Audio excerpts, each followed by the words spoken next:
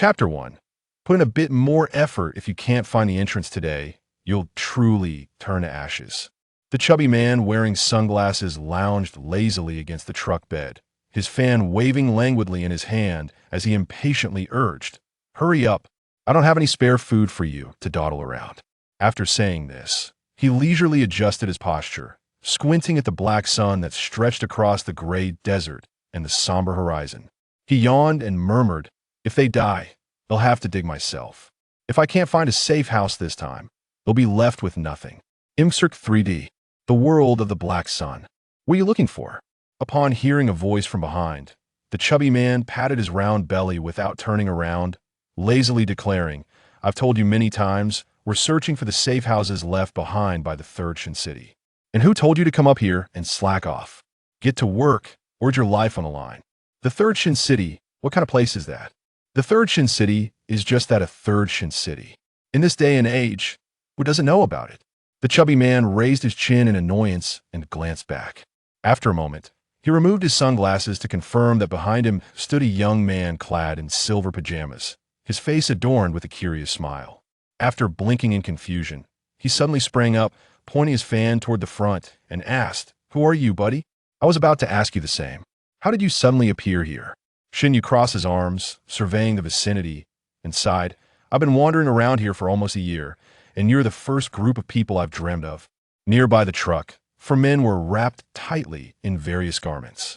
Some wielded instruments resembling metal detectors, while others brandished hollow poles, repetitively thrusting them down and pulling them back up.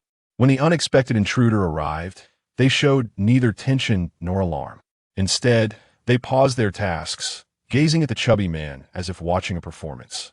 This is the site of the Third Shin City. It's normal for it to be desolate. The chubby man cast a sidelong glance at the young man's silver pajamas and jested, "Buddy, are you trying to tempt fate by wandering around in your sleepwear?" Despite his teasing tone, his eyes held a hint of wariness. He had evidently sensed something was amiss, but chose not to reveal it. He scrutinized Shinyu from head to toe, finally fixating on his feet. The other's feet were not resting on the truck, but appeared to be hovering in midair. He rubbed his eyes for confirmation. No shadow.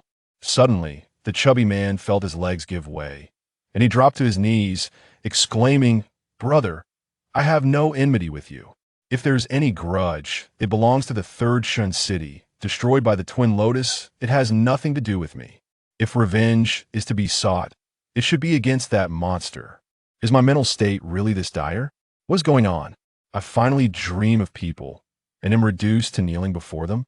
Shinyu stared at the chubby man, who was bowing repeatedly. Noting the tremors in his body were genuine, he was indeed terrified. "I thought dreams might finally bring a bit of amusement, yet here we are. Wait, I'm merely curious about what you all are doing, no other intentions. What should I call you? Curious?" The chubby man lifted his gaze to scan Shinyu, noticing the genuine curiosity on his face, which did not resemble that of a vengeful spirit.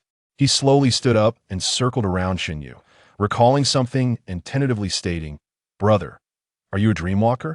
I don't understand." Brother, you're dreaming, right?" "How do you know?" Shinyu exclaimed in surprise, taken aback that the first person he encountered could pinpoint his secret. My apologies. "So, you're a dreamwalker," the chubby man said with a bow. "I've always wanted to befriend a dreamwalker. I didn't expect to encounter one here. I am Wei Xian." Shinyu glanced at the rugged little truck equipped with sand tires beneath him, bearing marks of time's passage. Yet, the logo seemed somewhat familiar, prompting him to inquire, "Is this a Great Wall Cannon?" The Great Wall Cannon was one of the few pickup trucks he could name, considering that there weren't many pickup truck owners in the country. "Hey, you know your stuff." Wei Xian's eyes sparkled. "This is a Desert King, the Dragon Bullet, modified from the Great Wall Cannon. It's affectionately nicknamed the Baham Maniac. I never thought anyone could still recognize the Great Wall Cannon. Speaking of this antique, it truly cost me quite a bit of effort. Don't be fooled by its two-decade old model. I've revamped it inside and out while deliberately preserving its original charm. You've got good taste. More than 20 years? Shinyu blinked in confusion, wondering if this model existed 2 decades ago. Wei Xian, still wearing a courteous smile, inquired, "Brother Shun, You're also here to search for resources, right? A dreamwalker like you must be part of a renowned and powerful faction in the desert, one that unites survivors. Ahum, im just an ordinary tada. Once we find a safe house, I'm sure you'll get a handsome share. However, my friends here will succumb to crystal sickness if they don't get some suppressants soon. He added, so once we find a place, it'll retrieve some supplies for the return trip and necessary medications. Would that be agreeable? Wei Xian feigned politeness, but was keenly observing the changes in Shun Yes expression. Yet, Shunyu maintained an air of confusion, replying, why would I want your things? Really not? Wei Xian appeared skeptical. Really not.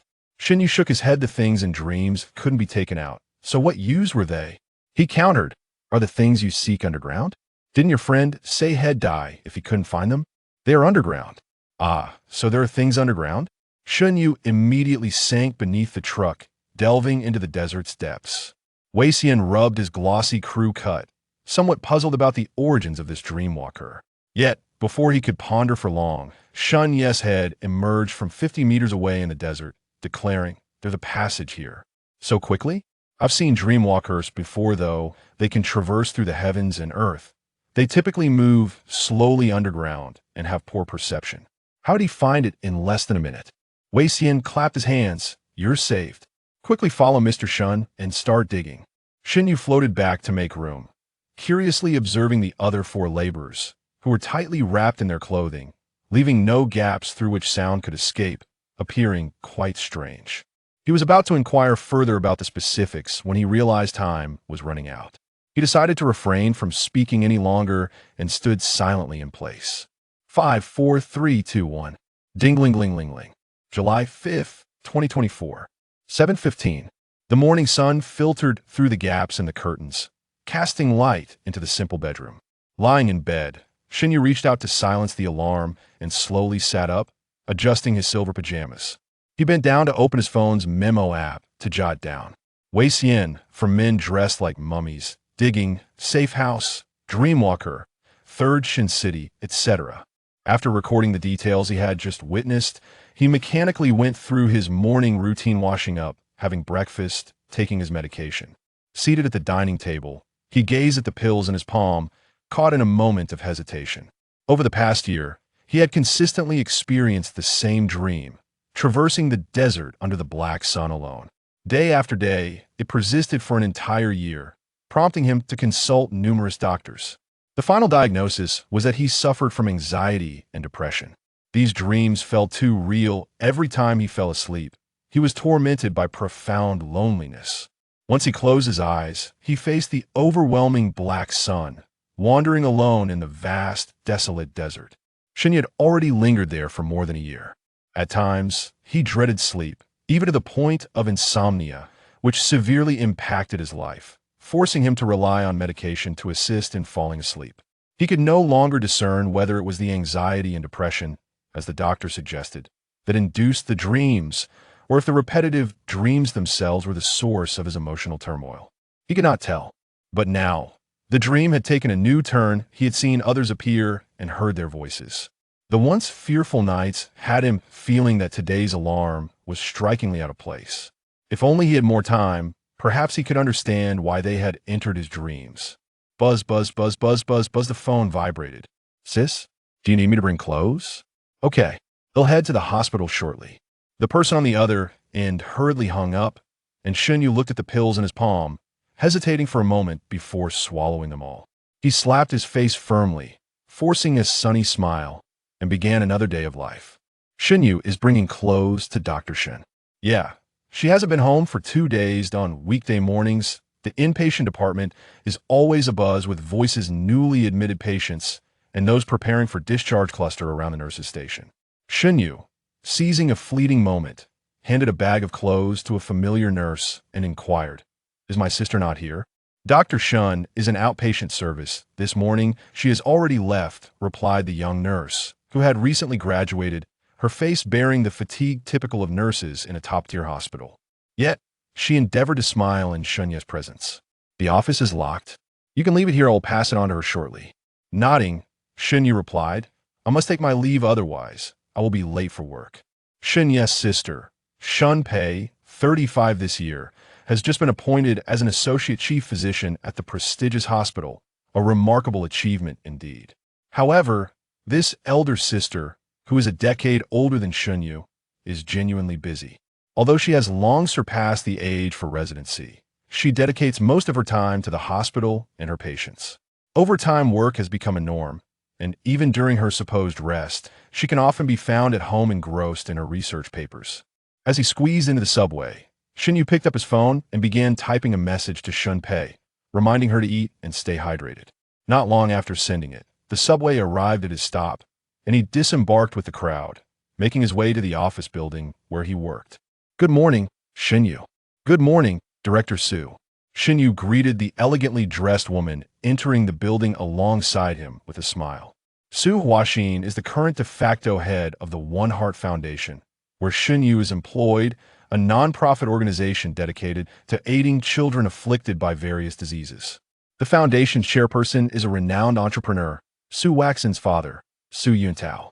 With a touch of light makeup, Su Huaxin offered Shunyu a smile and remarked, "We have a team-building gathering this weekend you must attend. You can bring family. I recall you have a sister, but I've yet to meet her." Having joined the organization just over a year after completing his graduate studies, Shunyu, with his sunny disposition and impressive professional skills, has garnered Su Huaxin's favor in the workplace. However, that admiration is strictly professional, as the commanding and sophisticated director is happily married and has welcomed a little princess into her family. "They'll confirm later," he replied. "Ah, why must team-building events be scheduled on weekends?" Shunyu mused to himself, dismissing the matter as he returned to his workstation, powered on his computer, and began his tasks. Although a physician has diagnosed Shunyu with certain mental health disorders, he has never exhibited any signs of this in front of his colleagues. The company's health assessments do not address such issues. If asked whether it affects his work, he would assert that the drowsiness induced by medication is far more pronounced than the side effects of his dreams. Yet today, he found himself unable to resist contemplating the dreams that had plagued him. It was the first time he had dreamt of change. Would he dream of it again? Who exactly was Wei Xian? The morning slipped by in the blink of an eye, and during the lunch break, as Shunyu observed his colleagues reclining on lounge chairs, he hesitated. He typically refrained from napping. For once he succumbed to sleep, he would inevitably return to those absurd dreams. However, today, he felt an unusual inclination to try. He retrieved the Uship pillow that had lain unused for over a year, adjusted the chair's backrest, and attempted to slumber. Before long, he felt his spirit once again plunge into the depths of the ocean, arriving in a desolate expanse. For laborers, clad in impenetrable garb, continued to excavate with various tools. Wei Xian had also disembarked and approached the edge to inspect. Casting a glance at Shunyu, he remarked, "You dreamwalkers are indeed remarkable. I dream of befriending a dreamwalker. By the way, brother, are you playing dress-up?" Once more, he returned as Shunyu surveyed the scene before him.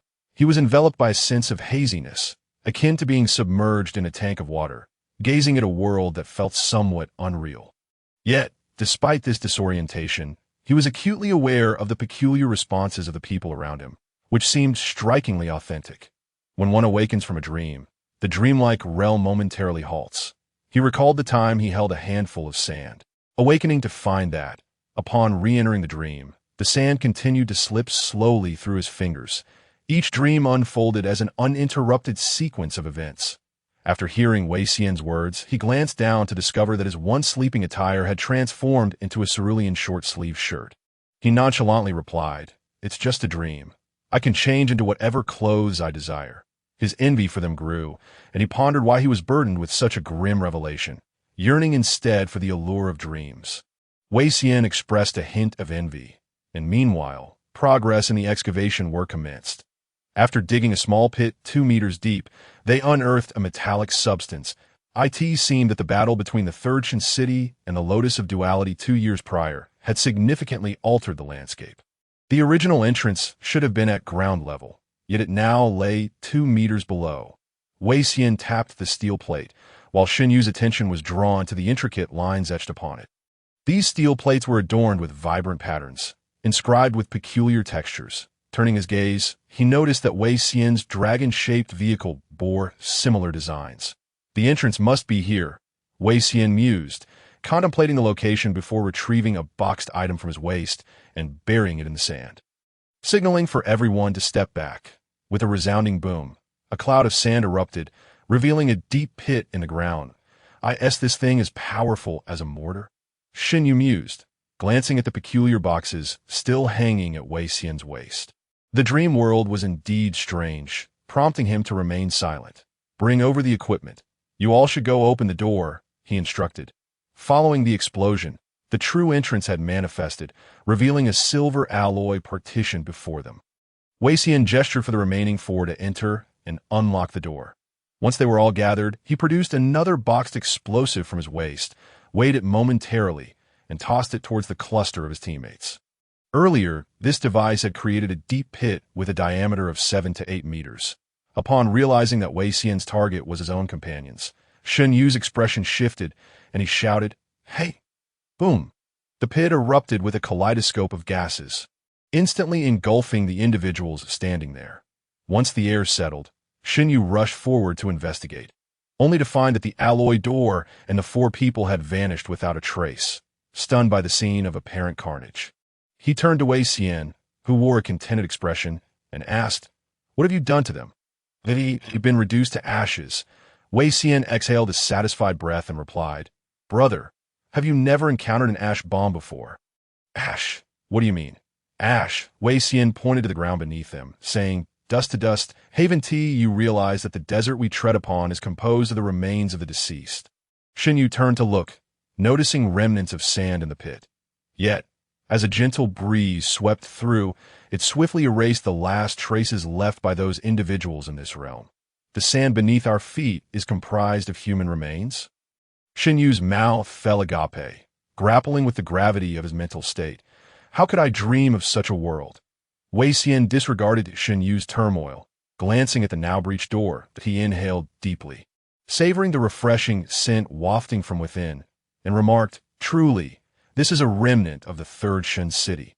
Even after 2 years, the facilities here continue to function." Before he could finish, Wei Xian felt himself lifted, astonished to find Shen Yu gripping his collar.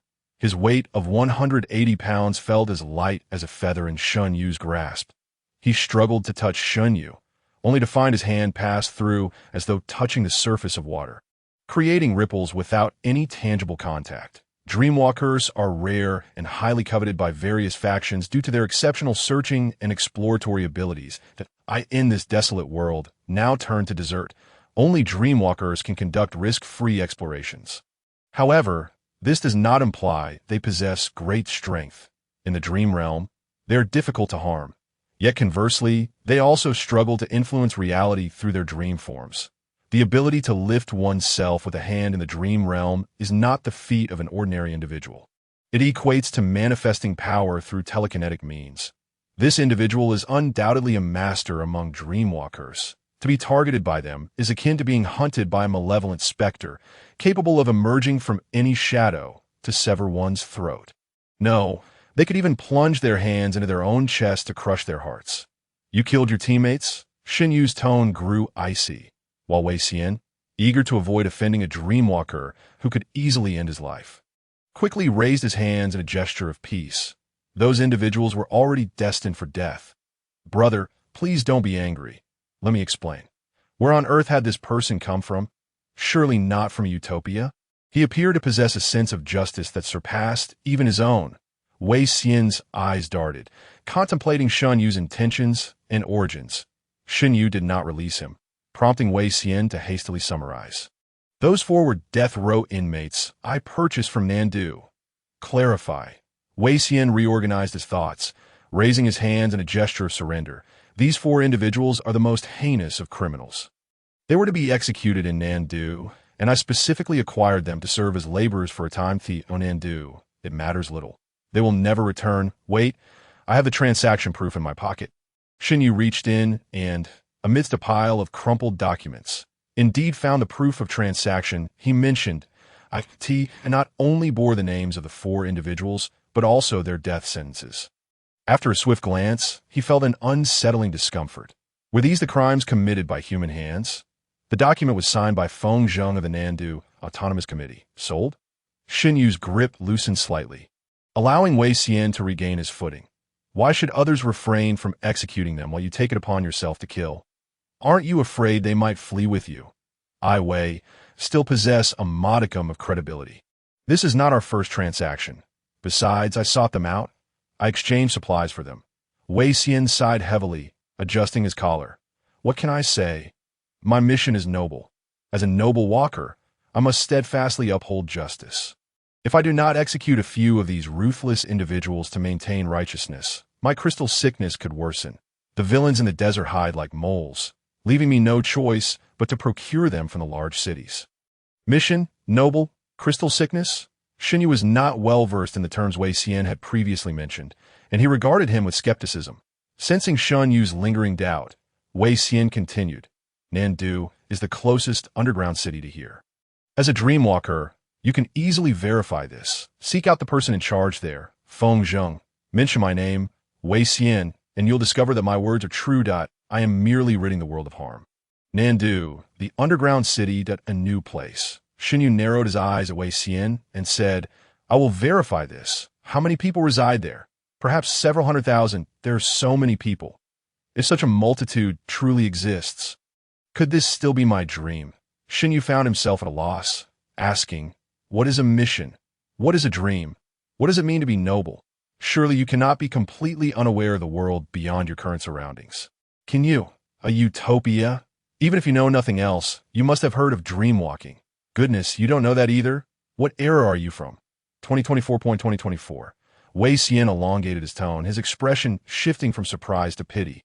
Ultimately settling into a wary demeanor, he tentatively queried, You awoke during a time without the black sun, did you not? Of course not. Alas, I had thought I encountered a significant figure whose capabilities might enable me to undertake tasks previously unattainable. Instead, I find myself with a complete lunatic. Wei Xian sighed inwardly. Being associated with such an individual was perilous, as one could never predict when they might suddenly lose their mind and endanger his life. Dreamwalkers not only possess the ability to exit their dreams, but can also weave dreamscapes. Wei Xian knew of dreamwalkers who served as therapists, crafting beautiful dreams for those haunted by apocalyptic trauma to facilitate mental healing. For them, weaving their own dreams was evidently easier, allowing them to relive a past where calamities had never transpired. Noble walkers who neglect justice find their bodies deteriorating, while dreamwalkers who remain excessively lucid also face decline. They become so accustomed to dreaming that, eventually, they can no longer discern reality from illusion. Those who are severely affected will descend into a profound slumber. For instance, take the individual known as Brother Shun before us. Wei Xian speculates that the first layer of his dream state resembles his current state of somnambulism, while the dream within a dream pertains to what he refers to as 2024. As for reality, he might be lying in a sleep chamber, perhaps attached to an 4, having fully succumbed to a vegetative state. Wei Xian has heard tales of a formidable dreamwalker who once instigated a tremendous crisis, ensnaring anyone attempting to unveil the truth into his dream realm, rendering them mere NPCs until their bodies withered away to death. This is a harbinger teetering on the brink of chaos. Exceedingly perilous, he could only smile politely and feign understanding, saying, I see, it appears you have traversed here in a state of divine wandering. Divine wandering? Yet I am not a character from your dreams. Wei Xian was reluctant to be treated as a mere figment of someone's imagination, stating, Consider it as if you have dreamt your way into another world. Look, our standing here is not quite the same. Is it? What shall we discuss? I assure you, I am an open book. Are you suggesting that this is a genuinely existent world? Upon hearing this, Wei Xian quickly replied, The place you inhabit must also be real. Everything is indeed real. He needed to devise a way to rid himself of this ticking time bomb. Wei Xian's mind raced, fearing that he might inadvertently reveal too much and expose the dream, leading to his own demise. Xin Yu found the tone of the conversation familiar, as if he were being treated as a fool. Prior to encountering anyone, he had perceived this place as a pure dream. However, now that he faced a living person, he was taken aback by the vividness of their existence. Either he had developed a severe case of schizophrenia, or he had stumbled upon phenomena beyond scientific explanation. Neither option boded well. Shall we proceed downwards? Wei Xian clumsily shifted the topic, taking the lead to descend, saying, "There are treasures below." Suppressing his inner doubts, Xinyu followed Wei Xian downwards, compared to his initial concept of a safe house. This space was more aptly described as an underground plaza. It was a long, narrow area repurposed from an old subway platform, vastly exceeding the dimensions of a typical room. Wei Xian led the way, opening the second partition door and feeling around before the crisp sound of a switch activated, illuminating the surroundings with a silvery light. A prominent banner hung at the entrance, bearing the inscription, "In honor of every survivor." This is a reinforced concrete underground bunker. 2 rows of various cabinets and doors line the space, some featuring transparent windows, showcasing an array of gas masks, protective clothing, ropes, repair tools, and more. There are also devices reminiscent of freezers still humming to life, creating a stark contrast with the outside world. "Remarkable, the third Shin City truly is impressive," Wei Xian exclaimed. "They have constructed such extensive safe houses that it was his first encounter with such a sight." Opening a cabinet, he discovered it brimming with assorted canned goods. Even rare fruit preserved. He swallowed hard, stating, "At last, I can indulge in a hearty meal. It's still considered noble to take at will." Xinyu mused, still skeptical of Wei Xian's earlier words. Even if the third Shin City remained, would they truly welcome wandering travelers to take anything? Wei Xian glanced at the expiration date, noting it extended to June 2045. Fortunate indeed. It's only just June, making it quite fresh. He promptly opened a can of yellow peaches, munching as he spoke. The third Shin City established these safe houses for passers-by to freely take from. "Look over there." Xinyu approached the center where a metallic cabinet held a booklet and a landline telephone. He lifted the phone to his ear, but it emitted no sound. The line had long been severed. Wei Xian tilted his head back, sipping on sweetened water, and after finishing, he revealed a content smile. They initially constructed 18 of these safe houses, establishing secure nodes connecting surrounding cities to the third Shin City. Before the cataclysm, they were negotiating with Nan City for the location of a second batch of safe houses. If only they had been granted more time, they might have truly unified all survivors. "I do not consider myself noble. It is the third Shin City that embodies nobility." Xinyu continued to examine the red booklet, whose cover read Utilization Registry.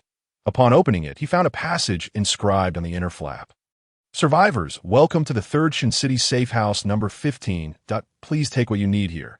Should you encounter shortages or other dangers, please contact us via telephone. The forces of the third Shin City will arrive at your safe house within half an hour. May the flame of civilization reignite the starry skies. Ju. Xinyu echoed, recognizing the name. Mr. Ju, the esteemed leader of the third Shin City, an icon of legend. After finishing his can, Wei Xian approached Xinyu, signing his name in the user section on the second page with great reverence, then bowing deeply with both hands clasped together. Xinyu observed his actions with curiosity, unable to fathom why he would show such respect to another. "Do not look at me in such a manner, my friend. Mr. Ju deserves tribute from every individual. Without him, humanity would face even greater hardships." Just as Xunyu's curiosity about this figure was piqued, Wei Xian continued, "Not to mention, he has left me with an abundance of resources. This is akin to living the life of a protagonist in a post-apocalyptic tale, with such ample supplies and medical provisions. I need not worry about sustenance for the coming years. Not to mention, this almost limitless energy engine here could permit me to establish my own underground city." Limitless? Wei Xian explained that the third Shin City had been obliterated 2 years prior by an entity known as the Twin Lotus. Yet when they entered, at least these freezers continued to operate. Ash energy, he elucidated. The ash from the desert, once refined, can yield energy more efficient than oil. This place is likely equipped with an ash energy extractor. During their initial explorations, the third Shin City generously shared the methods of utilizing ash energy with the remaining survivor cities. Can sand serve as energy? Xinyu pondered, recalling that oil is formed from ancient biological remains subjected to extreme heat and pressure. "The sand is quite similar," Wei Xian replied. Xinyu mulled over this, realizing the implications, his eyelids twitching involuntarily. I need to inventory the items here. Wei Xian waved his hand dismissively, saying, feel free to look around. My friend, that if you have any questions or require clarification, do not hesitate to ask me. With that, he busied himself, while Shen Yu surveyed the surroundings, spotting a wall inscribed with numerous dates. December 23, 2025, Shen Yu gazed at the text chronicling significant events. Reading aloud, a total solar eclipse lasted for 1 hour, melting snow-capped mountains globally, triggering tsunamis. December 31, 2025, another total solar eclipse occurred. The sun of a new year never rose again. January 5, 2026, the first case of crystal disease was reported. The patient's bodily tissues became enveloped in colorful crystals, fully crystallizing after 7 days. On the 8th day, they were reduced to ash. February 1, 2026, under the shadow of the black sun, crystal disease spread globally.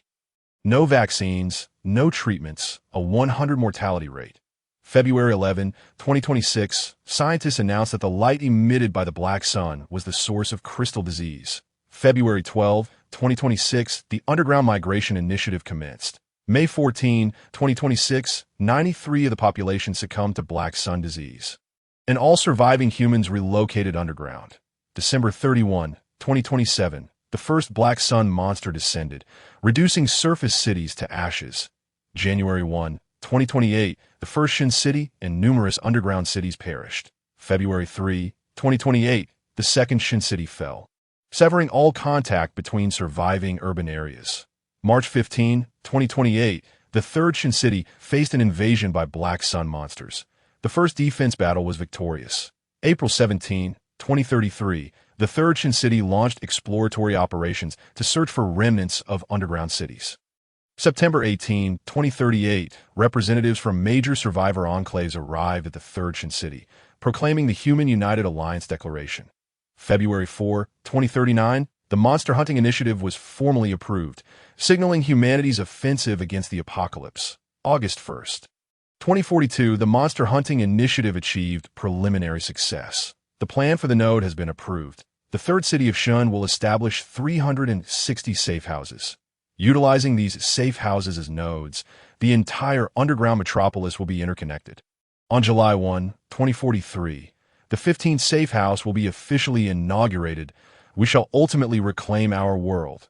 The inscriptions upon the walls, though not lengthy, broadly illustrate the state of this world. People not only confront the devastating and incurable crystal disease, but also face the black sun beasts. These are the very culprits responsible for the desolation that surrounds us. Did the black sun descend at the end of 2025? Shin Yu furrowed his brow in contemplation. Is this a dream? A parallel world? Or perhaps a prophetic vision? Let us not succumb to unwarranted fears. The authenticity of this place remains debatable. Shun Yu's last supposition stirred a surge of emotions, threatening to awaken him from this reverie, prompting him to quickly regain his composure and continue his search for clues. Before long, he stumbled upon a bookshelf. May the efforts and wisdom of our predecessors never be forgotten. Shin Yu glanced at the slogan on the bookshelf, then redirected his attention to the volumes it held, discovering a collection of educational textbooks for primary and secondary schools, as well as university materials, categorized into 7 subjects: mathematics, language, geography, history, biology, and chemistry, all neatly arranged. Each book bore the marks of time, their covers yellowing with age. He could sense that the once thriving third city of Shun was striving to preserve its civilization. Not only the essentials of food and medicine were needed, but also the knowledge required for the reconstruction of society. I, Wei Xian, seldom admire others, yet I had the fortune to visit the third city of Shun once at some point. Wei Xian found himself standing before the bookshelf, expressing his sentiments. Indeed, it is the last bastion of velvet flowers. What are velvet flowers? This was the first time Shin Yu had heard of such a flower, a bloom that thrives in the desert, resembling a sun radiating light. Wei Xian casually picked up a book on first aid, perusing its pages as he spoke. In Australia, it is also known as the desert flower. I was born there, but later returned home. Many underground cities, though still surviving, are no different from the dead, ruled by iron-fisted methods, held captive by public sentiment, and plundered, making survival itself a challenge. Only the third city of Shun remains an oasis. Not only is survival assured, but it also aids other survivors and even hunts the Black Sun beasts. These beasts, towering over 100 meters, turn everything into desert wherever they tread, treating nuclear bombs as mere playthings. Wei Xian remarked, "If the third city of Shun still existed, the world would not have descended into such chaos." What a pity, sigh. Shen Yu sensed the deep regret and even a hint of despair in Wei Xian's voice. When that most brilliant pearl was crushed, where would the remaining survivors of this world turn? Wei Xian placed the first aid book aside and selected a complete set of textbooks, ranging from elementary to high school, stacking them neatly. Noticing Shun Yu's gaze, Wei Xian explained, "Hey, buddy, don't look at me like that. I'm not so low as to profit from education. What if one day I strike it rich? Find an underground city relic, gather some people, and become the boss. These would come in handy." Shen Yu shook his head, disregarding the truth of Wei Xian's words, and reached for the first aid and disaster medicine book that Wei Xian had just set down. Upon glancing at the cover, a sudden, intense tremor coursed through his ethereal form, startling Wei Xian beside him. He quickly distanced himself from Shen Yu, muttering to himself that perhaps it was time to flee, as this gentleman's emotional fluctuations were quite alarming. Outside, he had not felt much, but upon entering the pristine safe house, Wei Xian finally caught a whiff of the dense scent of ashes emanating from Shen Yu. This odor, reminiscent of decay, typically only manifests in those nearing their end. T suggested a level of crystallization exceeding 50. He seemed more monster than human. Wei Xian mused inwardly. Perhaps this esteemed gentleman has already undergone significant crystallization. He observed Shen Yu frantically flipping through the pages of the book, prompting him to tread carefully backward, increasing the distance. Then, with a swift motion, Shen Yu awakened from his office, disregarding the U-shaped pillow still resting on his head. Dashing toward the elevator, he needed to return home immediately to verify something. The name inscribed on the cover of that first aid and disaster medicine book was none other than that of its original owner, Shun Pei. "Shen Yu, why the rush?" Shen Yu stood anxiously in the stairwell, pressing the elevator button repeatedly. Just then, Su, the director, returned from the restroom and noticed the U-shaped pillow still hanging from his head. "What is the matter?" "Director, I need to take a half-day leave this afternoon." The elevator doors finally creaked open, and Shen Yu's eyes held a hint of madness as he hurriedly replied, "There's an urgent matter at home." "Wait a moment," as Su jogged over to the elevator, having never seen Shen Yu so flustered before. "If you need assistance, call me. Be careful on your way." "Thank you, Director." After leaving the company, Shen Yu immediately hailed a cab home. His urgency stemmed from one reason alone. He was certain the notes in that first aid and disaster medicine book were in his sister Shun Pei's handwriting. Shen Yu's parents had passed away in an accident when he was 10, and he had been raised by his sister. During their high school years, Shen Pei had been the one to sign his test papers. He was intimately familiar with her handwriting. Why would Shen Pei's book appear in my dream? After a bout of anxiety, he finally reached home, barely pausing to change his shoes before rushing to the storage room. Where all their childhood books were stored, he had initially intended to sell the used books. But Shun Pei had insisted on keeping both his and her books together. Although Shen Yu had not understood at the time, he did not wish to argue over such trivial matters. He opened the storage room and pulled out the heaviest boxes from a bag, searching for his target, first aid and disaster medicine. After a while, he finally unearthed the book within the box. The handwriting on the cover identical to that in his dream. Dottie took a deep breath and began to flip through its pages rapidly.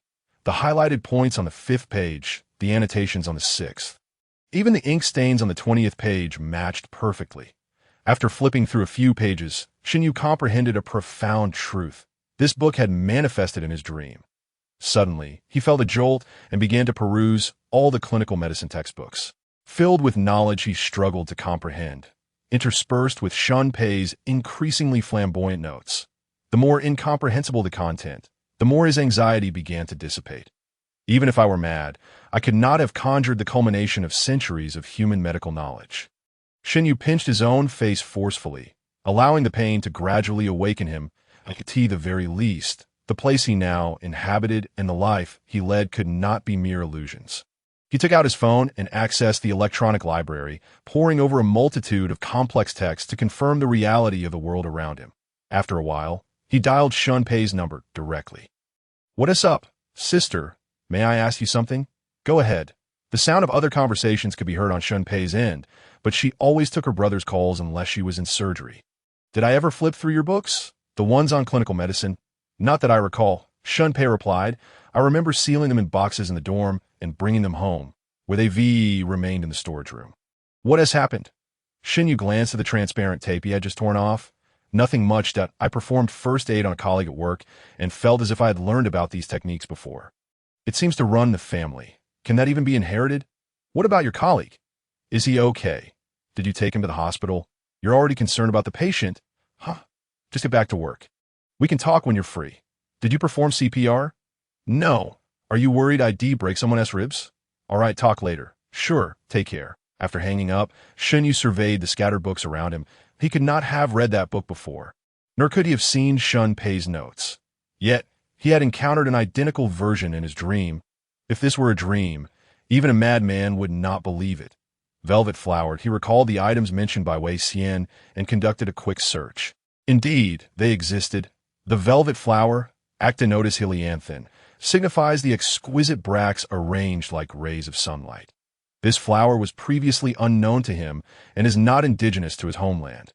Thus, he could not dismiss the other world as a mere fabrication. As Shinyu placed the book back on the shelf, he pondered. He was not dreaming, but had acquired a unique ability, traversing into another realm. Yet, was it a parallel world that bore resemblance? Or was it a future destined to unfold? December 23, 2025, that if this truly were the future, it was less than a year and a half until the first arrival of the Black Sun. If that heralded a catastrophe sweeping across the globe, where could one possibly hide? Verification was straightforward. Shinyu tore a corner from the front page of the Emergency and Disaster Medicine book. He recalled that the book had been intact prior to his arrival. After completing this act, Shinyu meticulously returned the book to its place, then reclined on the sofa, seeking to fall asleep once more to validate this matter. However, the tumultuous thoughts in his mind accelerated his heartbeat. Lying there, he felt his heart pounding not with calmness, but with an increasingly frantic rhythm, even if the other world was not a dream. His mental state was undeniably deteriorating that a 25-year-old should simply drift into slumber. Shinyu anxiously rubbed his head. Because of a book, he now felt his thoughts spiraling uncontrollably. At one moment, he considered the possibility of being a divine symbol, a messianic delusion. At another, he was beset by bleak thoughts of impending doom for all. He felt as if a hole had been opened in his mind, with a myriad of bizarre thoughts flowing like a vibrant liquid, polluting his very being. Today, he would need to increase his dosage. He rose to take a sedative, sat on the sofa, and stared at some tedious popular science material. After half an hour of calming his mind, he sensed his head growing dull, and gradually, he slipped into slumber. "Hey, are you all right?"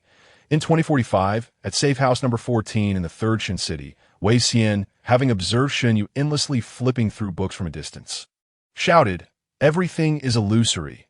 Do not concern yourself with what you see. You dreamwalkers only need to contemplate what you desire."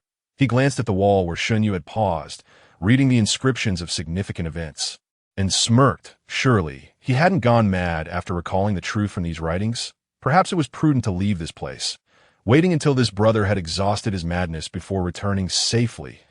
Wei Xian's thoughts meandered. Shinyu's book flipping came to an abrupt halt. He turned to the front, remaining silent for a long while.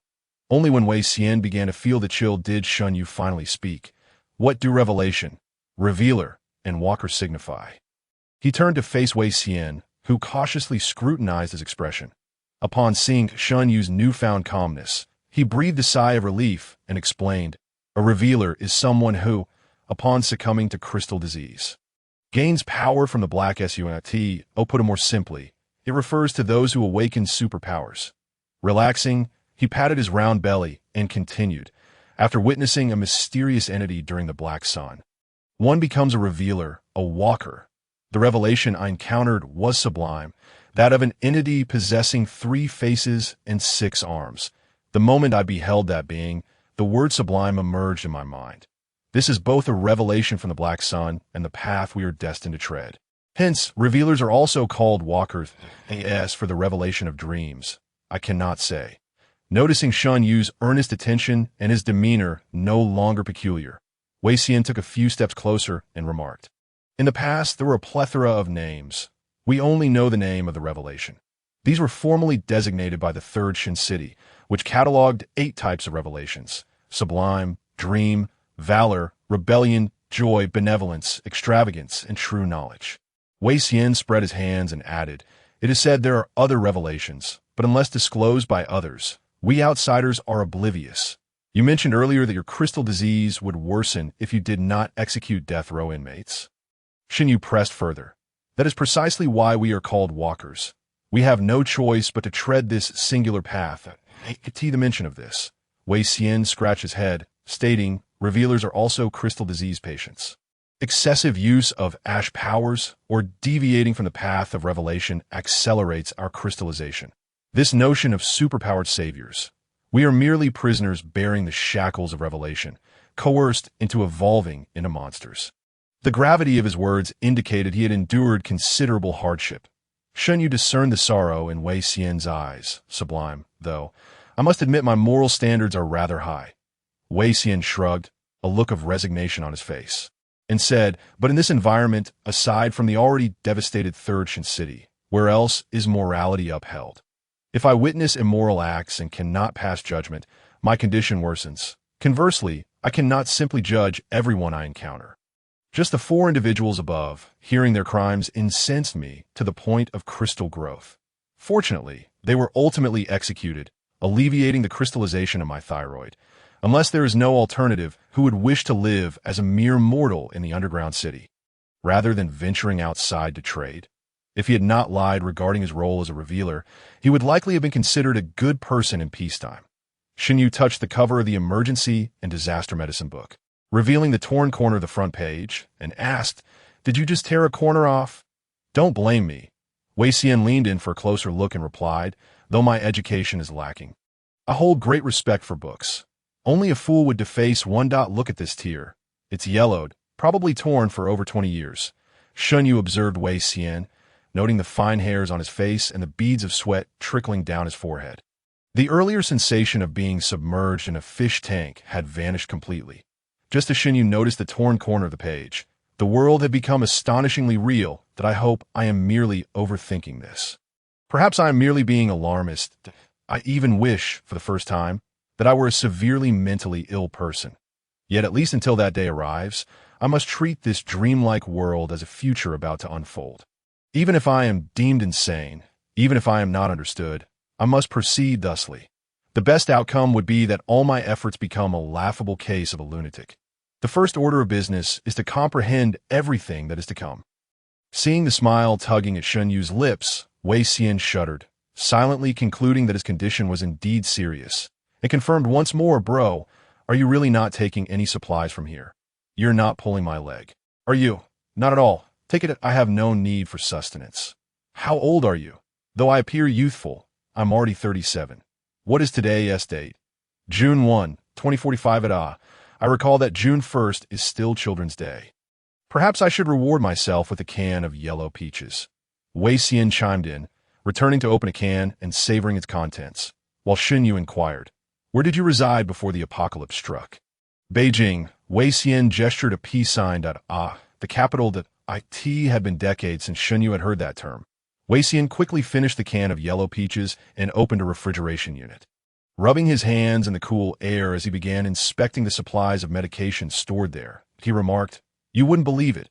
I used to be filled with a sense of justice. I reported my father for embezzlement when I was 14. I am someone who would uphold righteousness, unable to tolerate even a speck of sand in my EYAS." And you conversed with Wei Xian. He sought out information.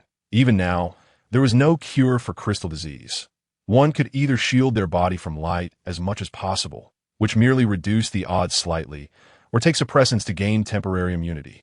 Furthermore, the suppressants were developed based on the research of revealers. Without the emergence of revealers, suppressants could not be cultivated. When evacuating, only a full set of anti-nuclear radiation gear proved effective. Yet even so, few among the government and military overseeing the evacuation managed to escape the corruption of crystal disease, sowing the seeds for the ensuing chaos in the underground city. More terrifying than crystal disease were the Black Sun monsters. If crystal disease represented a virus targeting organic life, then the subsequent emergence of Black Sun monsters served as a moving source of plague. The number of these monsters was not substantial. Only 44 had been confirmed across the expanse of the Third Shin City. Across the globe, there are merely hundreds of these entities. Yet, as they traverse, resplendent civilizations and majestic rivers are reduced to desolation. Thus, are the Revelators truly the sole power against the Black Sun beasts? But at this remark, Wei Xian could not help but chuckle, waving his hand in mockery. Aside from the Third Shin City, which once organized a 100-man hunting party against the Black Sun beasts, most other Revelators have predominantly targeted humanity. How, then, did the Third Shin City meet its demise? The twin lotus, Quila, the black and white duality of the Black Sun beasts. Mentioning this caused Wei Xian's smile to fade, as he stated, that must be one of the most formidable Black Sun beasts. It traveled thousands of kilometers, heading straight for the Third Shin City, turning the city's very essence to ashes. The southern city claims to have received the final apocalyptic message from the Third Shin City. Not long ago, this place was a forbidden zone. Wei Xian continued, I journeyed southward, gathering intel on Quila, which led me to deduce that it had departed from the confines of Shin City, prompting me to boldly venture here for reconnaissance. From Wei Xian's description, it was evident that the Black Sun beasts resembled terrifying entities akin to deities or demons. There were no endless hordes of zombies or bothersome minions, only cataclysmic monsters of true magnitude. Unmatched beasts, insidious Black Sun radiation. Shen Yu glanced at the bookshelf from earlier and casually remarked, I noticed the owner of that book was named Shun Pei. Is she from the Third Shin City? Shun Pei must have been present in the Third Shin City. Those books could not have circulated here through other means that I wouldn't know. Wei Xian replied that I've never seen the list of residents from the Third Shin City. A list? The Third Shin City maintains stringent household registration. Whether alive or deceased, anyone who appeared there would be recorded. They distribute supplies according to need. Wei Xian opened another freezer, gazing at the myriad of medicinal supplies. And mused, the Third Shin City is truly impressive. Even though they shared so much knowledge, other underground cities have barely scratched the surface. Is the disparity really that vast? Mr. Zhu has played a significant role. Wei Xian noted that he is a benevolent healer, akin to a therapist, capable of reversing crystallization disease. Due to the trust placed in him by the Third Shin City, many individuals willingly embrace the Black Sun, seeking revelations. Consequently, the number of Black Sun revelators in the Third Shin City exceeds 100. Moreover, they can actively transform into beasts, gaining greater power through advanced crystallization. They believe Mr. Zhu can save them. In my opinion, Mr. Zhu is also bound by his benevolence.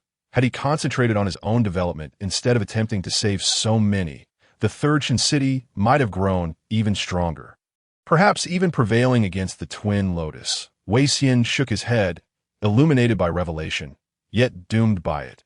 That is the fate of the Revelators. Wei Xian counted on his fingers, pondering the necessities of each city. It has been 2 years since the establishment of the safe houses, and certain supplies are nearing expiration. They must be disposed of promptly, although some items can be sold even after their shelf life. Those still within it can obviously command a higher price. Meanwhile, Shen Yu was also deep in thought. The information gathered thus far was too broad to pinpoint individuals that, if possible, he would undoubtedly wish to avert the apocalypse. But before tackling such a monumental issue, he must first ensure the safety of those around him. From the current information, it appears highly likely that Shun Pei had spent time in the Third Shin City. But this also suggests she may have perished alongside that city. No, Shun Yu shook his head.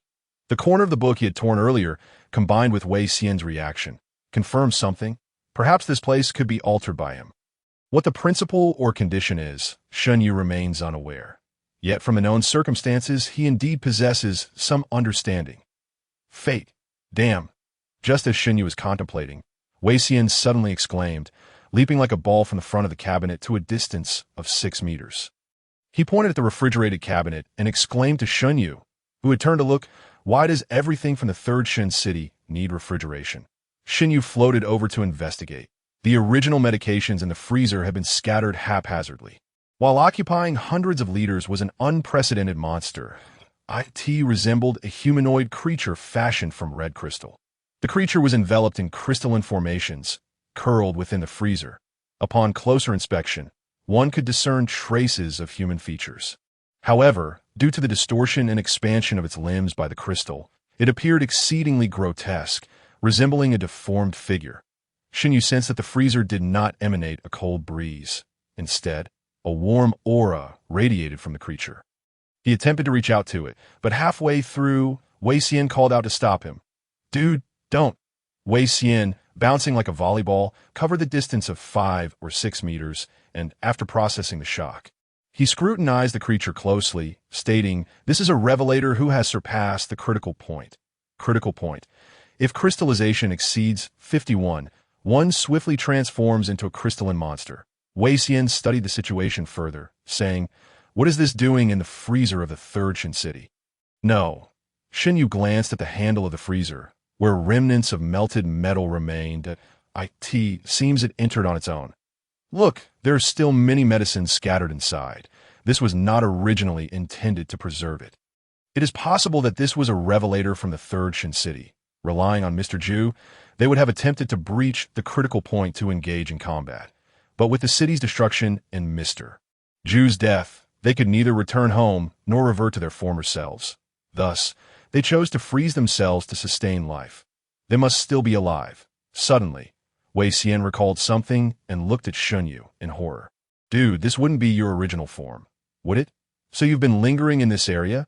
He hesitated to ask, fearing that addressing this notion might provoke the other into transforming into a true monster. Upon hearing that the creature was alive, Xinyu wasted no time in removing it from the freezer. As soon as Xinyu laid the creature flat, Wei Xian hurriedly attempted to lift it again, only to realize that its weight was comparable to that of metal, easily exceeding 500 kilograms. Using the strength of a revelator, he managed to hoist it up, exclaiming, "Dude, this cannot be awakened casually." It's a woman. Previously curled up, he had not noticed, but now he observed that she retained half of her face intact. Judging by her appearance, she appeared to be a woman in her 20s. Rather than being human, it was as if a piece of human tissue had grown upon a monstrous form. He inquired, "Why can't we rescue her?" "A woman, as long as it's not you." "That's fine." Wei Xian felt a slight relief, saying, "Didn't I mention? Revelation is both a blessing and a shackle. An ordinary revelator. I merely suffer from obsessive-compulsive tendencies. Witnessing injustice causes discomfort, however, at her level. Awakening would render her a severe mental patient." Wei Xian, having traveled extensively, shared his knowledge.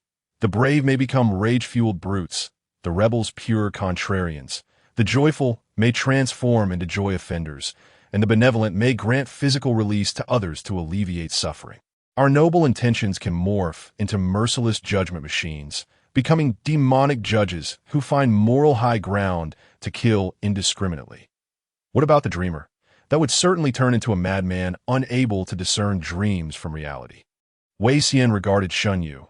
Hesitant to voice his thoughts, he shifted the topic, stating, "In any case, regardless of her type of revelation, upon awakening, there is a greater likelihood that she will attack you at best. She may retain a semblance of reason, but even that will soon dissipate. Once she fully crystallizes, she will be indistinguishable from a monster. There truly no way to save her." Xinyu examined the dormant revelator before him. Remnants of clothing clung to her, and upon inspection, he discovered a golden bracelet still adorning her wrist, now embedded within the crystallization. Gold holds little value in this era. Wei Xian scrutinized the bracelet, 3 golden rings linked by a pendant inscribed with a character for blessing. He remarked, "It seems she belonged to an affluent family before the apocalypse. This bracelet, weighing around 80 to 90 grams, could fetch quite a to save her. One would need a formidable, benevolent healer." Wei Xian had little interest in the bracelet and returned it to its place, stating, "Yet Mr. Zhu is already deceased. Only the healers from Huai and Shu might be capable of such a feat." Wei Xian found himself in a quandary. He could not empty the contents of the space in one go and would need to return multiple times. Continuing to leave her in the freezer felt akin to burying a ticking time bomb. However, without sealing the freezer, one could never be certain when she might awaken. The harbinger of crystallization breaking through the critical point might also be an elite from the third city of Shun. And there's truly no assurance whatsoever that, on the other hand, Wei Xian was reluctant to provoke Shen Yu. This individual appeared to be in a rather unstable mental state, and judging by the power he had glimpsed, he likely was an ancient monster. The displayed strength seemed far from its limit, especially if it were to directly exert the power of dreams onto others without converting that strength into an interfering force in reality. Wei Xian shuddered and quickly pinched his soft flesh, feeling a bone-deep pain that somewhat alleviated his anxiety. Clearly, he had not been drawn into a dream at the very moment of their meeting. Everything now should be reality, that he muttered to himself. Staying with this gentleman any longer, I might lose the ability to distinguish between dreams and reality, and eventually fall at LLIT. Would be wise to find a reason to send both these troublesome individuals away together. Are you engaging in self-harm? Shen Yu glanced at Wei Xian and asked, do harbingers have such peculiar habits? It's not as if I'm scared of you, Wei Xian replied, casting his gaze toward Shen Yu. If you wish to save her, the distance to Shu is quite far. However, it might be feasible to take her to Huai City. I just wonder if, with your abilities, you can manage to carry someone while flying? It should not be difficult. What do you mean by should not be difficult? Few dreamwalkers can carry passengers while flying. If that were the case, you might as well change careers and become a superhero. Wei Xian murmured, you can't possibly carry a vehicle as well. That vehicle of yours? I've waited, and it's manageable, Shen Yu replied casually, continuing to search the crystallized harbinger on the ground for clues about its identity. Really? Wei Xian exclaimed in horror. What exactly are you? That's a pickup truck. If you can bear several tons and still fly, that's incredible. Another thought crossed Wei Xian's mind. Could I possibly use this gentleman as a mount? For a moment, he dismissed this notion, realizing that having such a figure accompany him might improve his circumstances in the future. Aren't harbingers known for their formidable physical strength? I just saw you effortlessly lift a cabinet earlier. Shen Yu looked at Wei Xian with confusion and said, is there something wrong with my condition? But you are in a dream state. Do you not recognize the difference between us? Nothing is wrong. Nothing is wrong, Wei Xian replied with a forced smile, focusing on ensuring he did not provoke the other's emotional response. He pondered his mind. Could he also be from the third city of Shun? Do you have any other names? Nicknames, perhaps? I do not. That should not be the case. Wei Xian had encountered one of the two dreamwalkers from Shun City, who was a soft-spoken girl. He found it utterly perplexing to grasp the identity of his companion. Just as he was about to inquire further, the underground space suddenly began to tremble violently. Clang, clang, clang. The intense vibrations caused the cabinet to sway, and the internal lights started flickering erratically. Wei Xian braced himself against the ground to maintain balance, beads of cold sweat streaming down his forehead. Shen Yu, being in a floating state, was not overly affected but felt an overwhelming sense of dread. It was as if someone was suffocating him with a towel, making breathing difficult. Although Shen Yu did not require breath at the moment, he could still sense the choking sensation. An earthquake. The tremors continued. Showing no sign of abating, Shen Yu steadied the tilting cabinet and inquired, what is happening? Is this an earthquake-prone area? Wei Xian's voice trembled as he replied, a black sun monster. After a moment of silence, Shen Yu floated upward, emerging from the sandstorm. His eyes widened in disbelief as he gazed towards the east. Is this the black sun monster? He beheld the towering, unending black mountain range, akin to a tsunami. Surging towards them, a colossal black creature, resembling a mountain, was charging forward like a monstrous wave hundreds of meters high, tumultuously advancing across the sea of sand. The shifting sands formed a massive vortex, causing all the sand in sight to tremble. What on earth is that? As Shen Yu returned to inform Wei Xian of the situation he had witnessed, Wei Xian, disregarding everything else, seized a nearby pharmaceutical refrigerator, severed the power cord, and dashed toward the exit, shouting, "Buddy, run! Forget everything else, just go!" That black mountain truly was some kind of black sun monster. Shen Yu was still processing this information when he saw Wei Xian already fleeing. He grabbed the crystallized harbinger from the ground and followed suit. Once they emerged back to the surface, Wei Xian's Baja Beast was already roaring amid the sandstorm. Get in, buddy, hurry. You're still bringing that along? In the distance, the monstrous form continued to approach, and the ground beneath them began to tremble, stirring a sandstorm that relentlessly pelted the vehicle like torrential rain. Wei Xian donned his sunglasses and was momentarily taken aback to see Xinyu had brought the harbinger along. However, Xinyu simply tossed the individual into the truck bed, ignoring any further conversation, and slammed the accelerator to the floor, the desert tires spinning rapidly as they began to move. This is truly surreal. Wei Xian glanced in the rearview mirror, and the massive form became increasingly clearer. It was not a true mountain, but a terrifying black giant resembling a primate, swiftly advancing through the sea of sand with a frog-like swimming motion. He turned to Xinyu, who had squeezed into the passenger seat, and said, "I told you, no living person has walked out of here in 2 years. Turns out this guy has been lurking." The vehicle bounced over the undulating dunes, but fortunately, it had absorbed all of Wei Xian's efforts. Even climbing in the desert was not a daunting task. Xinyu looked back at the dark silhouette and remarked, "Is the third city of Shun truly battling such a creature? Just a glimpse instills fear and suffocation, as if a mountain were charging at them. Zhang is not among the strongest of the Black Sun monsters. Yet in the past, it was something the third city of Shun and the north could handle." Wei Xian gripped the steering wheel tightly, turning to the left as they drew closer to Zhang.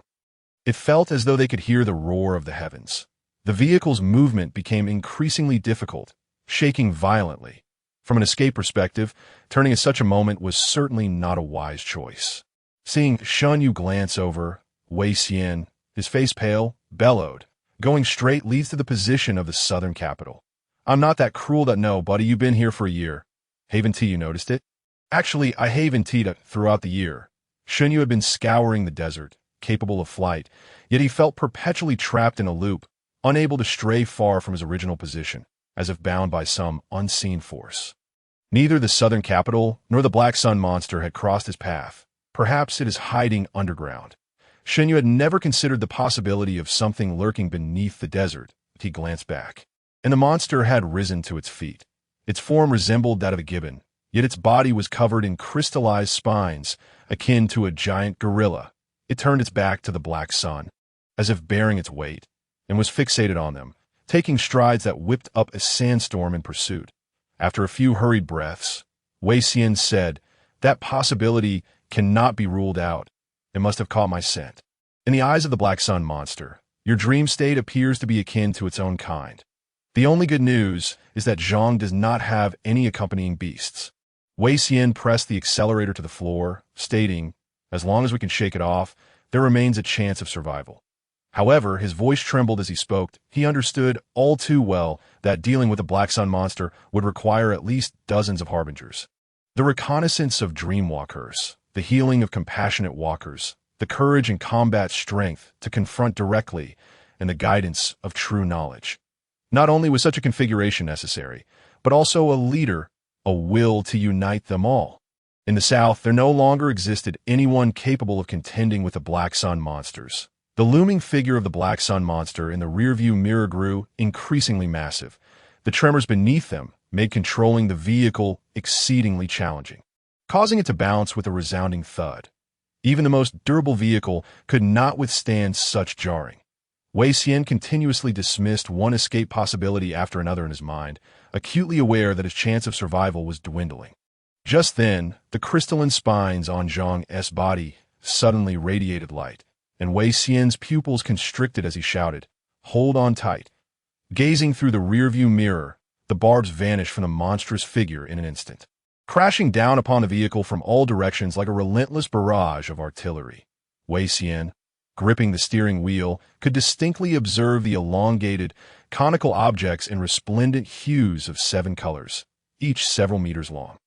Upon striking the sandy terrain, they emitted a blinding radiance, and then, in a moment of grim realization, Wei Xian understood that he was mere milliseconds away from death. The Black Sun beast existed solely to instill terror within humanity, amalgamating forms from ancient mythological lore with the formidable firepower of modern military might. That a casual strike from the beast was equivalent to the simultaneous launch of countless missiles, as the dazzling light threatened to engulf his vision. A singular thought permeated Wei Xian's mind. The educational materials within the vehicle system would likely be obliterated as well, but a cacophony of vibrant mist erupted in the sands, annihilating everything within a 2-kilometer radius under the beast's assault. Leaving behind a series of terrifying, boiling craters, the desert had ignited under the onslaught, transforming into a sea of flames that consumed all in its path. Should this strike prove effective, the beast would undoubtedly pause to resume its slumber. Yet this fearsome creature exhibited no hesitation and continued its relentless pursuit. Holy hell! Wei Xian screamed hoarsely, his face pressed against the desert as he soared upward, initially believing he had been thrown by the shockwave. However, after a moment, he realized he was not descending at all. His entire vehicle was airborne. "You are my savior today." Wei Xian unfastened his seatbelt and turned to look, witnessing Shun Yu gripping the tail of the truck with both hands, soaring through the sky with the weight of several tons. Moreover, their speed was increasing. Wei Xian leaned out to observe the beast, noting its diminishing size. They were now exceeding 200 kilometers per hour and still accelerating. "Keep it up, my savior." Shun Yu gritted his teeth, exerting every ounce of strength to fly this juncture. He still could not comprehend the truth of this world, even grappling with the distinction between illusion and reality.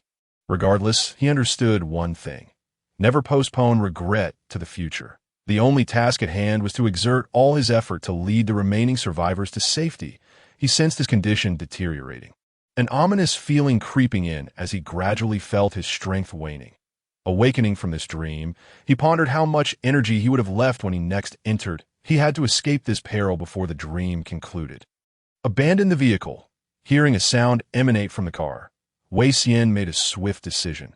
The vehicle's structural integrity was no longer tenable. By discarding the car, Shun Yu could double his speed. Without further ado, he climbed into the truck bed and reached out toward Shun Yu. Shun Yu released his grip on the vehicle, seizing Wei Xian with one hand while grasping the crystallized seer with the other. As the vehicle plummeted, his speed surged several-fold, reaching 0.7 Mach. Wei Xian shrieked before swiftly closing his mouth. Were it not for the seer, he could not withstand the ash-laden storm at such velocities. He clung tightly to Shun Yu's hand, casting a sorrowful glance at his beloved Baja truck, which had accompanied him through many years, before turning back to face the beast. It regarded them with a cold indifference, as if it were a merciless executioner, its gray-white eyes fixated on him, devoid of emotion. Then, it opened its mouth. The world was drawn towards it, a vortex forming in the desert as swirling sands gradually obscured its figure and engulfed the entire realm. All that remained was a singular, lethal point of light at the center. The desert seemed to sink by 10 centimeters. The dimness intensified, the radiance becoming even more blinding. Suddenly, Wei Xian shouted, "Dodge," before his words had fully left his lips. A devastating beam of light, several meters in diameter, shot forth from the beast's maw, its velocity surpassing that of sound. In the blink of an eye, the annihilating light enveloped them. Shun Yu had no time to react and could only turn back. A brilliant explosion erupted in midair, and upon turning around, Shun Yu saw the fiery figure standing defiant against the searing beam, battling the beast's onslaught with unrelenting flames. The crystallized seer, having long lost her human form, surged forward in a primal roar, using all her strength to intercept the beast's attack midair. Shun Yu quickly realized that what burned was the crystal upon her body. She was gradually shrinking, the ashes from her fiery demise drifting across Shun Yu's face. "Humanity," she rasped, her final words emanating with a radiant brilliance as she propelled herself forward with all her might, bellowing, "Long live!" Boom! The dazzling flames instantly dispelled the darkness brought forth by the sandstorm. A colossal shockwave erupted at the origin, with Wei Xian being the first to be thrown backward. Shun Yu dove to shield Wei Xian, ensuring his safe landing, then looked up at the dissipating remnants of the explosion. As the aftershocks subsided, Shun Yu glanced toward the distant beast, noting that it had ceased its advance and was instead squatting down, retreating slowly in the opposite direction. It was as if it had been confined to a designated area. Once it crossed that boundary, it would no longer strike. Boom! An object plummeted from the sky, and Shun Yu approached to investigate, discovering that the seer was now but a half-formed remnant, resembling a torn doll.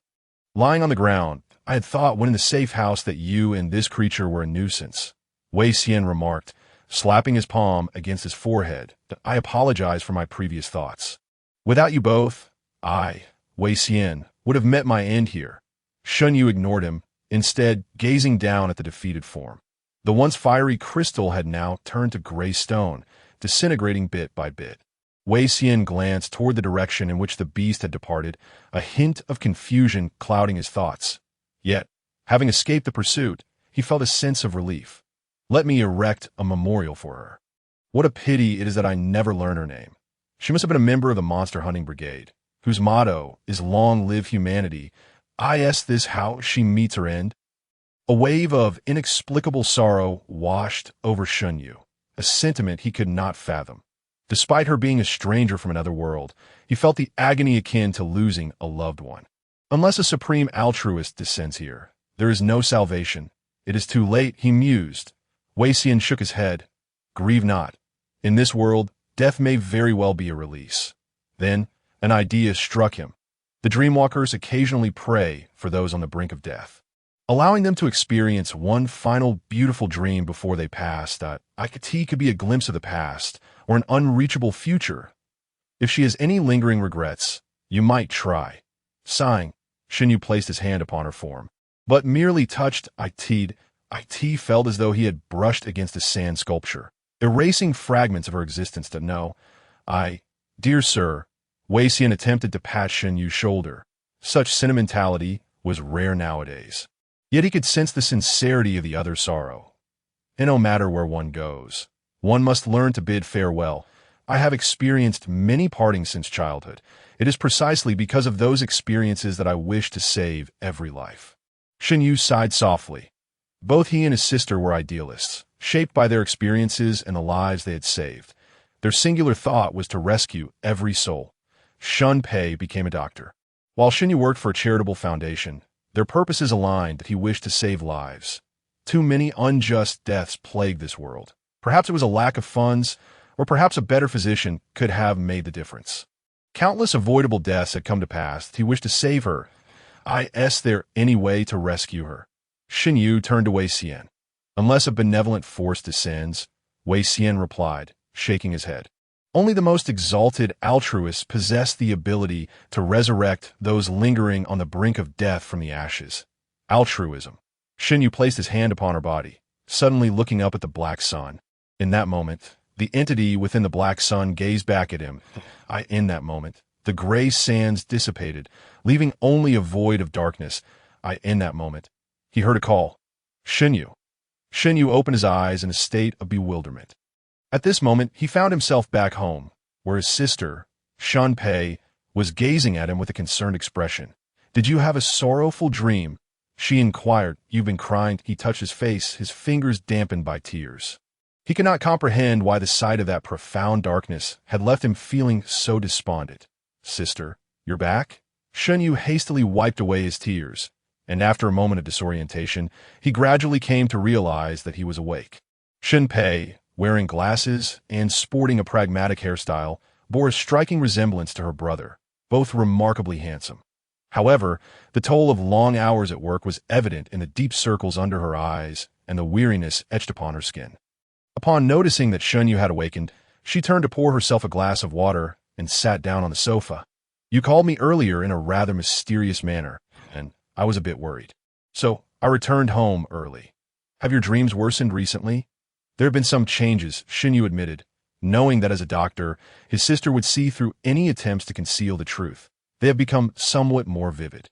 He was still unable to assert with certainty that these dreams foretold an inevitable future. Moreover, even if he voiced such concerns, it would be a case of unnecessary worry if these dreams were indeed prophetic. He would first need to take his sister to the safest underground city before attempting to save more people. Somewhat more vivid, Shun Pei asked, her curiosity piqued. What changes have occurred? There are people. And monsters, Shun Yu replied, noticing the growing seriousness in his sister's expression.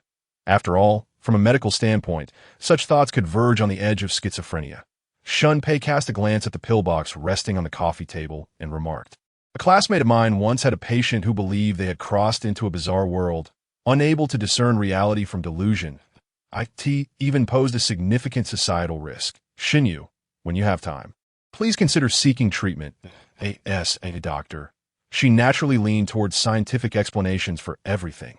Shinyu sensed his emotions stabilizing since waking, and he smiled reassuringly. Don't worry, sister. I will actively cooperate with the treatment.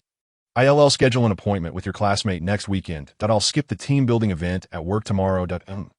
Shunpei nodded with a smile, noticing that Shunyu appeared untroubled. What would you like to eat tonight? I can prepare something. Let me handle it instead, that it's been ages since I've cooked. I do like to show off alleviate Shunpei's excessive worry. Shinyu quickly adopted a demeanor of calm, assisting her in the kitchen as they prepared 2 dishes and a soup, ultimately gathering at the dining table to share a meal. Their conversation revolved around Shinyu's inquiries about whether his sister had encountered any peculiar patients and included gentle reminders to be cautious of potential medical disputes. After a while, Shinyu suddenly posed a question. If one day the world were to end and we needed to seek refuge, what would you bring, sister? I would bring you, Shunpei replied, then added, and your future wife and children, I suppose. Why do you ask? I dreamed of the apocalypse today, just making casual conversation. Shinyu chuckled at ITS like in the movie The Wandering Earth, where humanity has to live underground. What would you take? A first aid kit, surgical tools, and perhaps some books, Shunpei said, glancing at the storage room that a mass migration would undoubtedly lead to numerous conflicts, brawls, and chaos if minor issues aren't addressed promptly. They could result in grave consequences. Teaching more first aid knowledge could save many lives. If that truly is the future, the books should be ones you personally bring along. Shinyu smiled, but Shunpei suddenly interjected. The first aid you mentioned on the phone, it wouldn't be from a dream, would it? Though the truth was different, one could not help but admire the bond between siblings. Shinyu had always felt overshadowed by his sister's intellect. But he reminded himself not to underestimate a doctor who dealt with patients daily. He awkwardly replied, there's some connection, but it's not a significant issue. I can still distinguish between dreams and reality. Except for the feelings in those dreams, sadness, sorrow, compassion, and helplessness. Taking a deep breath to calm himself, Shinyu continued, it won't affect my normal life. By the way, we have a team-building event at work this weekend. And they said we could bring family. Would you like to come?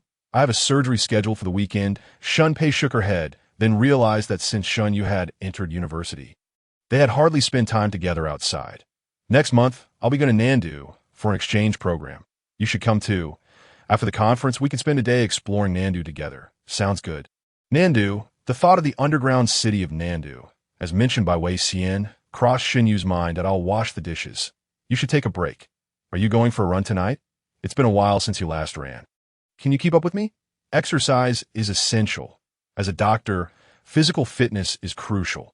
All right, let us meet at 9. He made up a reason to explain to his supervisor why he needed to take the afternoon off. Then accompanied Shinpei for a 10-kilometer night run. The evening passed peacefully. However, Shinyu struggled with insomnia, finally drifting into a dream after lying in bed for over an hour. He would give it his all. Upon opening his eyes, he found himself once again in the desert, his hands still pressed against the being known as the Revealer. He could accept separation, but he could not bear to watch everything unfold without taking action. His mind was clear. He seemed to exist as some form of energy entity, while the crystal upon the Revealer was also a solidified energy form, if he could transfer his power to her. Perhaps there would be a chance for salvation. Next, he must seek out the benevolent traveler. Benevolence. Shinyu stared in astonishment at the radiant light surrounding him, realizing that his perception of the term benevolence was profoundly deep. It represented the flame of life, the light in the desert, a compassion for all living beings, and the new sprouts breaking through the soil. That it was the morning dew that nourished all, radiating boundless care and kindness. Wow, Wei Xian exclaimed, gazing at Shunyu, who was emanating green light with a look of terror akin to that of someone witnessing a black sun monster. He stood dumbfounded as he watched the energy flowing from Shunyu into the Revealer, first filling her entire form, then gradually reversing to reveal a humanoid shape. Wei Xian quickly turned away, his mind flooded with questions if he understood that a top-tier benevolent traveler could achieve such feats. To his knowledge, There were not many capable of reversing injuries to the extent of snatching someone from the clutches of death. However, Shen Yu could not be that person. He was a dreamwalker.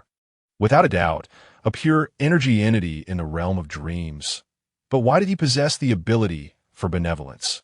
A single individual could not embody two revelations, as they were determined by one's inner obsessions and upbringing. The character and moral compass of a revealer would dictate which revelation they received. Just as Wei Xian had always believed himself to be a proponent of joy, only to realize upon obtaining the noble revelation that he had merely been pretending to be joyful. He could deceive himself, but he could not deceive the existence within the Black Sun.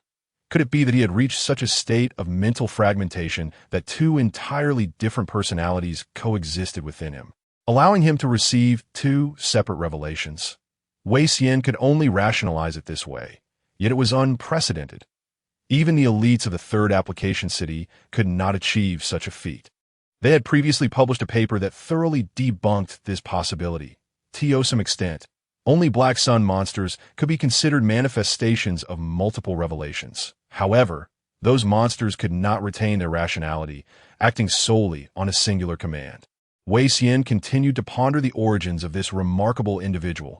If he were one of the legendary figures from the Third Application City, it would not align. Mr. Zhu was known as the strongest benevolent traveler.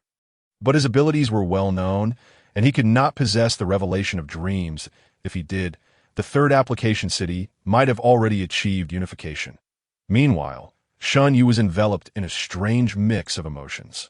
It was a blend of sorrow and reassurance. Sorrow for the grave injuries of the other, and reassurance in witnessing their gradual restoration, their original skin tone returning as they slowly liberated themselves from pain.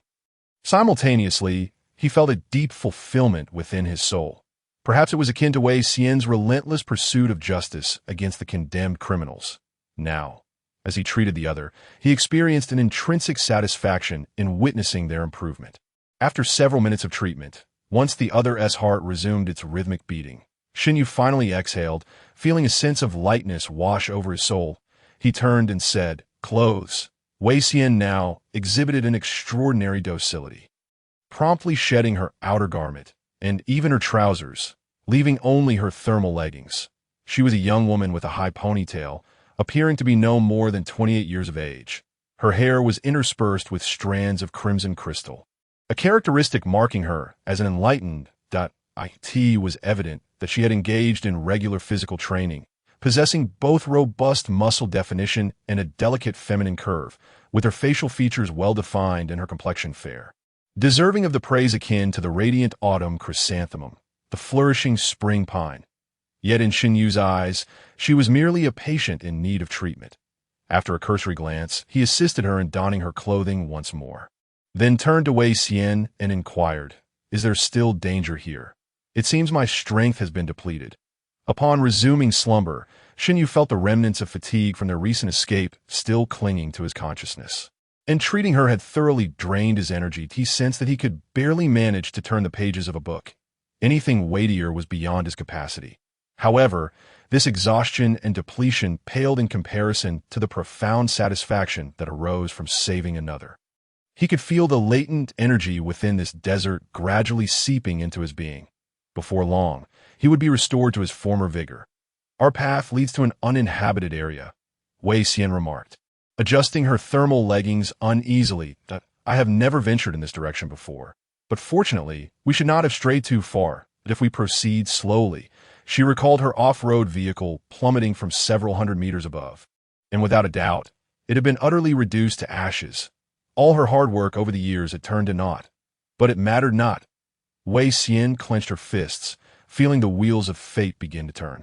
Even if Shen Yu were a madman, he was an unprecedented lunatic in this desert, a dreamer and a compassionate wanderer. As long as she clung to his metaphorical leg, death would be a distant concern. If they walked steadily for 2 days, they could reach the southern city first. Wei Xian continued, "Though the southern city is somewhat sluggish and overly democratic in its dealings, once we arrive there, they will be willing to offer us sustenance. Oh, it is only I who requires food. No, there is another." Wei Xian's gaze fell upon the woman who had just risen beside Shen Yu. upon closer inspection of her face. A flicker of recognition ignited within her. The blade that never dies. "Yi Shiyun?" "You," Yi Shiyun murmured, still disoriented from her awakening, her eyes shifting between Shun Yu and Wei Xian, then surveying her surroundings, her expression tinged with sorrow. "Has even hell succumbed to desolation? Goodness, you are not dead," Wei Xian interjected, stepping closer to Shun Yu and introducing him. "My uncle, Shun Yu, rescued you from the brink of death. Try giving yourself a slap. You are indeed alive." Wei Shiyun scrutinized the two before her with skepticism. Her memories were intact. She recalled lying in a refrigeration unit, teetering on the edge of death after learning of the third Shun city's demise. She had been abruptly awakened by a surge of terrifying energy, instinctively shielding herself as she perceived the imminent threat.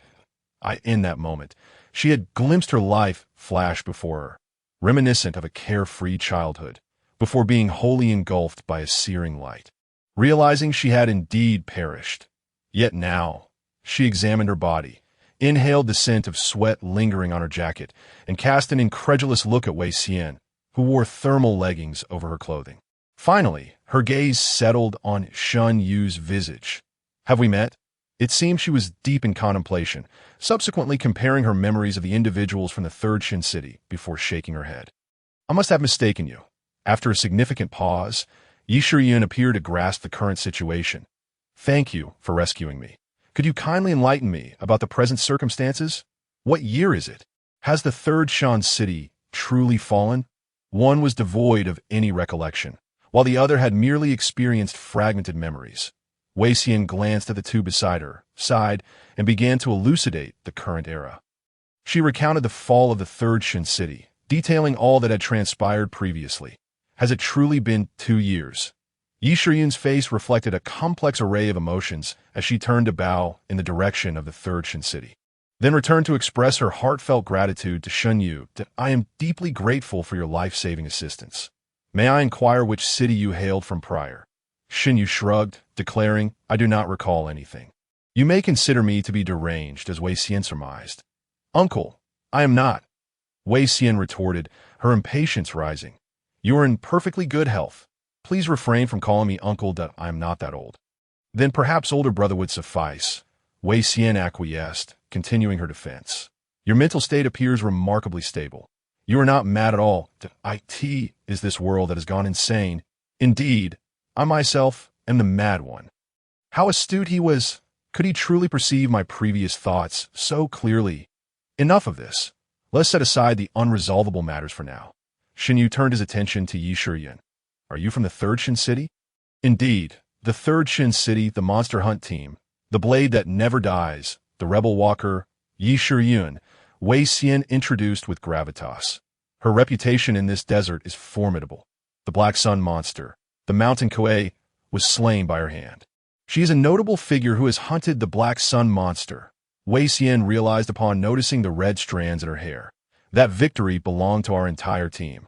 I merely executed the final strike, as per our plan. Yi Shiyun replied, shaking her head, "I do not seek to claim undue credit." She scrutinized Wei Xian with a puzzled expression. "Have we met?" "We were part of the same group that applied for the Monster Hunt initiative." Wei Xian admitted awkwardly, rubbing her head. "You were the top candidate. Why have I not seen you before?" "I was not selected." Wei Shiyun nodded. "That indicates you still need practice." Wei Xian was at a loss for words. Conversing with a rebel walker was always a trial, as they seemed compelled to engage in verbal sparring. The very act of conversing with them felt akin to bargaining for one's life. "My apologies." Upon uttering the words, Yi Shiyun realized her insensitivity. "I did not mean to imply that. The Monster Hunt initiative requires individuals capable of overcoming challenges. We do not wish for unwarranted sacrifices. Not being selected merely reflects your current skill level." "Stop right there." Wei Xian hastily interrupted. "No need to explain. I am well aware of my own abilities." Upon noticing Yi Shiyun about to speak again, she added, "I am familiar with rebel walkers and understand that you sometimes speak without thinking. Please bear with me." Yi Shiyun replied briefly before her stomach emitted a loud growl, her complexion paling instantly. "Is there any food available?" Shun Yu realized that she had not eaten in 2 years. He turned to Wei Xian to inquire, who looked back at him with innocence. There is not a morsel left. I might starve before we reach the southern city. What about that safe house we passed earlier? Xinyu mused, believing returning there would pose no significant issue. We just passed that area. There's likely nothing left. Wei Xian lamented, her head aching. Her only hope now rested on Shan Yu's swift recovery, enabling them to hastily reach the southern city to procure food. In which direction are we from the 15th safe house? Yi Shiyun asked. Wei Xian shot a nervous glance at the pair before reaching into her chest pocket and retrieving a slightly warm piece of paper. Cautiously, she unfolded the paper and laid it upon the sandy ground.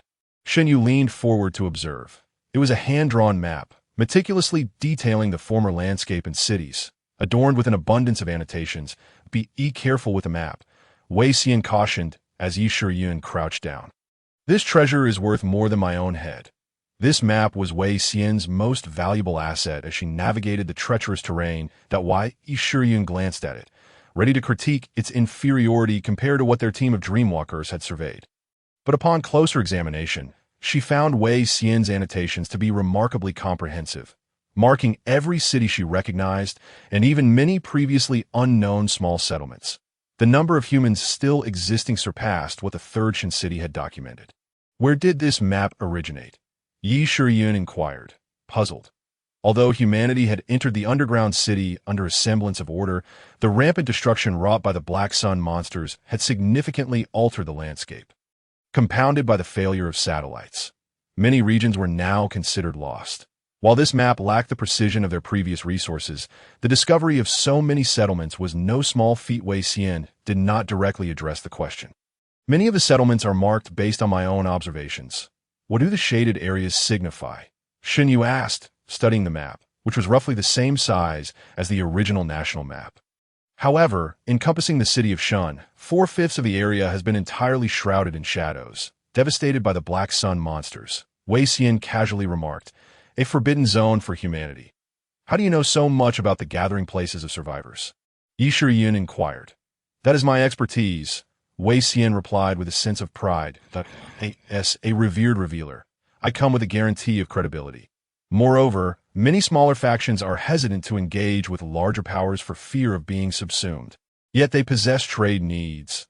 This is where our value lies. However, due to this map, I have narrowly escaped death on several occasions. For marauders, this map is the most comprehensive guide. Fortunately, Wei Xian's abilities prove useful against malicious individuals, allowing him to survive until today. I had never heard of someone like you before. Yi Shiyun reflected, understanding the challenges of dealing with others. Wei Xian's background and capabilities might far exceed expectations. Although she should be praising him, his manner of speaking felt rather peculiar. Wei Xian shook his head, pointing to a location. We are currently positioned here, close to a watchtower. After contemplating for a moment, Yi Shiyun gestured towards a direction, saying, there may still be survivors over there. Noticing the curious gazes of the other two, Yi Shiyun explained, they are the watchers of the third Shan city, stationed in groups of 4 at the city's outskirts for observation and message relay. The supplies stored at each watchtower could sustain a group of watchers for many years. Perhaps those over there are still alive. Yi Shiyun proposed. I have nowhere to go for the time being. Until our survival issues are resolved, shall we move together? I have no objections. What about you, big brother? The more, the merrier. Xinyu naturally hoped for greater company. After a brief pause, he asked, Yi Shiyun, do you know someone named Shunpei? She should also be from the third Shan city. Shunpei? Yi Shiyun pondered for a moment before shaking her head. That if she were a revealer, I should know her, but the third Shan city has a significant population. And I don't know most people. She is a doctor. After a moment of silence, Yi Shiyun shook her head again, saying, I'm sorry. For Xinyu, the foremost priority was to find information about Shunpei in this world. Yet he felt conflicted. He hoped to find her, but also wished he never would. However, aside from Shunpei, if he could locate someone he knew in 2024, it might also unravel some confusion. Time is of the essence. Let us set forth. The west should be this way. Xinyu pointed in a direction, stating, first, a hearty meal is crucial. As he spoke, he lifted his feet off the ground and floated steadily forward. Yi Shiyun nodded, but suddenly realized Xinyu was levitating. She gasped and pointed at him with an expression of astonishment, looking toward Wei Xian. Isn't that the benevolent dreamwalker? Why does he seem like a dreamer? There are heavens beyond heavens, and people beyond people, Wei Xian said mysteriously. Quickly, follow along. Searching for a watchtower in the desert is no easy feat, even if Yi Shiyun found remnants of past markers.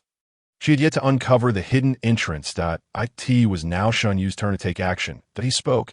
I'll search the nearby underground as Shen Yu departed. Yi Shiyun glanced back at Wei Xian. Her expression one of confusion. The abilities displayed by him were indistinguishable from those of the benevolent dreamwalker, yet she had been healed by his benevolent powers, although she had not inquired much along the way. She had been contemplating his origins. That don't look at me. I have no knowledge of this person either, Wei Xian remarked, voicing his speculation that the individual was a dormant dreamwalker, concluding, in any case, as long as we do not provoke him, there should be no significant issues. That he nearly lost control once at safe house number 15. Dual revelations?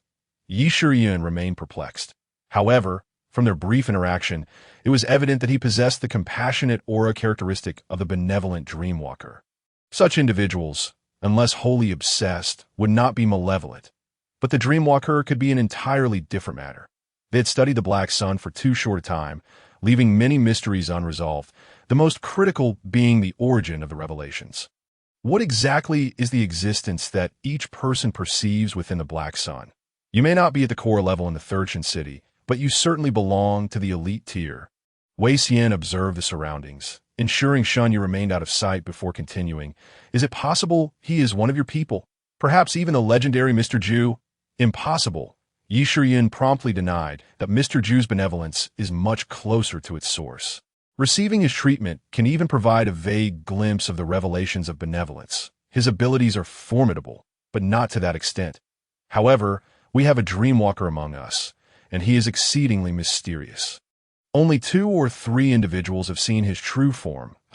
Mr. Zhu had long since become fully crystallized, and the original appearance was unknown even to the inhabitants of the Third Shin City. Yet Yi Shiyun felt that this individual was not Mr. Zhu. Mr. Dai, like the butterfly in Zhuangzi's dream. Yi Shiyun remarked, he was one of the initial dreamwalkers. The map currently in circulation, the original version of yours, was indeed established by him. Moreover, it is said that Mr. Dai has long since fallen into an eternal slumber. It is indeed possible that it is he. Why Yi Shiyun increasingly found this hypothesis plausible. He might be slumbering beyond the Third Shin City, having perhaps survived that calamity. Excited at the prospect of finding a former companion, Yi Shiyun resolved to join Shen Yu in action.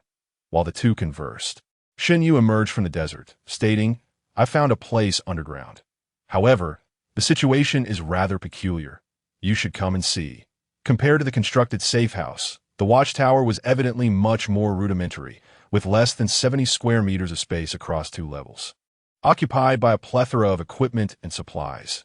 After lowering the partition door, Wei Xian waved his hand, surveying the vicinity, where several varying sizes of anti-radiation suits hung, and the floor was strewn with folded cardboard boxes.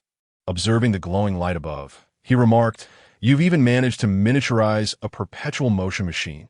Not perpetual motion. It's an ash battery, a concentrated crystal capable of lasting 5 years of the watchtower. Yi Shiyun checked ahead, noting that the circulation system was functioning well and the desert water collection system was operating normally. Your technological advancements are astounding, Wei Xian expressed with admiration, to which Yi Shiyun replied. It's the achievement of the true knowledge walkers. If we were still in peaceful times, the wise who received the true knowledge revelations could advance civilization to interstellar status within 20 years. Come over and take a look. Shen Yu stood before a large communication device, frowning as he said, What I found peculiar is this. In front of the large communication equipment was a small table with several small stools. The tabletop scattered with playing cards, alongside a laptop connected to a power source. After tapping the spacebar twice, the laptop awoke from its standby mode and smoothly resumed, playing a collection of comedic dialogues. Amid the laughter of the performers, Wei Xian shivered, for on the small stools lay the garments of 2 individuals. Yi Shiyun stepped forward, picking up a half-eaten compressed energy bar from the table. The cross-section had slightly deteriorated from contact with saliva, yet the rest remained fresh. She wore a puzzled expression. The current scenario resembled that of two people having vanished into thin air, leaving behind no ashes. Could it be that black sun monsters invaded? Wei Xian murmured quietly, while Yi Shiyan shook her head, stating, "There are no signs of battle here." Furthermore, if it were black sun monsters, the entire watchtower would have been reduced to ashes. "There are still some provisions over there, and the filter has water." Shen Yu pointed to the side. "You two should eat first. I'll investigate further." The more he examined, the more confusion he encountered. Shen Yu gazed at the calendar hanging on the wall, noting that 4 individuals had signed it over a year ago, and 2 had departed the watchtower, their names never to reappear, just 5 days prior. There had still been 2 individuals stationed here. The remaining watchers evidently held steadfast beliefs. Even after the fall of the Third Shin City, they remained here. But what transpired 5 days ago that caused 2 people to suddenly disappear? Each watcher had undergone rigorous selection. Although they were not revealers, they possessed sufficient survival skills and willpower. Chewing on an energy bar, Yi Shiyan approached, examining the calendar on the wall. They held out for nearly 2 years, and would never leave without a word. They must have encountered some unforeseen circumstance. She glanced at the decaying vegetables nearby, realizing this watchtower must have communicated with another gathering place. Someone had delivered supplies here. The 2 who left likely settled elsewhere, but would return from time to time. "Is there surveillance here? Do the watchers keep diaries?" Shen Yu inquired, while Yi Shiyan pondered something and remarked, "This communication device is equipped with a camera. It should be able to record it. Oh, you know how to operate it?" Shen Yu turned to glance at the large apparatus, which was wide enough for 3 people and tall enough for 1, but he could not discern the functions of the various buttons. Yi Shiyan, displaying a hint of embarrassment, replied, "I haven't learned how." "Then it falls to me," Wei Xian said, gulping down a large mouthful of water before approaching the device to tinker with it, observing his adeptness. Yi Shiyan asked in confusion, "How do you know how to handle this?" "A few years ago, we sent several of these communication devices.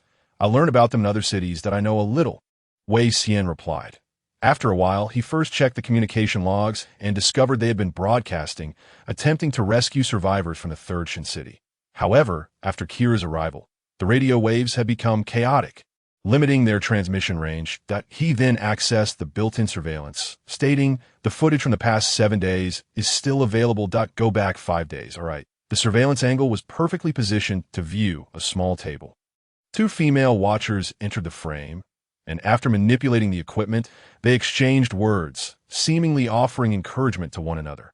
After a while, they sat down at the small table, one reading a book while the other watched store videos on the computer.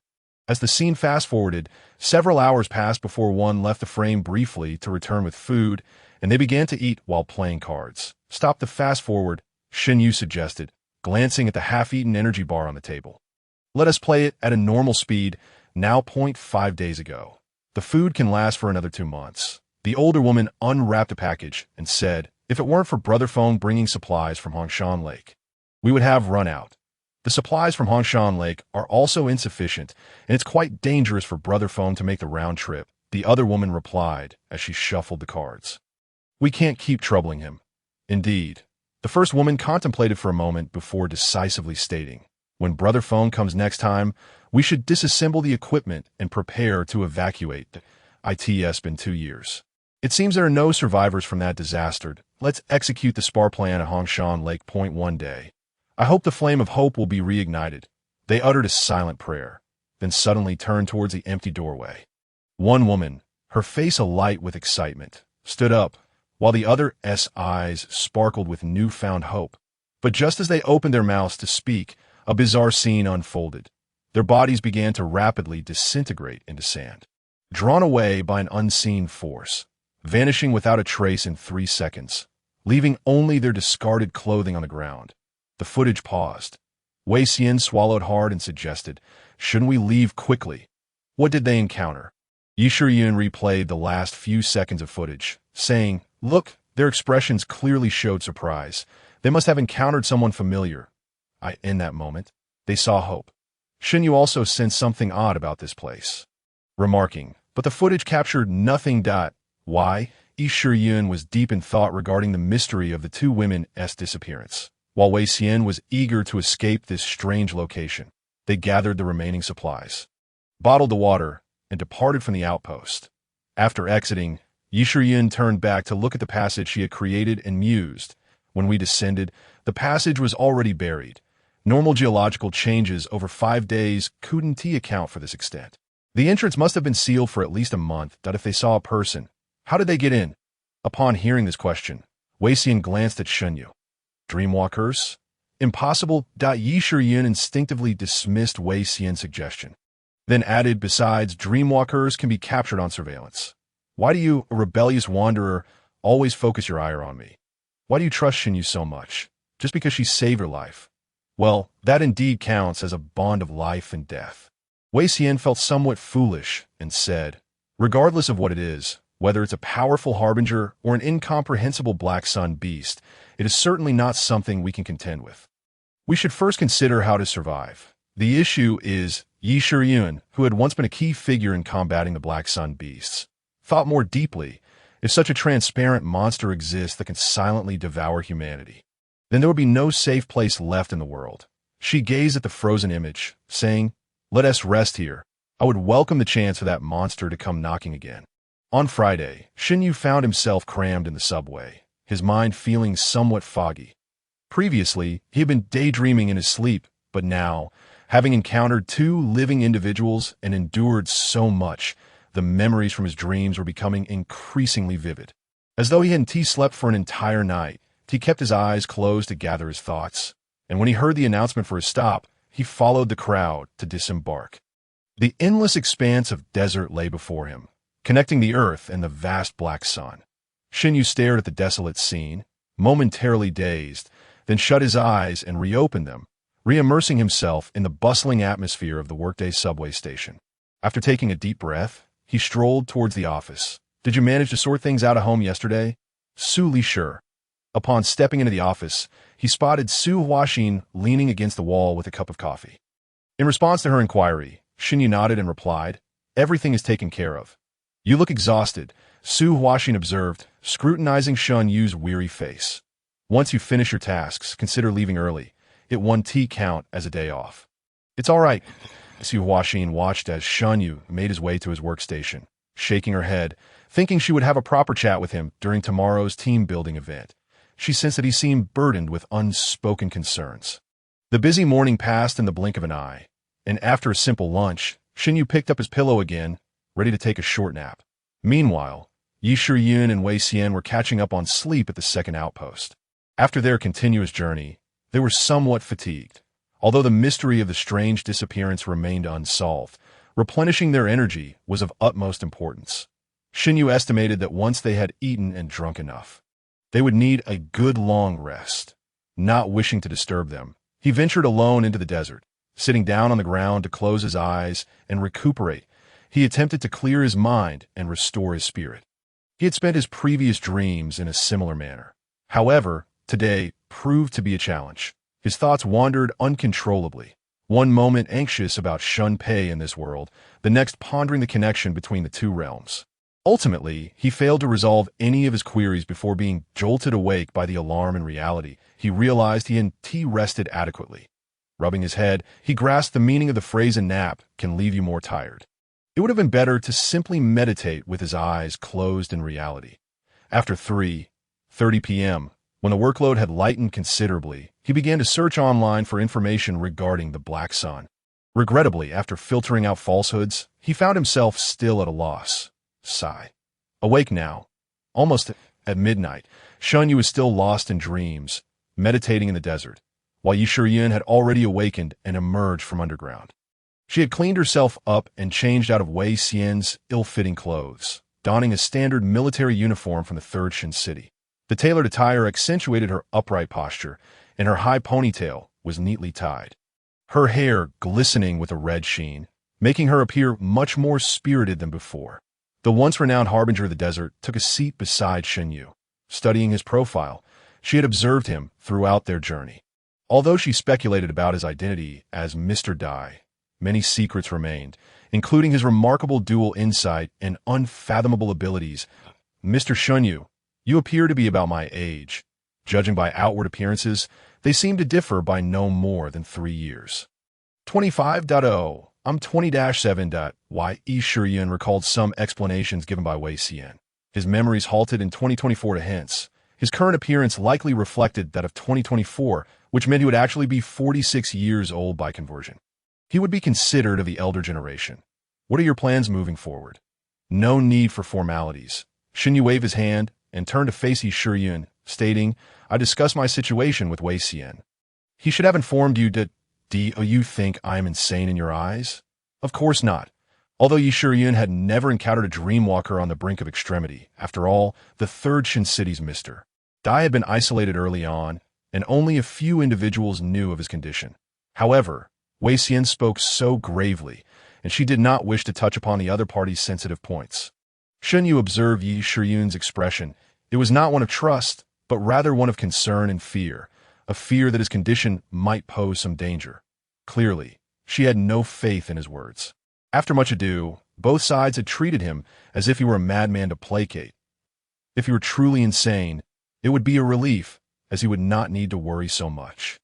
Xinyu mused internally and said, according to your understanding, my memories only linger in 2024. Thus, if you wish to inquire about my capacity for compassion, I cannot provide you with an answer. Yi Shiyun inexplicably sensed that this response rendered Xinyu even lonelier. Although the distance between them was merely a meter, it felt as though they were separated by different realms of time and space. You are from Shunsheng, aren't you? Yes. Under the illumination of the black sun, it was not surprising to possess strange abilities. Yi Shiyun looked up at the sky and remarked, I was also from Shunsheng as a child. If you can find me in 2024 and know what my favorite animated series was, then I will believe that you indeed traverse from the past, that it was not feasible to keep the other party in such a state. Yi Shiyun hoped to locate Xunyu's true essence and protect it. After all, her purpose had never wavered. As long as there was breath in her body, she would never submit to the fate of annihilation. Her revelation was one of rebellion, initially aimed at the first Shunsheng. Now, her rebellious obsession had transformed into a confrontation with the black sun in the sky against this desolate world, as long as she lived. She would once again launch an assault against the black sun monster. Furthermore, the most vital aspect of a team was not merely its fighters, but the dreamweavers and compassion. Xinyu could still fulfill both roles. Thus, the framework of their partnership began to take shape. Therefore, allowing him to seek her out and gradually awaken to the truth could be considered a gentler method of awakening that as for the likelihood of finding her. Even if it were merely 1 in 10,000, it was worth hoping for. That a peculiar thought crossed Yi Shiyun's mind. What if Xinyu was not mad? Would that not imply that he possessed the ability to alter all destinies? Xinyu turned to Yi Shiyun and asked, how should I find you? I probably hadn't even started primary school back then. Yi Shiyun rubbed her temples in frustration. She was still unable to ascertain Xinyu's condition and replied, having been asleep for too long. I have just awakened, and my childhood memories are hazy. I can only recall living on the 39th floor, while the names of kindergartens have slipped my mind. Once I gradually remember, I will share the clues with you. Did you change your name? No poetry of Shur, rhythm of Yun. I will keep an eye out. Xinyu's foundation had conducted charitable activities in many kindergartens within the city. Perhaps they could gather some information. Shall we head to Nandu next? Xinyu looked at her, sensing a distinct difference between Wei Xian and Yi Shiyun. Wei Xian seemed to harbor many secrets, while Yi Shiyun appeared more genuine. Let's start with the Hongshan Lake mentioned in the surveillance. Hopefully, the bizarre disappearance cases here have not escalated further. Yi Shiyun said. What if another black sun monster with strange methods emerges in this world? Let us not dwell on that.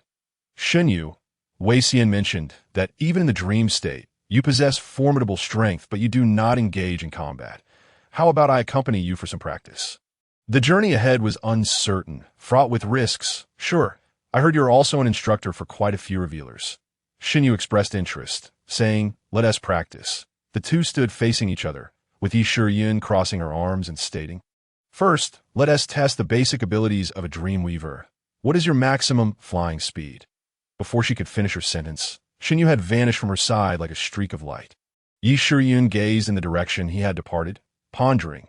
His instantaneous speed has surpassed that of a bullet, reaching 400 meters per second. After a few minutes, Shinyu returned. I just made a quick round trip to a watchtower. The actual distance covered was 58 kilometers, taking 2.5 minutes. Shinyu reported, the average speed is approximately 1.3 Mach.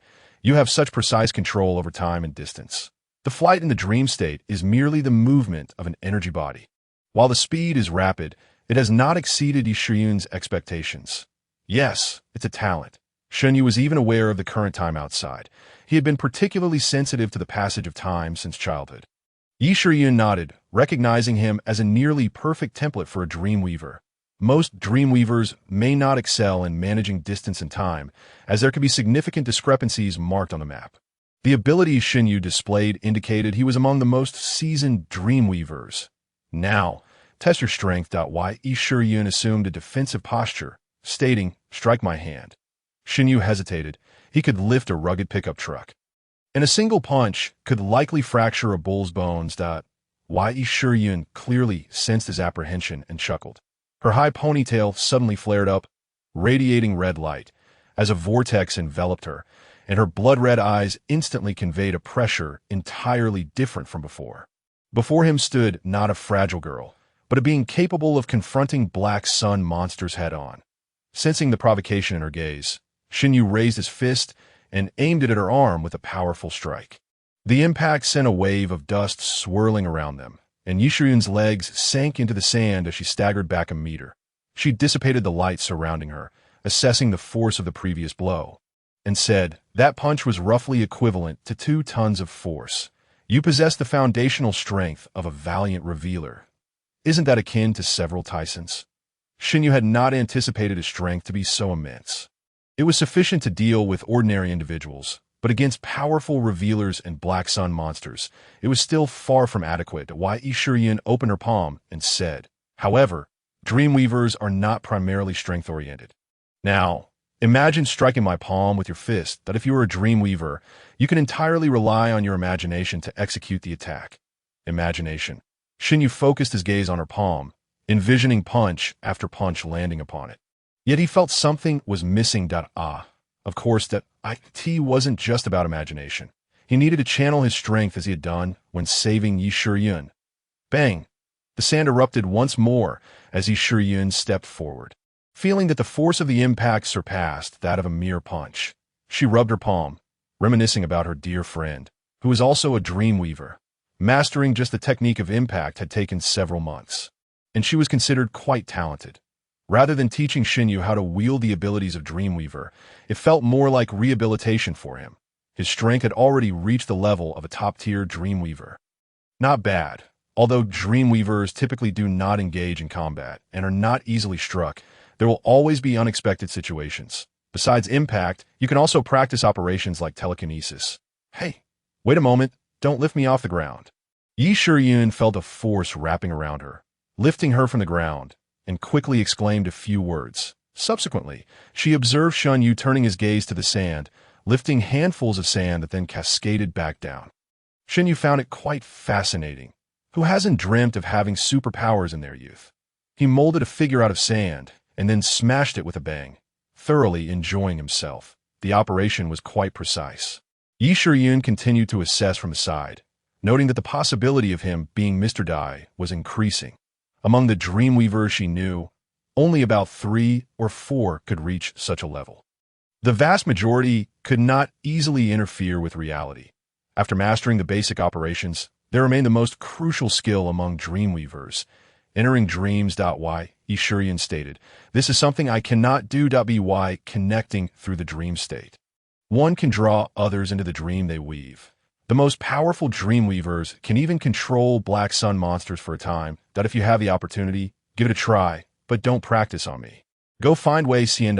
Yishuryun then began to discuss knowledge related to combat, categorizing it into 3 types: against firearms, revealers, and black sun monsters. Although revealers could be considered to possess superhuman qualities, weapons from the old era were insufficient against black sun monsters, though they could still be effective against ordinary revealers. However, after speaking for a while, she changed her tune and said, no need to learn. For Dreamweavers would not easily shatter their dreams unless caught in a torrent of energy. Bullets and bombs would have virtually no effect on them. Yet, One must be cautious of ash energy weapons and the skills of revealers, as the powers derived from the ash energy utilized by each revealer vary significantly. Taking a direct hit could result in the destruction of the dream state. Yi Shiyun raised her hand and said, "The power I convert is high temperature, combustion, and explosion, wielding the authority of the sun." The air began to distort around her arms, the cuffs of her sleeves directly charring into charcoal. Yi Shiyun merely showcased this phenomenon briefly before retracting her hand. "However," Shun Yu remarked, "strike me with all your might. I would rather grasp death swiftly than remain in uncertainty. Is it possible that your dream may shatter, that the world on the other side may collapse?" "Are you certain?" Yi Shiyun's palm ignited a miniature, rapidly spinning sun. She stepped forward, gazing at Shun Yu, and said, "Wei Xian mentioned that since the moment he saw you, you have never truly vanished. I cannot guarantee what transformations will occur should I unleash this blow upon you." Shun Yu chuckled softly and replied, "My perplexities regarding this world far exceed your curiosities about me. While many questions remain unsolvable, it is imperative to comprehend one's own situation, is it not? If my 2024 is indeed a dream, then it is time to awaken that he must grasp the cost of death, and he must understand himself very well." Unlike Wei Xian, who preferred a playful banter with Shun Yu, Yi Shiyun favored a more direct approach. She stated, "If you truly disappear, I shall find a way to excavate you from the depths. Until we meet again." With that, she advanced towards Shun Yu, pressing the sun in her hand against his shoulder. In an instant, Shun Yu's body twisted and then vanished entirely. "Damn!" Shun Yu, clutching his shoulder in agony, fell from the bed, his body turning an alarming crimson as though genuinely being scorched, gritting his teeth against the pain. He opened his eyes, relieved to find himself in his room. He took deep breaths, reassuring himself of the reality of his surroundings, and gradually the searing sensation subsided. Just a moment ago, he felt as though he might truly faint from the pain. As he returned to the edge of the bed, he realized his night clothes had become thoroughly drenched. He inhaled deeply once more, only to discover his body was still trembling, one side entirely numb, devoid of sensation. Yet their conjectures were erroneous. This place was indeed not a world of my own weaving. Having proved the other party's mistake, Shun Yu felt reassured that the 2024 in which he stood was undeniably real. While the other side resembled a state of dream-walking, the pain was far too tangible. Had the method of death been even slightly more brutal, he felt he might have fainted. He needed to find something to monitor his vital signs, lest he inadvertently sleep into a deathly slumber. Shun Yu shook his left hand, the numbness gradually receding. What remained was the need to venture back into that realm, to discern what transformations his dream self had undergone in Yi Shiyun's eyes. He needed to clarify what he truly represented in that domain. With sleep unattainable for the time being, his current mental state mirrored that of severe anxiety, manifesting as a sleep disorder. Shun Yu retrieved a small transparent pouch from the bedside cabinet, containing several sleep aids sold in pill form. Although consuming them would induce sleep, he would awaken the next day feeling groggy. Shun Yu preferred to avoid such medications, as they would inevitably lead to liver damage over time. If the ominous black day of 2025 were to truly arrive, what significance would his health hold? With a self-deprecating smile, he swallowed a pill with a bottle of mineral water he had placed by the bed, then reclined once more, awaiting the onset of the drug's effects. Has he vanished? Yi Shiyun observed as Shun Yu twisted and vanished as if consumed by a black hole, feeling no significant surprise. She had previously engaged in combat with dreamwalkers and knew that her strike could shatter the dreams of others. Yet, upon his disappearance, a sense of regret washed over her. She wondered when he would return. Wishing she had conversed with him longer. Why did she follow his every word? Where had her rebellious spirit gone? "Oh, you." Yi Shiyun gazed in astonishment at the suddenly refreshed Shun Yu before her. Mouth agape as she exclaimed, "You're back already. How long have I been gone?" Shun Yu assessed his condition, noting that he had waited approximately half an hour for the effects of the medication to take hold. In less than 3 seconds, Yi Shiyun regarded Shun Yu with immense wonder. He had reconstructed his dream in mere seconds. If death bore no other side effects, he would undoubtedly become the most formidable dreamwalker in existence. 3 seconds? That shouldn't be possible. Shun Yu, bewildered, regarded Yi Shiryun. This latest journey into the dream realm had been peculiar. He had not experienced the sensation of weightlessness before arriving before her, but had instead found himself enveloped in darkness, slowly taking shape before being thrust into this world. There was a temporal discrepancy between them. No, more precisely, the time here felt peculiar to him personally. When he awoke, everything in this world was frozen in place. He noted this anomaly and stated, "You need not worry about my dreams shattering in the future. I can return anew." "Hey, you both up there? Have you had breakfast? We must depart soon." Suddenly, Wei Xian's voice echoed through the desert. Shen Yu followed the sound, discovering it emanated from the communication device left behind at the outpost. He turned to Yi Shiryun, saying, "I have gained some understanding of my situation. Thank you. You all proceed with your meal." He envied his older brother. After Wei Xian finished breakfast, he began packing useful items into his bag. Although this place was a remnant of the third Shin city, he took advantage of Yi Shiryun's lack of objection and packed as much as he could. Chatting as he worked, "It's nice to be able to travel without needing to eat. I miss the food of the old world. Is the food you eat now really that terrible?" Shin Yu inquired. Having only encountered canned goods and compressed food since his arrival, Wei Xian replied casually, "You won't starve, but after the energy revolution, people can create many tools from ash, though they lack variety. Most larger cities have underground vegetable gardens, but the types of meat are too limited. The only place with an unrestricted supply of chicken is the former Third Shin city. Everywhere else is hit or miss. We mostly eat blind fish, blind loach, cave salamander, and insects." He paused, recalling that yesterday was indeed Thursday. Wei Xian remarked with enthusiasm, "Thursdays are the craziest." "What do you mean?" Yi Shiryun inquired, puzzled. "Crazy Thursday promotional events by fast food brands," Shin Yu explained. Noticing Yi Shiryun's continued confusion, he recalled her memory of such things was somewhat hazy and chose not to elaborate further. Why brother understands me." Wei Xian rejoiced, pleased that someone still grasped his ancient references. He had never been fond of reading, but loved wordplay. "Make sure to take your protective gear, just in case it's useful," Yi Shiryun suggested as Wei Xian continued packing. He wanted to retort that she should take it herself, but considering that protective gear could fetch a good price, he refrained from speaking further. Starting from scratch, one should take whatever they can. The three engaged in casual banter, but upon closer examination, it became evident that Wei Xian was the primary instigator of the chatter. Whether for the sake of atmosphere or other reasons, whenever Yi Shiryun attempted to discuss future plans, he would divert the conversation elsewhere. Just as they finished packing and prepared to set off for the South City, Shin Yu suddenly raised his hand and said, "Someone is coming." He heard the sound of vehicles approaching. "Be cautious. This is a remnant outpost of the Third Shin city. You never know where surveillance might be hidden." Yu Qing, bare-chested and bronzed, spoke through the intercom. "There are 2 at Hongshan Lake. There should be 2 more remaining here. Old Yu, why not just plant a landmine and blow it up?" One of the 8 soldiers in full protective gear, armed with high-caliber weapons, suggested. "Save the bullets." Yu Qing shot back. "What do you know?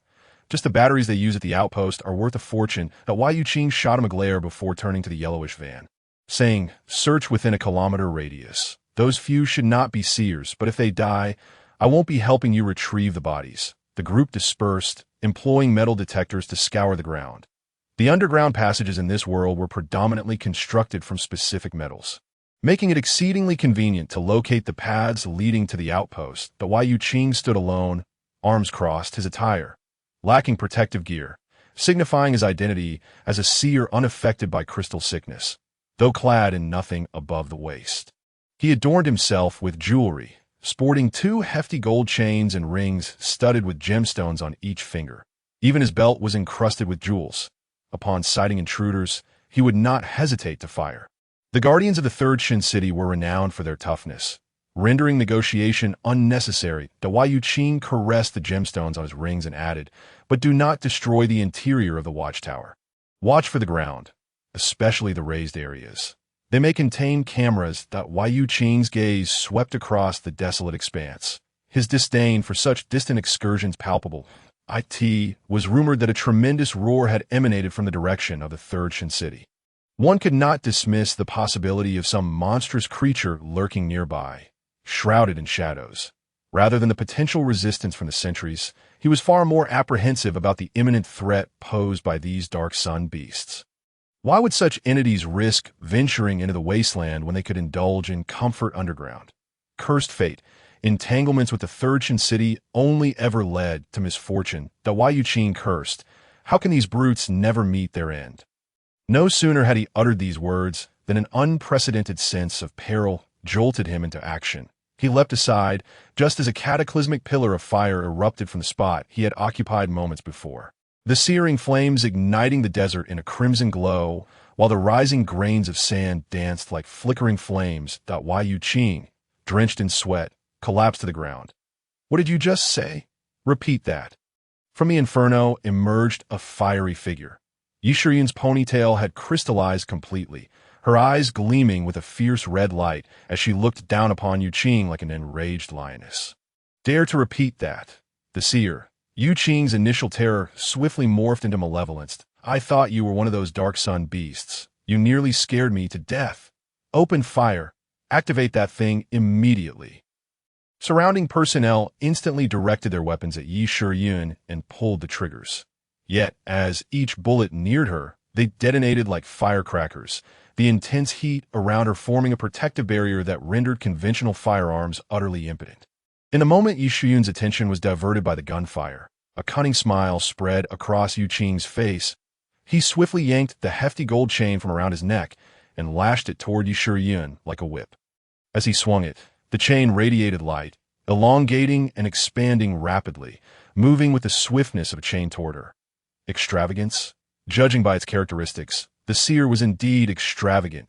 Why, Yi Shiyun glanced at the approaching golden chain, her eyes suddenly flashing red as she conjured a crystalline curved blade in her hand, slicing the chain in twain with a single stroke.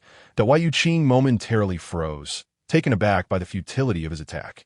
While Shun Yu, peering out to gauge the situation, was equally stunned, he squinted hard before looking at Yi Shiyun. Her ponytail was gone. The blade in her hand was a manifestation of her crystallized hair. Trivial skills. Yu Qing reacted swiftly, clenching his fists and extending his arms, directing all his rings toward her, shouting die. With the activation of his powers, the precious gems adorning his rings, worth a fortune in peacetime, would launch toward Yi Shiyun like bullets, triggering explosions akin to ash bombs. Even facing 100 adversaries, they would be utterly obliterated by such a strike. However, contrary to his expectations, the gems scarcely left the rings before a red light flashed before Yu Qing's eyes. Yi Shiyun, like a darting flame, charged directly at him, severing both his hands at the wrists. Ah! Yu Qing let out a wretched scream, his hands scorched as if sliced by a laser, the wounds charred and excruciating. He gazed in horror at the flames igniting at the tip of her blade, a name surfacing in his mind. The unquenchable blade? She's not dead. Hold nothing back. Bring everything you have to bear upon her. Yu Qing's thoughts narrowed to a singular focus, to use others as shields and flee swiftly. A seer of her caliber was not one he could contend with. Yet, no one heeded his orders. Only anguished cries filled the air. Turning in disbelief, he beheld several individuals firing upon a young man, their terrified shouts piercing the chaos. A ghost. Their SA ghost. Bullets merely rippled through his form, inflicting no harm whatsoever. Hello. Shun Yu casually obliterated a gun with a shockwave before turning to Yu Qing, greeting him with a nonchalant wave. Not just one seer? As Yu Qing looked back at the increasingly approaching Yi Shiyun, his eyes fell upon the gold bracelet adorning her wrist, and an excellent idea sparked in his mind. If he could detonate her bracelet with his powers and then escape immediately.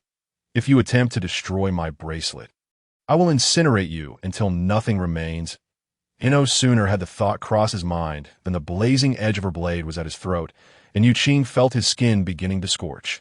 Even carbonizing that moment, he could muster no thought of resistance and cried out, "We surrender! We surrender!" Too late. Yi Shiyun's murderous intent was palpable. Just then, Wei Xian's voice rang out again. "Spare him! Spare him!" Wei Xian scrambled from the sentry post. Glancing back to see Shan Yu fixated on a soldier, the unfortunate man seemingly gripped by an invisible hand and being shaken violently, Yi Shiyun cast him a furious glance. He paused, then shouted, Intelligence, he just mentioned Red Mountain Lake. How interesting. Shun Yu, employing his newly acquired abilities, was gripping someone from afar and shaking them relentlessly. Noticing someone attempting to flee, he turned to them, and before he could think, the escaping individual was lifted off the ground by an unseen force. Can I multitask? Shinyu tested the limits, soon having 8 individuals in protective gear suspended upside down in the air. Combined, they weighed less than Wei Xian's truck. He could manage that. He thus paraded them behind him, their wails echoing as he approached Yi Shiyun and her group. He understood their intent was murder. While he was inclined to assist, it did not mean he would spare villains. Extending mercy to nefarious individuals often resulted in the suffering of the innocent. Excessive compassion only begets dire consequences. A lesson Shun Yu kept firmly in mind. What manner of individuals are these? Upon hearing Shin Yu speak, Wei Xian glanced at the 8 individuals still wailing in the air, lamenting, "Brother, you were too harsh. Just knock them out. Don't ruin their weapons." Ah, they possess ash bombs. Oh dear, I must be cautious not to harm my esteemed elder brother. Wei Xian hurriedly approached and confiscated the ash bombs from their belts. Securing them to his own before addressing Yi Shiyun, "My lady, please calm down. This man clearly indicates they have encountered the 2 sentinels who left the post. We must interrogate him thoroughly. Quick, question me. I'll tell you everything." Yu Qing, feeling the heat rising, shouted urgently, "I'll be honest, I'll obey. Just hurry and interrogate me. If this drags on, I'll be roasted alive." Yi Shiyun coldly snorted, retracting the blade and reattaching it to her ponytail. Shin Yu watched this spectacle in astonishment, curious whether he could borrow Yi Shiyun's ponytail for a bit of fun. "I'll do it." Wei Xian volunteered to interrogate, smirking, "Luxury wanderers, are we? You lot only know how to enjoy life and can endure a bit of hardship. If you don't want me to torment you, answer my questions honestly." He yanked the man's belt off and seized all of his valuables, tossing them aside before continuing. "How did you find this outpost?" Shin Yu turned to the 8 still lamenting individuals, arranging them more neatly before focusing back on Yu Qing's words that we recently captured the gathering point at Red Mountain Lake and discovered 2 individuals from 3rd Shin City. Learning of this outpost's existence, "You captured Red Mountain Lake?" Yi Shiyun inquired, her expression icy. "What became of the people from Red Mountain Lake? What about the 2 sentinels? We didn't kill them all. We need labor. But those 2 were too tough to crack." Yu Qing replied awkwardly. Yi Shiyun's aura flared with crimson light once more, while Shun Yu furrowed his brow, realizing that not killing them all implied they had already slaughtered many. "What organization are you part of, and where do you hail from?" Wei Xian's demeanor grew serious. "As far as I know, Red Mountain Lake is not a major gathering point. Its resources are scarce. What was your motive for invading there?" Wei Xian had marked Red Mountain Lake on his map, a locale not far from the southern capital, where he had conducted trade during his last visit to the 3rd Shin City. "A few esteemed individuals." Yu Qing's tone turned pleading, "that I'm merely a survivor on the fringes, trying to make a living here, that I was compelled to come here under orders from the first emperor. He is plotting an assault on the southern capital, and if I refuse to assist him, he will kill me." "Who is the first emperor?" Yi Shiyun scoffed. "What gave him the right to command you?" "I've heard of that name." Wei Xian reminisced about his previous wanderings in the central region, stating it was only after the fall of the 3rd Shin City that this name began to spread across the desert. "Many drifters like myself have heard of him. He seems to be plotting something, avoiding the major cities while amassing a considerable amount of scattered forces. That I have quite a few friends in the south." Wei Xian continued, "We must relay the news promptly. A visit to Hongshan Lake is also necessary. How many enlightened ones remain at Hongshan Lake?" "2," he replied. "I am not well acquainted with them. One is a woman I have barely met, and the other is a rebel. The extravagant wanderers who have nothing to do with hard edges have directly sold their companions, as they were merely a temporary arrangement." That Yu Qing hastily interjected, "I will guide you. Spare my life, even if he lost a hand. As long as he could find a compassionate wanderer, he could still be healed. Some compassionate wanderers are indifferent to right or wrong. They will save a life regardless." For Yu Qing, preserving a single life was essential, for with his identity as an enlightened one, he would eventually have a chance to rise again. "Have all the questions been asked?" Yi Shiyun stepped forward.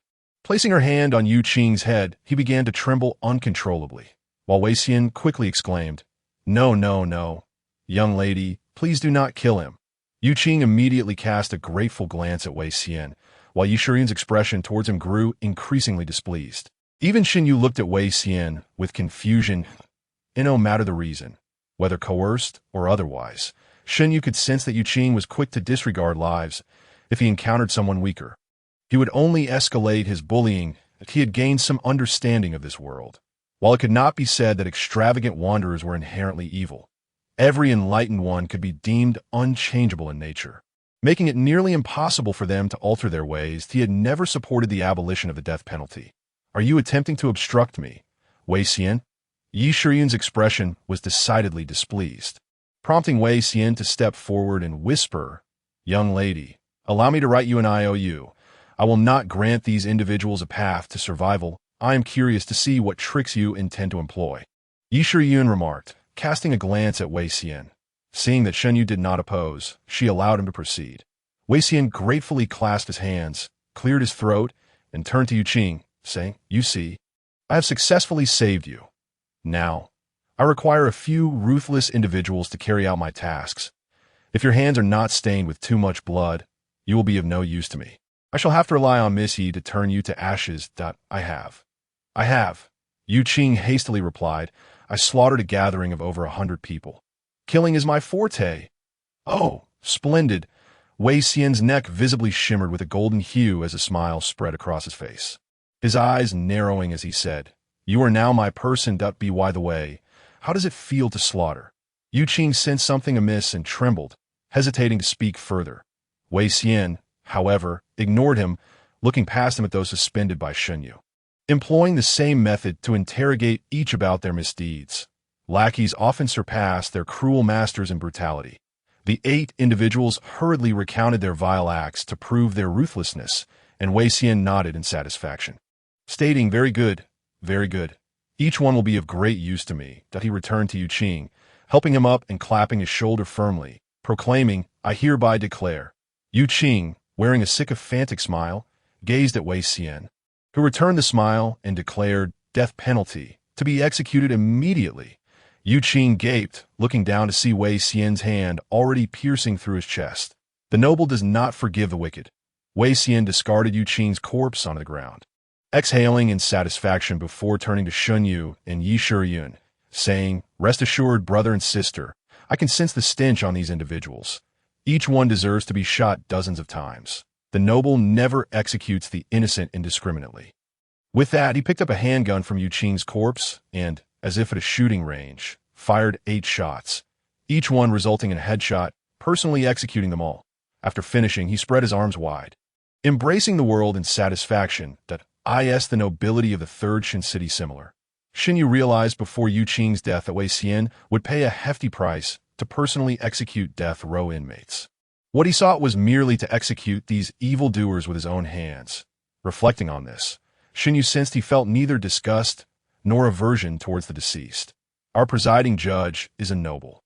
However, it had not been said that he must kill personally. Yi Shiyun, too, looked at Wei Xian with curiosity, sensing that he seemed particularly obsessive even among the noble. "How refreshing," Wei Xian returned with a beaming smile. Addressing Shen Yu, "It has been a long time since I felt this liberated. Nothing compares to slaying great evildoers. By the way, brother, could you possibly revive them so I can kill them again? Are you trying to exploit a loophole?" Shen Yu rolled his eyes, uninterested in assisting with that endeavor. "Haha, just joking. What did you mean by being able to smell them?" Yi Shiyun inquired about another matter. "Consider it a small extension of my enlightenment." Wei Xian explained, "If a person is recognized by noble morals, they carry a unique, pleasant fragrance. Conversely, those who are corrupt emit a foul odor akin to the stench of corpses. Generally, these are irredeemably wicked individuals. These people are of that ilk. I rely on this skill to discern people's natures as I traverse the land. And what about my scent?" "Miss Yi, you bear no odor." Wei Xian replied cheerfully, "Neither noble nor evil. Most people are like that." Yi Shiyun found his assessment rather accurate. She never hesitated to kill, but had never oppressed or plundered others for personal gain.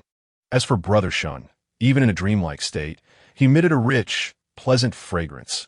Wei Xian observed Shen Yu, stating, Individuals like you are generally considered good-hearted. You see, since the moment I met you, I held no hostility towards you. It is because I can discern the essence of others. He gave Shinyu a thumbs up, as if to commend him for his noble morals. From the moment he met Shinyu, he was concerned about whether Shinyu would go mad, but had never worried about him posing a threat to himself. It was precisely because of this that is quite convenient. No wonder you dare to associate with so many people. Shinyu nodded thoughtfully. However, Wei Xian waved his hand, saying, "It is not infallible. Sometimes, those who emit pleasant fragrances may not be harmless. After all, some will ruthlessly take the lives of others for a noble cause, believing themselves to be noble, selfless, and not driven by personal desires. The fragrance they exude reflects that." Wei Xian paused before continuing. Take, for instance, the black sun beasts. Interestingly, I can detect a pleasant fragrance emanating from those who have committed countless murders, just as strong as that from Brother Shun. Enough about my matters, he said, shifting the topic. We must launch a surprise attack on Hongshan Lake immediately. I do not wish for the merits within my grasp to slip away, with Yi Shiyun, a top-notch fighter in the entire desert. At his side, Wei Xian was eager to make a significant move. The enlightened ones harbored certain issues, specifically mental ones. Shinyu had already sensed this from both Wei Xian and Yi Shiyun, determined to surprise Hongshan Lake. The two seemed invigorated, with Wei Xian passionately shouting judgment, judgment, while Yi Shiyun was fired up with fervor. Wei Xian had previously mentioned that one could generally gauge a person's character from their enlightenment. Nobility detests evil, maintaining high moral standards, while at the extreme, they become ruthless judges. Rebels tend to be fiery and enjoy fighting. However, enlightenment cannot serve as the sole criterion for distinguishing good from evil. For instance, not all rebels are genuine traitors. Some, like Yi Shiyun, designate the black sun as their target while considering the heavens that as for the noble. They are not without those who are strict with others, but lenient with themselves, even deliberately provoking the malice within others to enact fishing law enforcement, thereby reversing cause and effect to judge others. Observing this scene, Shinyu felt a sense of kinship. It's wonderful that everyone is so unorthodox. With a crash, Yi Shiyun descended upon a depression in the desert like a missile, and only then did Wei Xian land lightly.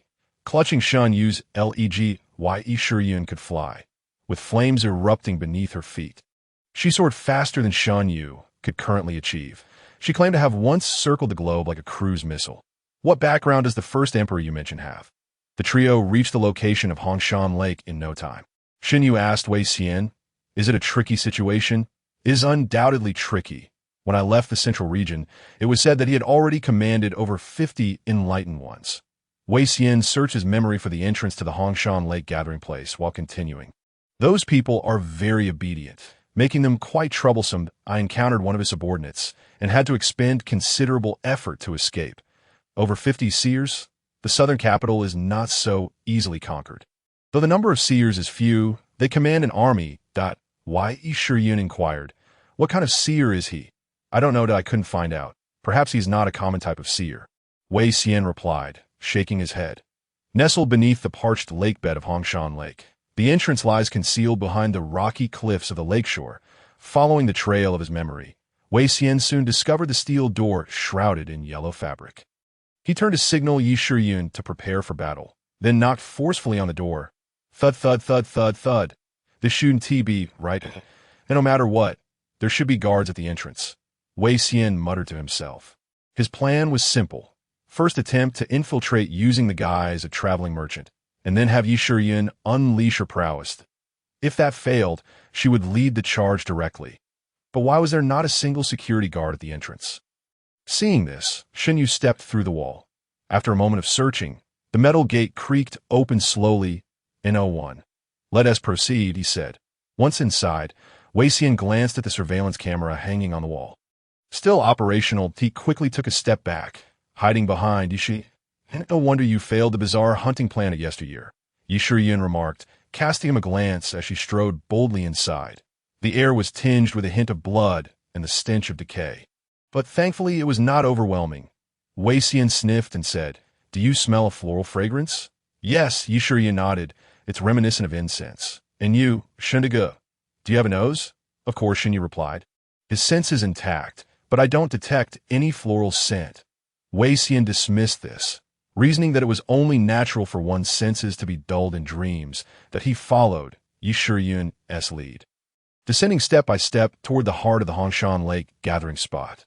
The passage was spacious enough for a tank to advance, and the lights on either side were functioning normally. As they descended, the dampness in the air intensified, accompanied by the unmistakable scent of human presence left behind. After traversing down over 20 meters, they finally arrived at a bifurcated square. Many nuclear shelters from the last century remained, and this was one of them. Unlike the sci-fi aesthetics of Safe House Number 15, everything here bore the marks of age. This place was repurposed from an existing shelter. Wei Xian explained it was originally designed to accommodate 10,000 people. But by the time I arrived, only 1,000 remained. What had transpired here, Wei Xian did not wish to speculate. As a noble seer, he preferred not to dwell on the darker aspects of human nature. Yi Shiyun stood in the square, gazing at the mottled banners that proclaimed, "One day we shall see the light again. United we shall overcome," shaking her head. Suddenly, she heard a voice. "Someone is coming." Wei Xian turned in the direction of the voice and cautioned, "Be careful. Wait, don't make a move." "Is that you, Wei Xian?" "It's me, Zhou Qiao." A furtive figure peeked out from the tunnel, and after scrutinizing them for a moment, seemed to breathe a sigh of relief. "Not those killing machines, thank goodness." "Zhou Qiao," Wei Xian explained to Yi Shiyun, "I traded with him outside. He provided me with intel on Hongshan Lake, but we should still be cautious. It could be a trap." "Understood." Yi Shiyun nodded, taking another sniff. The scent had become more pleasant as they progressed, a calming fragrance. "What do you mean by killing machines? What happened?" Wei Xian called out from a distance, "That we don't know either. Just half an hour ago, that pair of scoundrels suddenly fled with their people. Oh, those scoundrels are seers. They stormed in 3 days ago and killed many." Zhou Qiao's voice was filled with relief as he stepped out from the shadows. Glancing at Wei Xian's numerous bags, "Are you here for trade? Good thing you arrived half an hour late. Otherwise, it would have been a real problem." "They fled?" Yi Shiyun frowned, while Wei Xian speculated, "Half an hour ago. We just dealt with that extravagant one. Could they have found out? They must have fled rather than face you." "What a pity," Wei Xian lamented. "It's hard to find them after half an hour. Such a fine opportunity lost. At least we are safe." Yi Shiyun said, still feeling something was amiss. "Don't relax. Let us check on the situation inside."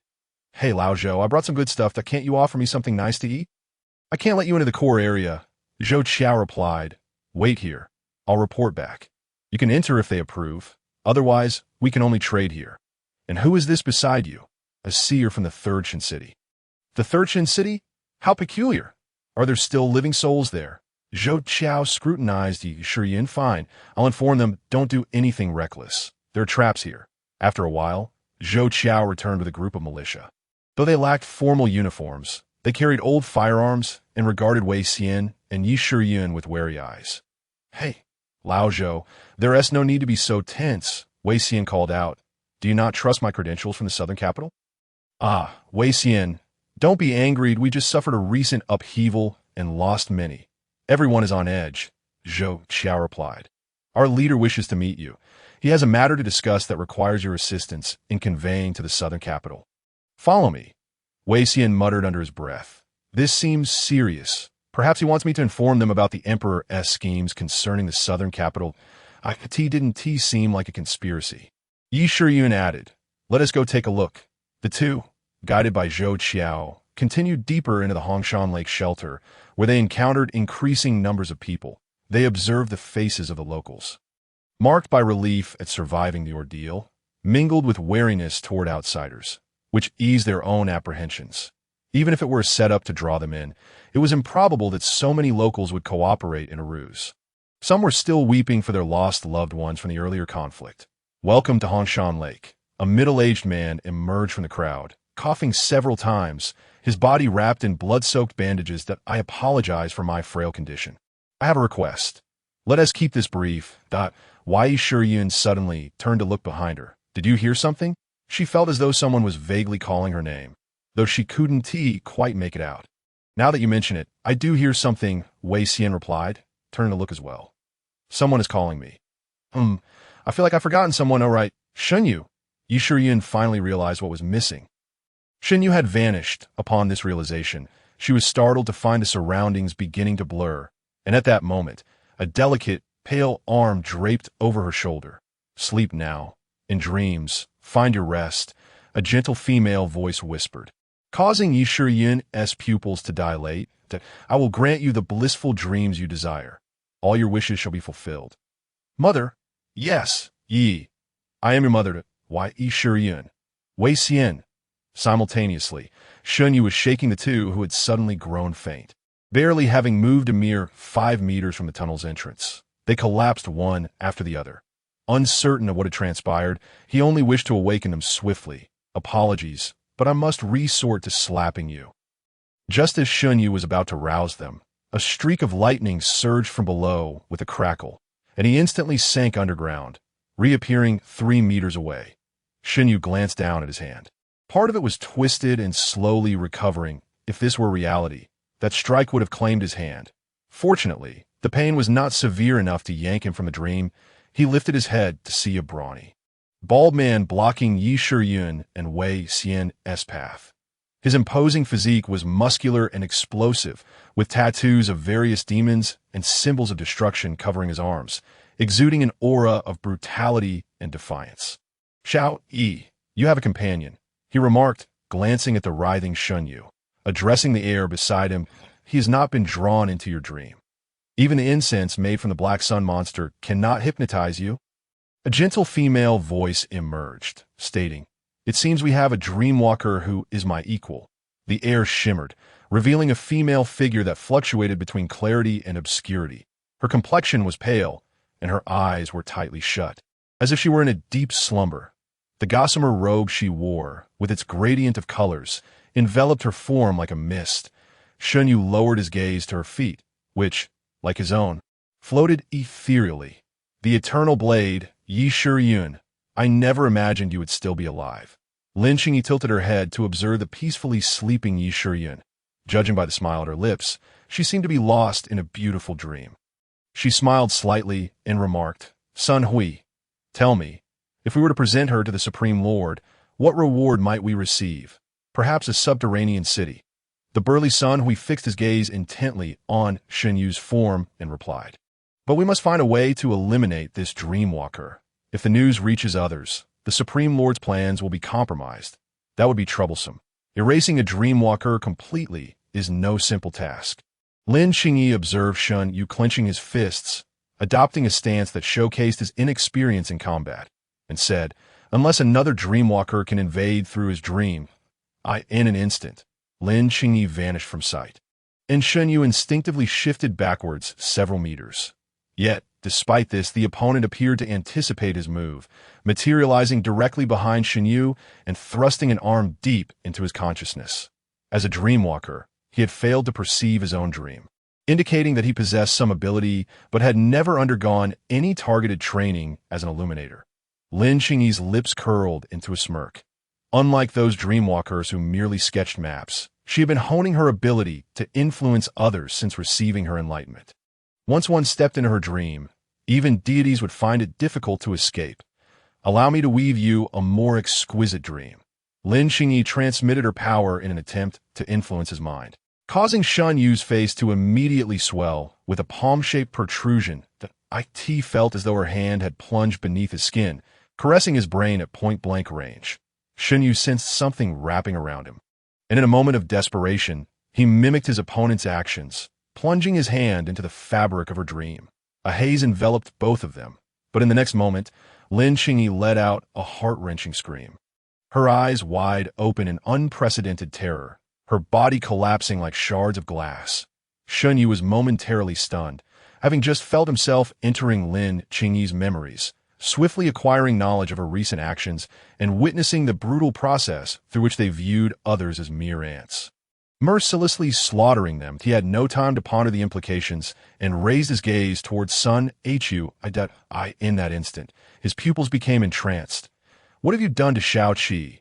Sun Hui, engulfed in rage after Lin Qingyi's disappearance, felt his trousers tear apart, revealing his fully crystallized silver-white lower limbs. electricity crackling around him as he glared menacingly at Shun Yu. "Kill him. He is not human. Quickly, kill him." A weak voice crackled through the intercom.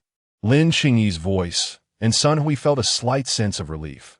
Her hidden essence remained unharmed. "Leave it to me." A dazzling white light erupted from Sun Hui's form as he glared fiercely at Shun Yu. Roaring thunder prison. The power of lightning was unleashed into the air, instantaneously forming a colossal electric field that enveloped the entire descending passage like a cage, no matter where one sought to escape. Attempting to evade the lightning prison would result in a shattering of their dream essence by pure energy. Crack, crack. Bolts of lightning incessantly struck Shun Yu, creating small craters the size of pebbles upon his dream form. And he could only scurry about like an ant on a hot stove, desperately dodging. "I have no time to play with you." Sun Hui clenched his fists, commanding countless streaks of lightning within his grasp.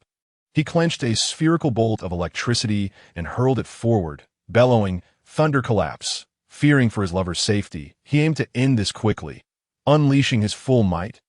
Boom! The blinding lightning instantaneously consumed everything within the thunder prison. He was enveloped in black smoke, disdainfully spitting as he turned away, not even glancing at the aftermath of his attack. He needed to confirm Lin Xingyi's safety and had no time to deal with these others. Suddenly, Sun Hui sensed something amiss. The surroundings appeared to blur, and the two figures he had thought were behind him had vanished. "Oh no! Did you only just realize?" The scene around him crumbled, and as he turned back, time seemed to rewind to a frozen moment. Cold sweat broke out on his forehead because he felt his mind being gently caressed. A palm-shaped outline protruded from his bald head as Shun Yu stood beside him. Resting a hand on his shoulder, fingers piercing into his neck, stroking the folds of his brain. "That was a dream. It was a technique commonly employed by Shao Qi before I launched my attack. I was drawn into the dream she wove. How could you?" "She could. Now I can do it all." The moment he made contact with that Dreamwalker's memories, Shun Yu had stealthily learned the true combat methods of a Dreamwalker. It did not involve using force and telekinesis to attack, but rather merging one's power into the enemy's body, drawing them into the dream crafted by oneself. Furthermore, as he was doing now, he could seize the opponent's memories through their subconscious. Shun Yu caressed the texture of Sun Hui's skin. His memories lay open like a book for him to peruse.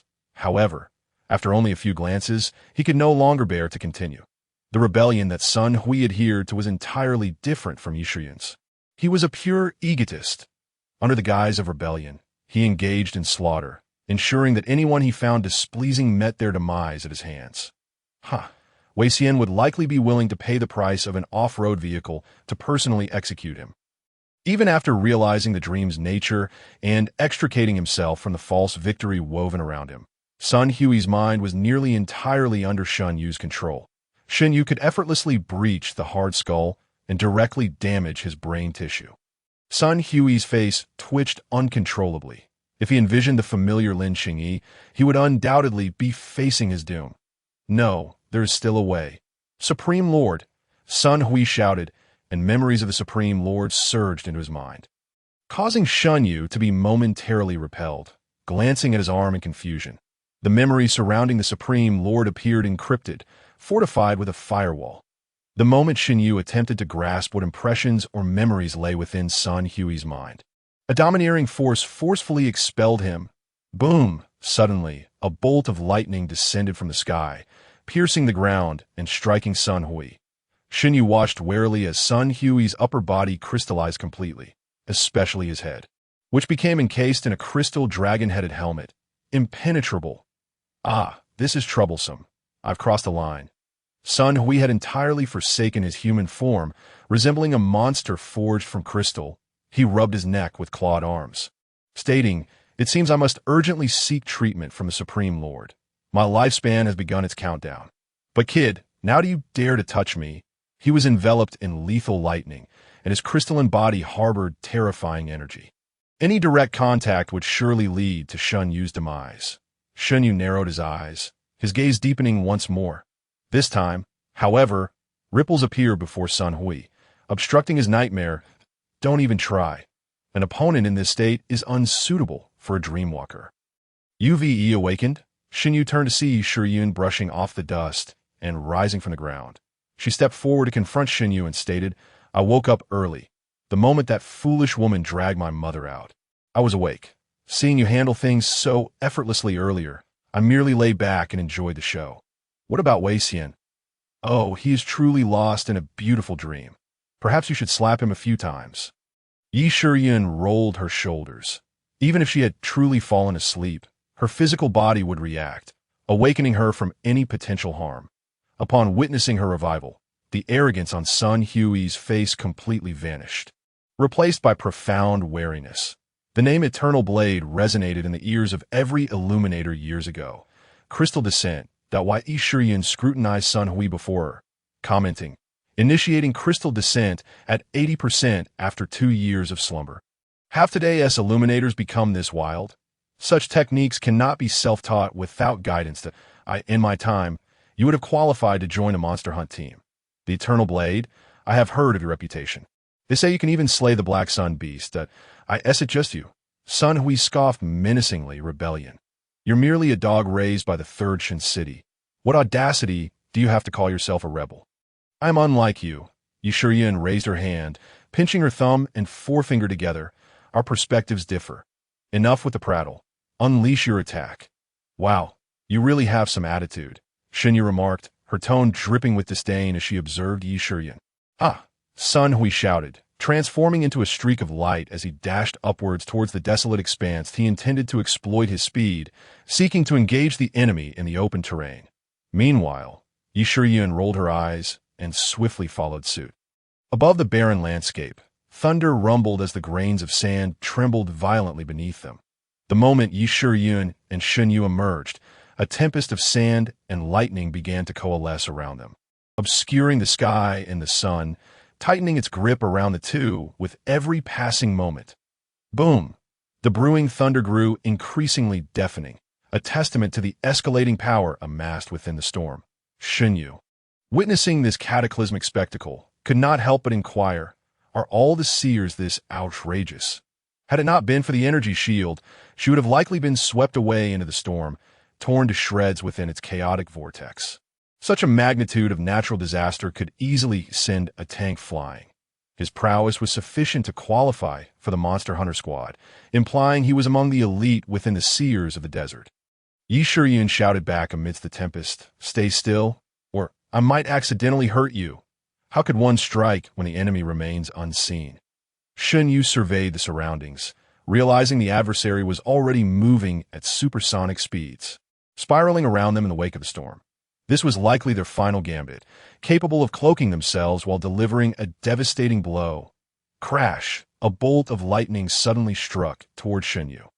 Yet Yi Shiyun, resembling a lightning rod, raised her hand to intercept the strike. "That I can pinpoint his location," she declared, shedding the illusory distractions as she gradually grasped the enemy's trail. And oh! Yi Shiyun lifted her right foot, her shoe having been destroyed during her earlier flight. Yet, unbeknownst to her, a pair of crimson crystal military boots had emerged, flames already igniting fiercely around her elevated foot. "IT must..." Boom! The desert trembled violently. Xinyu was momentarily engulfed by the illusion that the terrifying Black Sun Beast had reappeared. But this time, it was not the Black Sun Beast that announced its presence, but the indomitable blade. The hunter of the Black Sun Beast. Yi Shiyun, bang! In an instant, the wilderness transformed into a forest of red crystals. Vivid crimson spikes erupted from the ground, reaching 50 meters, 100 meters, 500 meters. These crystalline spikes grew wildly, piercing into the sandstorm, even extending outward to greater distances. In mere moments, the area was filled with crystals ranging from 1 to 10 meters in height. He needed an expansive battlefield to unleash his ultimate move. How fortuitous! Why, Yi Shiyun chuckled. My techniques are also tailored for the Black Sun Beast. They cannot be executed down there so let them blossom. Indomitable Red Lotus. Xinyu cast a peculiar glance at Yi Shiyun as she called out her technique, thinking how somewhat juvenile she seemed. But before he could dwell on that thought, the crystalline spikes began to emit a radiance more dazzling than the sun, culminating in an instantaneous explosion. Boom! Boom! Boom! The threefold explosions grew progressively more violent, blooming into a colossal, destructive, and searing lotus in the desert. Even a massive creature would likely suffer injuries here, let alone a mere individual. Moments later, Yi Shiyun waved her hand, the scorching residual heat dissipating. The sandstorm vanished, leaving behind only the molten-like rivers of burning sand and the gentle fall of sandy rain from the sky. Rest assured, the explosions were directed upwards, aside from the noticeable tremors below. There will be no devastation, as the heated rivers of sand began to settle. Yi Shiyun took a few steps forward, gazing down at the remains of a body, now reduced to merely a shoulder and half a head. Utterly dead. Even before Shun Yu could approach to examine, the remnants had already turned to dust. He tried to fully crystallize to counter me. But alas, it was futile. Why Yi Shiyun stepped on the dissipating powder. While Shun Yu glanced at her now crystalline legs, inquiring, "Do you require treatment?" "No need. The level of crystallization is currently below 20%. Why Yi Shiyun smiled. "This way, I won't have to replace my shoes every time I fly." Shun Yu recalled that Wei Xian had mentioned the degree of crystallization could represent a seer's strength to some extent. Yet, even with Yi Shiyun exerting merely 20% of her power, it had already surpassed the full crystallization of a top-tier seer. He began to ponder another question. How terrifying were the enemies they once faced? The creature known as the dual-flowered black sun beast. Kuei La, there was also a dreamwalker. I caught a glimpse earlier. What a coincidence. Have you learned her combat techniques? I'm not well-versed in these matters, but it seems I can serve as your experienced guinea pig. Consider it fortunate that Wai Yi Shiyun appeared quite pleased. Her tone lightened post-battle. I would appreciate it if you could interrogate her, the one they refer to as the Supreme Master, Shi Huang, right? I can't shake this feeling that something is amiss. He is a narrow-minded rebel. Yi Shiyun indicated Sun Hui, yet such a person can submit to the so-called Supreme Master. It defies logic that he, along with that dreamwalker and Yu Qing, possesses formidable combat prowess in the desert. Yet they were still dispatched as mere pawns. We must exercise caution. I will need you to directly access the memories of the enemy. I'll give it a try. But it feels odd, just as Shun Yu was about to elaborate. A voice echoed from below. Not a chance. Wei Xian crawled out from the passage, his face smeared with dust. He brushed off the dirt and complained, "Miss Yi, your commotion was rather excessive. It feels like the ceiling is about to collapse." Though Yi Shiyun's expression was somewhat embarrassed, she retorted, "The nuclear shelter isn't so fragile."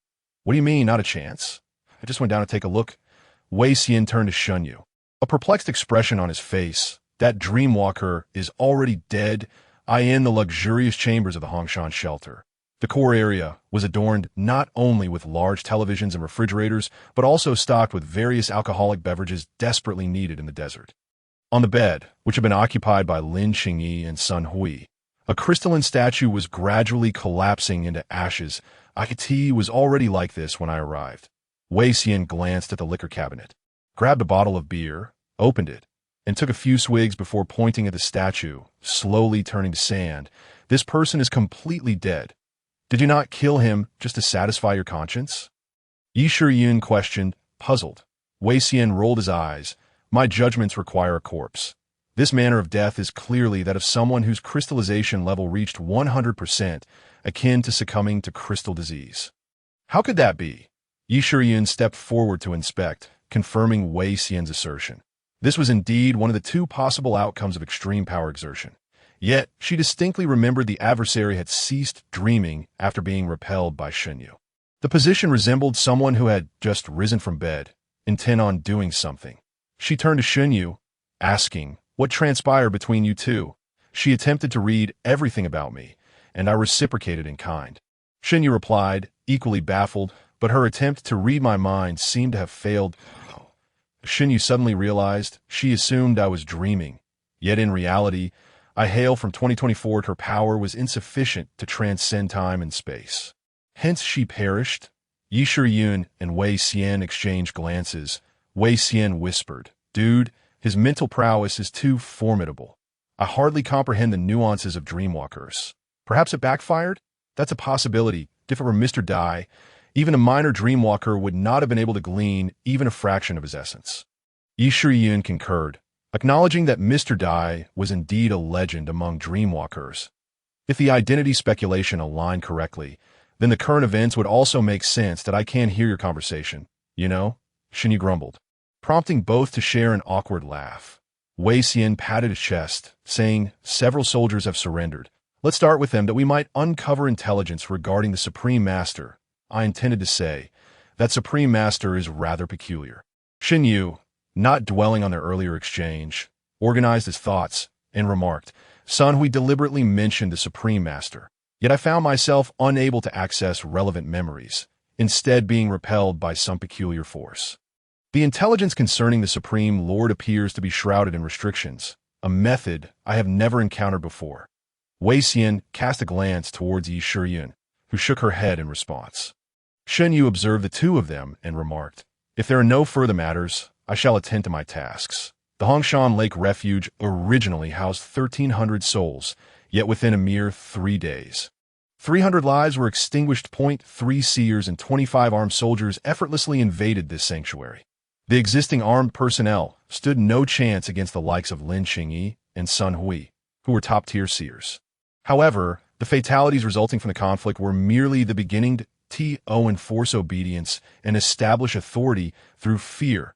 Sun Hui devised a cruel game, selecting 1/10 of the population to be sacrificed. That Wei Yuqing also engaged in widespread plundering. Over the past 2 days, they mercilessly slaughtered all individuals over the age of 50, deeming them worthless and a drain on resources. Within the memories of Sun Hui and Lin Qingyi, Shinyu sensed a disturbing ideology that incited malevolence. To seers like them, ordinary people resembled swine in a pen. Were it not for the unpalatability of human flesh, they would not hesitate to feast upon their kind. The presence of Wei Xian and Yi Shiyun did not evoke significant dissonance in Shinyu. Yet, even the faint recollections he gleaned were enough to impart the grim reality of an apocalyptic world. The collapse of civility, the obliteration of order, the loss of morality, and the annihilation of human relations. In a futureless world, humanity spirals deeper into depravity and indulgence, exhibiting a greed surpassing that of beasts and a horror more profound than that of monsters. You must accord me the treatment of a VIP now. Zhou Qiao. Wei Xian indeed had acquaintances at Hongshan Lake, and he would be responsible for liaising with the locals. Every year I hide a chicken, waiting for your arrival to slaughter it. Zhou Qiao gratefully grasped Wei Xian's hand, expressing that had they not come, Hongshan Lake would have surely met its demise. That he spoke, it turns out all the members of the management committee have been killed, and a temporary committee has just been formed. Everyone wishes to see you. It may pertain to this group's plans that we might need to entrust you with relaying the message to Nandu. Are they truly preparing to seize Nandu? Indeed, they intend for our people to serve as human shields. Zhou Qiao cursed vehemently, adding, perhaps it's not just Hongshan Lake. Other settlements near Nandu are also in peril. They did not arrive alone. I witnessed them bringing supplies from outside. Our communication devices have been destroyed, so we must rely on you for this journey. Rest assured, my 2 companions are even more benevolent than I. They will certainly assist, though. And by the way, my vehicle was previously destroyed, Sai. If only those thieves had left behind a car. Although Wei Xian had already claimed the van parked at the outpost as his own, what man would ever deem a vehicle superfluous? That is your spoils of war. We at Hongshan Lake have that much understanding. Ha ha! Come, lead me to your temporary committee.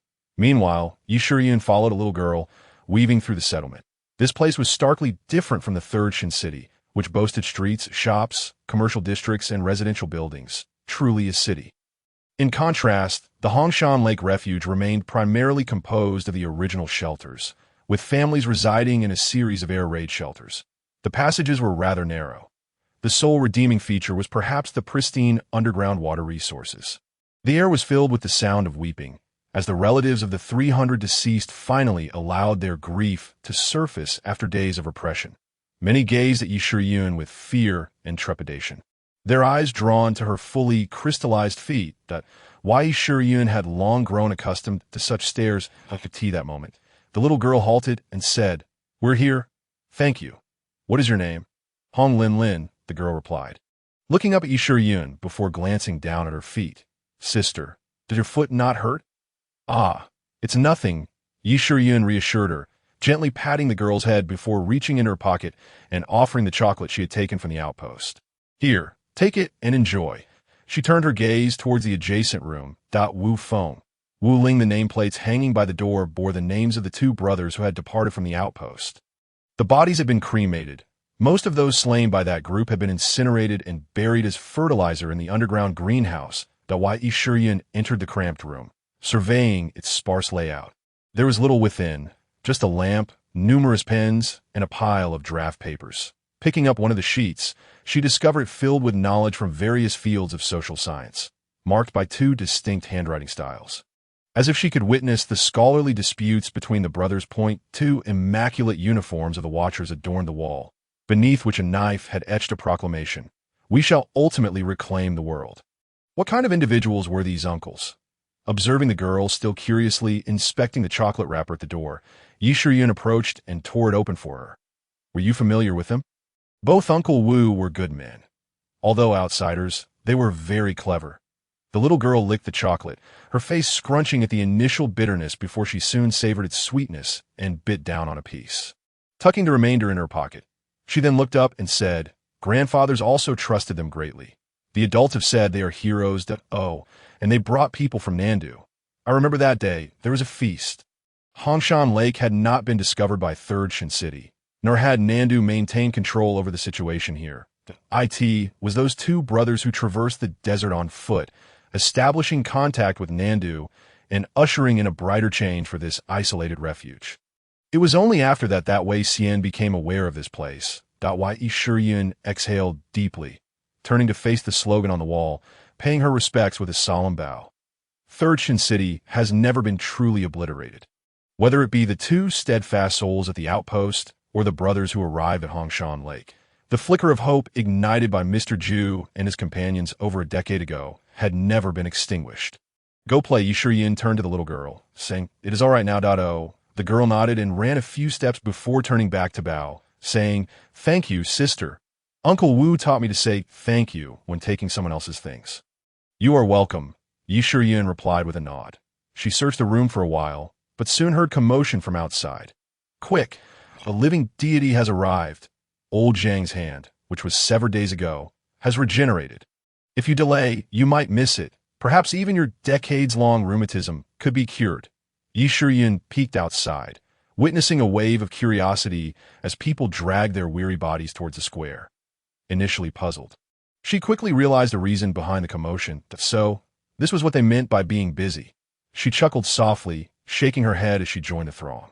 After a short while, she saw a long line of people, with Hongshan Lake having dispatched several individuals to maintain order, currently shouting through a megaphone, "No cutting in line.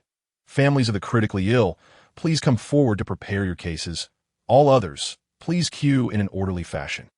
At the end of the line stood a makeshift table. Wai Shiyun looked over and saw Shun Yu seated there, a freshly written sign hanging behind him reading "Compassionate Healer, Free Treatment." Curiosity piqued. She approached just as someone attempted to admonish her for cutting in line. However, upon noticing her crystalline feet, they quickly fell silent. "Doctor, what is wrong with my condition?" "I do not know." "Hey doctor, if you do not know, how can you guarantee a cure?" A young man covered in rashes sat opposite Xinyu, his frustration evident as he retorted, "Are you just wasting everyone's time?" "Please, do not delay others," Xinyu said, a green luminescence emanating from his hands as he gently patted the young man's shoulder. Within 5 seconds, all the rashes on his arm vanished. The young man gaped in astonishment, while those waiting behind him grew impatient, calling out, "Hurry up, it's my turn." Once the young man was ushered aside, he skeptically touched his skin, confirming that years of affliction had suddenly dissipated. "Thank you. Thank you so much. No need for such formality," Xinyu replied, turning to face him. "While I am not well versed in this, your condition may be related to your living environment and habits. Return and have it checked. Be cautious not to relapse." Xun Yu's attention shifted back to the woman before him, who opened her mouth to speak. "I have lost half of my teeth. Can they regrow?"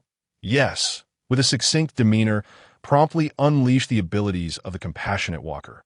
The woman immediately felt an itch at the roots of her teeth, and before long, her pearly whites had regrown. "Thank you so much," she expressed, but there were many waiting, so he advised her not to overdo her gratitude. "Uncle, my eyesight is poor. Can it be cured?" "Indeed," came the reply. "Next, please." It seemed as though the cases were predominantly dental and ophthalmological. From now on, there will be charges for dental and eye treatments, and they will be substantial. "Are there no more serious conditions?" After muttering this to himself, Shen Yu sighed. Those on the brink of death had long been eliminated by a certain group. They would not squander resources on the frail. He donned a smile and turned to the next patient, but found his vision slightly blurred, as if he were on the verge of awakening, his strength waning. All right, Yi Shiyun suddenly clapped her hands and stepped before Shen Yu, capturing everyone's attention. "Come to me for triage. If you all swarm him, my friend will be utterly exhausted. The seer is also human, not a deity. If you continue to pester him, and he collapses here, none of your ailments will be treated." She directed a pointed remark at Shen Yu. "You too, be cautious. Treating your abilities as free services could lead to crystallization." Shen Yu offered an apologetic smile in response. "Are you skilled in triage?" In the educational system of the Third Shin City, emergency and medical knowledge was indeed a compulsory subject. Yi Shiyun smiled confidently. "Let me assist you." "Compulsory subject, you say?" Shen Yu's mind suddenly conjured an image of Shun Pei. "Are you all right? Do you need a rest? I can hold on a bit longer. Please check if there are any emergencies." Shen Yu had yet to learn how to confront such a harsh world. However, he wished to use his abilities to do something for the people here, to soothe the scars lingering in their memories. He felt that if Shun Pei were present, she would likely perform even better than he could. "That'll be all for today," the crowd murmured. Yet under the guidance of the staff, they gradually dispersed. Wei Xian approached, carrying a roasted chicken and a fragrant bowl of rice, calling out, "Roasted chicken is here." "Wow," Yi Shiyun exclaimed, giving a thumbs up. She stepped forward, grabbed a bowl of rice, and turned to hand it to Shen Yu, only to retract it halfway, saying, "Oh, you don't need to eat." Shen Yu regarded her with amusement. "You took an extra bowl. Come on, can't we share a little more?" Wei Xian settled onto the ground, tearing into a drumstick with satisfaction. Munching as he spoke, "They have plenty to attend to, and you two don't seem like ones for formalities. So I declined the formal invitation. I thought I'd de-treat Lady Yi with some chicken first. Shindagu, just catch a whiff. All right, have you uncovered any leads on your end?" Yi Shiyun pulled over a chair and deftly sliced the chicken in half with a heated hand. Continuing her inquiry, "Any progress?" Shen Yu also took an interest, looking towards Wei Xian. Wei Xian chewed on the crispy chicken bone, mumbling, "Not much. Those fellows are merely followers of Lin Qingyi. They've never encountered the Supreme Lord and only know their goal is to conquer the southern capital. However, I did uncover some troubling intel. Supplies have been sent here, and upon inspection, they originated from Huaqing." Wei Xian shoveled a mouthful of rice, adding, "It's uncertain, but Huaqing City has already fallen, though not comparable to the southern capital. It possesses a relatively intact production line. Yi Shiyun exclaimed in surprise, "And Su Zheng is stationed there." "Su Zheng died a year ago," Wei Xian replied. "This past year I deliberately avoided Huaqing. Reports indicate unrest there. Much of the order in the underground cities relies on the residual stability of the Third Shin City. With the Third Shin City fallen, the entire South lacks a backbone, and with Su Zheng's demise, it is highly likely that Shi Huang has taken control there." The situation was dire, as evidenced by Lin Qingyi and Sun Hui.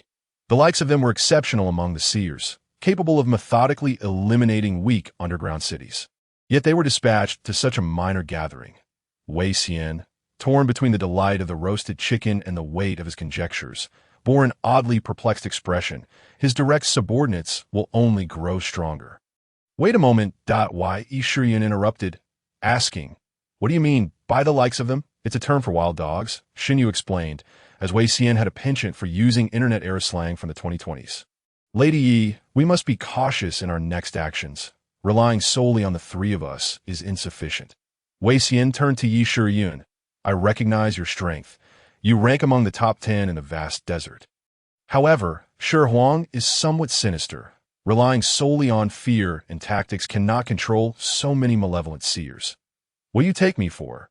"We prioritize teamwork." Yi Shiyun shook her head, exasperated, instead of contemplating how to eliminate a few black sun beasts.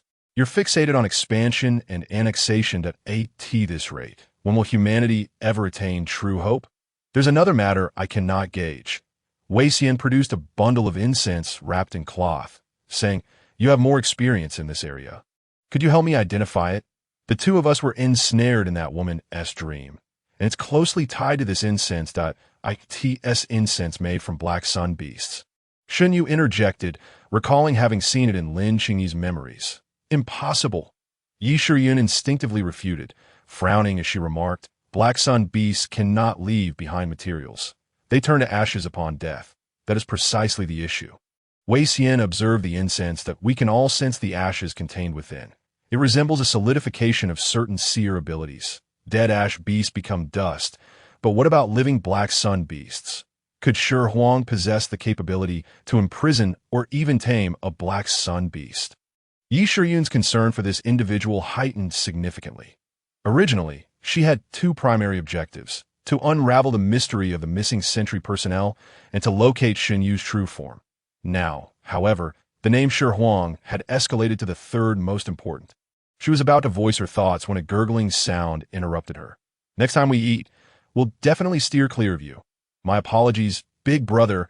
Wei Xian glanced at the source of the rumbling stomach, Shen Yu, who felt a twinge of guilt for the situation. Yi Shiyun also cast an awkward glance his way, while Shen Yu's gaze fixated on the incense in their hands, its allure far surpassing that of the roasted chicken's aroma. "Let us put this aside. Gnawing on incense might mark me as mad, and it's hardly sufficient to fill my gaps." Shen Yu reluctantly withdrew his gaze and shifted the topic. "Shall we head to the southern capital next?" "We must go, at the very least, to relay the information." Wei Xian nodded, adding, "Currently, there's no imminent danger in the southern capital, so there's no need to rush." He swiftly polished off the rice and half the chicken, declaring, "You two should rest. I'll go mingle a bit. I hope those prisoners haven't been killed. I want to deal with them personally." Only Shen Yu and Yi Shiyun remained, the latter still indulging in her meal. Feeling a tad awkward, she sought a topic and asked, "How much control do you have over the Dreamwalker's abilities, memory retrieval and dream induction?" Shen Yu nodded, then inquired, "Does the compassionate walker possess combat abilities?" Typically, if a compassionate walker inflicts harm, crystallization occurs severely, which is in direct violation of the seer principles. Yi Shiyun scrutinized Shen Yu for a moment, stating, "Logically, if you were truly compassionate during the sentry battle, merely using a few impacts would have breached the principles. Unless you perceive killing them as saving them. However, I don't think that's the case." Yi Shiyun recalled Shen Yu's demeanor when he selflessly treated others, stating, "I don't believe you're truly compassionate. While you wield the power of compassion, your essence remains that of a dreamwalker. Enough of this discussion. I'm not well versed in matters concerning the seers and the Black Sun. When we uncover the truth, we can address it together." A silence fell between them. After all, they had only known each other for a little over a day. It was only natural to run out of topics. Observing Yi Shiyun awkwardly gnawing at her chicken, Shen Yu sought to break the silence. "Earlier, you mentioned realizing the nature of that dream when your mother appeared. Was your mother afflicted by crystallization?" "She escaped crystallization but fell victim to human malice." Yi Shiyun glanced at the gold bracelet that had undergone countless transformations, remarking, "This is the only thing my mother left behind. Once my family could be considered quite affluent." As she reminisced about the past, she spoke slowly. "Unfortunately, the dark days descended upon us when I was merely 7 years old. That time, my mother and I remained hidden in the basement of our home, never venturing outside, until rescue finally arrived." "What about your father?" "He divorced." Yi Shiyun shook her head and said, "It was not long before the apocalypse that he left, that scoundrel who cheated. If it hadn't been for the sudden arrival of the end times, I would have changed my name." She continued, "I thought it was the beginning of a new life, but it turned out to be the onset of a nightmare." But a bitter smile crossed Yi Shiyun's face as she recounted. "We were in the first Shin city, and it wasn't long before the first revelator appeared. Regrettably, he was not a person of integrity like Mr. Ju, but rather a tyrant blinded by his own desires. He used his abilities to dismantle the existing order, ruling First Shun City with ruthless methods. The most unbearable part was that he aimed to take away the children. All kids had to be raised and educated by his people, referring to him as Godfather. Meanwhile, adults were forced to work day after day, ceaselessly generating resources for him. He treated men as livestock and women as mere vessels for reproduction, attempting to forge an army solely loyal to himself. My mother joined a resistance group against him.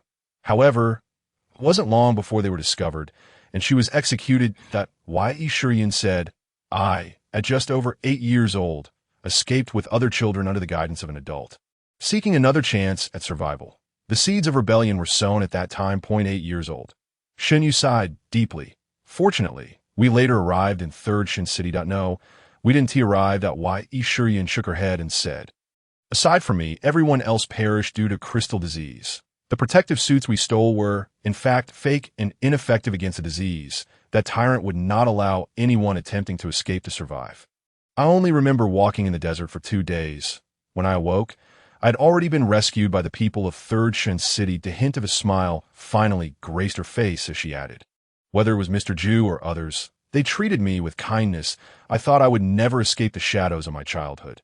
They gave me new hope. The only regret is that 1st Shin City was destroyed by the Dark Day monster, and I was unable to personally slay that tyrant.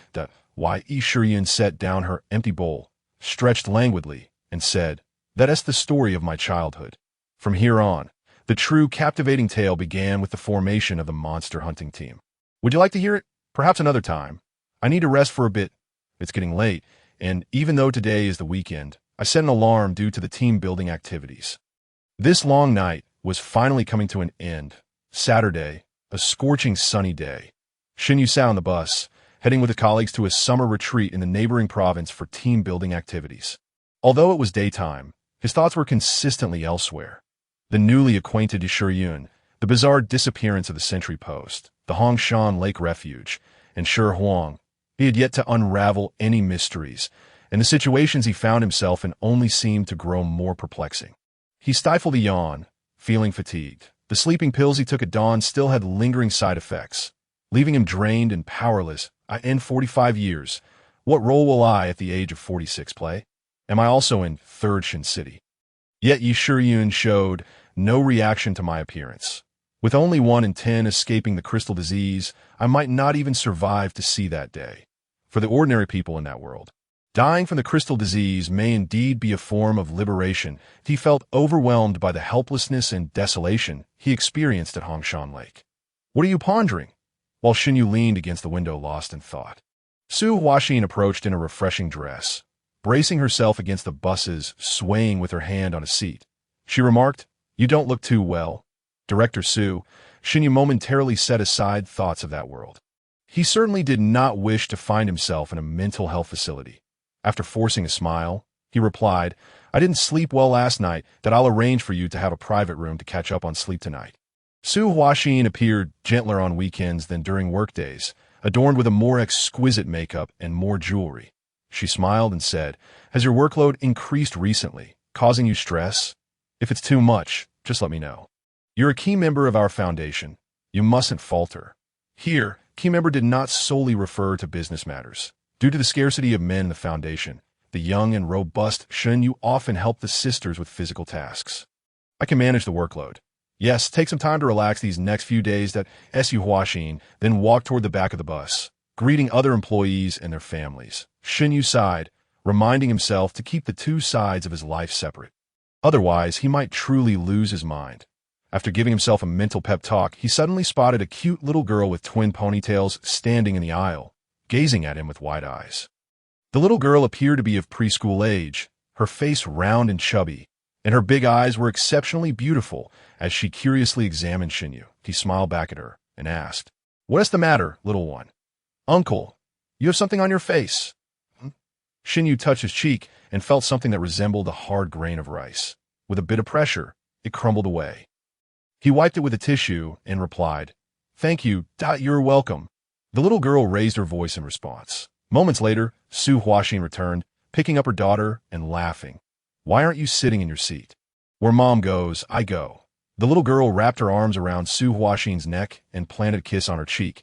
Giggling, Su Huaxin affectionately patted her daughter. But at that moment, Shinyu's attention was drawn to the golden jewelry adorning Su Huaxin's left hand. The three-ring structure mirrored that of Yi Shiryun's bracelet. Compelled by an impulse, he asked, Director Su, what is your daughter's name? Yi Shiyun, Su Huaxin replied, patting her daughter. Yay, say hello to Uncle Shun. The little girl politely waved at Xunyu and exclaimed, Hello, Uncle Shun. Xunyu's mouth fell open in disbelief. Your daughter's surname is Yi? My husband's surname is Yi. Su Huaxin chuckled. It's not like he is taking my name. It wouldn't make sense for her to be a Su. Yay, let us go. We'll head to the front. Though it was the weekend, the team-building event was held in high regard. Su Huaxin had reserved a small villa hotel for their 2-day, 1-night retreat. After lunch and settling in, everyone prepared to go rafting. However, Xunyu's thoughts were entirely elsewhere. His gaze remained fixed on little Yi Wai. It was evident that she was an adorable child, obedient and charming. With a smile that was contagious, everyone in the company seemed to adore her. Could this be the future Yi Shiyun? The more he looked, the more he noticed similarities in her features. A familiar face had truly appeared in his dreams. And it was her from that world who had manifested first. And what about Director Su? Was she Yi Shiyun's mother, who perished in First Shin City, despite his efforts to suppress thoughts of the other side? The name Yi Shiyun kept echoing in his mind, stirring a tumult of emotions he could not quell. The entire afternoon slipped by in a haze, rendering him nearly unable to recall what he had done. He became a mere shadow among the team, following others as they engaged in various activities. Uncle, have some watermelon. Just as Xunyu was lost in thought, a child's voice jolted him back to reality. Little Yi stood before him, holding out a slice of watermelon. He glanced up and noticed Su Huaxin smiling at him from a distance, having caught sight of his distracted state. Clearly, his wandering thoughts had been noticed by his superior, who, due to the personal nature of the matter, couldn't inquire further and sent her daughter to cheer him up.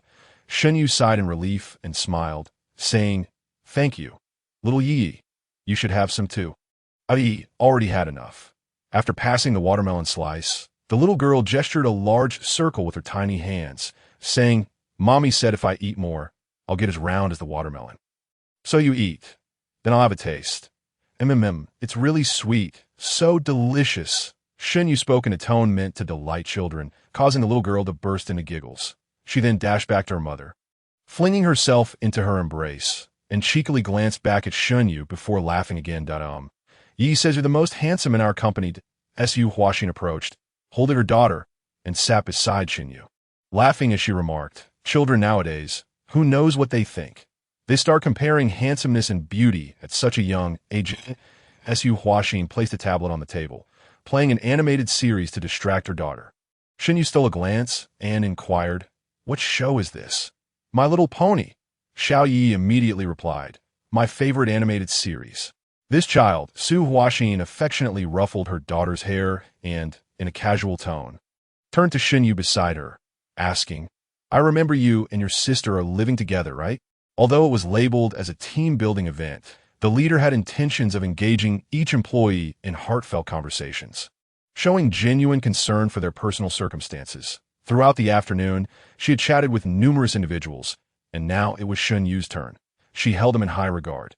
The foundation was a subsidiary of the family conglomerate, and to put it bluntly, it was not an ideal employment opportunity. Most employees were merely connected through nepotism. Su Huaxin had an older brother and had no desire to meddle in the affairs of the conglomerate, finding it more convenient to focus on her family and daughter in this role. However, Xunyu was different. He was a graduate of a prestigious university, and from their interactions, she recognized his considerable capabilities, which could easily earn him double the salary elsewhere. What left the deepest impression on her was a statement Xunyu made during his interview, that he expressed that joining the foundation was merely a means to help those in need while he was still alive. She could sense a pure ambition within this young man, entirely distinct from the motives of wealthy individuals engaging in philanthropy. Yes, my parents passed away early, and my sister raised me since I was a teenager. Almost like a mother, the family information had long been registered, and Xunyu had nothing to conceal. Su Huaxin nodded and remarked, I truly wish to meet your sister. She must be remarkable to have raised such an outstanding brother. My sister is even more exceptional than I am, Xunyu replied, his smile becoming more genuine. I'm merely following the path she has paved. Both of you siblings are quite impressive, Su Huaxin remarked. After having my daughter, my heart has softened. I can no longer bear to witness suffering without taking action to contribute to society. On the other hand, have maintained a pure heart. I recall reading in your file that you received commendation for bravery during your university days, correct? Youthful exuberance. Shinyu responded with an awkward smile, downplaying what he considered an unremarkable achievement, even landing himself in the hospital over it. He quickly added, "Please don't elevate me too much. I'm not that exceptional." He was quite clear about his self-perception. He had all the flaws typical of youth, and was by no means a rare altruist. If anyone deserved that title, it would be Shanpei, not him. He simply endeavored to assist those around him within his means. Following in Shanpei's footsteps, compliments are warranted. May I ask you a personal question, Shinyu? Do you have a girlfriend? Would you like me to introduce you to someone? No, there's no rush. I'm still young. You haven't dated anyone yet, have you? Su Huaxin asked, amusement dancing in her eyes as she regarded Shinyu. I had a relationship during university. Settling down early can be quite beneficial. Once you have children, you truly mature. Su Huaxin affectionately stroked her daughter's hair and turned back to Shinyu, saying, I've spoken with the group. The Foundation will undertake significant projects this year and expand its scale. There will be a more suitable platform and position for you to excel, and now let's work together to do more for children like Yi. Hearing her mother call her, Xiao Yi curiously looked up at the two adults, but soon became captivated again by the vibrant images on the tablet screen.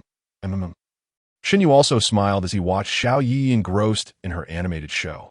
Yet in a fleeting moment, he seemed to envision sharp, crystalline spikes erupting from the child's body, a half-formed crystalline monster gazing at him with a look of despair. Uncle, save me. She opened her mouth, her voice raspy as she made her plea. What's wrong? Su Huaxin asked, noticing Shun Yu's sudden stillness. It's nothing. Shinyu closed his eyes and opened them again, everything returning to normal. He said, I was a bit busy yesterday and feel a little fatigued. Let's rest well tonight. Goodbye, Yi. Su Huaxin picked up her daughter, who reluctantly clung to the tablet still playing the animation, saying, Uncle, goodbye. Shinyu watched as the mother and daughter walked away, yet his heart remained restless. It dawned on him how close he was to the event of the Black Sun. You should rest first. My little pony, Yi Shiyun heard Shinyu mention resting, and just as she was about to leave, he inexplicably uttered a statement. She looked at Shinyu in surprise. Within just a few seconds, she felt as though he had transformed into another person. His eyes were filled with exhaustion as he moved his lips, saying, your favorite animated series as a child was My Little Pony. Yi Shiyun's astonishment deepened as she asked in confusion, How did you guess it was My Little Pony? It's not a guess.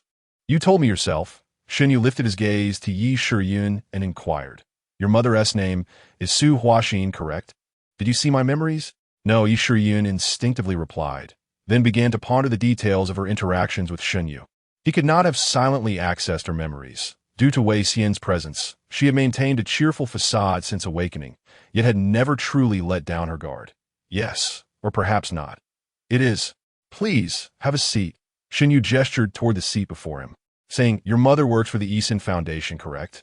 In 2024, no, perhaps before the Black Sun descends, I was an employee at your mother's organization that I saw you during a company team-building event. Do you recall? In 2024, your mother brought you along for the company event. Yi Shiyun sat down obediently, her mouth agape. I have a vague memory, but I truly can't recall you. A woman's words can be deceiving. You clearly said I was the most handsome in the company. Apologies. Yi Shiyun scrutinized Shinyu's face, acknowledging that he was indeed handsome. But whether she had ever said such a thing in her childhood was impossible to remember. She continued, So, you have recalled something? So we indeed met in 2024? No wonder I felt a sense of familiarity upon seeing you. Is it a memory from my childhood? Yi Shiyun suddenly smiled, asking, Should I call you uncle? It's not a memory. For me, it is an ongoing experience. Shinyu raised his gaze to Yi Shiyun, and she shook her head, saying, That doesn't prove you are from the past. Since we met in 2024, it only signifies that there is a connection between us that I'm sorry. She understood Shinyu's desire to validate his origins. But mere words were insufficient. They were destined to meet, and nothing had changed that. Regardless of any inquiries about my past, they cannot prove anything. Perhaps our encounter was not merely a fleeting moment. That is why I have some impressions of your face. In this regard, I need to adopt a rational perspective. Otherwise, Unrealistic fantasies will gradually erode my will that I never anticipated meeting a friend of my mother in such circumstances. Fate indeed has its inexplicable wonders. It's all right. It's better than Wei Xian's casual banter. I understand your concerns. Xinyu did not insist on altering Yi Shiyun's perception. She was correct. What a coincidence. A smile graced Yi Shiyun's face as she observed Xinyu's expression. Rummaging through her memories. Xin uncle, our connection runs deep, doesn't it? In your memories, no. In your perception, what am I doing? Eating watermelon, watching My Little Pony, always clinging to your mother, and being well-liked by those around us. Indeed, Yi Shiyun reflected, in the past. Uncles and aunts adored me. But in truth, I merely pretended to be someone easy to like. Don't be deceived by me. I was quite scheming as a child. Few would openly express such sentiments about their own childhood. Xinyu shook his head in helplessness, and Yi Shiyun suddenly patted his shoulder. You missed. Materialize a bit and let me pat your shoulder. Yi Shiyun straightforwardly stated, and Xinyu regarded her with curiosity. Then, slap slap. Yi Shiyun firmly patted Xinyu's shoulders twice, with a force akin to driving him into the ground. She laughed, saying, All right, Xin uncle, don't look so glum. Why, mother has been gone for many years. Yet here I am, doing just fine, aren't I? You should feel happy about our reunion after such a long separation. As for everything else, you saved my life, and we share such a connection. Yi Shiyun declared, placing her hand over her heart. No matter your current situation or where you hide, I will surely find you and lead you away from the past into the future. I, Yi Shiyun, keep my promises. Xinyu lifted his gaze to meet Yi Shiyun's, as if he could see the innocent child boldly proclaiming impractical notions. Yet he understood that she had sensed his troubled mental state and was attempting to console him. Do you believe in a future? Xinyu inquired. I do. Yi Shiyun slowly nodded, her tone earnest as she declared, As long as there are revelations, humanity shall undoubtedly have a future. This was a phrase once spoken by Mr. Zhu. She elaborated. I don't fully grasp its profound meaning, but I have faith that Mr. Zhu's words are indeed correct. Tiomi, if the Black Sun intends to annihilate humanity, then why bestow revelations upon us? This power, capable of battling monsters, might very well be the hope snatched from the Black Sun by humanity. Thus, as long as I can ignite a flame, I will firmly believe that humanity will ultimately reclaim this world. Not just me, but the guardians of Third Shin City and ordinary people share this conviction that I hope you do too. Xinyu observed the expression on Yi Shiyun's face. It appeared as if flames were raging in her eyes. Dispelling the surrounding dampness and chill, he smiled, shaking his head as he replied, Rest assured, I am not as fragile as you believed. He recalled the torn corner of a book, that I am merely contemplating how to make the future more beautiful. Xinyu rose once more, smiling as he remarked, There is still much to be done. I hope everything can keep pace. There is no time for confusion. In reality, only a year and a half remains. And this place is fraught with peril. Speaking of which, how did your family end up in First Shun City during the evacuation? Don't ask me. I was still young then. It was probably a matter of proximity. Yi Shiyun paused, refraining from pressing further. She surmised the intent behind Xinyu's question. Uncle, Yi Shiyun emphasized, noticing Xinyu's demeanor, which suggested he was about to embark on another round of treatment. You are quite weak at the moment. Perhaps you should rest first. I must fly to South City and inform them of the situation as soon as possible. Rest assured, when you return, you can tell me about your unit's affairs. Yi Shiyun waved her hand, stating, I will seek out Wei Xian and return promptly. Wei Xian was perpetually busy. Although he harbored a penchant for petty gains, he genuinely cared for the restoration of order in Hongshan Lake. Lending a helping hand, Yi Shiyun also acted as a messenger, heading to South City to convey the news. For a moment, Xinyu found himself at leisure. The locals had arranged a room for him to rest. He noticed the fatigue was palpable in reality, and his thoughts began to dull. He ceased his aimless musings and, employing the dream induction technique he had just learned, wove a dream of blue skies and white clouds. Completely emptying his mind, the moment he entered the dream within a dream, he experienced the long-lost sensation of true sleep. How refreshing it was! 6 hours later, he awoke with a relaxed smile. Scanning the nearby rooms before stepping outside, he was surprised to find his doorstep piled high with various items. Children's toys, fresh mushrooms, chives, and canned goods made from an unknown meat. perhaps due to having finally obtained sufficient rest, or perhaps because of the gratitude he had received from others. Shinyu felt remarkably light, and his mood lifted. He gathered the items and placed them inside the room, although he didn't need to eat. It would be nice to leave them for Yi Shiyun. When he looked at Yi Shiyun now, she seemed like a little child in need of care, despite being stronger than him in this world. It was indeed a peculiar sight. He wondered if she had returned. Perhaps he should ask Wei Xian. Greetings, divine healer. May you forever be free from want. The people he encountered greeted Shinyu politely, their curious gazes fixed upon him. Having healed over 100 minor ailments in one go, the entire Hongshan Lake community was abuzz with discussions about him.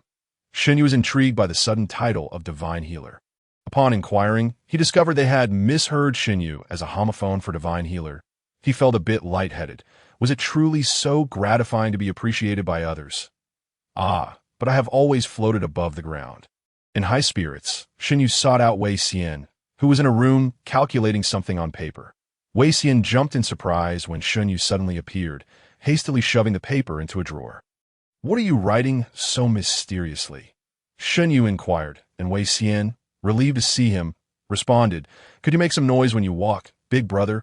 Too bothersome that I'm calculating profits." Wei Xian revealed, displaying the paper to Ai Wei, "Conduct business with honesty as my cornerstone. Being too greedy would contradict my noble ethics. Yet being too modest is also unwise, lest one cannot afford food, or even executioners. Oh dear, I forgot to account for Missia's appetite. The pricing is certainly too low." Although Shanyu had known Wei Xian longer, he clearly held more secrets than Yi Shiyun. His penchant for acquiring executioners struck Yi Shiyun as strange, yet he took delight in it. That if we simply eliminate the bad guys directly, we wouldn't need to buy them. Right? Wei Xian's eyes lit up. Missia's combat prowess is not to be underestimated. Henceforth, let's engage less in commerce and follow her to uphold justice. Shinyu pondered for a moment before retorting. "So you're not in this for profit at all, but merely to execute criminals?" Wei Xian was momentarily at a loss for words, defensively arguing, judgment and sustenance are both necessary for survival. Isn't doing good deeds also noble? Not quite the same. Shinyu chuckled lightly. "Brother, you are not a noble figure. Our path is indeed peculiar." This topic clearly touched upon some of Wei Xian's secrets, and he laughed it off, adding, "I feel your mental state has improved greatly. Indeed, after resting well. But what of Yi Shiyun? Hasn't she returned yet?"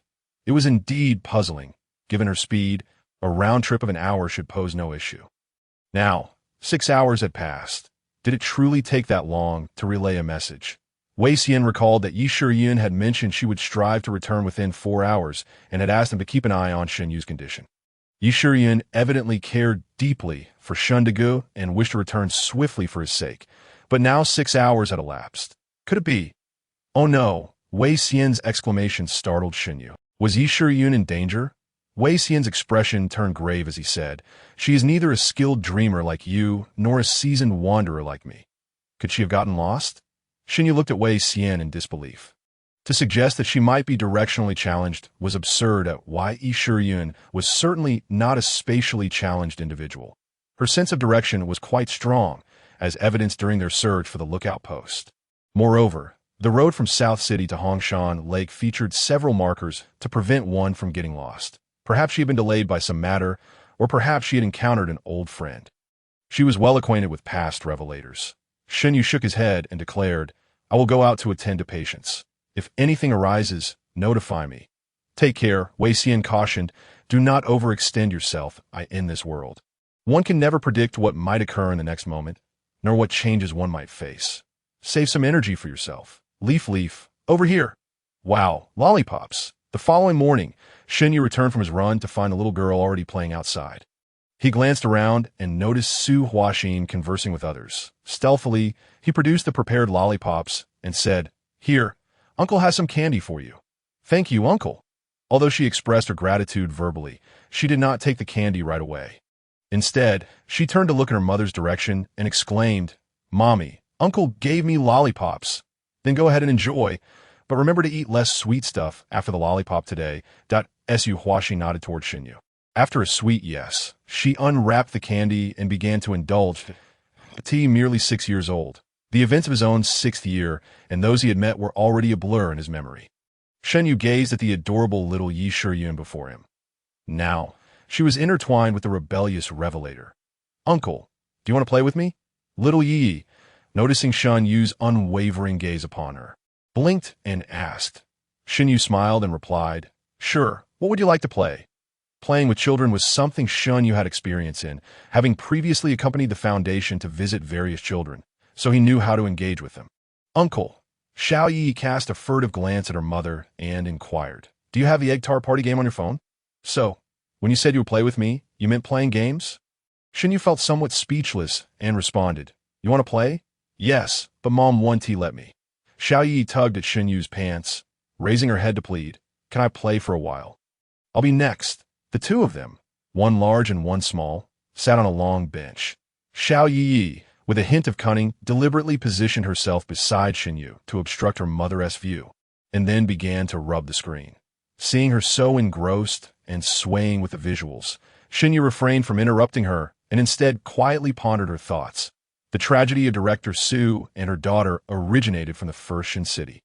Shen Yu's understanding of other underground cities was also limited. She only knew that before its demise, the third Shin city was in a state of order and hope, should they guide them to choose the third Shin city when seeking refuge. Is entry into an underground city determined by region or sequence? In this regard, Yi Shiyun was equally uninformed and had no means to ascertain the truth. "Uncle, I'm first. I'm first," Xiao Yi suddenly exclaimed, excitedly waving her phone. Then, with a guilty glance toward her mother, she saw that Su Huaxin was not looking their way, and she stuck out her tongue and launched into the next game. "You have quite the gaming talent," Shen Yu complimented Xiao Yi, continuing her internal reflections. Right now, Yi Shiyun is still too young. Even by the end of next year, she will merely be a little child. Relying on her to effect any change seems implausible. To alter Su Huaxin's fate, communication with her is essential. But how should I hint at it? Should I suggest she choose the third Shin city?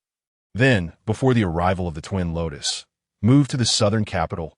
This might be the only way to meet her alive in my dreams. I have no clarity on the upheavals other underground cities have faced. Even in Hongshan Lake, only a tenth of the original survivors remain. However, overly blunt hints may lead her to deem me insane that I need to earn her trust first. Only when she firmly believes in my words can I have the opportunity to change the future. Shen Yu devised her strategy. Isn't she planning to visit her employees? Perhaps I could introduce her to Shen Pei. If we establish a connection, I might glean insights into Shen Pei's future. The torn page from the book in her dreams had immediately altered the world, yet this still did not prove the connection between both realms.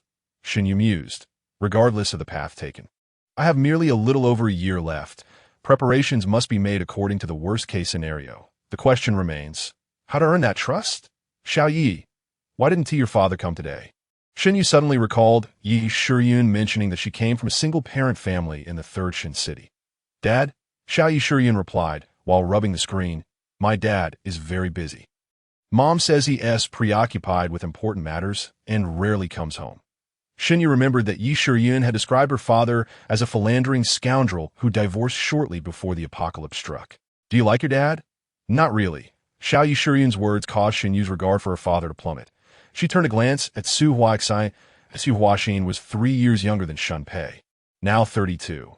However, her long-standing meticulous care and fashionable aesthetic rendered her unrecognizable as a mother of a 6-year-old.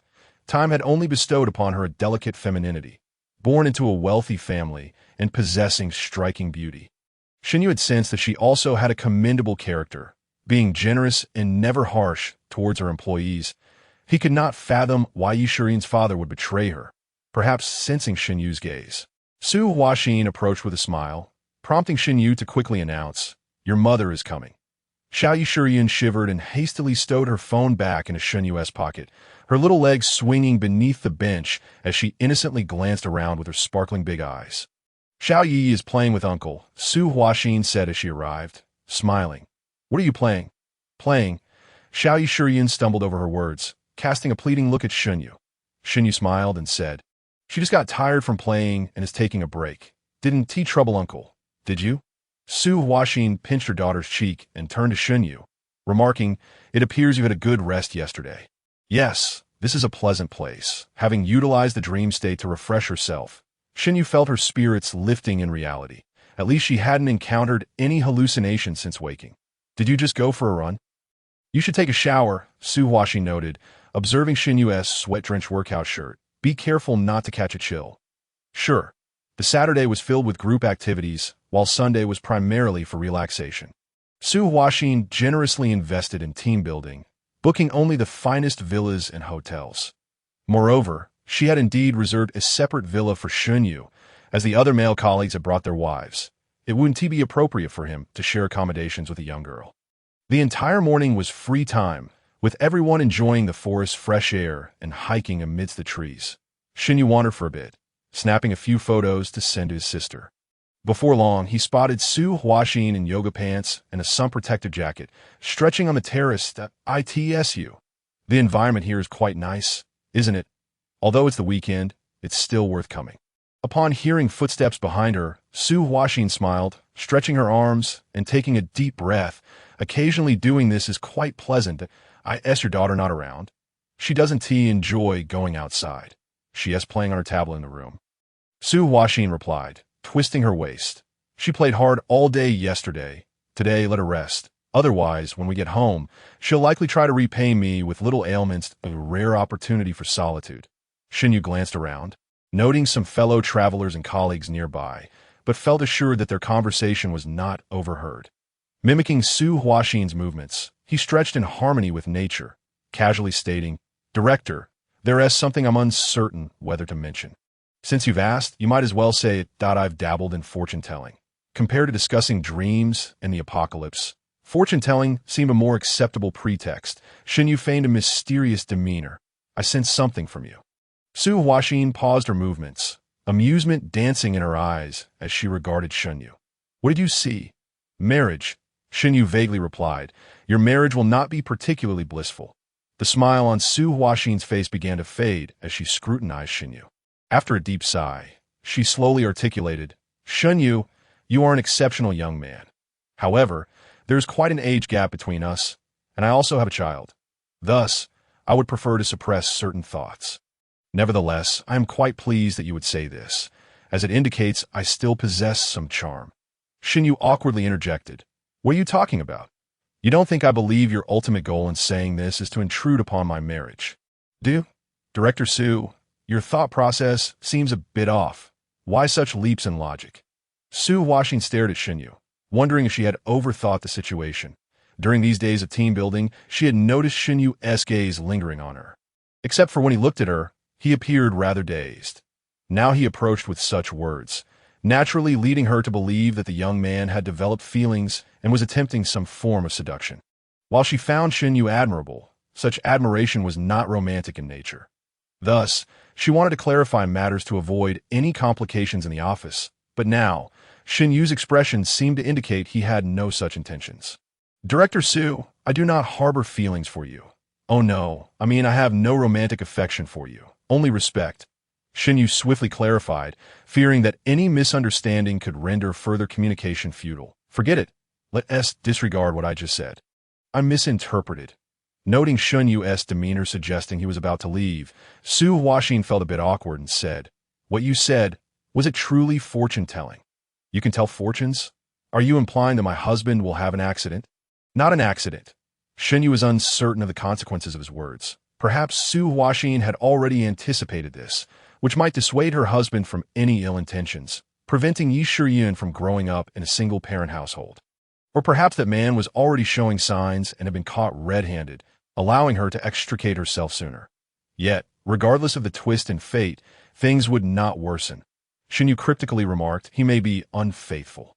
He thought it best to avoid excessive elaboration on fortune-telling, as it often defied explanation. If it hasn't happened, that would be for the best. "Director, you should continue with your work." "Wait a moment." Su Huaxin frowned at Xunyu, asking, "Have you met my husband and learned something? I shall take my leave now. It is often said that too many words can lead to misfortune. Thus, maintaining an air of mystery is preferable." Regardless of Su Huaxin's current speculations, there will undoubtedly come a day when she seeks out Shen Yu once more. After the team-building event concluded, the group boarded the bus for their return journey. Shen Yu took note of Su Huaxin's demeanor.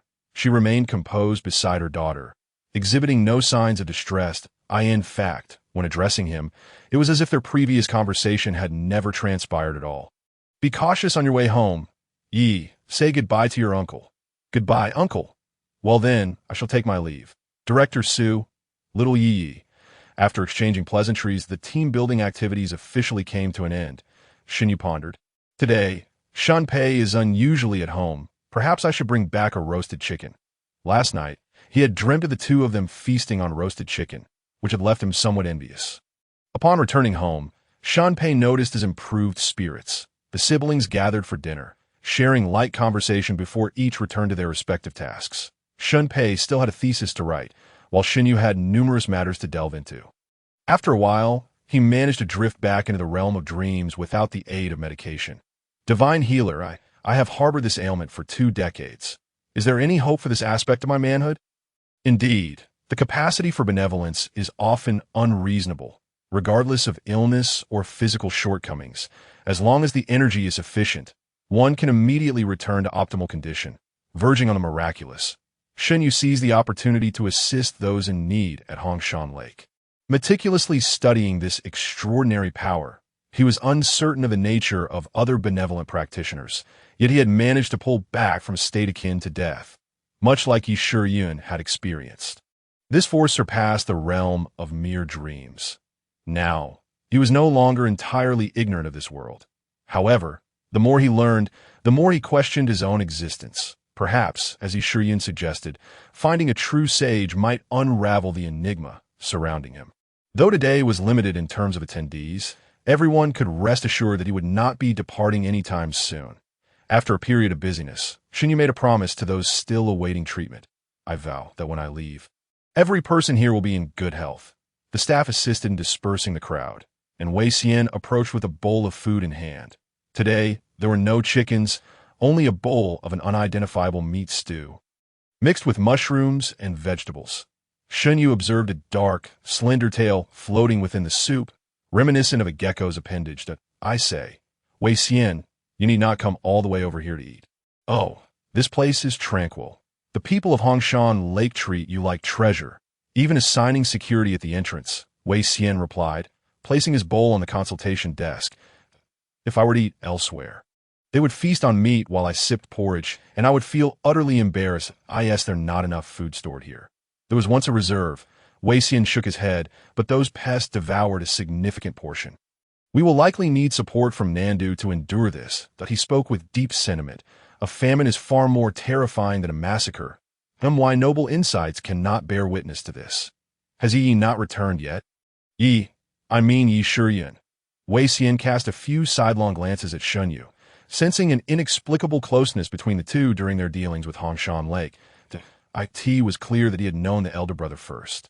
He had arrived before anyone else. No news, Wei Xian replied. It has already been 10 hours, but there is no need to worry excessively. Even if she encounters a black sun monster, she would manage to escape. Perhaps someone in Nandu has invited her for a meal. Hey, brother, I must tell you, life in Nandu is quite decent, Wei Xian remarked as he ate, discussing the situation in Nandu City. While there were disparities compared to the Third Shin City, in Wei Xian's view, its level of prosperity ranked among the top 5. Indeed, prosperity. This term signifies that Nandu has entirely liberated itself from famine and has successfully achieved internal circulation. As for the number of inhabitants there, Wei Xian could only estimate it to be in the hundreds of thousands. However, the actual figure is privy only to the people of Nandu. It might even exceed 1 million. The city had been expanded based on the massive underground square of the old era. Preparations for relocation have been thoroughly made. Most importantly, it is directly managed by the military district with ample scientific resources. Furthermore, among the first awakened sages was Zhang Anping, a former police officer, valiant and enlightened. Although his strength may not match that of Miss Yi, it is not significantly inferior, capable of maintaining order.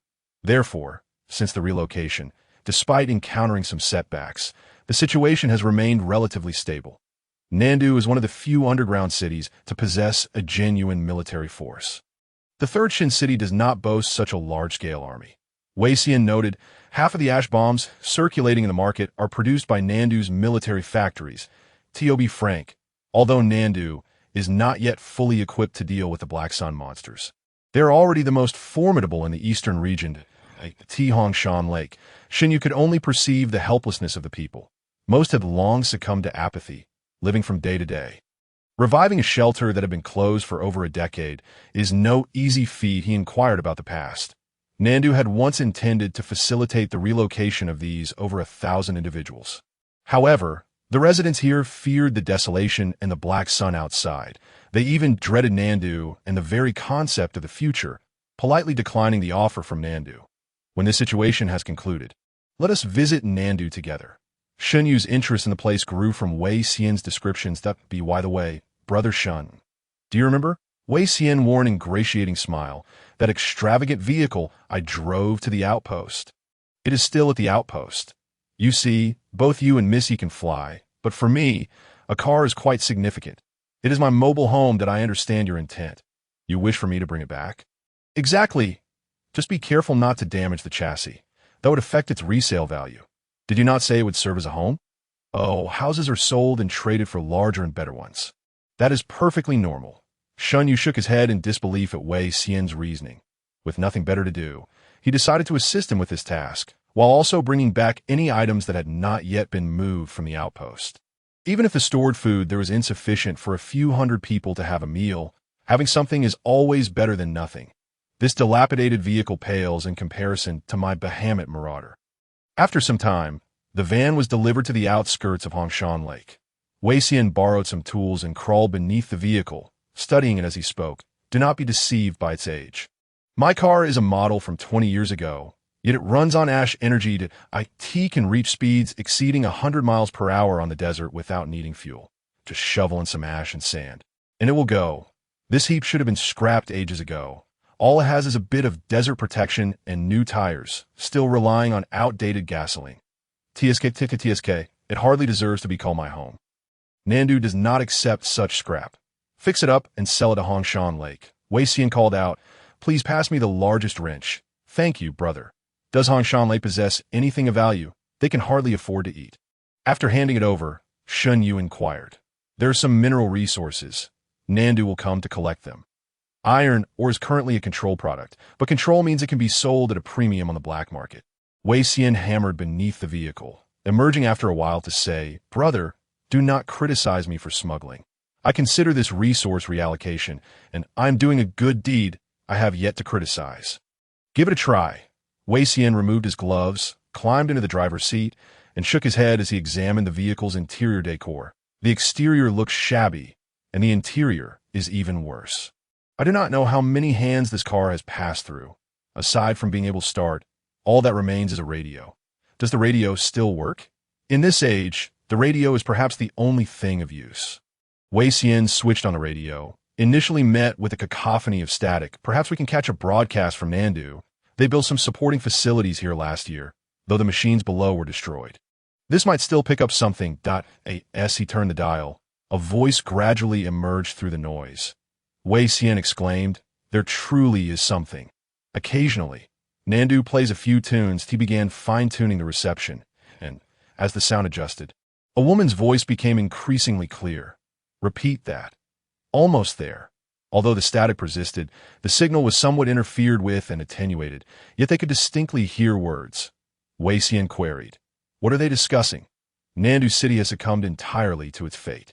We have been besieged by mysterious creatures. Within a mere 10 hours, a staggering 88,000 souls have inexplicably turned to ash, leaving the city's infrastructure in ruins and fewer than 20 survivors remaining. To any survivors who hear this broadcast, heed my words. Do not return. Do not return. The announcer, voice trembling with sorrow, repeatedly implored, while Wei Xian and Shun Yu exchanged astonished glances. Nandu City, annihilated? Xiaoqing, is that you? How wonderful. With a final, cryptic utterance, the channel was swallowed by static, and no further communication followed. If the disappearance of the two sentinels had sparked unease, the vanishing of an entire city as populace, tens of thousands, invoked a profound terror. Nandu City, a magnificent subterranean complex capable of housing 1 million residents, boasted gleaming railways connecting the entirety of the metropolis. The fountains in the squares occasionally erupted with crystalline waters, as if life continued unimpeded. Above the city, a simulated sun hung in the sky, radiating warmth and casting a gentle glow upon the desolate streets and silent edifices. Yet, no souls remained. Wei Xian cowered behind Xunyu, his face a portrait of dread. Even the slightest rustle of wind sent him into a panic. Xunyu bent down to retrieve a uniform from the ground, belonging to the third Shin city, its golden bracelet clattering as it fell. It belongs to Miss Yi. Wei Xian picked up the bracelet, turning to the contemplative Xunyu, shaking his head as he said, "No, it cannot be. She possesses extensive combat experience against monsters. Brother, look around. There isn't even a spark of fire.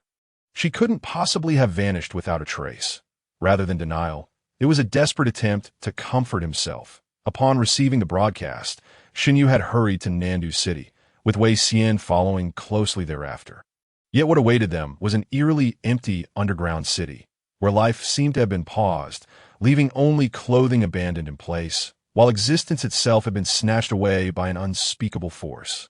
Nandu City recognized the impending danger and even organized evacuations, gradually relocating people and resources to fortified shelters. Xunyu glanced upwards. Behind the uniform lay a formidable alloy door, engraved with peculiar patterns. He had seen similar designs on Safe House number 15 and on Wei Xian's vehicle. The access system remained operational. Xunyu passed through the wall, revealing a storage facility repurposed for refuge, where an array of garments blanketed the floor. Yet not a single living soul was present. From the evidence at hand, it seemed Yi Shiyun had sensed the anomaly upon her arrival in Nandu, and had taken it upon herself to protect its citizens. But even she had been claimed by that ghostly creature, just as the two sentinels had been. Simply vanished? Xunyu murmured, recalling the charming kindergarten girl, the spirited and resolute warrior who had recently been offering herself words of encouragement. They had merely been apart for a brief time. Her future had vanished without a trace. Even if grievously wounded, even if facing death, as long as someone found her, perhaps the power of compassion could continue to create miracles. Yet, nothing remained, not even a speck of ash. Xunyu searched her clothing, yearning to find even a fragment of flesh. He had just resolved to alter her fate, to ensure she and her mother could embrace a brighter future. But it was too late. She had already vanished. "Brother!" After a prolonged silence, Wei Xian suddenly shuddered. Then, as if steeling himself, he slammed his fist against the wall, garnering Xunyu's attention. The usually jovial plump man wore an unusually grave expression as he said, "I have a favor to ask of you." Xunyu turned away. "Xian, on my map, I marked the location of a northern city, 33 kilometers northeast. There lies a colossal mountain of ash." Wei Xian had sensed something, his legs trembling uncontrollably. Yet with unwavering resolve and an urgent tone, he declared, "Go there and speak my name. Tell the people there what has transpired in Nandu. Inform them that the prophesied one has been born." "What do you mean? The prophesied one?" Xunyu realized that Wei Xian seemed to know the identity of the true culprit. There was no time to explain. Wei Xian gritted his teeth and said, "Go, set off immediately. With each second you delay, the flame of civilization flickers and humanity's chance for survival diminishes. Only you can accomplish this. Hurry, depart now, and I will find a vehicle in Nandu and follow closely behind you." Understood. This was the first time Xunyu had witnessed Wei Xian so earnestly entrust him with a task. He did not take a moment to mourn Yi Shiyun's disappearance. The fate of all humanity was at stake. Suppressing his emotions, he reiterated, "Northern city, 33 kilometers northeast, the colossal mountain of ash. I shall depart at once, I beg of you." As Xunyu traversed the barrier, Wei Xian seemed unable to contain himself, collapsing to the ground. He gasped for breath, and, after a moment, gazed toward the end of the road. There stood a figure, one he knew all too well. He had sensed it all along. The one responsible for the bizarre eradication of 88,000 souls in Nandu was watching him intently. He realized he was its next target. In that instant, Upon recognizing it, Wei Xian understood the nature of this being. Escape was no longer an option. The only solace was that Shun Yu appeared unaffected by its presence. At least, the message could still be conveyed. In no wonder they had worn expressions of joy. It seemed you could reflect the longing of the heart. As the architect of all calamity, one could hardly believe you possessed a semblance of conscience.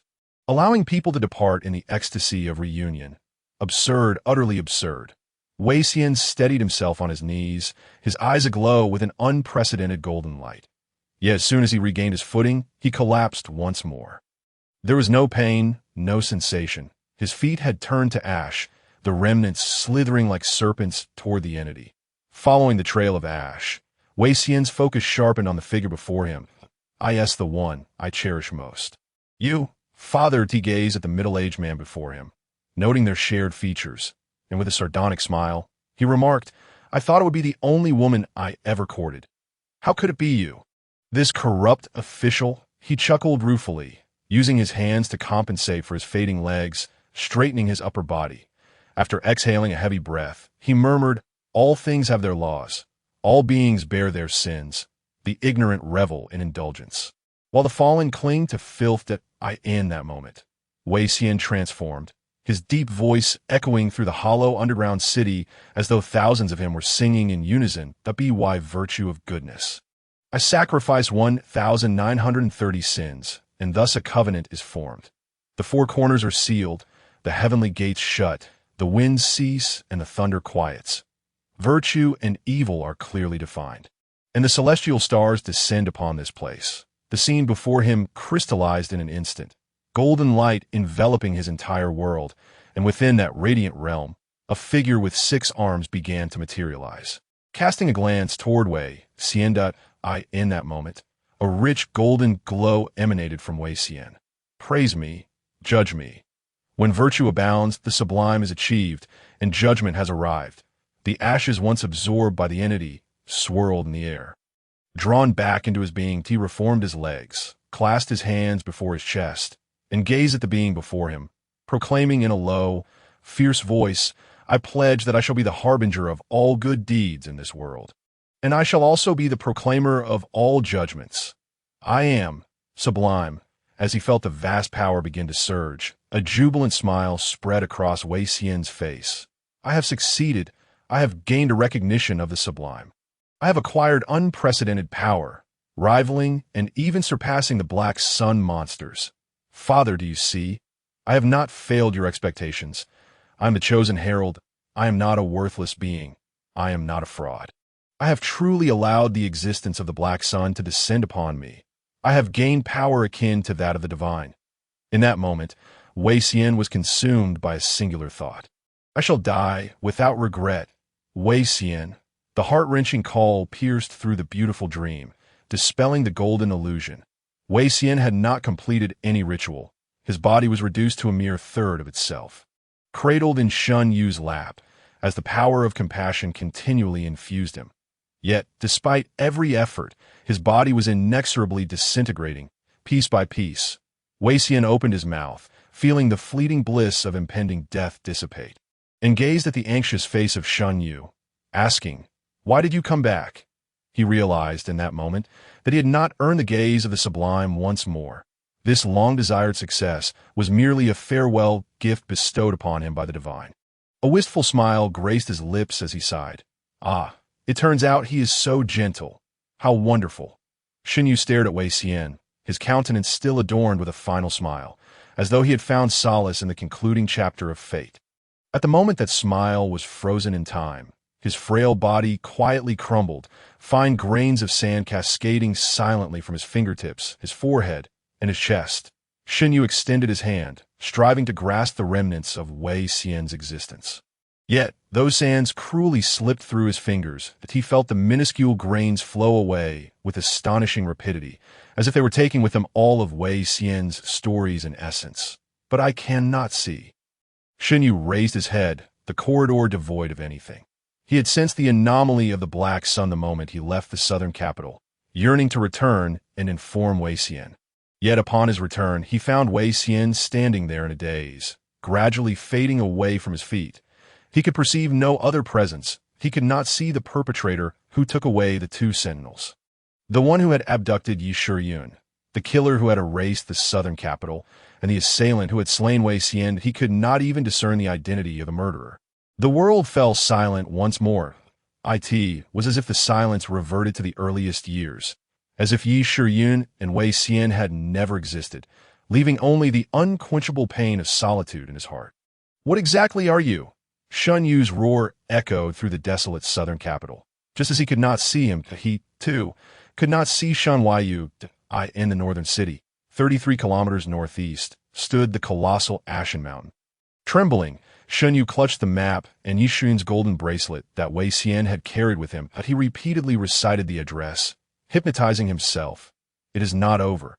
Everything is not over. I entrust my brother to you." Rest assured, the woman clad in beige chiffon smiled at Shan Pei before turning to Shun Yu. Shun Yu, somewhat stiffly, greeted, "Thank you for your help, Dr. Wu. No need to call me doctor. That feels too formal. I was classmates with your sister. Just call me Qian Jia." Wu Qian nodded at Shun Pei, signaling her to remain outside and close the door before leading Shun Yu to the sofa in the treatment room. Asking, "Would you prefer a drink or mineral water?" "Mineral water, thank you." Wu Qian placed a bottle of mineral water before Shun Yu and said, "No need to be so formal. I know you are forcing yourself to appear strong for your sister's sake. But here, you need not do so. Come, let me help you relax your facial muscles. Try to look more natural." Wu Qian skillfully performed a simple massage on Shun Yu's face before sitting across from him, observing that even the act of raising his lips seemed laborious for him. "You seem to have been quite exhausted lately compared to our last meeting." Shun Yu sat on the edge of the sofa, constantly rubbing his little finger, his posture slightly hunched. These were all signs of insecurity, starkly contrasting with Wu Qian's previous impression of him.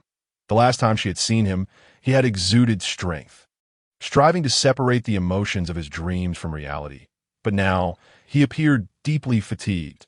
"Indeed, it has been quite exhausting. I have heard about the recent events from your sister." Wu Qian leaned forward, narrowing the distance between them, controlling her tone and pace, saying, "You attempted to harm yourself with a knife last night, did you not? Today is Friday, the 5th day since witnessing everything's demise in your dreams." Noticing her brother's abnormal behavior, Shun Pei had taken a leave of absence to bring him to seek psychological treatment. With a notebook in hand, Wu Qian leaned in closer, looking at Shun Yu with concern, gently guiding him. "Is it related to the dreams you have mentioned before?" Shun Yu exhaled deeply, nodding, his voice low. "Last week, my dreams underwent a transformation. Silhouettes appeared in the desolate desert. They told me that world was Earth in 2045, and that the apocalypse would arrive by the end of 2025. Wu Qian swiftly jotted down key terms in her notebook, maintaining a warm smile, nodding in acknowledgement of Shun Yu's words, encouraging him to continue. "I ventured on an adventure with 2 others, intending to investigate further. However, just as our journey began, they vanished into thin air. I watched helplessly as Wei Xian turned to sand, slipping through my fingers." Shun Yu did not conceal the details of his dream.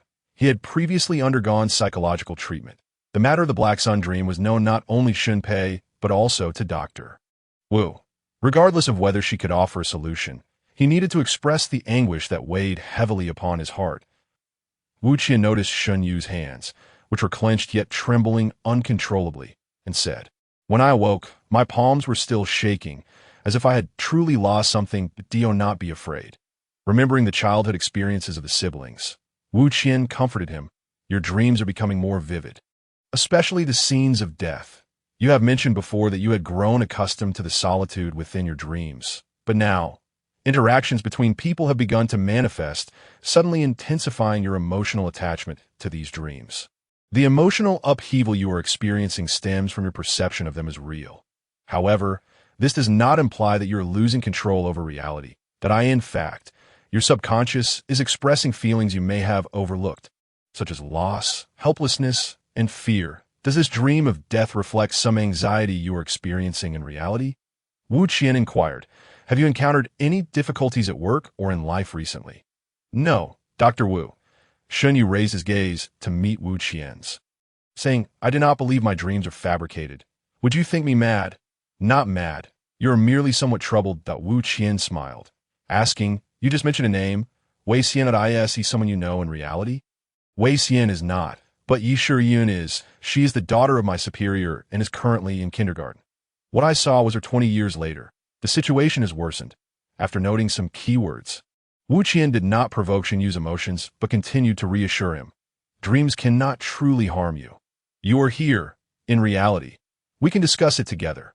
Next time you dream of such scenes, try to remind yourself that you are still in reality, and do not let your dreams dictate you. Xinyu looked at Wu Qian, sighed, and refrained from saying more. He understood that others could not comprehend his plight and recognized that such judgments arose from her professional perspective. Rather than engaging in debates or seeking validation, it was better to behave well, easing everyone's minds that, I sense your exhaustion. Wu Qian set her notebook aside, picked up her phone, and played a piece of soft music, saying, now close your eyes and tightly clench your fists, feeling the tension concentrated in your palms. Now, relax and feel the tension release. Very well. Take a deep breath, slowly feeling the air enter your body, and then exhale gently. With each breath, you will feel increasingly relaxed and drowsy. Accompanied by her guidance, Xinyu felt his eyelids growing heavier, the fatigue from several nights washing over him, lulling him into a state of drowsiness. In the vast desert, Xinyu momentarily lost his focus, glancing back at the black sun, which was on the verge of merging with the earth, then lowered his gaze to the map left by Wei Xian, shading a portion of it. The underground cities and gathering places in the west held no survivors. Xinyu wrapped Yi Shiyun's golden bracelet in the shadowed map, clutching it tightly in his palm as he surveyed this world.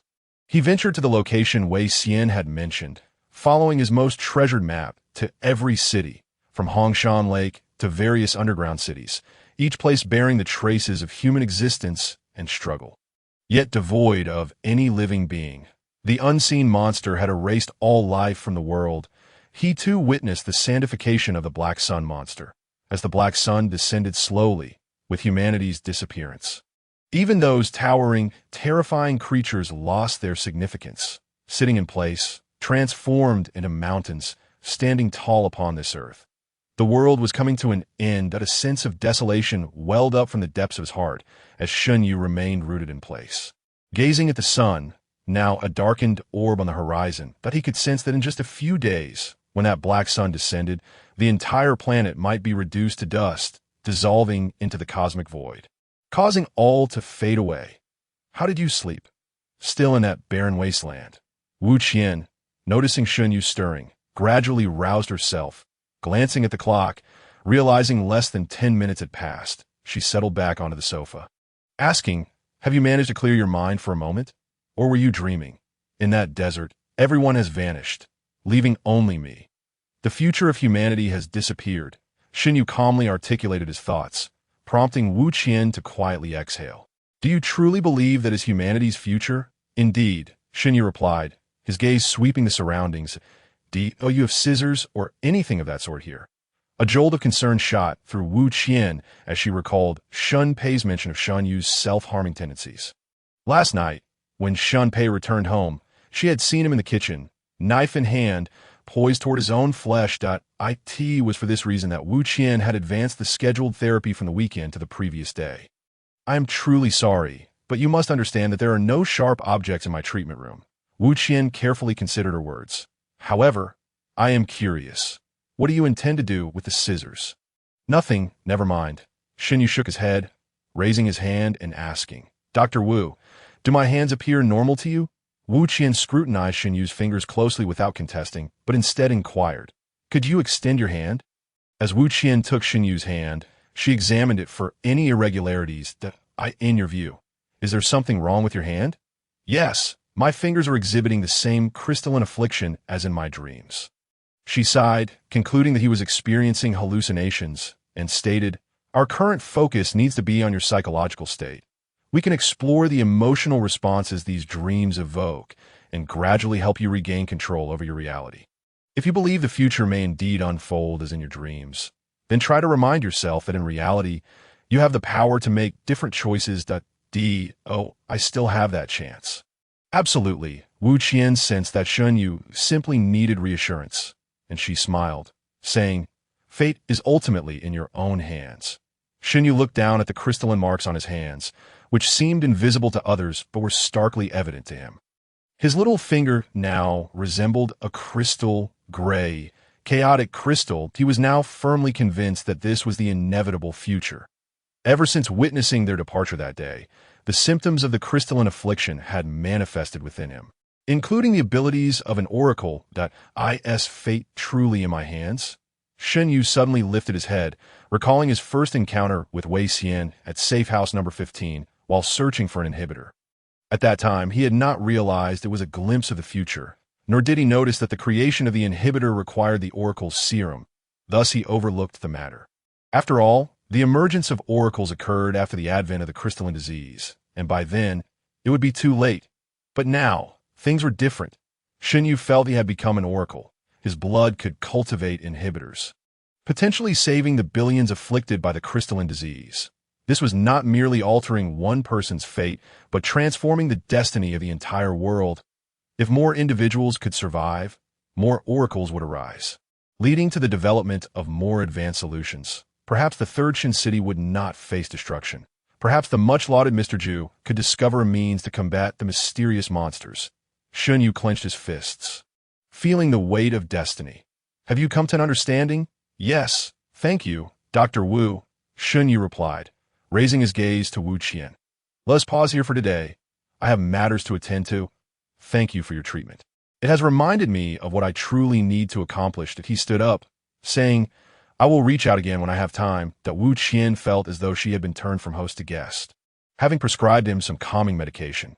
Yet, as she glanced at the notes in her notebook, she had a nagging sense of deja vu regarding the scenarios described. We shall take our leave now. Thank you, Wu Qian. Outside, Shunpei noticed her brother seemed somewhat improved and expressed her gratitude, while Wu Qian merely offered a perfunctory response before promptly dialing a number on her phone. Hello, Master, it's me. Leaning against the window, she observed the siblings departing. Her brow furrowed as she inquired. The black sun, the world transformed into a desert, an empty realm. Master, have I encountered a similar case in your presence? Sis, can you do blood tests? Why the sudden thought of blood tests? Worried you might not trust me, so I figure I might as well get checked. Xinyu reassured her, understanding that Shunpei had not slept well the previous night. Anxiously preoccupied with his well-being, the impact was palpable. Having witnessed the departure of Yi Shiyun and Wei Xian, the desolation of the world left Xun Yu genuinely sorrowful. Yet he understood one crucial truth. Life in reality must persist. Even if doomsday were to descend a year hence, there were still over 1,000 meals to consume, that he was acutely aware that a mentally ill person could drive those around them to madness.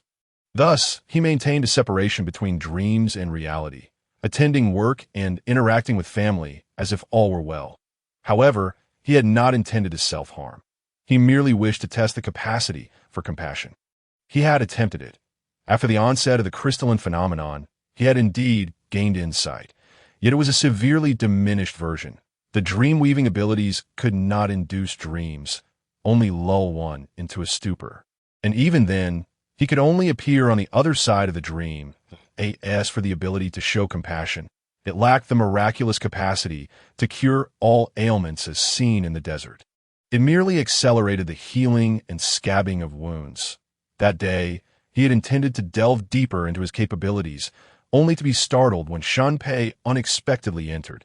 You don't have to be so considerate, Shunpei remarked. You need not worry about my emotions. What you must focus on now is confronting yourself with positivity. If you wish to discuss your dreams, I am here to listen. Do not fear that I will regard you differently. I am your older sister, your only family. Yes, that he had discussed his apocalyptic dreams with Shunpei. The rationality of the doctor made Shunpei skeptical of prophecies and the term doomsday. All she could do was listen to her brother's musings. Xinyu pondered that although people had vanished, perhaps he could discover the formula for the inhibitor in some locations. If so, countless lives could be saved, and the future would surely be altered. Buzz, buzz, buzz. Your phone is vibrating. Xinyu glanced at his phone. It was a call from Su Huaxin. Could it be regarding his leave today? He had sought administrative approval for a leave of absence in the afternoon to see a doctor. And Su Huaxin was not at the company today. Hello, Director Su. Xinyu, can you drive? Yes, Xinyu replied, puzzled. Good, I will grant you leave. You need to leave the company immediately. I will give you an address. Hurry over. Xu Huaxin's tone was peculiar, laden with suppressed anger. Xinyu was about to mention that he had taken the afternoon off, but sensing the urgency in her voice, he asked, "Is something wrong? Come here, and we will discuss." Xu Huaxin rarely used such a tone to instruct others, and after speaking, she hung up. Xinyu sensed something was amiss and contemplated the situation. Could it be related to her husband? "There has been a situation with my superior. He informed his sister. I need to go immediately. Is everything all right? I'll see what is going on." Xinyu replied, "Don't wait for me for dinner." In that instant, he felt as though he was answering some kind of summons. Destiny and the future were on the verge of transformation. "Oh, Uncle Shun, what brings you here?" Following the address provided by Xu Huaxin, Xinyu arrived at an upscale villa area. Just as he reached the entrance, he spotted little Yishir Yun riding her bicycle, wobbling under the watchful eye of a nanny. She looked up with her big, sparkling eyes, asking curiously, "Are you here to find Mommy?" Yishir Yun on the very first day back to work. Xinyu had subtly inquired about her situation through Su Huaxin. At least for now, she remained a beloved, carefree little princess under her mother's affection. "Hello, Yi." Xinyu gently ruffled little Yi's hair, feeling the warmth radiating from her, his expression softening as he said, "Yes, Director Su asked me to come for something." "Oh, Mommy is in a bad mood today." Little Yi whispered, "She drank a lot of alcohol, so don't make her angry. Mommy gets very scary when she gets mad." "Thank you for your reminder." Hardly had we exchanged a few words when the grand door of the villa swung open. Xu Huaxin, freshly adorned with makeup, yet wearing a gloomy expression, emerged. Xinyu noticed that she was particularly stunning today, as though she were preparing to attend a lavish gala. However, upon spotting her daughter at the entrance, Su Huaxin's demeanor shifted instantly to, "Yi, this evening, Aunt Wang will take you out for dinner, and today you may indulge in some gaming. Mother has some matters at the office to discuss with Uncle. Yi won't play games.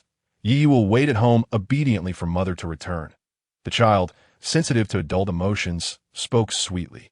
Su Huaxin, with a hint of affection, scooped her up and planted a kiss on her cheek. She then tossed the car keys to Xinyu and said, "I've had a drink. I cannot drive. Please take the car out." Xinyu accepted the keys, noticing the emblem of a Mercedes-Benz with the letter spelling Maybach that he stammered, "Am I really driving a Maybach as a mere commoner? Is this for real? My salary wouldn't even suffice for a paint job. Then I shall take my leave. Yi, be good at home." Once in the passenger seat, Su Huaxin's expression turned icy. She fiddled with the car's navigation system, which promptly displayed the route to Suzhou City, Suyu Hotel. Xinyu cast a glance at her, sensing her profound melancholy. Despite her makeup, her eyes were still red, with noticeable bags beneath that he understood when to refrain from probing further. Following the navigation's guidance, as he nervously maneuvered the luxury vehicle out of the community and onto the road, "I appreciate your efforts. I will ensure the finance department compensates you for today's overtime," Su Huaxin said wearily. Xinyu gripped the steering wheel tightly, unwilling to divert his attention, and replied, "It's nothing really. There are always urgent matters." "Hello," Su Huaxin answered a call. "Yes, brother, I trouble you to ensure he does not escape. I'm already en route." "All right. I'm not driving. A colleague from the office is giving me a ride. I'm fine. Rest assured," Xu Huaxin repeatedly reassured, yet after hanging up, she lifted her chin and wiped the corners of her eyes with the back of her hand. Taking deep breaths, she endeavored to calm her emotions. Xinyu remained silent from the subtle clues. He deduced the gravity of the situation.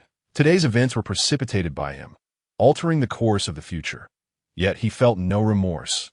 Better to face pain early than endure prolonged deception.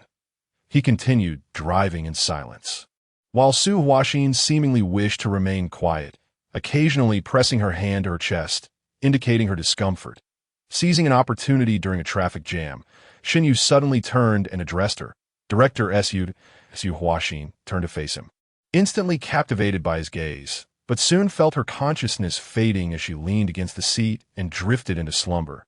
"Sweet dreams," Xinyu murmured, glancing at his pinky. He could not weave a beautiful dream for her, but he could at least allow her to rest and soothe her emotions. Focus on driving, he thought. Yet, Why did it feel as though everyone around was yielding to him? Director Su, we have arrived. After more than an hour, Shen Yu unfastened his seatbelt and gently shook Su Huaxin's shoulder. She blinked awake, looking dazedly at him before recollecting her thoughts, and saying, "Follow me." Huaxin. Just as they exited the vehicle, a man with a square jaw approached. Upon seeing her brother, Su Huaxin could no longer contain her tears, sighing, "Brother, let us not dwell on that for now," Su Chuwu, her elder brother, reassured as he patted her back. "Rest assured, I have obtained the surveillance footage from the corridor that I will go retrieve Yi Qing immediately." "Wait a moment," Su Huaxin said, wiping away her tears, taking a deep breath as she dialed a number. Shen Yu noticed someone approaching to valet the car and breathed a sigh of relief before stepping out. He exchanged a glance with Su Chuwu, who scrutinized the young and handsome Shen Yu, but said nothing. Meanwhile, Su Huaxin's call connected. "Are you busy right now?" she asked, switching to speakerphone. "I am in a meeting at the office. IT should conclude in about 10 minutes. A man's voice responded. Our little Yi missing her daddy?" "Just wait a moment. I will call you both for a video chat once I return." "Why are you still in a meeting at this hour?" Su Huaxin tightened her grip on her phone, striving to suppress her emotions. "I must perform well here. After all, this project was personally assigned by our father.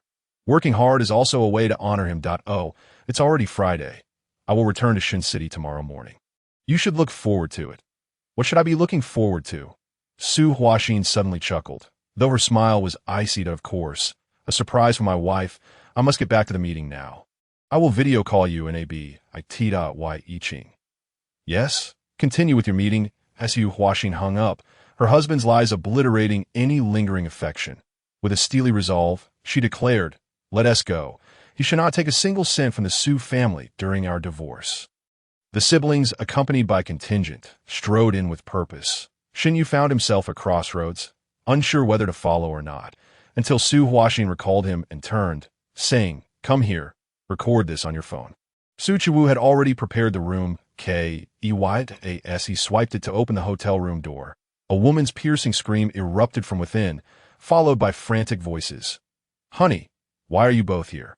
Shen Yu peered inside, phone in hand, catching sight of a handsome man lying bare-chested on the bed, his expression one of sheer terror, while a woman hastily clutched a blanket to conceal herself. "So, this is the father of Yishen, and oh wonder, she harbors no fondness for him. Here he is, sharing a bed with another, while feigning the role of a devoted husband over the phone. Utterly revolting. You must let me explain. It is not what you think. What else could it possibly be?" Su Chuwu stormed in, eyes wide, and bellowed, "I already saw you two cuddling in the underground parking garage. Do you take me for blind?" "Yi Qing, you scoundrel." "Huaxin," Yi Qing said coldly. "We are finished." "Huaxin, please let me explain." Yi Qing's face turned ashen as he slid to his knees before Su Huaxin, pleading, "I only have feelings for you. This is just a misunderstanding. It was this woman who came to disrupt our relationship. But we did nothing, I swear. She was merely a massage therapist."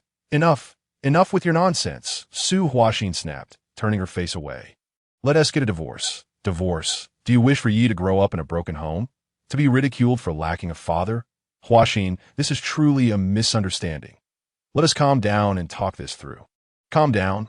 Let me be clear." Su Huaxin enunciated each word. "Divorce. Clean break. No assets." Yi Qing's face flushed crimson. Upon hearing clean break, he exploded, proclaiming, "You expect me to walk away empty-handed while you continue your affairs outside? Why should I be the one to lose everything? Yi Qing, why do you refuse to let me touch you? I am a living man. I have desires too." Yi Qing's gaze swept over everyone present, landing on the strikingly handsome Shen Yu, and he pointed accusingly. "He is the young man you're keeping on the side, isn't he?" Slap. Su Huaxin delivered a stinging blow to Yi Qing's face, saying, "I have nothing more to discuss with you, you madman, you scoundrel. Let the lawyer come." "Brother, let us go to..." Su Chuwu spat at Yi Qing, declaring, "I want you to be utterly disgraced," as Yi Qing glared at the retreating figures of the siblings. A fierce expression crossed his face upon noticing Shen Yu still filming him with the phone, that he could not afford to be left empty-handed. He needed to find some leverage against Su Huaxin. It didn't matter if it was true or not. He would strike first. How dare this pretty boy seduce my wife? Though he dared not confront the Su siblings, Others were fair game. He seized a bottle of liquor and charged towards Shunyu, feigning a strike aimed at his head. Watch out! Bang! Suchiwu squinted at the scene, watching as Shunyu dodged, and Yi Qing was sent flying back 4 meters, unable to suppress a compliment. What a force! As Shunyu lowered his gaze to inspect his leg, he realized that the peculiarity of the seer extended beyond mere supernatural abilities. With the increase in crystallization, his physical constitution, strength, and reaction speed had all escalated to a level akin to that of a non-human. Just moments ago, he had instinctively delivered a kick. Unaware of the consequences, he distinctly felt the cracking of that fellow's ribs. You! Su Huaxin exclaimed in shock as she looked at the fallen Yi Qing, but as the words lingered on her lips, they froze in her throat. She turned to Xinyu and inquired, "Is your foot all right?" "I'm fine," Xinyu replied calmly. "Please call for an ambulance. It will be troublesome if he dies from a kick. That I'll inform my father. The company will dismiss him." Yuchiwu shook his head, hesitating to voice his thoughts. However, upon seeing his sister's dazed expression, he decided to hold his tongue for the moment. He turned to Xinyu, asking, "Have you served in the military? Know your skills are impressive." Suchiwu assessed Xinyu, then queried, "Are you my sister's subordinate?" But Suchiwu did not press further, turning to leave the private room to make a phone call. After a prolonged silence, Su Huaxin also dialed the nanny's number. "What is Ye doing? Put her on the phone." "Ye, it's mommy." Su Huaxin cooed into the receiver. "Have you been eating well? Have you listened to Aunt Wang?" "Yes, good." "Oh, mommy will be home soon and you'll see mommy when you wake up." After soothing her daughter for a while, Su Huaxin hung up and turned to Xunyu, a sudden smile gracing her lips as she remarked with a complex tone, "Your fortune-telling is quite accurate. Thank you for the reminder. It has just dawned on me that my seemingly honest husband is, in fact, such a person behind my back, and why brother has uncovered more than one affair. I cannot fathom how many others there are. The thought of sharing a bed with him now makes me feel nauseous. I did not anticipate this outcome." "I apologize," Xinyu expressed, feeling a pang of regret as such intense quarrels and shouts had indeed been beyond his expectations. He had always claimed that the pressure from his family was overwhelming. Yet, he did not wish to disappoint. Hence he bore the burden of separation, striving to achieve something to present to his father. In the end, Su Huaxin stared at the ceiling, her tears refusing to flow easily, saying, from beginning to end, it was all a deception. Alas, Xinyu could not engage in family matters. Take better care of your wife in the future. Do not let someone down, Su Huaxin told Xinyu. This feeling is too painful. Yes, I will. With the impending end of days approaching, Xinyu felt no inclination to dwell on marriage.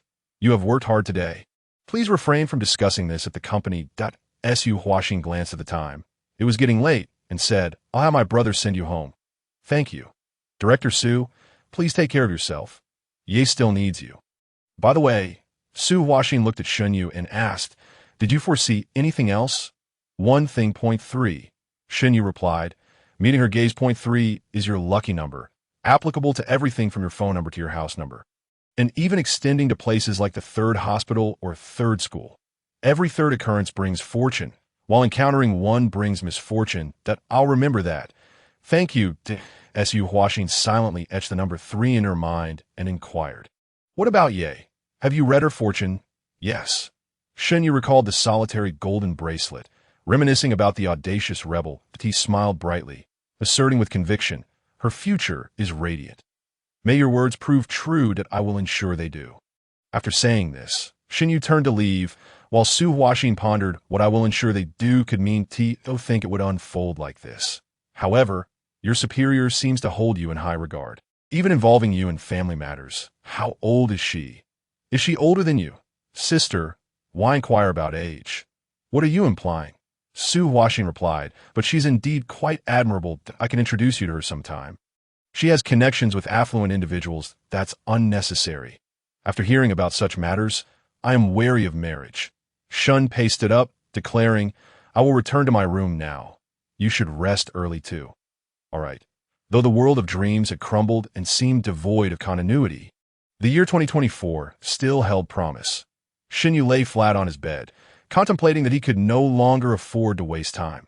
Rather than lamenting the departed Yi Shiyun and Wei Xian, he ought to forge a brighter future for them. The most pressing task at hand was to delve into his studies. He needed to scour the remnants left in each city, seeking methods to produce inhibitors. No, not merely inhibitors. Wei Xian and Yi Shiyin had both mentioned that the Black Sun monsters exhibited formidable resistance to conventional thermal and kinetic weaponry, resulting in devastating blows to military forces. Yet, if he could acquire the data on ash weapons beforehand, perhaps humanity could conquer those terrifying beasts with ash weaponry before the formation of the third urban monster hunting squad. The world's landscape would undergo a profound transformation. Technology could save the world. The southern capital housed a production line for ash bombs. He needed to memorize everything there.as for the production methods of the inhibitors. Shun Yu would have to conduct further research.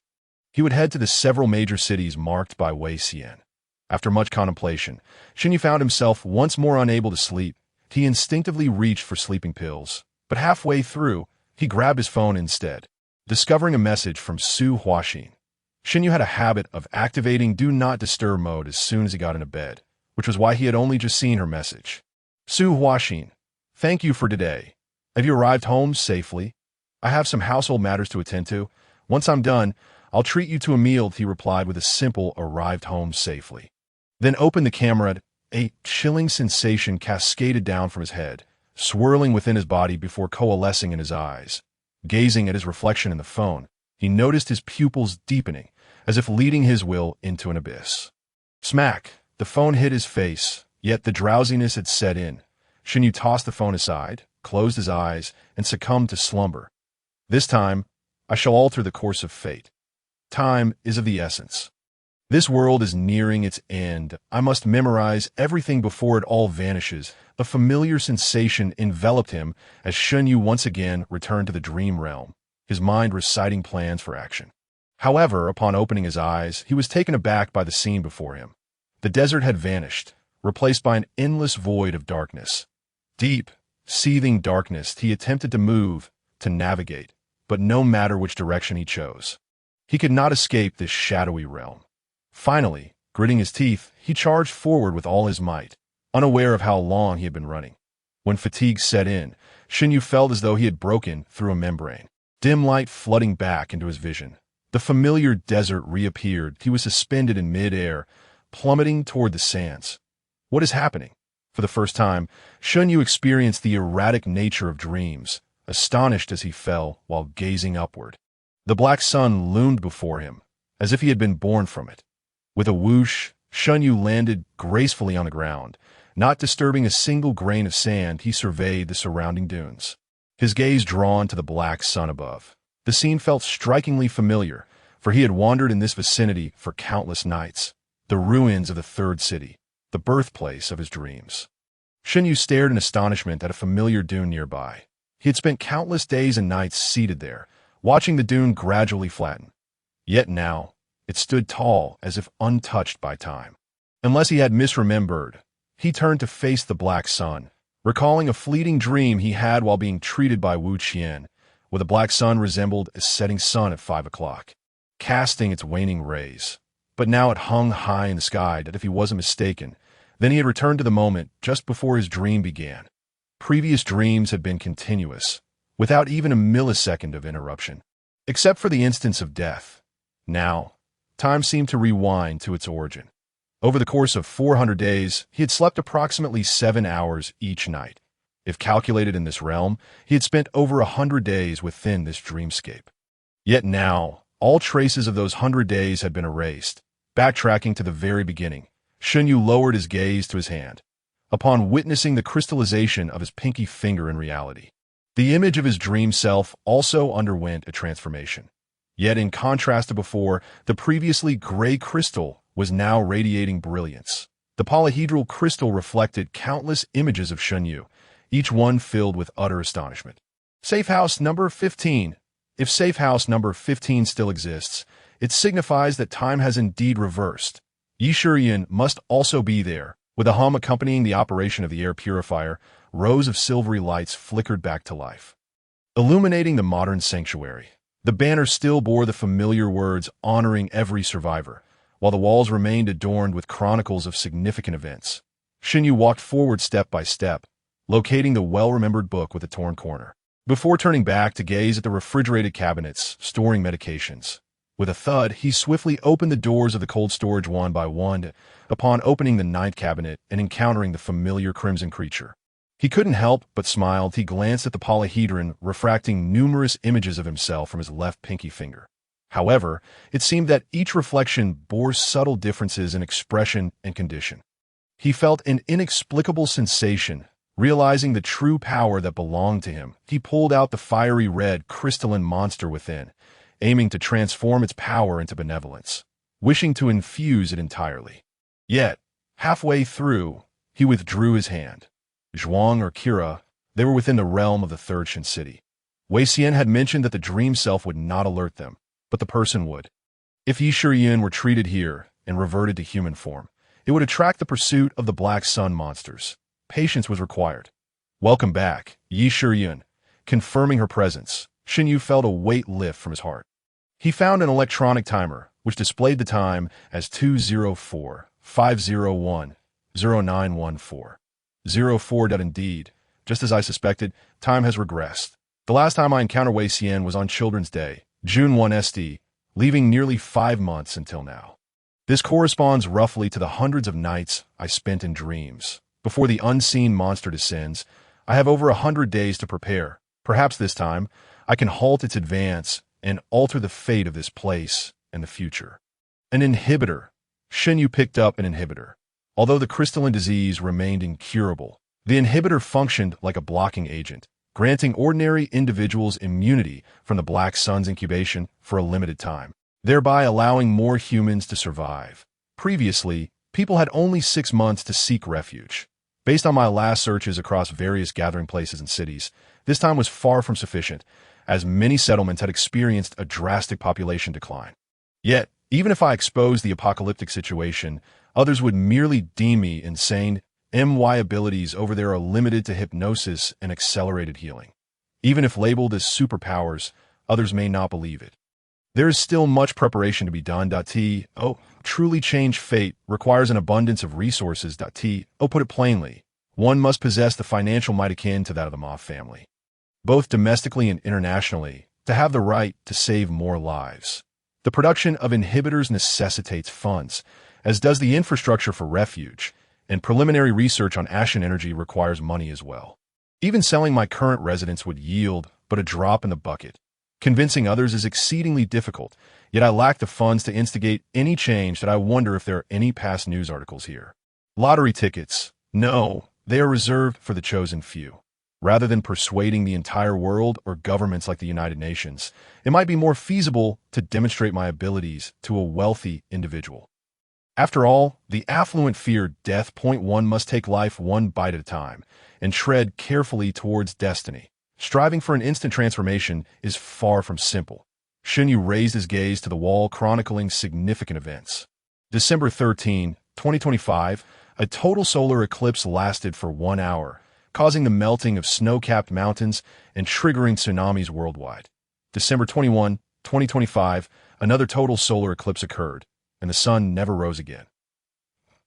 Shin Yu rubbed his eyes in disbelief and looked again. The dates remained unchanged. The arrival of the Black Sun has been hastened. He distinctly recalled that the last time he beheld these dates on the wall, the full arrival of the Black Sun was marked for December 31st. Not only these 2 dates, but subsequent events, the outbreak of crystalline disease and humanity's preparations for refuge, had also been advanced. The changes in the future exceeded all expectations. Shin Yu sensed something amiss. Was this alteration truly solely due to changing Yi Shiyun's fate? Was it a result of his newfound enlightenment? No, he had entered the dream world after the revelation. What then has triggered such a monumental shift in the trajectory of the future? First, save the people. Shin Yu took the necessary supplies and, carrying Yi Shiyun's body, departed the premises. Before Wei Xian took the risk to arrive here, this place would not be destroyed by the Black Sun monsters. He could gradually empty this point. He wondered how the sentry was faring. Perhaps he should check. There, he would awaken Yi Shiyun. Mom, how are Uncle and the others? Little Yi observed her mother sighing heavily and approached to inquire. Well, your uncle and the others have taken refuge first, she replied. The underground of the villa contained over 100 square meters of space, originally designated as a family entertainment area, but now it had become the only safe haven in the house. Aunt Wong, the housekeeper, affixed dark materials to the ceiling and asked, Madam Sue, is this all right? The surroundings were already piled high with various supplies, yet these were not purchased by them. They had been delivered a few days prior. That's fine, thank you. Aunt Wong, do remind yourself to be cautious. For these days, avoid exposure to the sunlight. Look at the materials Shen Yu has sent. Have you procured anything from elsewhere? While society remains stable. Prepare quickly. Su Huaxin held her daughter close, continuing to watch the news on television, where experts analyzed the appearance of the black sun on the winter solstice. Everyone believed this astronomical phenomenon would vanish in an instant. Just like a few days prior, but this time it persisted for 5 hours. People gradually realized that the part of the earth facing away should be in darkness, now shrouded in the dim glow of the black sun. A sense of unease began to spread thoroughly. The experts spoke with unwavering confidence, asserting that there was nothing to worry about and that everything would soon return to normal. Yet, Su Huaxin remained skeptical. Compared to these experts, she preferred to trust Shen Yu that he had contacted her a few days earlier, sending numerous supplies and some shielding materials, specifically noting that if the black sun were to return, they must believe him and take refuge in the basement to avoid disaster. Indeed, it has come, and it has already persisted for 5 hours. Su Huaxin sensed the abnormality and warned all her relatives to hide quickly, advising them not to follow the crowd outside, snapping photos or filming for amusement. She had unwavering faith in Shen Yu's prophetic abilities. Uncle Shen was not mistaken. Little Yi Shiyun observed the news on television and remarked. He said one day the sun would be devoured by a monster, and then people would fall ill, having to live underground. He told me to protect you well and not to wander outside. Did he say such things to you? Su Huaxin looked at her daughter in confusion. Yes. Uncle Shen spoke quite seriously, saying only I could protect Mommy. I'm a magical girl, very powerful. Su Huaxin dialed the phone once more. But no matter how many times she tried, Shen Yu's line remained unreachable, causing her great concern. If he could foresee all this, he should be well prepared, right? Are you worried about Uncle Shen? Her daughter asked, noticing her mother's anxious expression. Yes, I haven't been able to reach him since the black sun appeared. Su Huaxin stroked her daughter's head and said, I hope he's safe. Time flew by, and 2 weeks passed in the blink of an eye. As the crystalline disease spread, society began to gradually collapse, descending into panic. Experts overturned all previous speculations, urging people not to venture outside. Various bizarre news reports surfaced. One moment a country announced a nuclear war. The next another claimed to have developed a vaccine. The world was engulfed in fear, yet Su Huaxin and her daughter remained calm. Though electricity and internet access fluctuated, as long as her daughter was by her side, her heart felt at peace. Mom, I have a call. Upon noticing the signal had returned and the phone rang, she immediately answered, with Yi Shiyun standing beside her, listening intently to the voice on the phone. Finally, there was a signal. You mustn't go outside. The mortality rate of the crystalline disease is 100%. The streets are filled with soldiers in protective gear, striving to deliver supplies. However, do remember to be cautious when bringing things in. You must wrap yourself up tightly. It's a call from my elder brother. How are things on your end? I've stocked up on ample supplies here, and we are managing well. We are about to set off. What? Where to? To construct an underground city, that Su Chiwu stated. We have received a request for assistance here to build an underground hospital and a shelter. You mustn't go. I was once a soldier. Rest assured. The national machinery is currently operating at full capacity to produce protective gear. We are not going to our demise. By the way, regarding the matter you asked me to inquire about last time. The individual named Shen Yu, I have managed to contact the person in charge of that area through connections. Their house is unoccupied. Not be alarmed. It indicates that he did not succumb to crystal disease at home. Thank you, Brother Yi. Say hello to your uncle. Hello, Uncle to my dear niece, how do you do? Su Chiwu continued. In Shun City, 3 underground cities are currently being planned and constructed simultaneously. I inquired. It would be best to head to the first underground city. The third one might be somewhat rushed. We should all go to the first one. No, absolutely not. Su Hua suddenly recalled something and hastily said, "The third one. Do not go to the first. We must go to the third." Why? Everything that transpired after the arrival of the Black Sun, I had prepared in advance and notified you to be ready. It is not due to my intelligence, but because I believe every word Shin Yu has uttered, that Su Hua declared. He once mentioned that, for me, 3 is a lucky number. Understood. After hanging up the phone, Su Hua let out a sigh. Receiving news from her family was undoubtedly a good thing. However, Shin Yu seemed to have vanished without a trace, which dampened her spirits. She now harbored an inexplicable trust in that man, hoping he would reappear and guide her on how to protect her child from disaster. "Mother, when can we go outside?" Yi Shiyun inquired. Looking up, Su Hua gently stroked her head and replied, "Soon, Uncle and the others are preparing to build new homes, and we will be safe shortly." Why am I suddenly dreaming of childhood events? Yi Shiyun felt herself gradually awakening from her childhood reverie. She squinted her eyes open, gazing at the bright ceiling.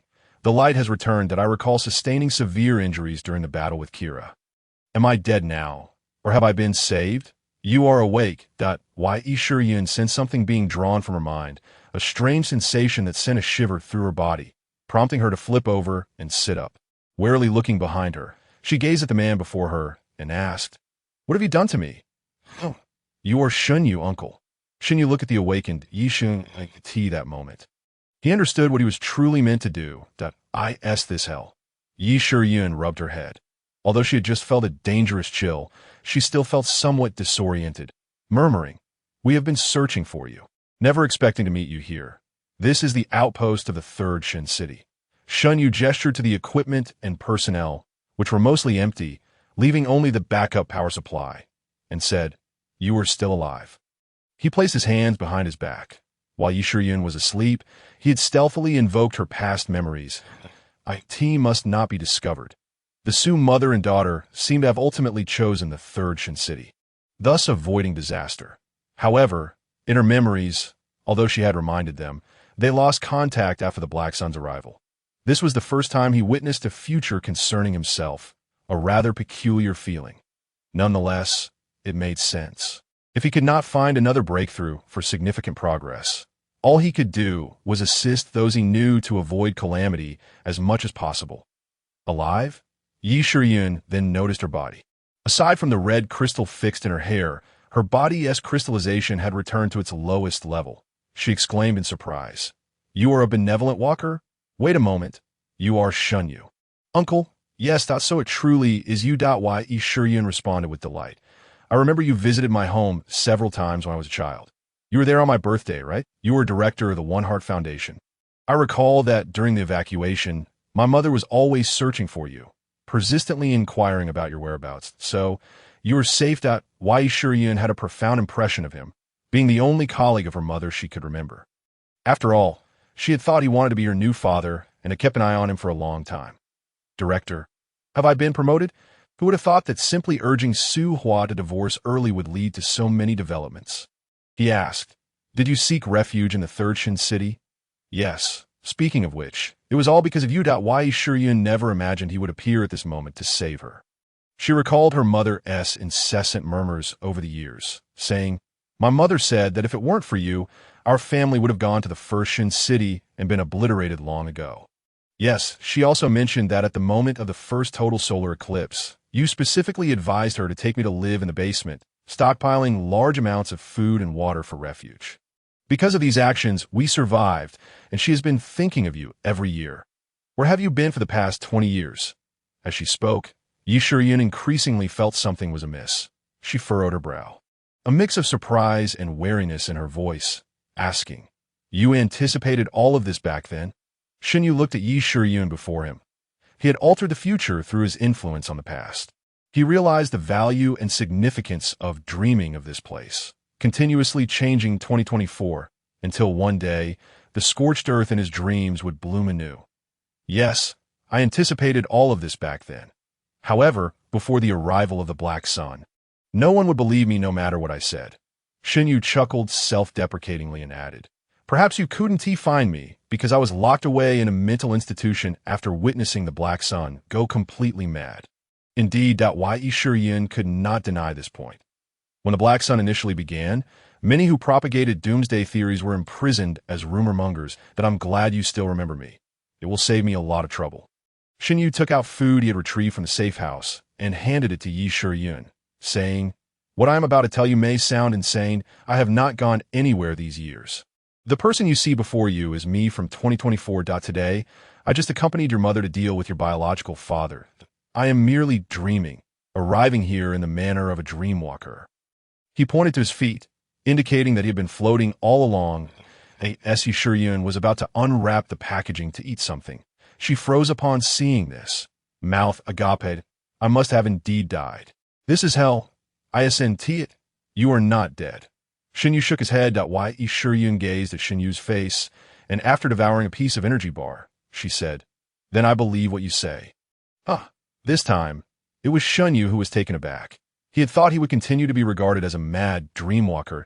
He carefully scrutinized Yi Shiyun's expression, which bore no signs of evasion or pretense. "Does she truly believe what I say? Although I still cannot comprehend how you achieve this." Yi Shiyun swiftly opened the top of a can of peaches with a heat knife, speaking between bites as if drinking soup. "But I know that our survival is due to trusting you, not doubting you. Perhaps you have gained some insight I am unaware of. Who knows? You can wield the powers of both dream-walking and benevolence, gaining insights akin to prophetic dreams, which seems quite understandable. The feeling of being trusted is truly wonderful." Xinyu suddenly broke into a smile, and Yi Shiyun asked, "But I want to know, can you merely see, or can you change?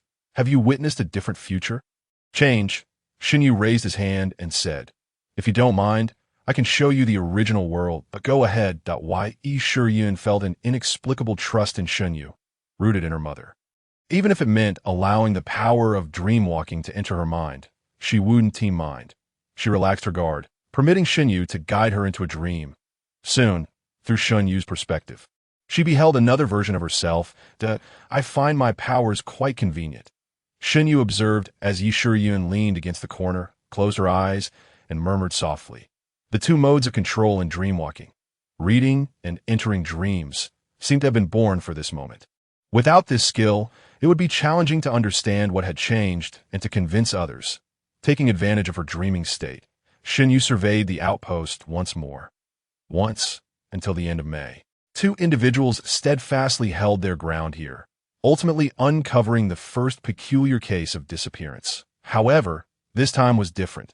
Despite the timeline being advanced, a portion of the people was orderly evacuated. This indicated that, aside from Yi Shiyun, circumstances had undergone significant transformations. The flutter of a butterfly's wings had stirred a tremendous storm here. A sigh from Yi Shiyun redirected Xinyu's attention back to her. She had awakened. In my childhood, I genuinely believed. Yi Shiyun ran her fingers through her hair and remarked, "Your kindness towards my family must stem from affection for my mother, leading you to abandon your ambitions. So, it was because of me, huh? I have no thoughts regarding Director SU. I asked that so. I recall my mother being extraordinarily beautiful in her youth." Yi Shiyun continued, "Well, although I may be a burden, I am rather endearing, don't you think? You have no thoughts at all?"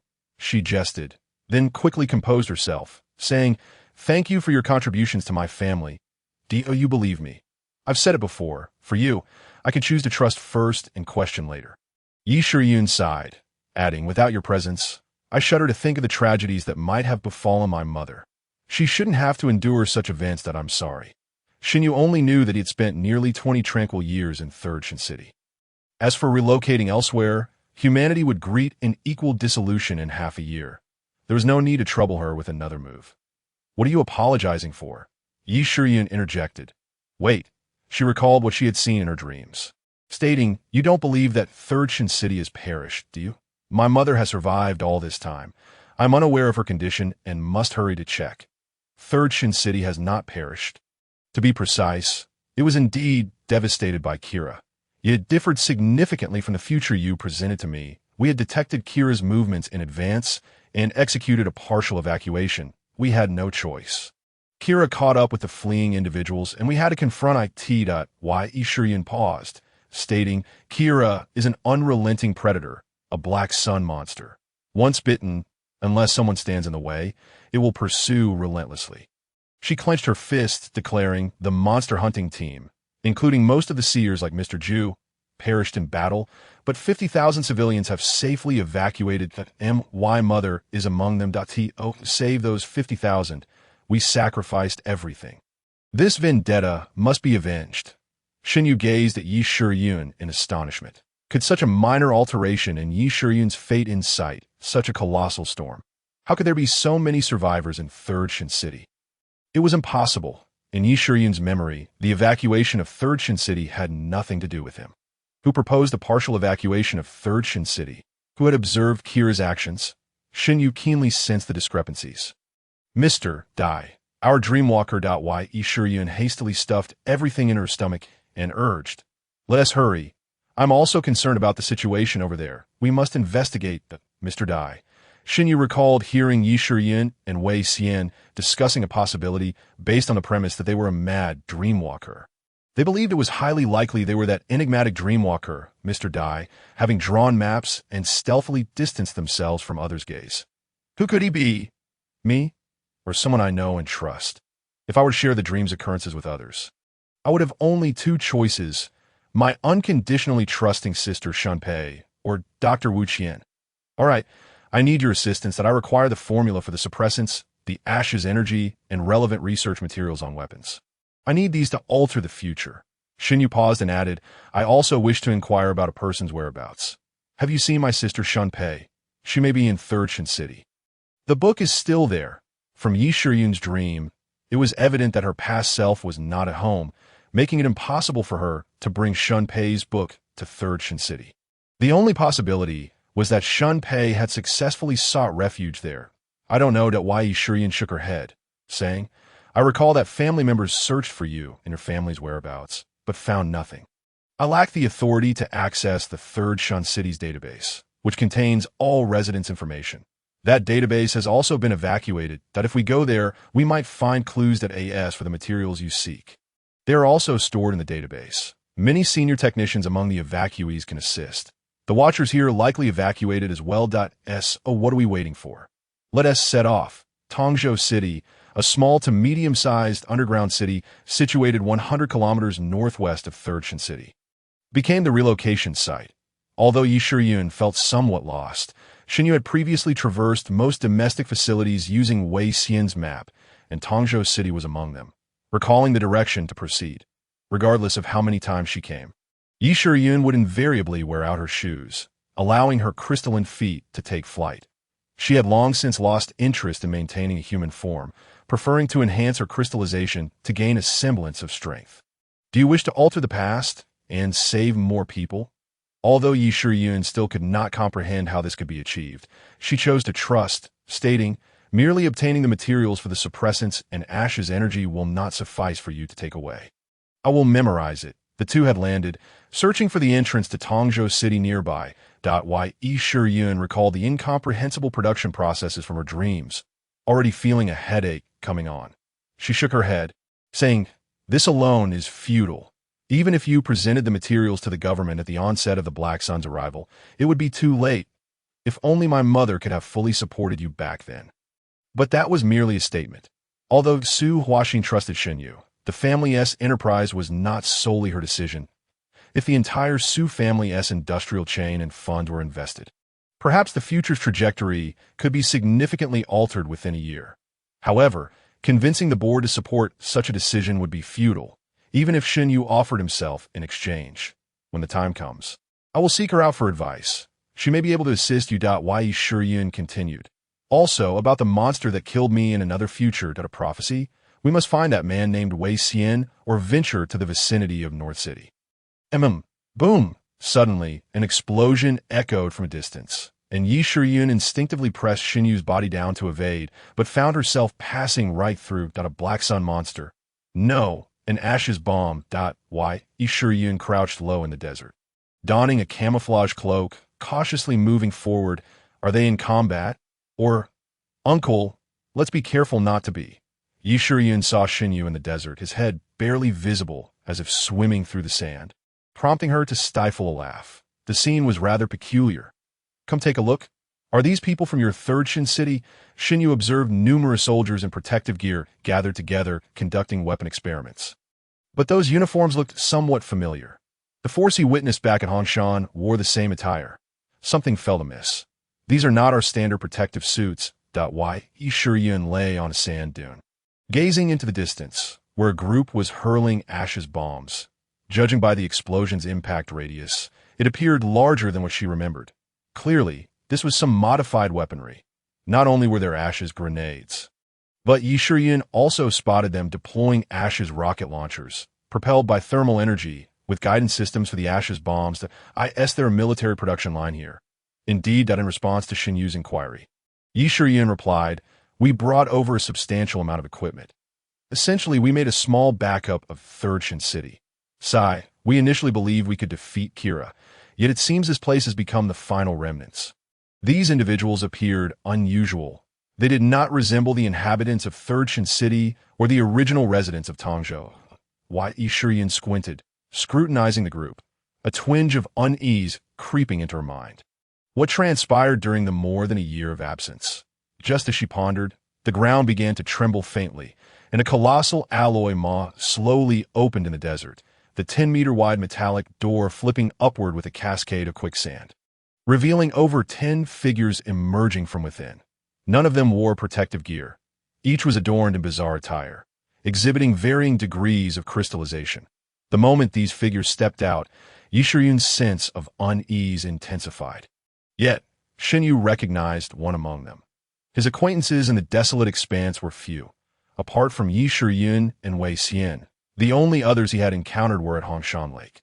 The familiar figure before him was none other than Yu Qing, the extravagant wayfarer adorned with several loops of gold chains around his neck and gem-encrusted rings upon his fingers, destined to be executed by Wei Xian in the future under the guise of nobility. The worst-case scenario had manifested, you recall, when I mentioned the Supreme Lord, Shi Huang. I had anticipated that this area near Huai City would pose considerable danger, yet I find his influence has already extended here. Shen Yu addressed Yi Shiyun, stating that ostentatiously dressed individual, in the future I have witnessed, serves as his lackey. I have encountered this character in my dreams. He is a mere weakling. Why? Yi Shiyun's expression grew grave.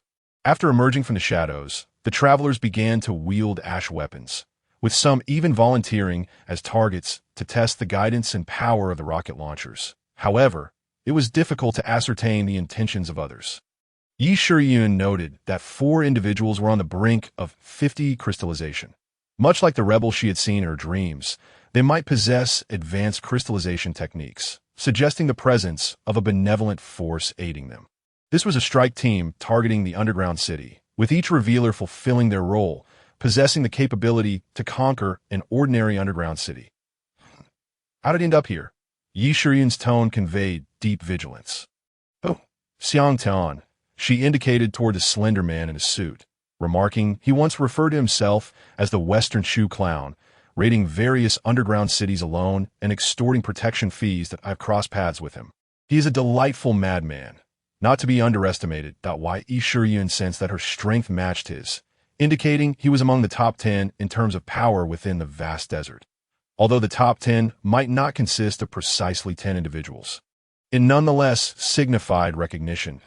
As she spoke, the man in the suit abruptly turned his head towards their location, tilting it in confusion. He then shrugged nonchalantly and instructed those beside him, "Come, fire a few rounds over there." The rocket launcher was aimed directly at Shen Yu and Yi Shiyun's position and was launched. The small sand dune was flattened in an instant. Xiang Tian gazed at the colorful ash smoke and whistled, declaring, "There's nothing of interest outside. I'm heading back." After a while, Shen Yu and Yi Shiyun emerged from the other side. With her hair filled with sand, Yi Shiyun remarked, "The situation has changed. If they are all enemies, I have no strategy for certain victory. We must find a way to infiltrate." Shen Yu responded, "This is my forte. Ms. Su, our sovereign holds you in high regard, providing you survivors from the third application cities with the finest protection and resources. I hope you appreciate this goodwill, as long as you work diligently. You will want for nothing in these times. How could there be such favorable circumstances? In life, one must be grateful and reciprocate kindness." You see, we have neither imposed overtime nor harmed your people, have we? The flamboyantly dressed woman propped her legs on the table, looking at the elderly woman in her 50s, whose hair was beginning to gray, and the representatives of varying ages beside her, stating, "Let us cooperate. If I have an easier life, so too will you, right? Su Huaxin, I'm speaking to you. Please pay attention, having endured trials and the struggles of time." The once beautiful woman now found herself entering middle age. The wrinkles at the corners of her eyes could not be concealed, and her hair had begun to turn gray. Su Huaxin raised her head, saying, "We have already cooperated with your efforts, but what about the children? How many families have been shattered due to your interference? That was for their protection. They are the flowers of the future. We provide them with education, healthy proteins, and teach them to fight. Is that not enough? By the way, Haven T, I've shown you their surveillance. Which child has perished? Are they not all well?" The woman tapped the table with her heel, adding, "Speaking of which, Haven T, I've shown you their surveillance. Which child has died? Aren't they all doing well?" "That's brainwashing," shouted the man beside Su Huaxin indignantly. "Are you accusing me of raising my voice?" The woman picked up a walkie-talkie and said, "Immediately capture 20 young ones and confine them in a small dark room, withholding food and drink. Unless someone kneels and apologizes. Oh, and pay special attention to number 491. I recall that as someone's grandson, right? Lock him up too." The elderly man, who had been furious moments ago, suddenly turned crimson, pointing a trembling finger at the woman, ready to risk everything. The woman cast him a sidelong glance and continued. "Cut off the index finger of 491, but remember to sever it from the left hand. The right hand must be used for eating, mustn't it?" Thud! The old man's knees trembled as they struck the ground. He gritted his teeth, shaking uncontrollably. Yet he bore the humiliation, forcibly pressing his head against the floor. "Oh dear, dear, I was just joking. Why take it so seriously? Your head is filled with the most precious knowledge. What if it gets damaged?" The woman laughed heartily, then spoke into the walkie-talkie. "No need to detain him. By the way, add some bones to 491's dinner. Tell him it's the spirit of others. You see? Why must we go through all this?" The woman tossed the walkie-talkie aside and continued, "Just behave and get back to work, and there will be no issues. We can all coexist peacefully. Why must there be discord? So, why do you still sit before me?"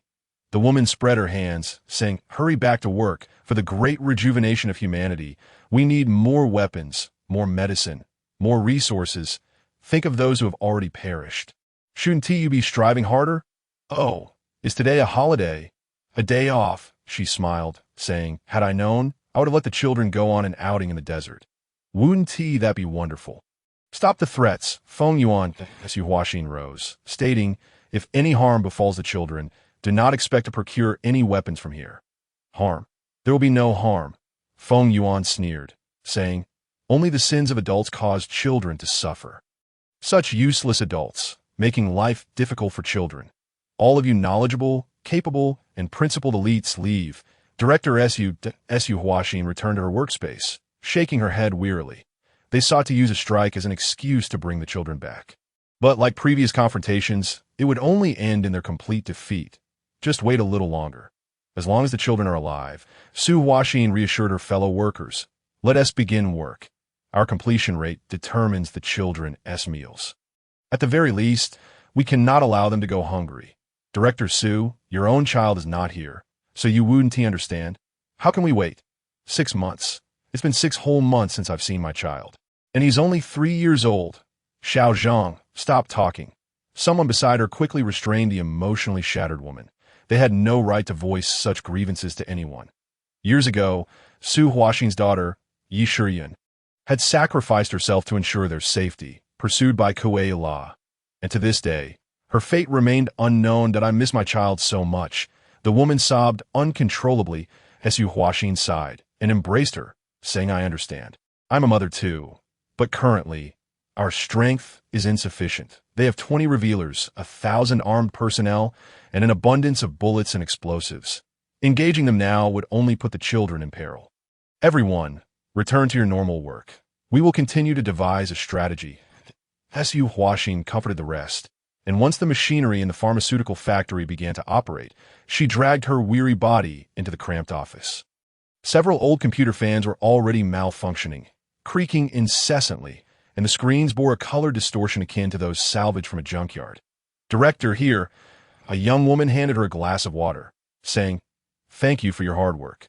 We all know the pressure you face is immense, caught between two worlds that I heard that the old man at the armory has been, committing sins. He is over 60 years old.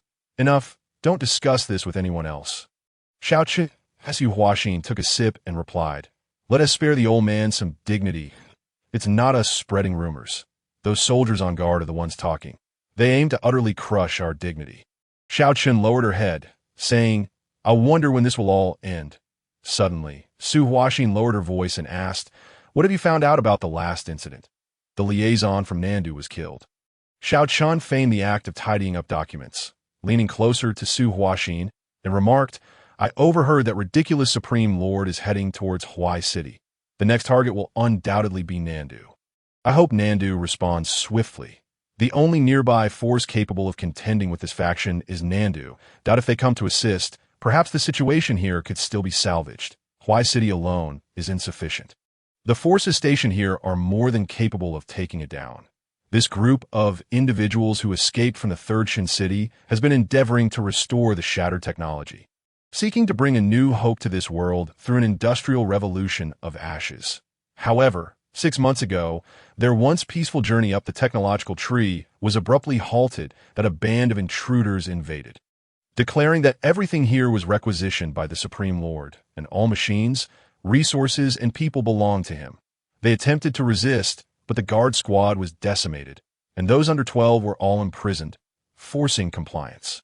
This group refrains from killing the technicians and factory workers, providing just enough sustenance to keep them alive, demanding only that they continue their research and production. In a sense, everyone has been ensnared in a vulnerable state. Many native residents of Tongzhou even finding it somewhat agreeable. Only the people of the Third Shin City still harbor a sense of rebellion. After all, those who have seen the sun cannot easily succumb to darkness. In the distance, a male employee suddenly cast a glance this way, prompting Su Huaxin to say, "Let us not discuss this any further." Xiaoqin replied, finishing up the documents before slowly departing with his head lowered. The male employee offered an apologetic smile, while Su Huaxin merely shook her head, signaling that it was nothing. She understood that the man-child was being manipulated, as long as he passed along information. Those individuals would provide preferential treatment for his child. Yet, Su Huaxin could empathize. She too had a child and understood the lengths a parent would go to for their offspring, even how much effort and heart was required for something as simple as a meal. Su Huaxin thought of her daughter, the one who filled her with immense pride. She wondered where she was now. The end-of-shift bell rang, and the pharmaceutical factory employees dispersed under the escort of soldiers. They would not allow familiar faces to gather and conspire, randomly assigning sleeping quarters at intervals. Only Su Huaxin, as a privileged talent, had a small private compartment. In a sense, it served to sow discord, favoring the existing management while inciting dissatisfaction among others. Su Huaxin knew that it would not be long before she and her fellow leaders would be eradicated, replaced by newly promoted individuals. She glanced at the surveillance cameras in the room, several of them. She initially had more tasks to accomplish, but was suddenly overwhelmed by drowsiness. Rubbing her head, she slowly lay down on the bed and drifted into sleep. The shadows enveloped her like a blanket. In the bright office, the familiar surroundings prompted Su Huaxin to turn and survey the area, murmuring, "How could I dream of this office from 20 years ago?" Just then, a knock echoed from the door, and before she could respond, a young, handsome man entered, saying, "Director Su, it has been a long time." Su Huaxin sprang to her feet, her expression animated as she gazed upon the familiar visage from her memories, exclaiming, "You're back? Shinyu. Even if it is merely in a dream, I am thrilled to see you again." Shinyu, an unremarkable name, had become an unsolvable enigma in Su Huaxin's heart. She firmly believed that her survival, and that of Yun, was not a mere coincidence, but rather a consequence of his prophecies and warnings that he owed her. Shinyu was a benefactor of immense significance, shrouded in an inscrutable mystery. Yet this gratitude had never faded, always residing deep within her heart. Although they met in a dream, it was likely not as one might imagine. Xunyu smiled, noting that Su Huaxin's appearance had changed significantly since their last encounter. Had they met elsewhere, he might not have recognized her. Using language more accessible in this world, he explained, "I am a dream. This is a dream I have woven. Feel it, although it is a dream. You can still think normally, can't you?" Su Huaxin's body trembled slightly as she stared at Xunyu in shock. "You are still alive? Do not be overly excited. Your heightened emotions could lead to an early end of the dream. Someone may be watching." Xunyu cautioned. He had been lurking for a while, but found that there were watchers surrounding Su Huaxin, making it too risky to call out to her. Only after she returned to her room did he seize the opportunity to enter her dream directly. He conveyed the most crucial information to Su Huaxin, saying, "I am with Yi Shiyun. She is near Tongzhou City. We initially planned to come looking for you, but the situation here seems dire. She is still alive." "That is wonderful," Su Huaxin exclaimed, but her joy was short-lived as she quickly added, "You must keep her safe. Do not let her act rashly. There are 20 revealers stationed here and thousands of soldiers. Even she cannot infiltrate this place. Furthermore, if intruders are detected, they will indiscriminately purge a group of people to establish authority." "The Supreme Lord?" "Yes, you know him." Su Huaxin nodded, saying, "They are all working for the Supreme Lord. He is an ambitious man, a terrifying one at that. You must be cautious of him. They are in contact with one another and could provide support at any moment. The situation is precarious. Even if we manage to eliminate the forces stationed here, we will provoke a more ruthless retaliation. Safely relocating so many people is no simple task." Xunyu pondered, realizing he had underestimated the situation. Dealing with the forces here alone was already daunting. "You all should leave for Nandu," Su Huaxin advised. "We will not see any changes here for at least a few months. They still need us to work and produce. Inform the people of Nandu about the situation here. Do not underestimate the revealers. They possess the means to detect dreamwalkers." Xunyu seemed to sense something as the dream began to fade. He stated, "I will return. Until then, keep yourself safe." With that, the dream dissipated. Su Huaxin groggily opened her eyes, hearing footsteps resonating from the corridor. Shortly after, the window was drawn open, and a curious face peered through the small opening. "What? Not here," the man muttered upon seeing Su Huaxin awake and sitting up, slamming the window shut with a thud before whistling as he continued his patrol down the corridor. Su Huaxin's heart sank. It was that Xiang Tan, yet the tension she had been holding on to gradually relaxed. This indicated that her previous experience was certainly not an ordinary dream. "Excellent. Everything is fine." Her gaze grew resolute.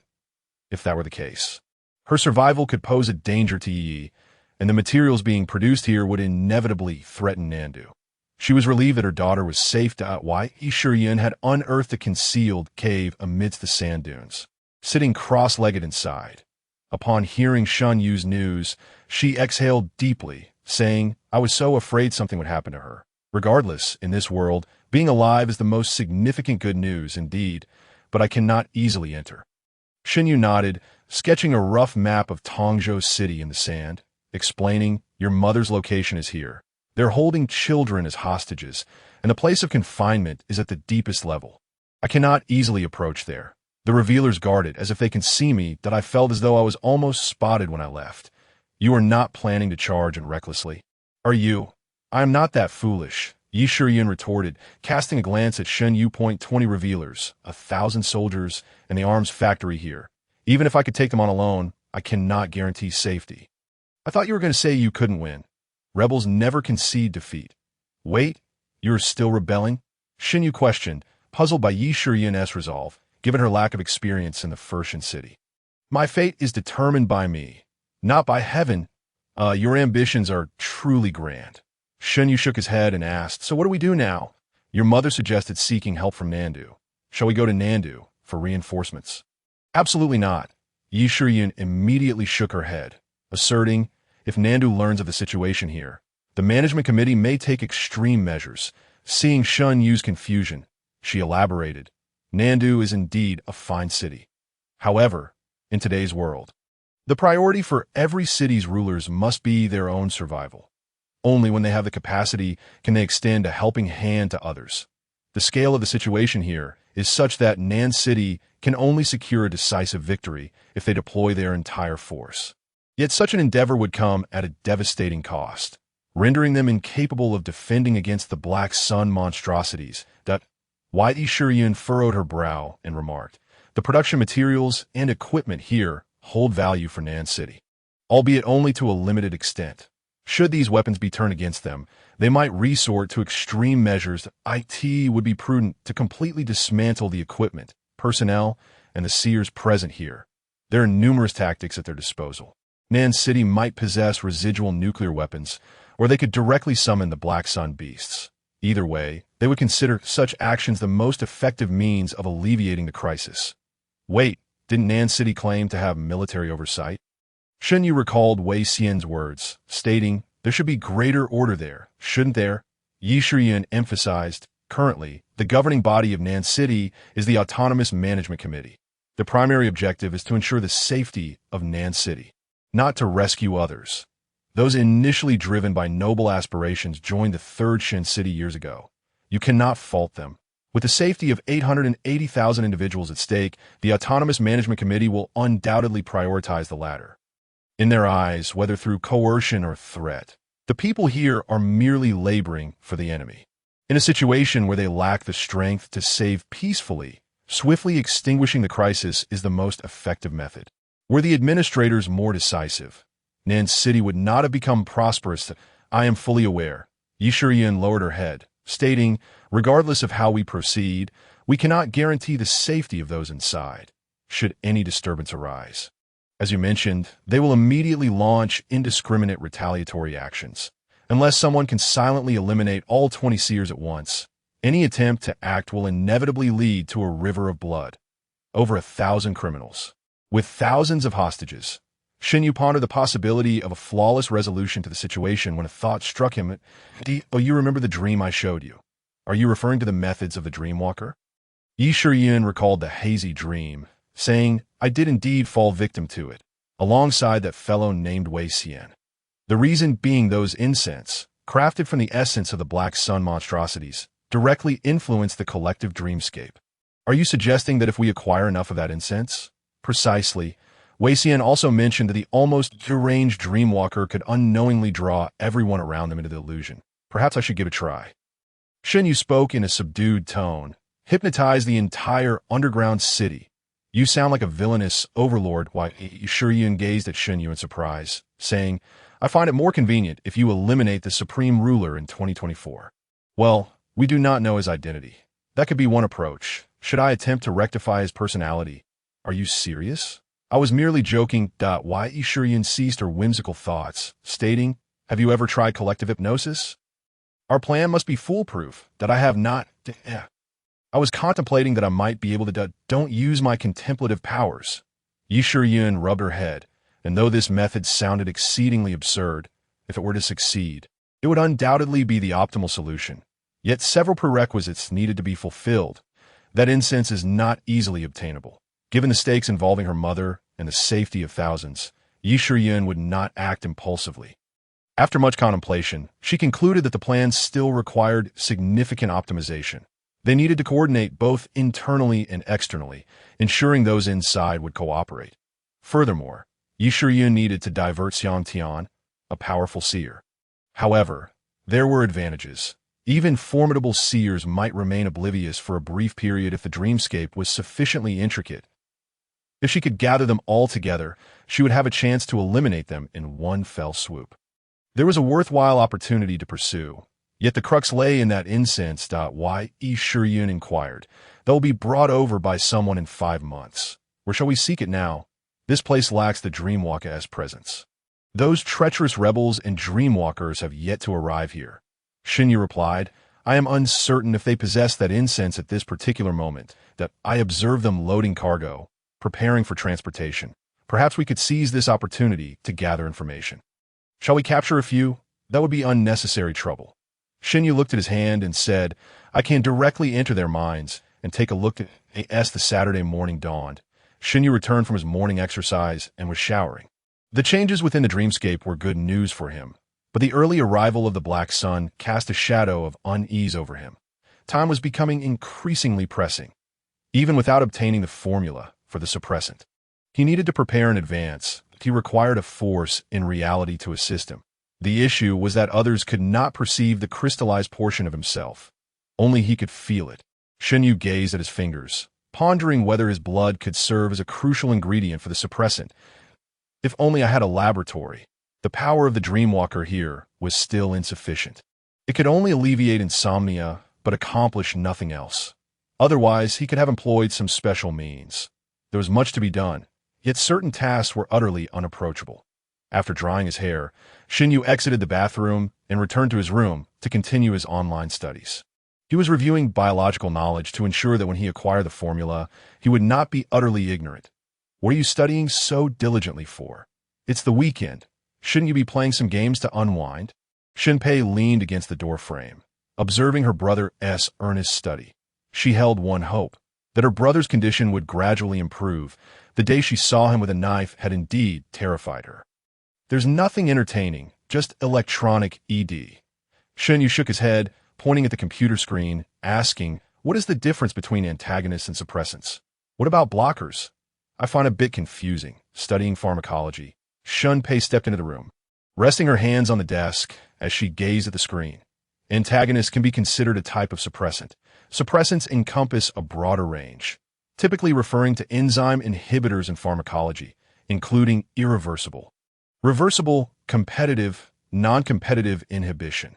Alcohol and barbiturates are classified as medical suppressants, alleviating psychological and physical activities by inhibiting the central nervous system.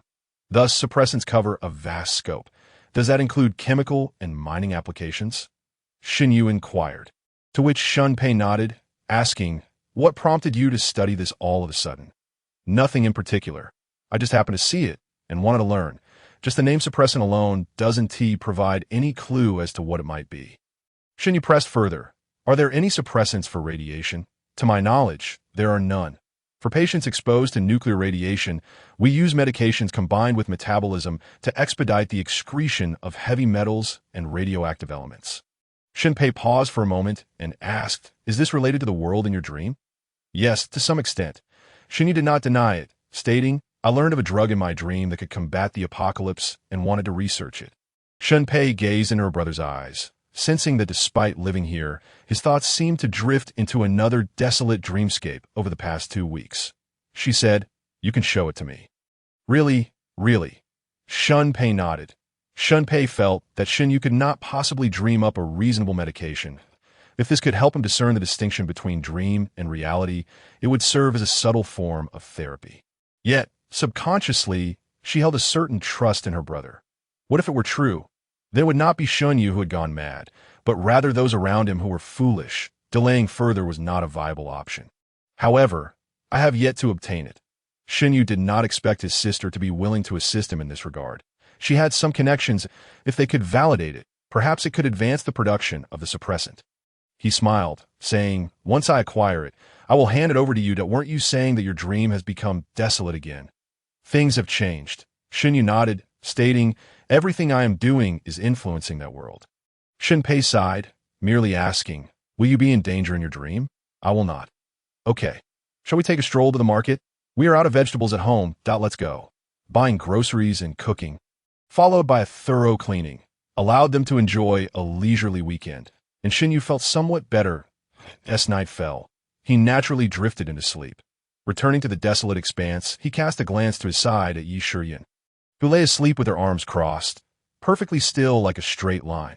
Not wishing to disturb her, he continued to observe the movements around Tongzhou City. After a while, he reached out and flicked Yi Shiyan, saying, there's activity. Startled awake, she turned and sat up, squinting into the distance as the entrance to Tongzhou City opened once more, with several modified vehicles emerging in succession, heading northwest. Stay close.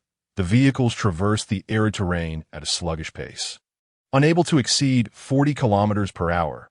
Moreover, due to the ever-shifting dunes of the desert, they had to frequently halt to seek new routes. The two of them kept a considerable distance behind, careful not to get too close, as 2 sentinels were escorting the vehicles. Approaching recklessly without knowledge of the enemy sentinels could easily lead to discovery. Stop. Check the vehicles. After Yuqing communicated over the radio, he opened the car door and jumped out. Those clad in protective gear had their own urinary bags and did not need to relieve themselves, but as a sentinel, he still required such provisions. How could a luxurious wanderer be expected to use a urinary bag? He waved to the other sentinel traveling in the rear and then found a secluded spot to relieve himself. Tongzhou City held no allure for him, he muttered to himself. After returning this time, I'll 1TB on duty there again. Feng Yuan is an insufferable woman. Living a life lesser than that of others left him feeling stifled. Tongzhou City was a place where the Supreme Lord had personally decreed to treat well, and its technicians were regarded as the citizens of the future, rendering him unable to act freely there.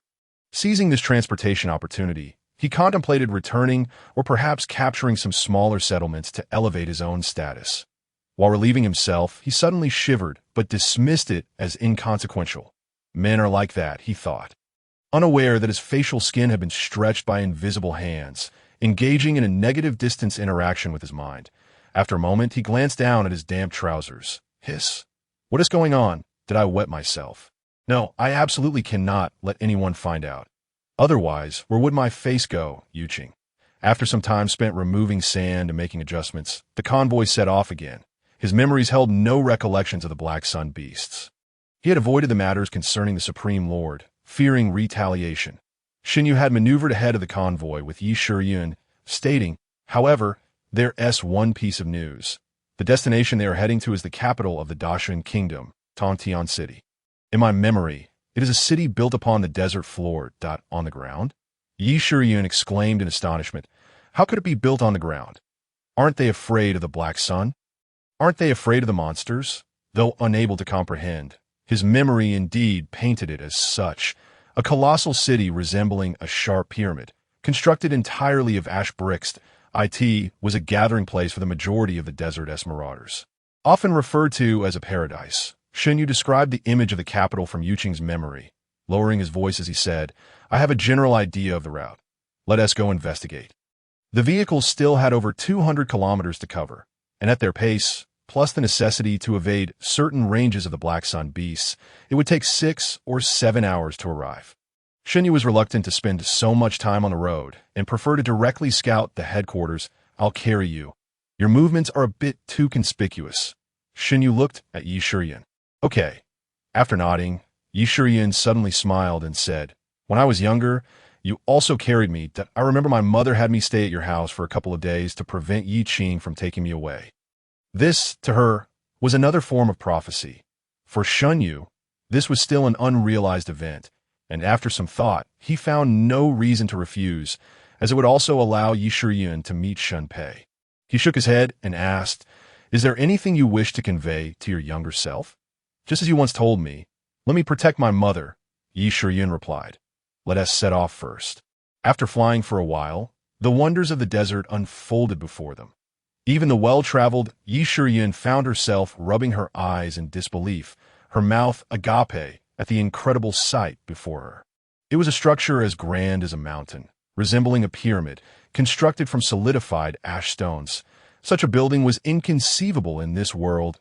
To exaggerate. Even in times of peace, no one would dare to erect such a colossal edifice. To Yi Shiyun's understanding, this was undoubtedly beyond human capability. Of course, what astonished her most was not the structure itself, but the Black Sun beast, the dragon phoenix. That terrifying creature circled the building, yet did not launch any attacks, behaving like a domesticated dog.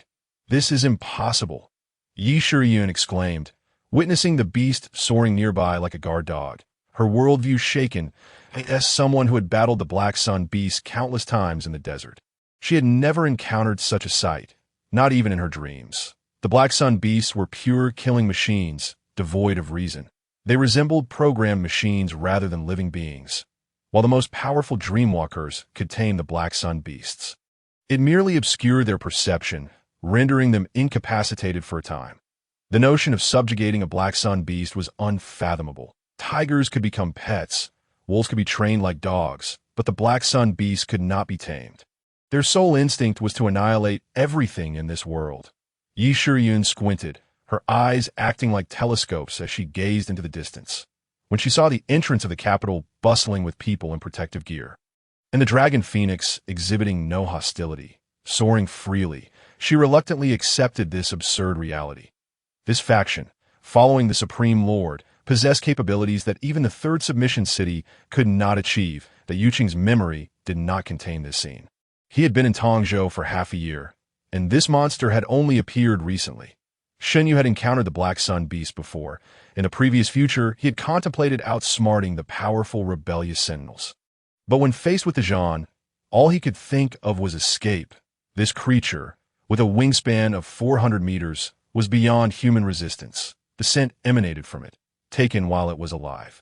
Yi Shiyun pieced everything together, quietly explaining the information about the Dragon Phoenix. The Third Submission City had surveyed most of the intelligence on the Black Sun Beasts, and the Dragon Phoenix was among the finest. Far more challenging than the Zhan. Although its body resembled a vile dragon, its wings like those of a phoenix, and flames burned upon it, its most threatening aspect lay in its mental capabilities. The flames engulfing it were referred to as the fire of the mind. The moment one felt the heat of those flames, they would instantly become a vegetable, their consciousness erased while their physical form lingered for a time. During their time in the beast hunting squad, they had devised strategies against the Dragon Phoenix. Its hypnotic and fear-inducing abilities were exceptionally potent. Even dreamwalkers skilled in such arts risked falling into a deep abyss of confusion after encountering the Dragon Phoenix. Had it not been for Ren AI being nearby, promptly taking them back to find Mr. Ju for treatment, they might have already perished. Yi Shiyun lowered her voice to Shenyu, saying, "If this place is under the protection of the Dragon Phoenix, even the entire beast hunting squad might not suffice. Our final strategy against it was to continuously enhance production and weaponry levels, relying on an intelligent legion to bomb it with ash energy saturation. Unfortunately, they were destroyed by Kuei La before they could even begin. Logically, the Black Sun Beast should have detected their presence before they approached. Yi Shiyun noted, "It seems its state is rather peculiar." "It's landing the AS," she spoke. The Dragon Phoenix descended to the ground, its flames gradually extinguishing, folding its wings, and becoming a stone statue upon the earth. The individuals who had been moving at the city's entrance slowly gathered around. The two observed for a moment, and noticed that they were using tools to cut something down. Yi Shiyun found herself numbed by the frequency of her astonishment, unsure of what comments to make. The severed items might very well be transformed into that particular incense. Shenyu remarked, "The good news is, we've found what we sought. The bad news is, the difficulty of acquiring it exceeds our expectations. Robbery is always easier than rescuing hostages." Yi Shiyun reached a decision. If the incense were crafted from parts of the Dragon Phoenix, it could indeed amplify mental capabilities effectively. The likelihood of their plans succeeding increases correspondingly. Thus, Long Huang seems disinclined to take the initiative against us, which is indeed advantageous. The only challenge we must confront lies within that singular city. Yi Shiyun pondered that if the monster hunting squad possessed such capabilities, perhaps they had already eradicated all the Black Sun Beasts in the desert. Regrettably, the opposing faction refers to themselves as the First Emperor, the Supreme Sovereign. From their titles and methods, it is evident they are no benign entities. I shall infiltrate and gather intelligence. No. Let us proceed together. Your understanding of this world is not profound enough. My presence would ensure greater safety. The two contemplated and decided to venture inside first. The city is vast, and fortune is unlikely to have us encounter the most formidable Supreme Sovereign upon entry. Tongtian City, a magnificent multi-tiered edifice. Not only does it boast extensive living quarters above ground, but it also houses a substantial industrial zone below. The ground floor comprises a vast agricultural area and a logistics center, bustling with personnel clad in protective gear. Meanwhile, the second floor serves as a recreational space for the populace. Damn it, being a revealer is preferable. We are relegated to consuming industrial alcohol that I heard they have already begun enjoying craft beer. Dim lighting and raucous music fill the air. This is a gathering place for the people of Shenhua. Despite the grandiose exterior, the interior resembles an unfinished construction site. Aside from a few salvage boards, most furniture is fashioned from the earth and stone extracted from deep within it. A woman in a leather jacket slammed her cup onto the table and exclaimed, "Last time, Lord Wang told me he would exchange a bottle of wine for 3 Mainjiang. Where in the world am I supposed to find that now?" Why not become a revealer yourself? I have no desire to bask under that wretched sun. Hearing the mockery from those around her, the woman muttered, tossing some crystalline ore aside, leaping down from her chair and tugging at the chain in her hand, declaring, "Call me next time you drink." The chair, pulled by its master, lumbered to its feet and followed her. "That fiend-yang of yours is quite impressive," the wine vendor remarked, eyeing the robust physique. "I'll trade you a bottle of outdated vintage wine for it." "It's yours. Hand over the wine." The woman retrieved a note from her bosom and tossed it over. The muscular man numbly approached the vendor, kneeling and offering his chain with both hands. "Here's your wine."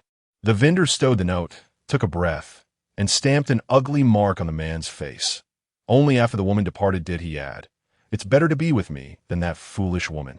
She might bite off a piece of you when displeased. I expect you to tend to my fields diligently, 24 hours a day. Remember, if anyone steals my crops, you'll become fertilizer." The man remained silent. The vendor patted his muscular arm and said, "I see you've lived well in other underground cities. Perform well here, and if you impress, the Supreme Sovereign will grant amnesty to a batch of you sheep people each year. You could become a respectable citizen like me. Following the Supreme Sovereign, at least you can survive in this world. Wouldn't you agree? Now, get to work and bring out the barrels of wine from the back." Suddenly, mid-sentence, the vendor froze, a handprint swelling on his face.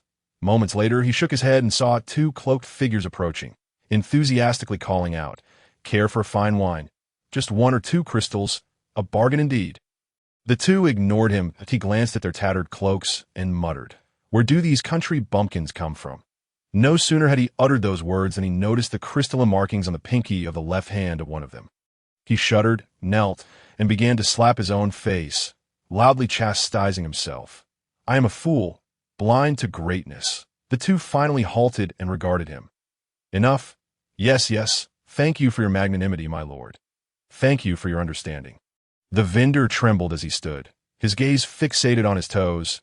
Too fearful to meet their eyes, he was drenched in sweat, as though he had just returned from the gates of hell. The two continued onward. Only after turning into an empty room did they shed their cloaks to reveal their appearances. Why, Ishuria now felt the prickling of goosebumps on her arms, and the red crystals in her hair multiplied.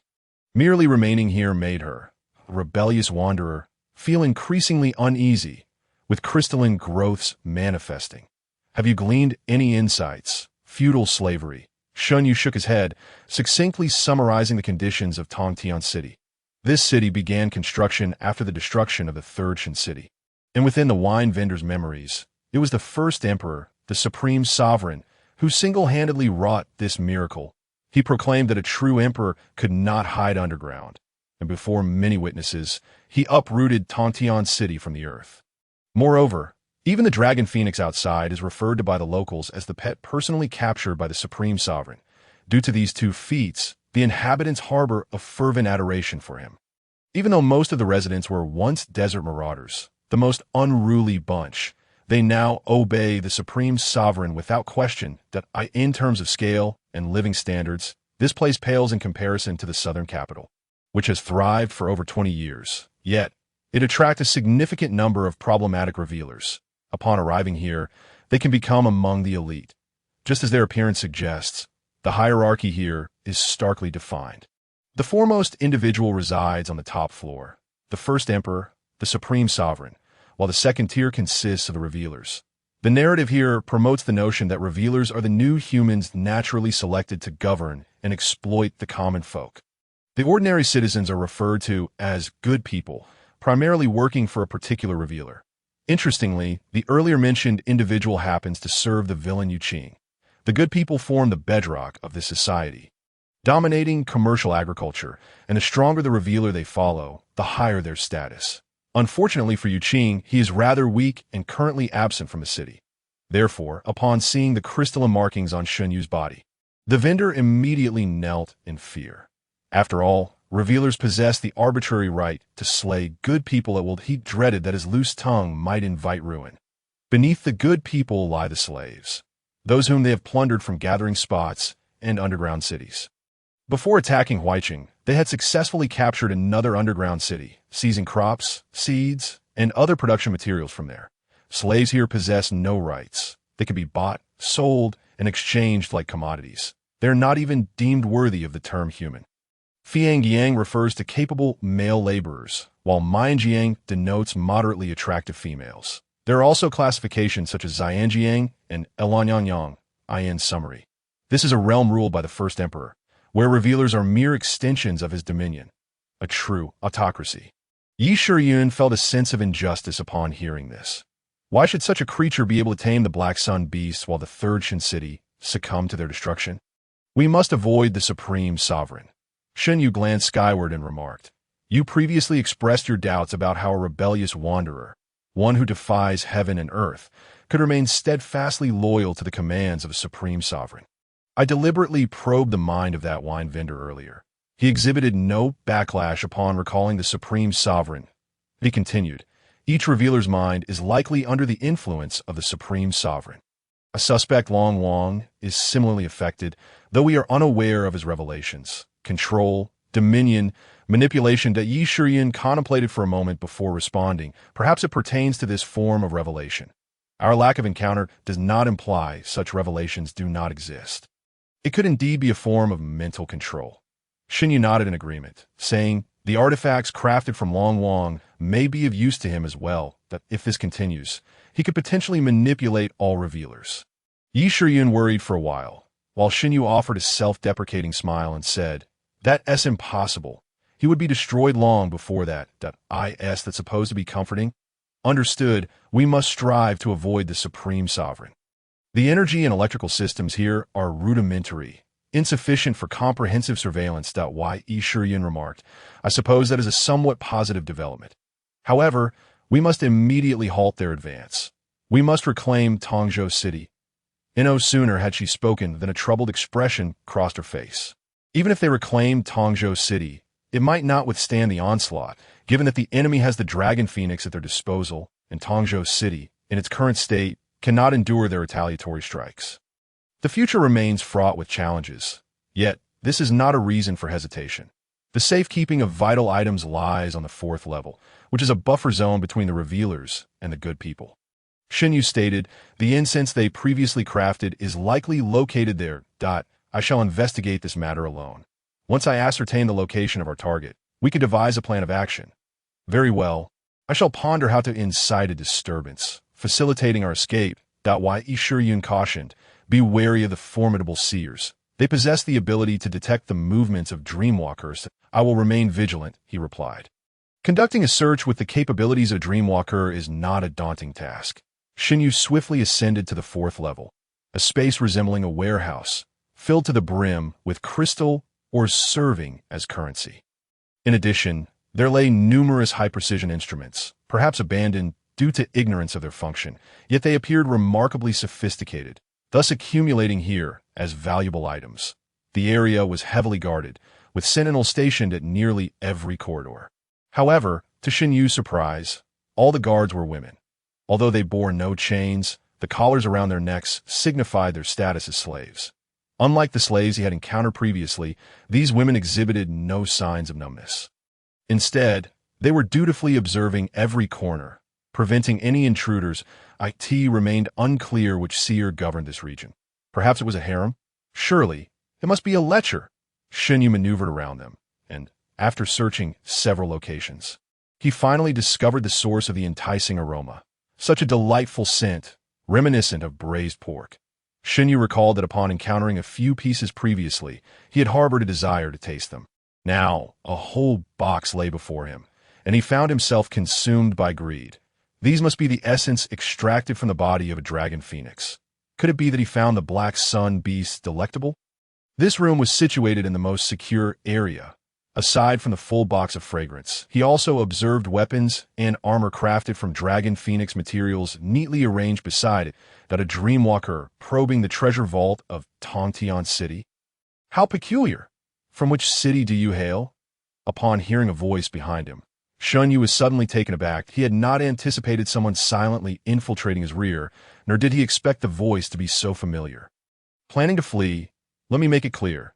This room is rigged with ash bombs above, below, to the left, to the right, in front, and behind, that if you dare to phase through the walls, your consciousness will be shattered by the explosion. enough to render you a vegetable. After all, these bombs are crafted from dragon phoenix materials, specifically designed to target thieves like you. The rotund figure, clad in a sharply tailored suit, leaned against the door with arms crossed in the corridor behind him. The female guards hurriedly approached. Upon noticing others in the vault, they immediately apologized. "My apologies, Lord Wei, we did not." "No need to kneel, no need." The stout man raised a hand and declared, "The newcomer possesses formidable strength. Not something you can handle." He stepped into the center of the doorway and called out, "My friend, do introduce yourself. You and noble, working here, surely your crystals do not multiply." Xinyu turned to face the newcomer, his expression solemn. "The Supreme Master is my only code of conduct." The man chuckled and replied, "You speak well. Do you know me?" "Of course." Xinyu narrowed his eyes and stated, "Wei Xian da. So you truly recognize me." "A familiar face from my merchant days." Wei Xian replied with a grin, "That if I can bring you to the Supreme Master and we all become colleagues, I would receive considerable rewards, enough to purchase several hundred people. At the very least. What do you say, my friend? We are in need of a dreamwalker. Care to join us?" The man, clad in a leather jacket with a round belly and a jovial countenance, was someone Xinyu knew all too well. He was the first person he had encountered upon arriving in this world. Despite his somewhat unscrupulous nature, reveling in punishing wrongdoers and indulging in petty gains, Xinyu did not harbor any disdain for him. After gaining more insights and acquaintances in this realm, he came to appreciate how rare it was to find someone like Wei Xian, who maintained his principles. Even in the face of impending crisis in the southern capital, he had not wavered. From the perspective of the future's end, it seemed Wei Xian bore even more secrets. Xinyu wished to seek him out, to uncover the truth behind the prophecy, and to learn who lay beneath the Ash Mountain. Yet he had never expected to encounter him in Tongtian City. Wei Xian appeared unhurried to act, taking a keen interest in Xinyu as he extended an invitation. "Though our lives here may not compare to those in larger cities, we value freedom and lack of constraint. As a seer, joining us would undoubtedly yield more benefits than drawbacks." The Tito speak grandly. "Only the Supreme Master can withstand the crises upon this wasteland. Have you noticed how the dragon phoenix outside behaves? Now, it obediently resembles a pet. Should you choose to join us, you would also receive a quota of this fragrance. No need for thievery. What of those treacherous dreamwalkers and traitors? Have they yet to join Tongtian City?" Xinyu discerned that Wei Xian's intentions to recruit him were more pronounced. No. Perhaps it was because they had long laid a web of deceit. They had anticipated the possibility of a dreamwalker invasion. Hence their reluctance to act hastily. The trade of human lives, the oppression of human rights. Xinyu narrowed his eyes at Wei Xian and queried, "Has your notion of nobility completely dissipated?" "TSK." Wei Xian glanced at the women behind him and remarked, "It seems we were once quite familiar, my friend." "You are correct. Sometimes I do feel discontent. However, when the granaries are full, one understands etiquette. When one's needs are met, one recognizes honor and disgrace. The current priority is to develop Tongtian City. I cannot make all seers like me, but I can at least use you to achieve merit." He spread his hands and stated, "When the Supreme Master is pleased, my wealth will multiply, and with greater wealth, I can save more lives from persecution. That not so. Furthermore, the Supreme Master has promised me that when unification occurs, I shall become the Minister of Justice, presiding over the law."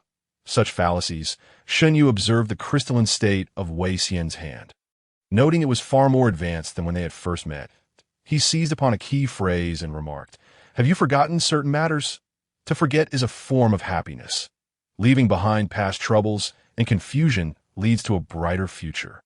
This is the Supreme Master's blessing upon me." It appeared that the Supreme Master possessed an almost brainwashing ability over the seers. Wei Xian had previously mentioned encountering the followers of Shi Huang in the wasteland. However, this time, the alteration of the world line had been substantial. It had not only allowed survivors to emerge in the third city, but had also led to unexpected developments for Wei Xian, who had been captured and brainwashed by the Supreme Master, becoming his subordinate. Yet this power had its limits. He did not impose such brainwashing upon ordinary individuals. If he truly had unlimited control over others, he would not need to resort to such complexities and could easily conquer any underground city. The fact that he still needed to stockpile resources and carefully strategize for war indicated that this power was not insurmountable. It seems you are not inclined to join. This is quite troublesome. Your dream self cannot be confined either. Wei Xian raised his hand and declared, then I shall have no choice but to dismantle you. Otherwise, it would be an oversight on my part. Uninvited guests are deemed intruders, and taking without permission is considered theft. Wei Xian formed a seal with his hands before him, his eyes turning golden as he proclaimed, intruders and thieves are deemed evil. In the name of nobility, I sentence you to confinement here. With a hum, Shun Yu suddenly felt his body grow heavy. He looked down to see gray chains emerging from the void, coiling around his feet. Moreover, he sensed as if he had been forcibly infused with power, gaining a corporeal form, rendering him incapable of phasing through walls. Not be surprised. I possess some experience in dealing with dreamwalkers. Otherwise, how could I serve as a guard here? Wei Xian smirked, tilting his head and saying, ladies, take cover. The methods of dreamwalkers are numerous. Do not become hostages used against me. With that, the women, adorned with collars, swiftly withdrew, and Wei Xian refocused his gaze on Shun Yu, stating, let me make it clear. Once you are bound by me, awakening will be quite difficult. I had no idea you were capable of dealing with dreamwalkers. Shun Yu remarked, lifting his foot. The chains felt peculiar, as if they had fused with his dream self. Exerting immense pressure, he locked eyes with Wei Xian and said, I had assumed you were not adept at combat. I lack experience with dreamwalkers, but you have provided the Supreme Master with leverage. Wei Xian humbly replied, then I can only accept my misfortune. In an instant, Shun Yu, bound by the chains, dissolved into foam before Wei Xian's eyes. He was momentarily stunned. Did this man not fear death? The effect of the conviction chains directly impacted his mental state. If he simply released his dream self, the backlash would inflict harm upon his true self. Was he truly willing to risk severe injury to escape? Well, never mind. The goods remain intact. However, they must be relocated. This batch of fragrance is exclusive and cannot afford any mistakes. Upon seeing his adversary vanish, Wei Xian merely shook his head. The immediate priority was to ensure that this batch of Dragon Phoenix essence remained untainted. Unexpectedly, merely being placed here resulted in prying eyes. He lowered his head to examine the incense, and it seemed as though he heard someone inquiring about the method of their creation. That he murmured, crafting a batch is no simple task. From extraction to completion, it takes 2 months. This incense, capable of amplifying spiritual abilities through the medium of the Dragon Phoenix, is exceedingly precious. He required this incense to fortify his dominion. I surmise his revelations, after capturing the Dragon Phoenix, reached their limits, necessitating this incense as an auxiliary. After all, the Supreme Lord he is. Oh, suddenly, Wei Xian clutched his head, which felt as if it might explode. The mere thought of the Supreme Lord sent him reeling, and the scene before his eyes shattered into fragments. All he could see was the box of incense soaring away from him, landing in the hands of the dream walker who was exiting the room, who softly remarked, "You still love to dream." With that, he swiftly fled, leaving Wei Xian stunned. When did he get caught off guard? Wei Xian's eyes widened. Had it not been for the interruption of the dream by thoughts of the Supreme Lord, he would have been in dire straits. He lunged forward, attempting to seize the box. Yet Shin Yu glanced back at him, but a silent shockwave struck him, overwhelming him and pinning him to the ground. Wei Xian's eyes flared red. If the incense were to be stolen, it would be his failure. Should punishment ensue, those he protected would be snatched away by others. Those unfortunate souls could only maintain a semblance of dignity under his guardianship. That no, he absolutely could not allow such a calamity to unfold. Crystal pendant. Thud. The box being pulled by Shun Yu was suddenly smacked down. He turned around to gaze at the smoke-filled floor, intending to reclaim the box, but a perfectly sculpted arm, akin to a statue, preemptively snatched the entire box of incense away. 1 arm, 2 arms, 3 arms. For 4 crystalline arms adorned Wei Xian, whose body seemed encased in armor like crystals, his face bearing a solemn expression. He softly declared, "Immediate judgment." The condensed energy, a terrifying aura, starkly contrasted with the Wei Xian Shun Yu had previously known. That he exhaled deeply, observing the crystalline state of Wei Xian. which had reached an astonishing 8 or 9/10. The oppressive presence surpassed that of the rebellious figure he had encountered before, second only to Yi Shiyun. Concealing his prowess, my friend, you are indeed formidable. Your petty tricks are now rendered futile. Wei Xian advanced step by step, each movement causing the ground to tremble, prompting other revelators to rush over upon detecting the disturbance. Shen Yu cast a glance at the incense he was shielding behind him. Their time was running short. He had just gleaned the intelligence Wei Xian possessed in his dream, that if they delayed any longer, this batch of incense would be surrendered entirely to the Supreme Lord for his use. At which point the peril of theft would escalate, that a plan must be devised. At this very moment, he had to take the incense away. However, Wei Xian had already entered a highly crystalline state. And based on prior encounters, creating illusions under such conditions was exceedingly challenging. That's so. Shen Yu suddenly laughed, levitating slightly as he addressed the towering crystalline Wei Xian. I shall not suffer the same misfortune twice. Apologies, my friend, but I am in a hurry. With that, Shen Yu dove straight towards Wei Xian, who raised those 4 arms, enveloped in pure energy, striking towards Shen Yu. Bang! The impact redirected Wei Xian's arm. And Shen Yu seized the opportunity to pivot, swiftly maneuvering behind Wei Xian. Wei Xian turned to attack near the box, preventing his opponent from seizing it and fleeing. He failed to notice Shen Yu was still glued to his back, his hands pressing directly against Wei Xian's waist. The Dream Walker's only capability was to create impacts, and now, with his body highly crystalline, he was untroubled by the thought of his opponent's hands penetrating his form. Wei Xian promptly braced for the impact, only to discover a peculiar force invading his body. What is this?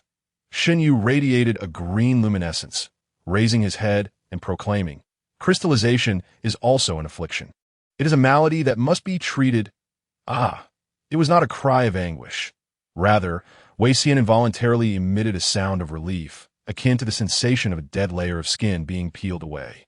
He felt the crystals on his body shedding like dirt, layer by layer, an incredibly soothing sensation. This is bad. It is the ability of compassion. Wei Xian sensed his degree of crystallization plummeting dramatically, the excess portions disintegrating into ash. His pupils widened in shock as he hastily sought to flee. Yet Shen Yu, utilizing the agility of the dream, clung tightly to Wei Xian until, with a crash, he slammed him against the wall. During his previous encounter with the rebellious revelator Sun Hui, Shen Yu had found himself utterly powerless against the highly crystalline crystal pendant, faced with a form that elevated physical capabilities to monstrous levels. Entwined with terrifying energy, the offensive and disruptive power of the dream was nearly negligible. Escape was the only option. He did not wish to remain so weak. If he could not even subdue a single revelator, how could he confront the crises threatening the entire world? Thus, he had been contemplating what means to employ next time he encountered such a situation. In his pondering, he had indeed discovered a method that was uniquely his own. The higher the degree of crystallization, the exponentially greater the revelator's power. However, crystallization itself is a kind of affliction that compassion can heal. This means that by incorporating the ability of compassion into battle, he could significantly diminish the revelator's power. After crystallization, one must seek compassion for healing.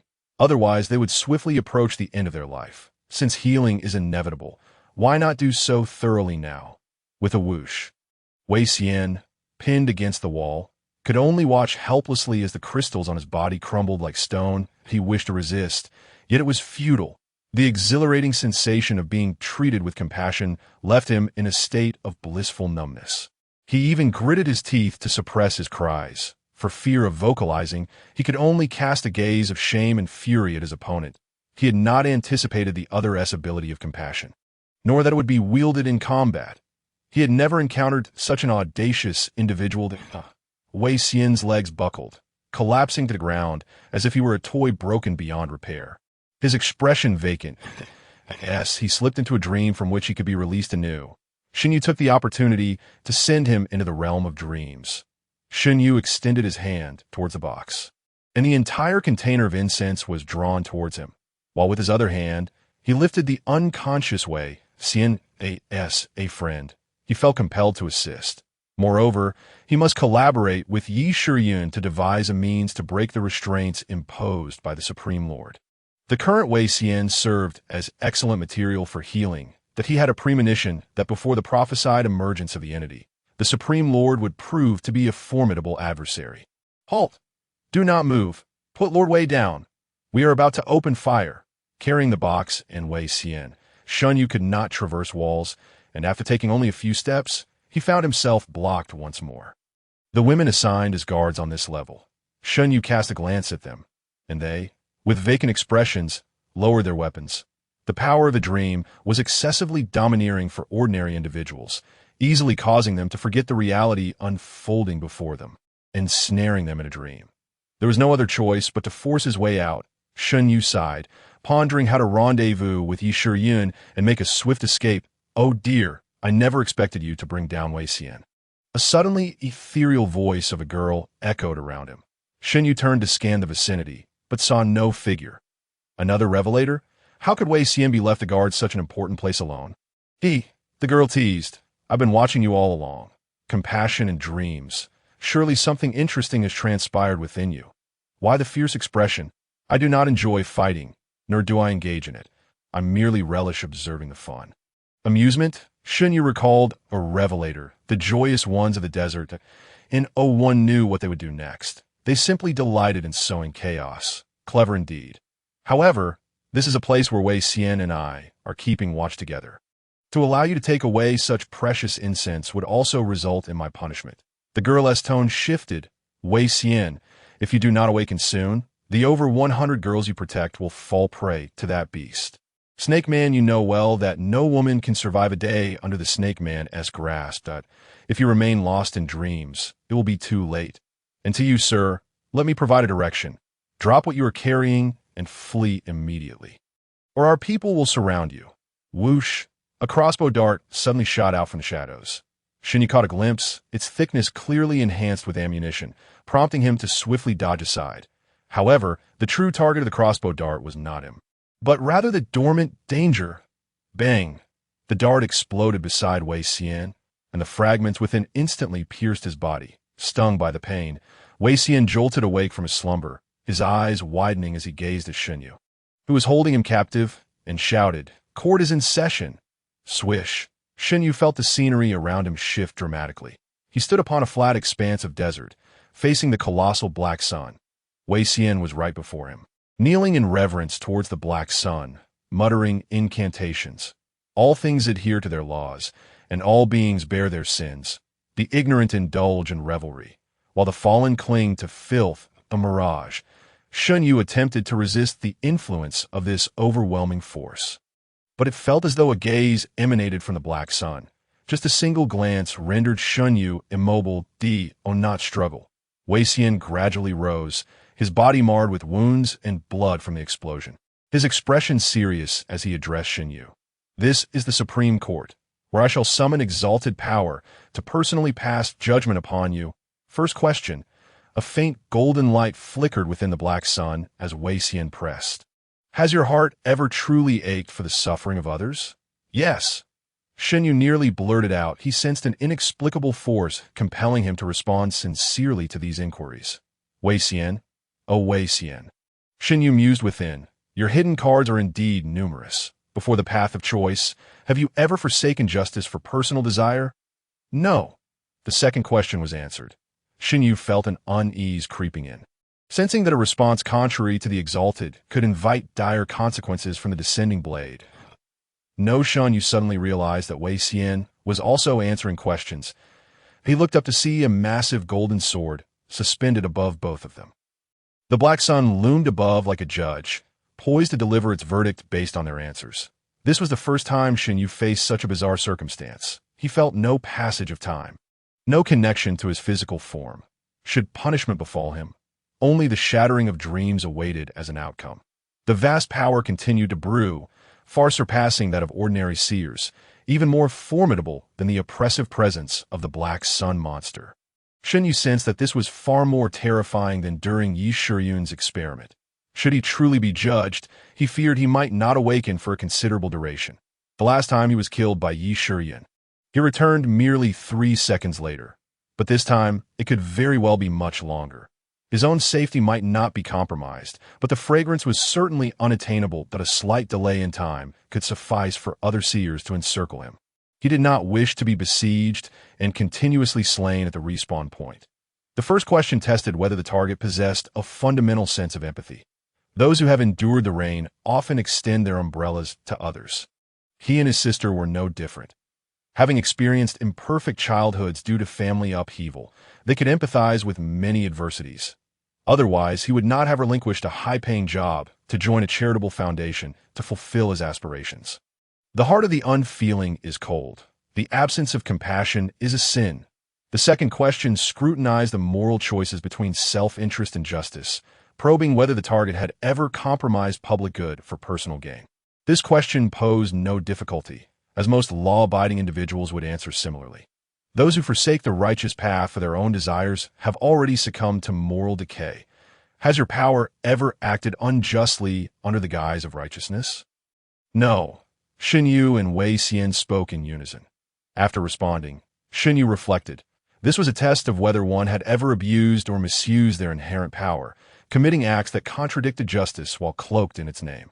Here, power did not merely refer to superhuman abilities, but could also encompass social connections, or even a simple remark that commit acts of chaos in the name of justice. Self-deceivers are deemed wicked. The fourth question followed swiftly. Have your promises ever been forsaken out of fear or weakness? The betrayal of promises is the mark of cowardice. Should the world crumble, would you stand to uphold that meager justice with your own strength? Yes, Xin Yu answered without hesitation. This tested an individual's commitment to justice under extreme conditions. The so-called extreme environment undoubtedly referred to the world before him. Yet beside him, Wei Xian trembled, his golden power flickering ominously. He opened his mouth and, in a low growl, echoed, "Yes, though justice may be feeble, those who uphold it are of noble heart." The intertwined voices of men and women resonated as if cascading from the black sun. Followed swiftly by the fifth question, when faced with injustice, have you ever turned a blind eye? Yes. Wei Xian's pupils shimmered with gold. Pain etched across his features as he covered his head, exclaiming once more, "But I am in agony." No Shun Yu regarded Wei Xian, who was struggling. This inquiry was not solely directed at him. The initiator would also be ensnared. Remain passive in the face of injustice is the action of a coward. As the voice from the black sun resounded, the sword above Wei Xian suddenly descended. Wei Xian, Xin Yu's heart tightened. He yearned to check on Wei Xian's condition, but found himself unable to move an inch. The presence within the black sun continued to scrutinize him, and he strained to discern the situation ahead. After a moment, he vaguely discerned that Wei Xian had not vanished, but had instead suffered the exalted punishment, lying unconscious upon the ground. And oh wonder he did not employ this tactic from the outset. For the questioner would also face consequences. Wei Xian understood all too well. He had been a silent observer within the towering city at every moment. The power of the supreme ruler could dictate his thoughts, yet it could not withstand true exaltation. Once this ritual commenced, he too would inevitably be harmed. He was wagering on who would be injured first, and who would suffer more severely. Do you believe that justice sometimes necessitates the use of violence to be realized? The questioning did not cease. The difficulties surged sharply, elevating the discourse to a philosophical level. Shen Yu wished to contemplate cautiously before responding. Yet the answer yes escaped his lips. Violence need not always be a sin, yet one must tread carefully in its name for justice. The voice from the black sun rang out powerfully, as if striking at the souls of the two, and then it posed another inquiry. Are you willing to sacrifice yourself to save others? Yes. Shen Yu spoke these words calmly. What he was doing now was precisely that. Ever since discovering his crystalline traces in reality and realizing that the power of compassion was ineffective against them, Shen Yu understood that with each dream, his life was on a countdown. If one could choose the manner of their own death throughout their lifetime, Shen Yu believed there was no more romantic demise than this. The selfless are willing to sacrifice their lives for others. They are truly virtuous beings. The voice from the heavens continued. Do you believe that the order of fate is unshakable, yet still choose to resist? This time, Shen Yu felt no force compelling him to respond.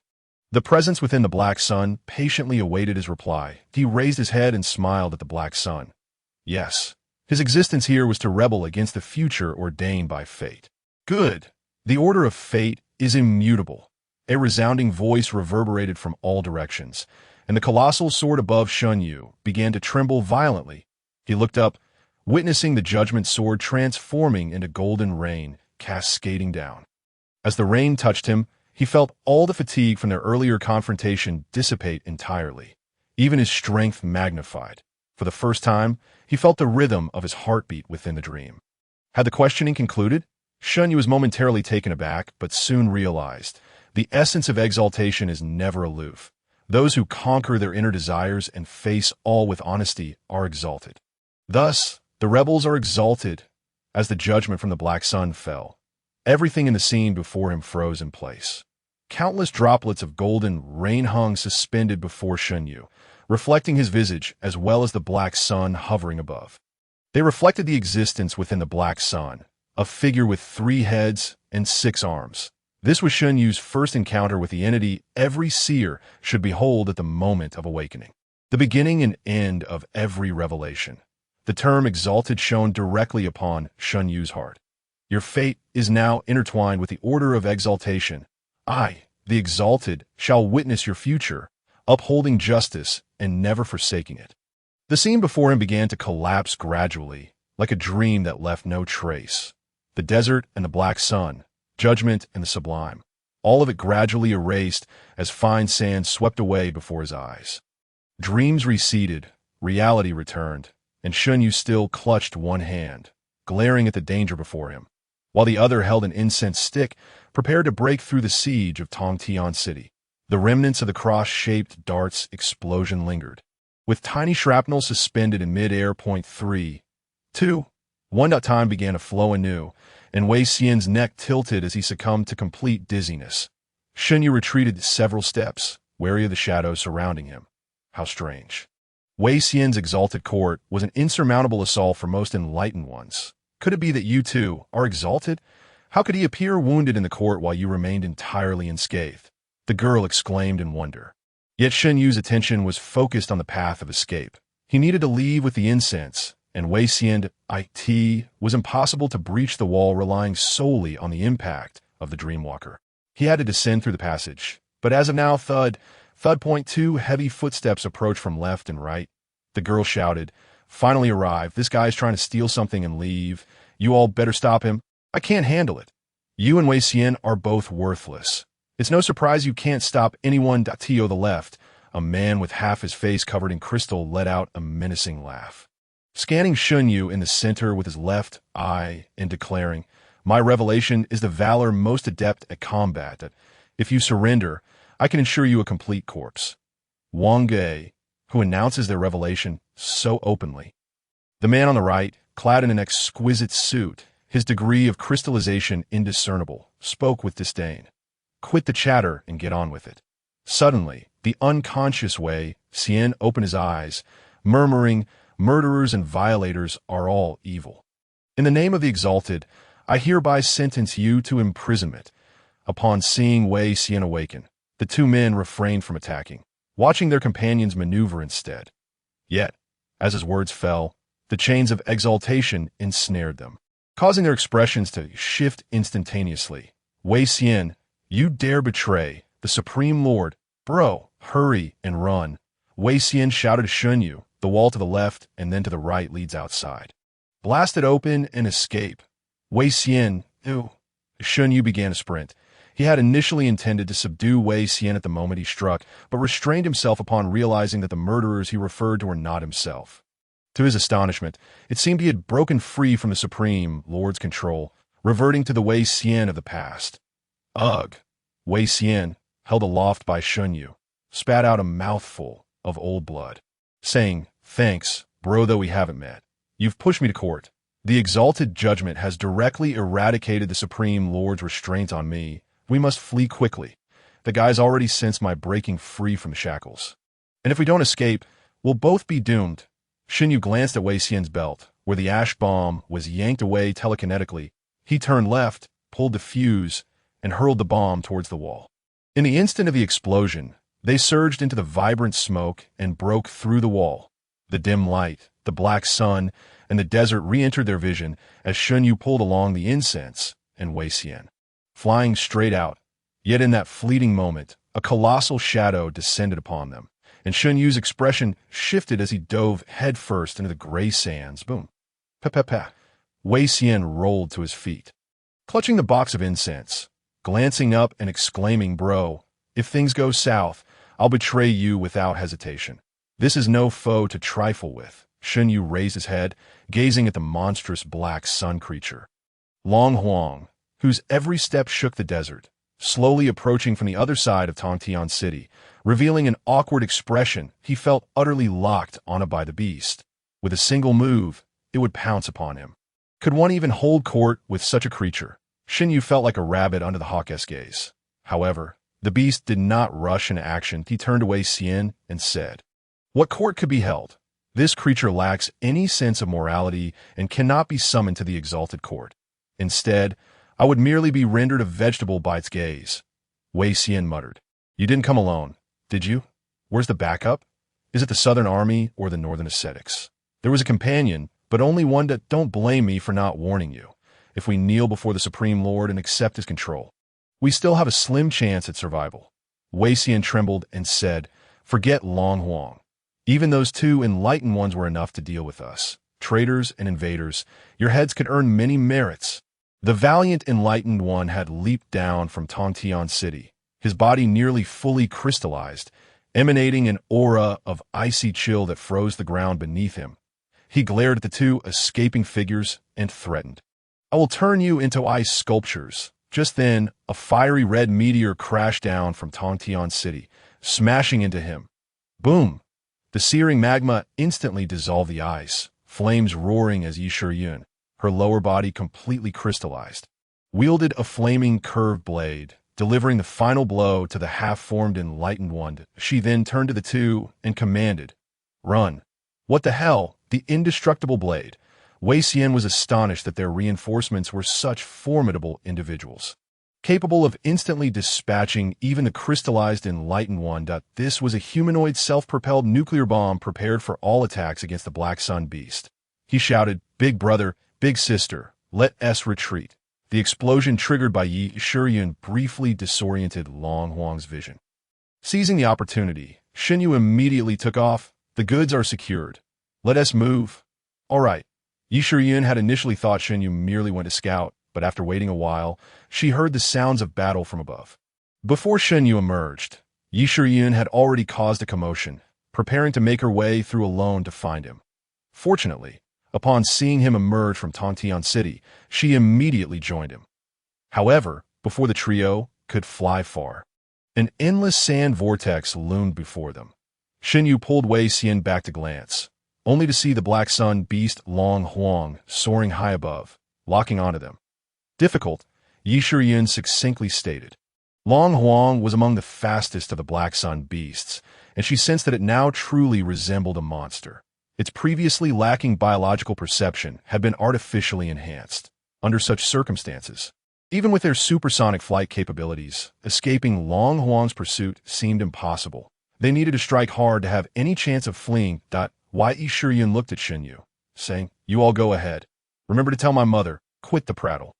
Shun Yu interrupted her, "Is the exalted effective against the Black Sun beasts?"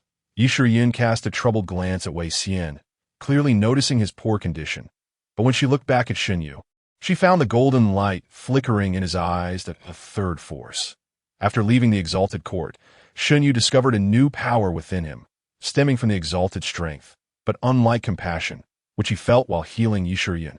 This time he encountered the exalted, that near-divine existence. Like other ordinary enlightened ones, he walked resolutely down the path of revelation. This sensation filled Shun Yu with wonder and shock. The winds and sand whipped up by Long Huang's wings blurred their vision. Encircling the trio, the searing flames, akin to ghostly fire, entwined around them, but a flame collided with Wei Xian, startling him.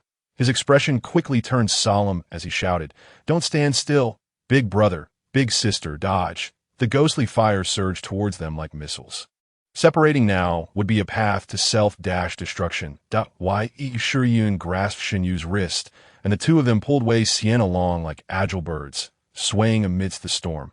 Yet with each evasion, the pressure from Long Huang loomed ever closer, and Yi Shuyun suddenly felt as if thousands of voices whispered in her ear.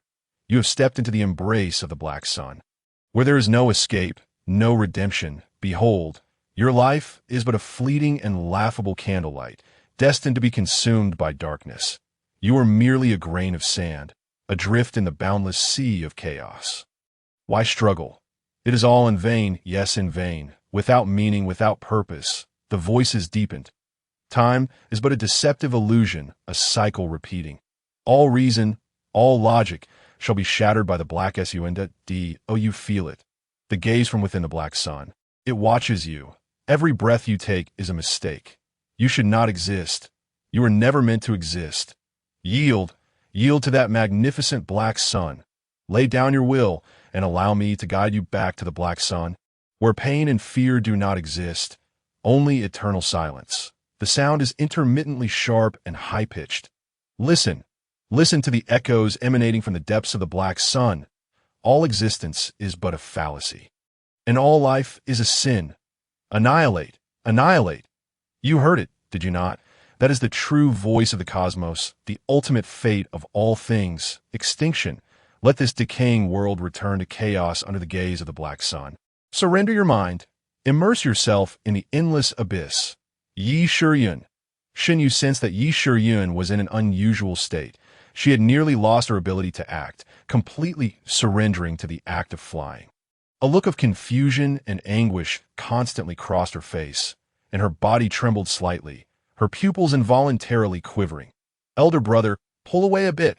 She has been influenced by the dragon phoenix. In contrast, Wei Xian's expression, though filled with immense pain, still retained a semblance of rationality. Upon hearing the warning, Xinyu immediately moved away from the dragon phoenix, while Wei Xian suddenly twisted his waist and kicked Yi Shuyun fiercely in the back while suspended in mid-air. Damn! As golden light erupted from her back, Yi Shuyun seemed to regain her senses and cursed, but not at Wei Xian. Her ire was directed at the monstrous Black Sun. Now she comprehended why the dragon phoenix was classified as a target not to be engaged. Initially, their monster hunting team had established a rule. Any reconnaissance of the dragon phoenix must be conducted in tiers to prevent anyone from being ensnared by its whispers and never returning. Now, they were not even in combat, merely approaching under the influence of its released power, feeling its searing spiritual flame, had nearly rendered her a vegetable. You two? Yi Shuyun glanced at the other two. Noticing they did not seem to be affected as deeply as she was, Wei Xian immediately shouted, "The Sublime are fanatics. We can barely resist its whispers." Just moments ago, he had employed the power of the Sublime to help Yi Shuyun extricate herself from this predicament. Yet, Xinyu suddenly remarked, "I hear nothing." He sensed that Yi Shuyun and Wei Xian appeared to be inundated with the enchanting sounds, but he heard nothing at all. That he recalled that when Wei Xian and Yi Shuyun were entrapped in the dream of illusions, it had no effect on him either. Even the ultimate culprit behind the world's destruction remained unseen to him. Now he could not hear the whispers of the dragon phoenix either. The three of them attempted to distance themselves anew, the brief eruption having lessened the influence of the spiritual flames somewhat. The Sublime? Yi Shuyun shouted loudly into the wind as she looked at Xinyu. Indeed, there is something to it. Yi Shuyun squinted her eyes.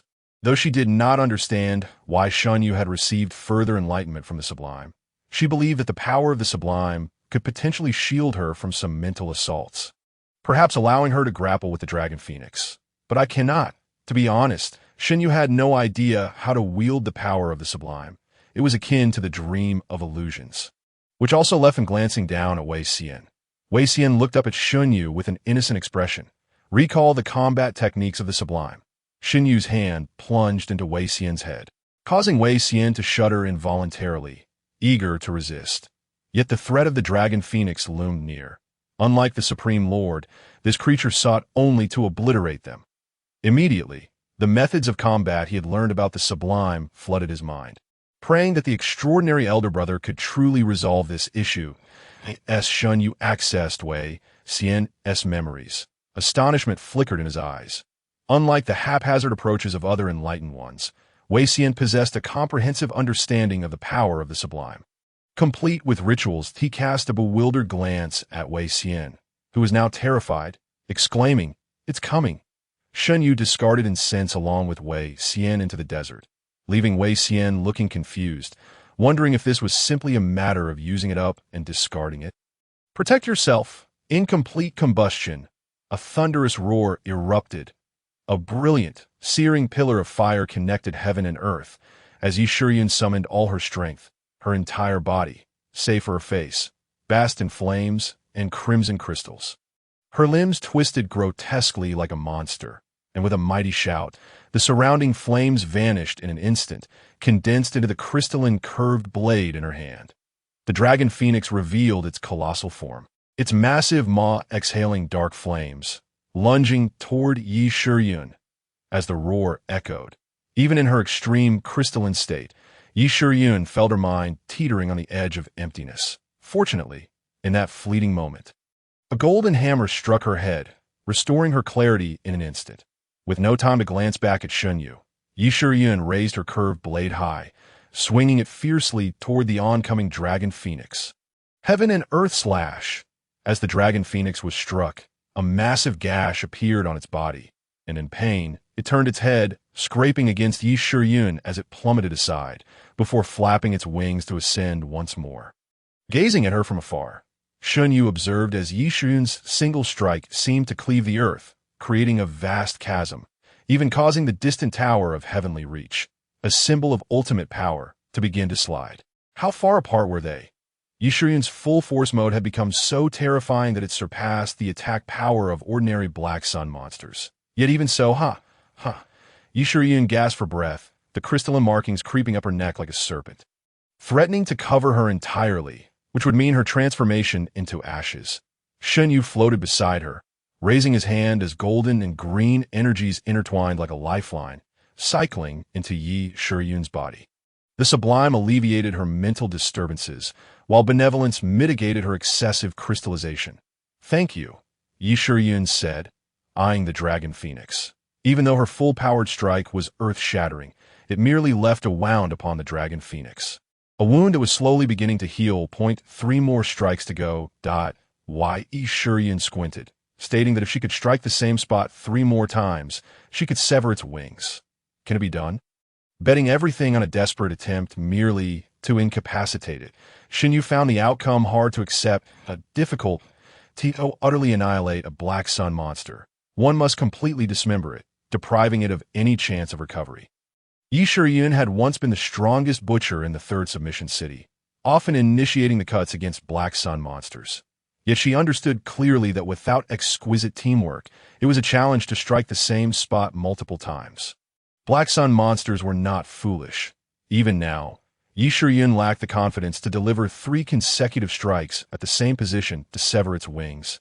The dragon phoenix suddenly let out a furious roar, its massive head arching back, its black-red eyes burning like lava. The air was instantly saturated with a scorching and oppressive aura. "It's coming." The dragon phoenix lifted its head high, absorbing the swirling spiritual flames and ashes into its mouth, converting them into a terrifying blaze that engulfed its body and soul. It suddenly lowered its head, unleashing a cataclysmic breath from its throat. The destructive beam shot straight toward the two. Yi Shiyun, having expended much energy, needed a brief moment to recover. Shen Yu, having discerned Yi Shiyun's condition, gripped her wrist and pulled her away from the path of the dragoness breath. Pain surged through his hand. He clenched his teeth, resisting with sheer will. Currently, Yi Shiyun's body temperature felt akin to molten iron. If not for the heightened state of alert, even a mere touch from Shen Yu might ignite her back to reality. He dragged Yi Shiyun away from the breath's torrent, the obliterating light grazing their bodies and carving a bottomless trench into the ground. "Scatter! Converge above!" As Yi Shiyun regained her breath, she promptly commanded. The onslaught of the dragon's breath was far from over. The two of them fled sideways like startled birds, while the dragon phoenix seemed to focus solely on Yi Shiyun, its relentless breath sweeping past. "Not pursuing me." Shenyu was momentarily astonished, glancing at Yi Shiyun's direction. Although Yi Shiyun's sustained ability was waning, her explosive speed and agility were unparalleled. She moved as if propelled by vector engines. Confident in her ability to evade the attack, "We're doomed." Wei Xian sprinted across the desert, his legs moving like tires, clutching a box of incense. Though the Dragon Phoenix's breath targeted Yi Shiyun, the entire desert was ablaze. The spiritual flames, under the influence of the dragon's breath, spread like wildfire across the ashes. Wei Xian watched as the flames surged toward him like a tsunami, scurrying about like ants on a hot pan. For now, he would not die. Having confirmed he would not need help for half a minute, Shenyu transformed into a flash of light, darting straight toward the Dragon Phoenix. He now had a plan. Using the power of the sublime to create an opportunity for Yi Shiyun. Although Shenyu had evaded the mental influence of the whispers, if he were to brush against its searing breath, it would shatter his dreams instantly. He deftly evaded the path of the dragon's breath, charging directly towards the visage of the Dragon Phoenix, his eyes ablaze with a golden radiance. And in an instant, his expression turned solemn. All things adhere to their own laws. All beings bear their sins. The ignorant revel in their ignorance. The fallen cling to their filth. As Wei Xian sprinted, he sensed a sublime power resonating nearby. He stared in astonishment at Shenyu, who had recited incantations before the Dragon Phoenix. Previously, he had doubted Shenyu's transformation into the sublime, but now, feeling the same force echoing around him, he almost forgot that flames were about to engulf him. He leaped away hurriedly, yet his gaze remained fixed on Shenyu. The sublime revelators were the most extraordinary lineage in public records. The proximity to the sublime was closer than that of other revelators. The application of all revelations generally divides into 3 tiers. The first tier, known as conversion, involves transforming one's power into a specific elemental force to combat adversaries. Most revelators remain at this level. The second tier, known as essence, allows one to attack without conversion, utilizing the essence of the revelation directly. For example, the sublime can invoke judgment through the declaration of sins, wielding sublime power. The confinement chains previously employed by Wei Xian belong to this level.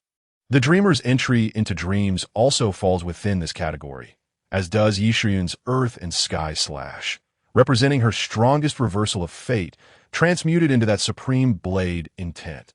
The vast majority of revelators attain the first tier of conversion upon receiving their revelation. And those who endure trials while steadfast on their path, or who exist in a highly crystallized state, gradually master essence. However, the third tier is scarcely known. It is called descent. This involves using one's own power as a shadow, allowing beings in the Black Sun to cast their gaze down. Throughout history, aside from Wei Xian's lineage of the sublime, few have achieved the level of descent. The sublime court he previously invoked belongs to this tier. Once activated, even he could not control it.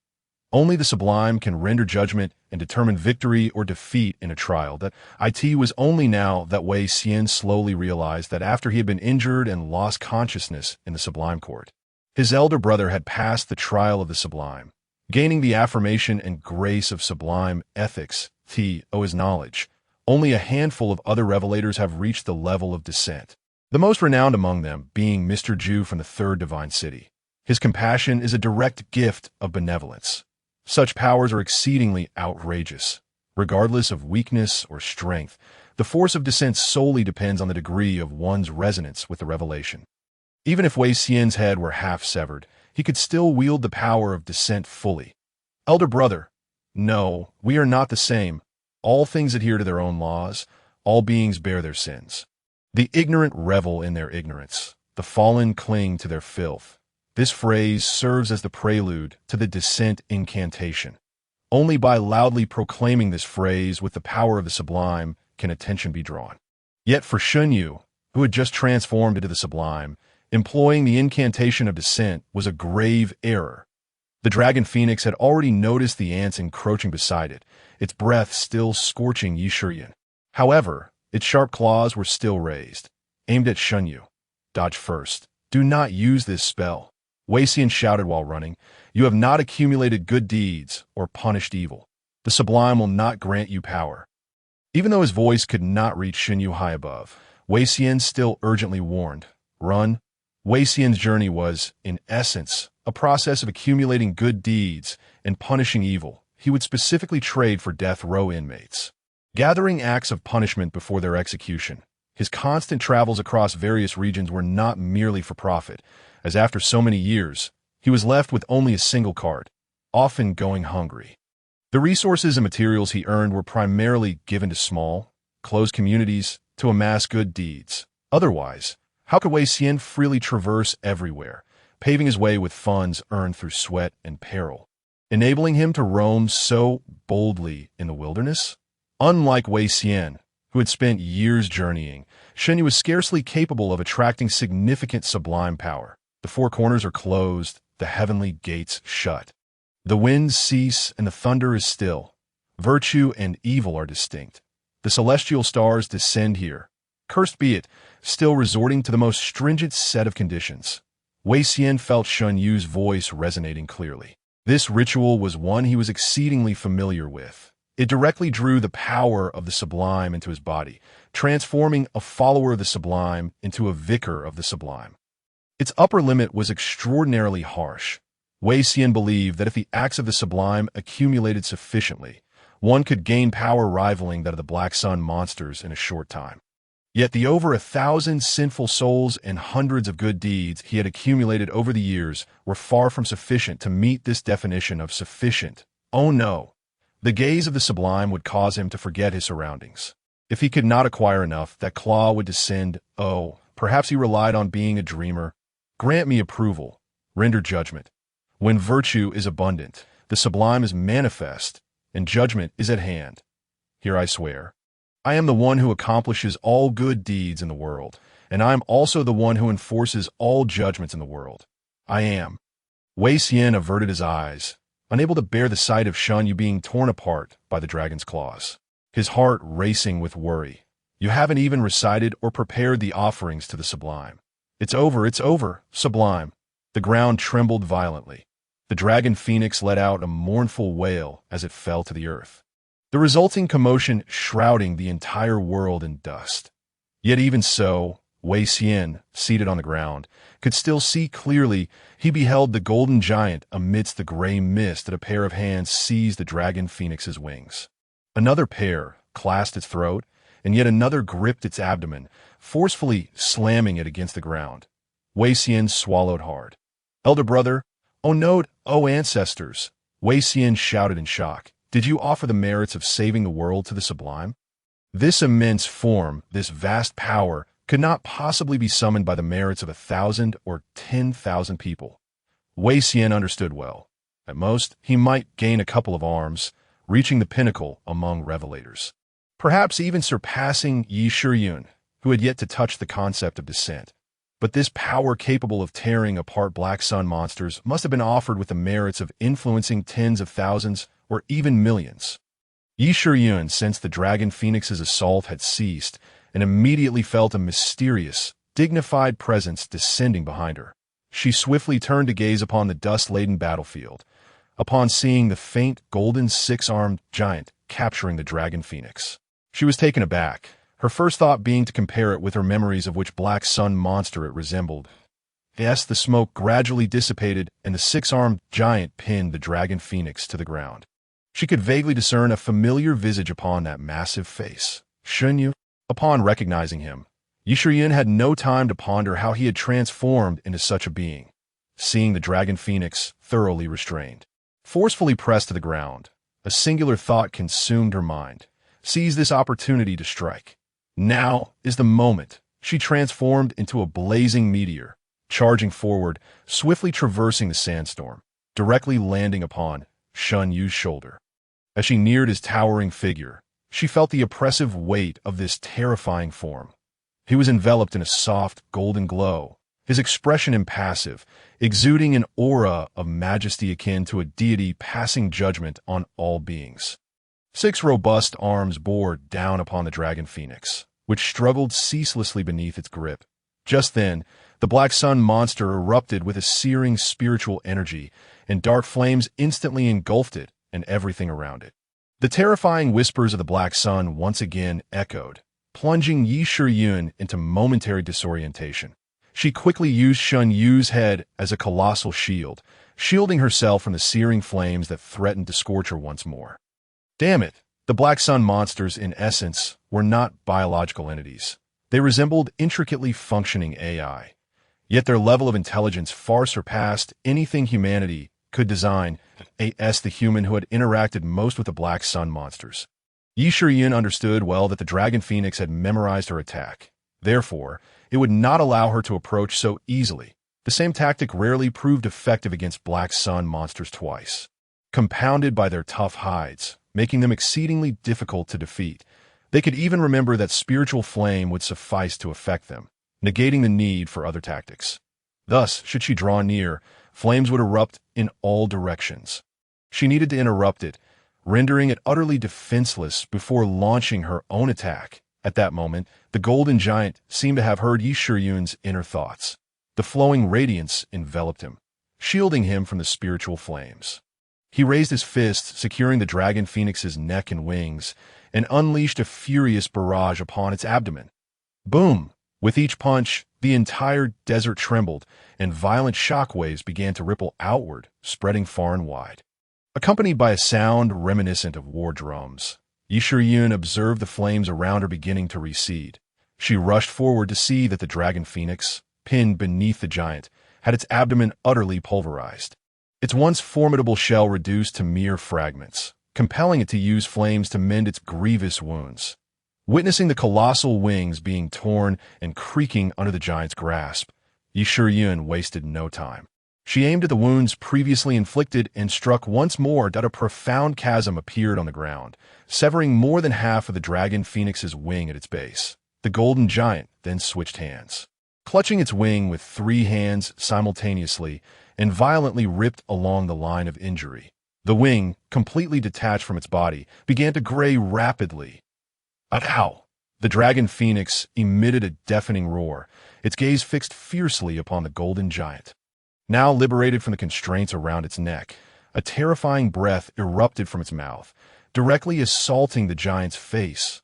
The giant, grasping the weakened Yi Shiyun with one hand, raised the other to shield himself from the onslaught of breath. The flames in the Dragon Phoenix's eyes blazed fiercely, and it arched its neck back once more, channeling the energy from its recently torn wing into a more potent, more fearsome breath that instantaneously engulfed the 100-meter giant. The heavens and earth shifted in hue as the golden giant staggered backward under the force of the energy, its legs carving deep ruts into the desert. Only after being pushed back several kilometers did the Dragon Phoenix's breath finally cease. Xinyu, Yi Shiyun glanced at the Dragon Phoenix, its entire being enveloped in flames, cocooned like a colossal egg, rapidly mending the wounds inflicted upon It. It was only then that she found time to regard the golden giant. At this moment, the brilliance emanating from the giant was markedly diminished compared to its earlier radiance. It slightly tilted its head toward Yi Shiyun and nodded slowly, unable to speak, for uttering a word would risk injuring Yi Shiyun. Shun Yu stood resolutely upon the desert, gazing at the Dragon Phoenix, whose flames had solidified into a tangible form, akin to a creature encased within an eggshell. The Dragon Phoenix had transitioned to a defensive and restorative state.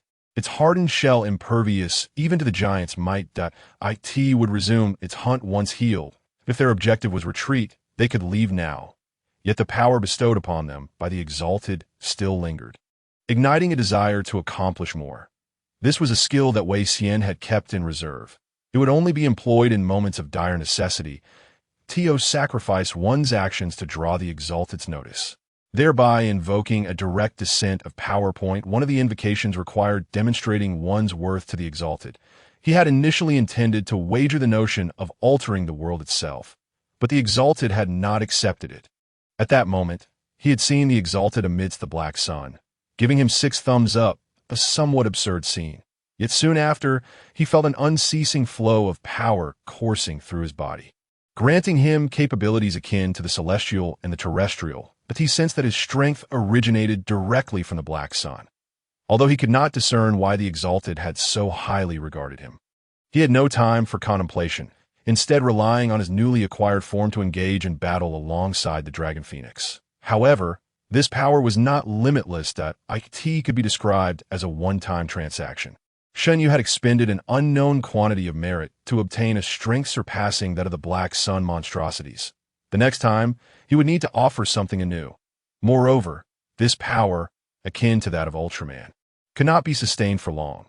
Merely standing here, he felt the Black Sun's desire to reclaim the power he had borrowed, that it was akin to the Exalted having stealthily taken a fragment from the Black Sun and gifted it to him. Yet the Black Sun itself was reluctant to relinquish it, thus seeking to reclaim it. Well, using stealing to describe the Exalted's actions might be inappropriate. Seizing would be a more fitting term, that it would be a waste to simply walk away. He could still endure for 2 more minutes. If he did not seize this opportunity to eliminate the Dragon Phoenix, the future of Tongtian City, with its supreme ruler, would remain a significant threat. It had to be dealt with at this very moment. The only concern was whether the offerings would still be effective after slaying the Dragon Phoenix. But now was not the time for such considerations. Shen Yu endeavored to harness the Exalted's power, his gaze fixated on the recovering Dragon Phoenix, as he charged once more. Thud, thud, thud. The massive arms rose high, before crashing down with tremendous force, hammering the crystalline shell forged by the Dragon Phoenix. The surrounding desert surged as though boiling, morphing into a flowing sea of sand under the immense impact. Shen Yu's mind was singularly focused on one thought: to utterly rend this beast apart. That offering not only amplified the illusion, but also enhanced the First Emperor's control over others. If the Dragon Phoenix continued to be dominated under his influence, the future would be devoid of hope. Thud! I shall take over. The robust eggshell was evidently unique, dispersing all of Shen Yu's force into the earth, allowing the entire desert to bear the brunt. Why, Sure Yun witnessed this scene and understood that he had taken a lethal intent towards the Dragon Phoenix. Yet this barrage could not penetrate its formidable shell. She leaped onto Shen Yu's shoulder, soaring high into the air, raising her crimson curved blade for the 3rd time. Heaven and earth slash as the invisible blade light descended. Flames erupted from the shell, emerging from the fissures. Seeing this, Shen Yu clasped his hand high above his head and smashed them down toward the crack like a heavy hammer. Thud! The fissure began to spread. Thud! Ow! Within the cracked shell, the Dragon Phoenix's head became distinctly visible, glaring menacingly at Shen Yu through the gap. Yet Shen Yu paid it no heed as the golden blade of his palm pierced into the fissure, striking once, twice, 6 times, as he thrust his entire arms into the eggshell, striving to wrench it apart. However, the shell was extraordinarily resilient. The more force he exerted, the harder it became. Shen Yu's 6 arms became ensnared, and he tilted his head back before delivering a powerful headbutt against the eggshell. Uncontrolled dark flames erupted once more, and as the sand dunes flowed backward, Wei Xian, observing this primal and brutal scene, felt a twitch at the corner of his mouth. Once upon a time, he too had fantasized about drawing the Exalted's attention and tearing apart the Black Sun monstrosities, yet he never imagined he would be outpaced by another. He exerted himself to run, his face coldly fixated on the golden Shen Yu, who had opened his mouth and was now gnawing on the Dragon Phoenix's eggshell. What the hell? Wei Xian was knocked to the ground by a surge. Becoming ensnared in quicksand, it took him some effort to pull himself free, rescuing the box of offerings, only to turn and see Shen Yu, as if devouring flesh, had bitten through the shell to create a gaping hole. The Dragon Phoenix's flames clung to his mouth like blood, and he even greedily licked it clean with his tongue. This was not the Exalted's power. Wei Xian, a devout follower of the Exalted for years, discerned that the power Shen Yu acquired from consuming the eggshell could not possibly stem from the Exalted. Instead, it derived from some innate trait within himself. He watched as the Dragon Phoenix raised its head from the shattered shell, its furious breath blasting into Shen Yu's face. Yet Shen Yu steadfastly clutched the Dragon Phoenix's form, and just as he was twisted grotesquely by the impact of the breath, he suddenly opened his mouth, seemingly both roaring at the Dragon Phoenix and consuming that terrifying breath. Ow! He leaned forward, progressively swallowing the breath in segments, until they were face to face, eye to eye. The Dragon Phoenix's throat emitted a plume of black smoke. Rendering it completely mute, Wei Xian could distinctly perceive the bewilderment etched upon the dragon phoenix's face. Then upon Shun Yu's golden form, dark red patterns surged, weaving layer upon layer, ultimately converging at his throat. He gripped the dragon phoenix's neck and opened his mouth. Roar! Wei Xian stared in awe as dragon breath erupted from Shun Yu's mouth, directly blasting into the dragon phoenix's face.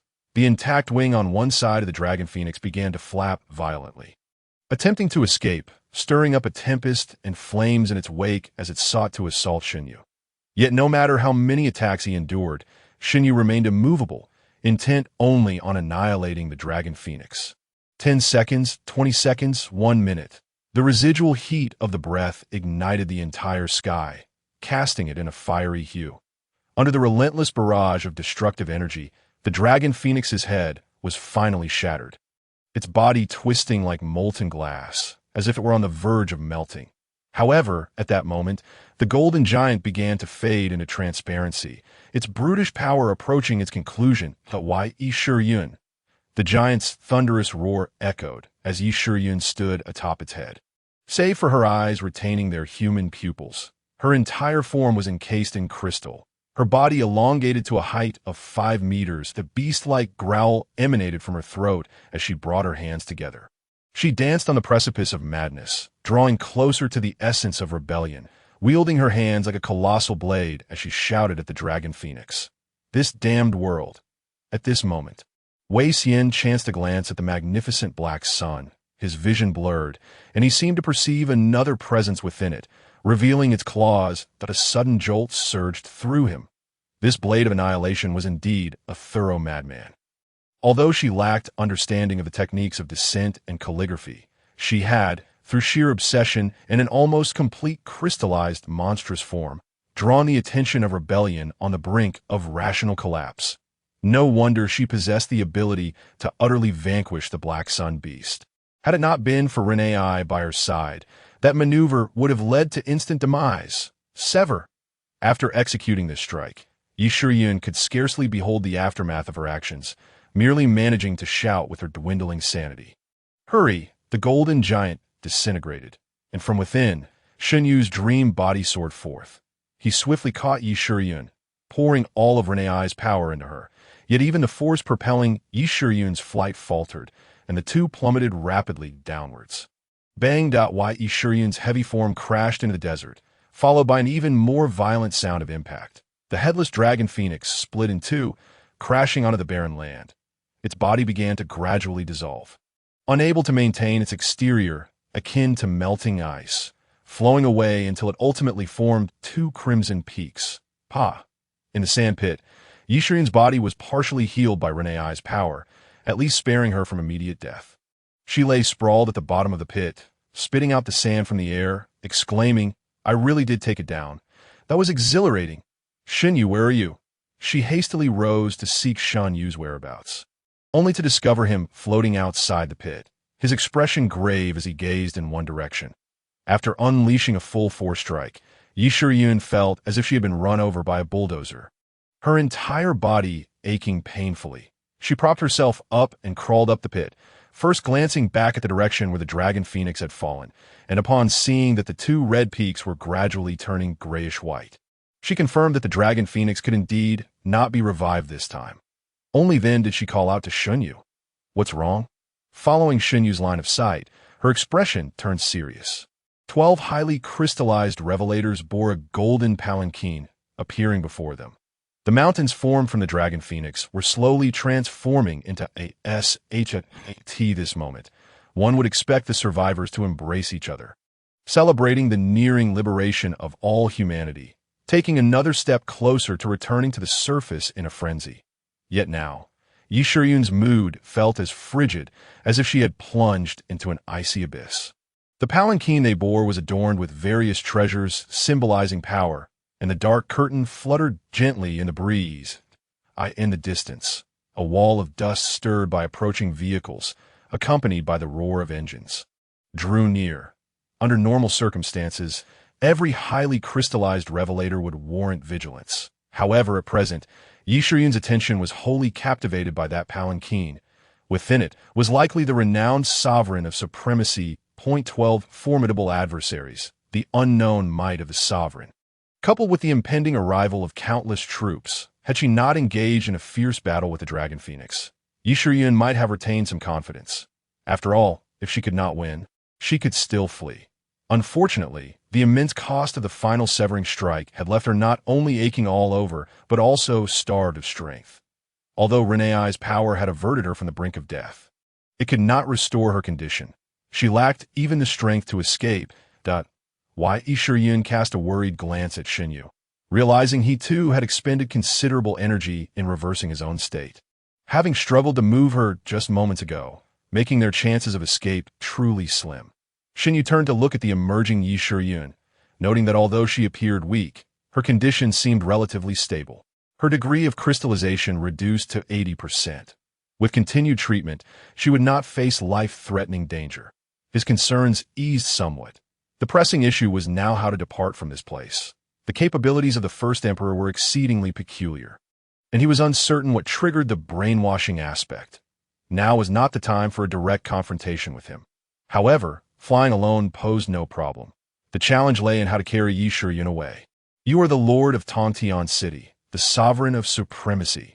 Xinyu sought to buy time, hoping that even a few more minutes of recovery might enhance their chances of escape. The sound of bells emanated from within the palanquin as the 12 revelators set it down, loyally forming a line on either side, their gazes fixed intently upon Shen Yu and Yi Shiyun. Any sign of a threat would be met with ruthless aggression. There's no need for you two to be anxious. The curtain remained closed, obscuring the figure's gender. A voice resonated from within. If I wished to kill you, I could have taken the opportunity while you were engaged with my little bird. The timbre of the voice was peculiar, reminiscent of a youthful tone, yet tinged with a feminine disguise that it was impossible to discern its gender or age solely from the voice. Then why do you come here? Xinyu gestured for Yi Shiyun to step back slightly, realizing a peculiar trait about himself. Neither the invasion of the Dreamwalker nor the interference of the Dragon Phoenix seemed capable of affecting him. This suggested that he might be exempt from the First Emperor's brainwashing. Yet Yi Shiyun might not be so fortunate. Should she fall victim, her fate would likely mirror Wei Xian's, requiring entry into the sacred court to sever the influence of the exalted powers. After having fought together, their mutual understanding had deepened. Even without words, Yi Shiyun grasped Shen Yu's intent. She slowly retreated from the First Emperor's line of sight, seeking to adjust her own state. Naturally, it is the two brave warriors. The First Emperor continued to speak from within the palanquin. I have heard tales of the monster hunting squad.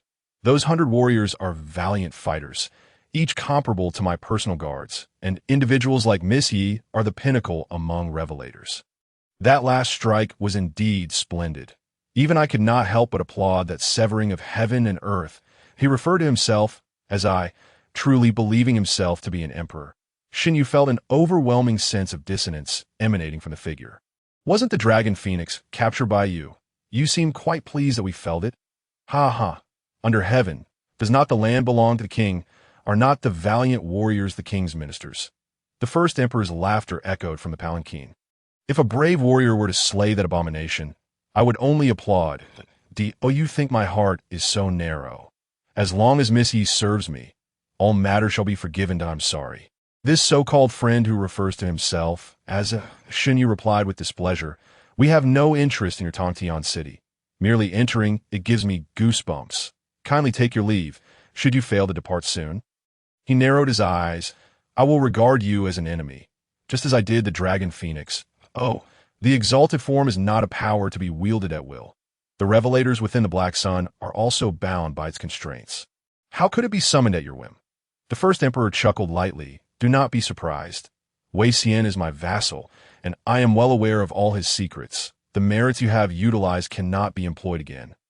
And you two are now one greatly weakened and the other utterly spent. Not feigned strength before me. The sound of fingers tapping rhythmically against what emanated from the palanquin as the First Emperor paused. I am merely showing courtesy to the talented. He had indeed heard of the Blade of Annihilation. However, you, burdened with multiple revelatory powers, do not resemble a mere human. Yet, Curiously, you are able to offer sacrifices to the exalted and acquire such formidable strength, which piques my interest. However, from my observations during the battle with the Dragon Phoenix, its power could not influence you. How intriguing. Does it not imply that my power cannot affect you either? What talk of courtesy? You merely understand that your power is ineffective against me. Shun, you scoffed, sensing from the rules of Tongtian City the true nature of the first emperor. He cared only for the interests of revelators, regarding all others as mere insects. Would you like to test that? No, the first emperor replied. I have no interest in you. Those who cannot be controlled have no necessity for existence, and why patience is reserved solely for the blade of annihilation. Miss Yi, I have heard that your mother is also in Tongzhou City. Thus, let be this way. Should you pledge your loyalty to me, you shall become the lord of Tongzhou City, with full authority over all matters there. Even if you wish to establish another Shunsheng, I will offer you my support. As for you, sir, your identity is of no consequence. Lin Xingyi, do introduce yourself, the Dreamwalker who just pledged allegiance to me. Shenyu then realized that the Dreamwalker from Hongshan Lake was indeed present, though her degree of crystallization had increased, and he had overlooked her entirely. It is up to you to capture his true form. Showcase your value to me. As you command, sovereign of supremacy. The crystallized woman closed her eyes, and a dream body suddenly appeared behind Shen Yu. As the familiar sensations surged back into his mind. Shen Yu paused for a moment and remarked, "This is rather amusing. How can it be that individuals across different timelines meet their demise in the same manner?" At present, Shen Yu finds himself devoid of the strength to vanquish foes. Yet there are those who insist on offering themselves up. He indifferently allows Lin Xingyi to invade his mind, and predictably, the wretched cries echoing from his dream self dissipate into the ether. The Supreme Lord, he is exalted. Before he can finish his sentence, a sudden roar reverberates from afar, and golden light descends once more. Upon turning, Shen Yu observes that Wei Xian has sprouted an additional pair of arms, his entire being bathed in a golden radiance, yet still falling short in comparison to Shen Yu's giant form. Wei Xian transforms into a streak of light, hurtling towards them. He seizes Yi Shiyun by the waist with one arm, while extending the other towards Shen Yu, exclaiming, "Hold on tight, the Supreme Lord, In a frenzied state, Wei Xian dashes away with his companion in tow. Although he lacks the ability to fly, his legs propel him at a speed akin to that of a motorcycle. The surrounding revelators attempt to pursue, but the Supreme Lord interjects from his palanquin. No need. Amon, attend to Lin Xingyi. The dark green revelator steps forward, extending a hand to grasp Lin Xingyi, who is writhing in agony on the ground. However, the moment their hands make contact, her wails abruptly cease, swiftly transforming into ashes that scatter across the desert. This bizarre scene causes Amon to take a step back in fright, exclaiming, "Supreme Lord, what is this?" Peering through a gap in the curtains, the Supreme Lord glances at the remnants of Lin Xingyi, now nothing more than a pile of ash, and murmurs in bewilderment, "I have heard that in years past, a dreamwalker attempted to hypnotize the Black Sun beast and glimpsed what should not have been seen within the Black Sun, ultimately suffering a backlash that rendered them to ash. Thus, it seems that this individual is indeed not human." Numerous revelators direct their gazes toward the palanquin. Could it be that a humanoid revelator has truly emerged? In Wei Xian's recollections, the deranged seers of the north prophesied that when a humanoid Black Sun beast is born, the world shall face its end. Yet, upon observing this entity, it does not seem to possess such power. Could it be that it is not referring to him? This mere dream self does not embody the true characteristics of a Black Sun beast. The Supreme Lord murmurs once more within the palanquin, feeling a profound perplexity regarding Shen Yu's existence. Amon approaches the palanquin and inquires, "Shall we not pursue them? Tongtian City does not permit any traitor to escape." "What is the hurry?" The Supreme Lord chuckles lightly, responding, "In this desert, there are none easier to deal with than good people, two good people capable of wielding exalted powers, and one hero left behind from the Third Shin City. Why force them into mutual destruction here? Let us not forget, Yi Shiyun's mother, the remnants of the Third Shin City, are residing in Tongzhou City. They shall make their way there, in light of their matters." I require another black sun beast, he states, to battle Yi Shiyun. Mere reliance on you is insufficient. Zhang is heading south. Zhang? Although weak, he is sufficient as a vanguard. The Supreme Lord remarks, Ah, Tongtian City has lost a corner. My people's hearts must be unsettled. We must hunt Zhang, for my subjects need stability. Amon proclaims, Let us depart. Lift the palanquin. Aside from a bald-headed revelator, none pay heed to the recently deceased Lin Qingyi. Yet even he, upon the Supreme Lord's utterance of Sun Hui, follow along, seems to forget all sentiments and past connections to Lin Qingyi, following in a daze that it truly was an interminably long night. Upon awakening from this dream, Xinyu still felt an overwhelming fatigue, as if he had toiled throughout the night. In the dream, they were still devising ways to escape, striving to distance themselves from Tongtian City. He glanced at his left hand, where the crystallization, initially confined to his fingertips, had now spread to his elbow, but he then looked at his reflection in the mirror, relieved that this state was visible only to him. Otherwise, he would have been sent to the laboratory for dissection, as Su Huaxin had managed to survive. Now, the task remained to alter Shun Pei's fate. Ultimately, he must defeat that enigmatic hidden creature that he gestured, still unable to comprehend the principle by which this crystallization manifested upon him. The last intensification occurred upon witnessing the demise of Wei Xian and the others. This time, it was during a battle against the Black Sun Beast. Enough, let it end.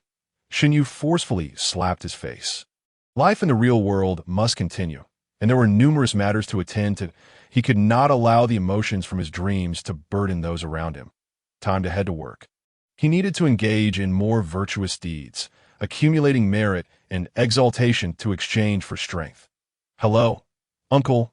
Oh. Upon arriving at the office, Xinyu discovered that little Yi Shiyun was also present, greeting him obediently upon their first encounter. He ruffled the young girl's hair, but her fiery red crystalline strands proved too prickly to touch. Hello there. Did you come to work with your mother today? My family couldn't bring me, so I'm troubling everyone to look after Yi. Su Huaxin said, approaching with slightly swollen eyes and addressing everyone. I'll treat you all to lunch. There remained a lingering sense of surreal detachment. On the other hand, Su Huaxin had already become the head of Tongzhou City, with strands of white in her hair. Yet, even now, her beauty endured. Although she still bore the weight of her ex-husband's troubles, she managed a strained smile and nodded at Xinyu, saying, Yi is very well behaved. Just let her play here on her OWN.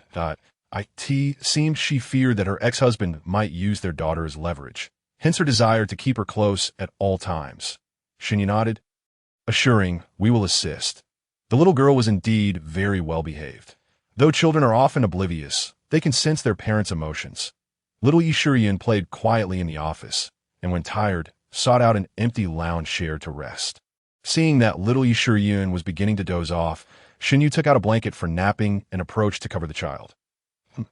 Xinyu could faintly sense that the girl was dreaming. He glanced at his left hand.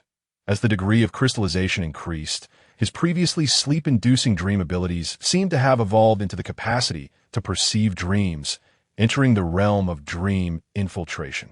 He returned to his workstation, noting that others were oblivious to him, and discreetly retrieved a utility knife, making a small cut on the back of his right hand. He opened the camera on his phone, snapping a picture of the wound, then placed his left hand over it, applying the ability of compassion. In mere seconds, aside from some residual blood on the back of his hand, the wound had completely vanished. The ability of revelation had genuinely evolved into a superpower, no longer explicable by science. Xinyu took a picture and compared it in his album, and after a moment, he slowly closed his eyes, softly murmuring, all things have their laws, all beings bear their sins, the ignorant revel in folly, while the fallen cling to filth. In an instant, he felt a gaze from a distant position settle upon him. He sensed that this was not entirely akin to the exaltation he had previously experienced, but rather more chaotic. He approached the window, gazing through the glass at the sun in the sky. That black sun now appeared to be positioned even farther than the sun itself. It was gradually drawing closer to the earth. How he wished that someone could perceive this impending crisis. Even Su Huaxin, with her wealth and influence, was insufficient. At the very least, someone of her brother's caliber, capable of wielding resources that know it would be best if they exceeded her brother. But how to persuade such individuals? His own abilities were not akin to those of the Supreme Lord. Were he endowed with such powers, he would have no worries. Wait. Xinyu suddenly turned to look at little Yi Shiyun. Realizing that he had previously allowed her to glimpse the world of destruction through his dreams, could he not, in this moment, enable her to perceive the future? What a strange dream this is. Where is this place? Why do I feel so powerless? How troublesome. Little Yi Shiyun, half awake and half asleep, opened her eyes as if in a trance, surveying her surroundings, upon seeing the bright office and Xinyu beside her. She displayed a puzzled expression, asking, "Am I dreaming about my childhood? The indestructible blade?" Xinyu whispered, "Don't call me that nickname." Little Yi Shiyun murmured, then raised her hands to examine them, puzzled. "I'm so sleepy. Uncle, what is happening?" "You didn't pull me into the dream you wove, did you?" Xinyu stared at little Yi Shiyun in astonishment. This was not a mere dream of the past. Rather, Yi Shiyun had briefly appeared here from the future. "I can't take it anymore. I'm too tired. Let me sleep, and I'll deal with everything upon waking." Little Yi Shiyun mumbled as she reclined once more. "Why am I so exhausted?" Xinyu, too, suddenly rubbed his head, feeling a wave of dizziness wash over him. This sensation was reminiscent of overexerting oneself in a dream. He took a deep breath to steady himself, and upon regaining his composure, he noticed that Xiao Yi Shiyun had already rubbed her eyes and awakened once more. She inquired, "Uncle, have you been watching me sleep all this time?" The previous Yi Shiyun had vanished. Xinyu discerned from her tone that she was merely a child at present, and patiently asked, "Little Yi, did you have any dreams just now?" "I can't remember," Xiao Yi Shiyun replied, stretching lazily. "Uncle, do you have any water? I'm thirsty." "Yes," Xinyu replied. Xiao Yi Shiyun cast a furtive glance towards her mother and pressed, "Is there any milk tea?" Unable to suppress a chuckle, Xinyu responded, "I'll order a cup and share a little with you. But you mustn't drink too much." Yay! The energy expended was far greater than expected, and the outcome did not lead Xiao Yi to comprehend the future that Yi had experienced. It felt more like Yi had been momentarily drawn back into this body from the future, existing briefly in a state akin to sleepwalking. Xinyu rubbed his temples, still feeling the lingering heaviness in his head. He pondered, perhaps once my crystallization reaches a better state, I could bring people from the future into this world. No, that would be too cumbersome. As long as I can induce dreams, with enough attempts, someone will surely believe in the reality within the dreams. Xinyu mused, it's no wonder that all the villains in stories love to hypnotize everyone. In dreams, I plan to hypnotize an entire city. In reality, I even contemplate hypnotizing the whole world. At least I have a direction now that it's about time. Let's all go have a meal. Come over to your mother. Su Huaxin announced as she exited her office, clapping her hands. Everyone need not be overly formal with me today. Director Su, do you have good news? Someone inquired. Su Huaxin glanced in Xinyu's direction before smiling and replying. In a sense, you could say it's good news, but let's not dwell on that. Everyone, let's go to IT should be about time. Wei Xian, panting heavily, leaned on his knees and, unable to endure any longer, collapsed onto the arid ground. Wiping the sweat from his face, he lamented, "My noble self has reached the end. I can no longer run." That a look of anguish crossed his face, as the accumulation of the past few years was all expended in this moment. He had gained powers far surpassing those of an ordinary revealer, yet they were ultimately used for escape, which felt rather frustrating. However, he turned to look at Xinyu and Yi Shiyun. If he followed these ruthless individuals, he might just have a chance to save the world. In that case, his merits would surely be sufficient to transform him into a giant capable of tearing apart the Black Sun monsters. Big brother and sister, please take a breather. After finishing work today, Xinyu had closed his eyes and rested at home for several hours before finally drifting off to sleep. That he glanced at his dream self, noting that the energy recovery was minimal, merely having just returned from a withered state. It seemed that the powers on both sides were calculated separately. To recover his dream self, he would need to rest here. Grumble. Wei Xian heard the sound of his stomach growling and said, "Esteemed Lord of the Eternal Blade, are you hungry?" "I didn't bring any rations with me. I set off in too much of a hurry." So I'll have to endure for now that it's not me, Yi Shiyin replied, lying sprawled out on the ground. Not wishing to move at all, her limbs still in crystalline form. She added, although I'm hungry, I can hold on. It's me, Xinyu remarked, eyeing the box of incense that Wei Xian was carrying, saying, let me take a look at that incense. Sure thing, big brother. Wei Xian obediently placed the box down and opened it, revealing a whole box of Longhuang-made incense, still quietly resting within. It hasn't disappeared. Yi Shiyin glanced over but had no desire to get up.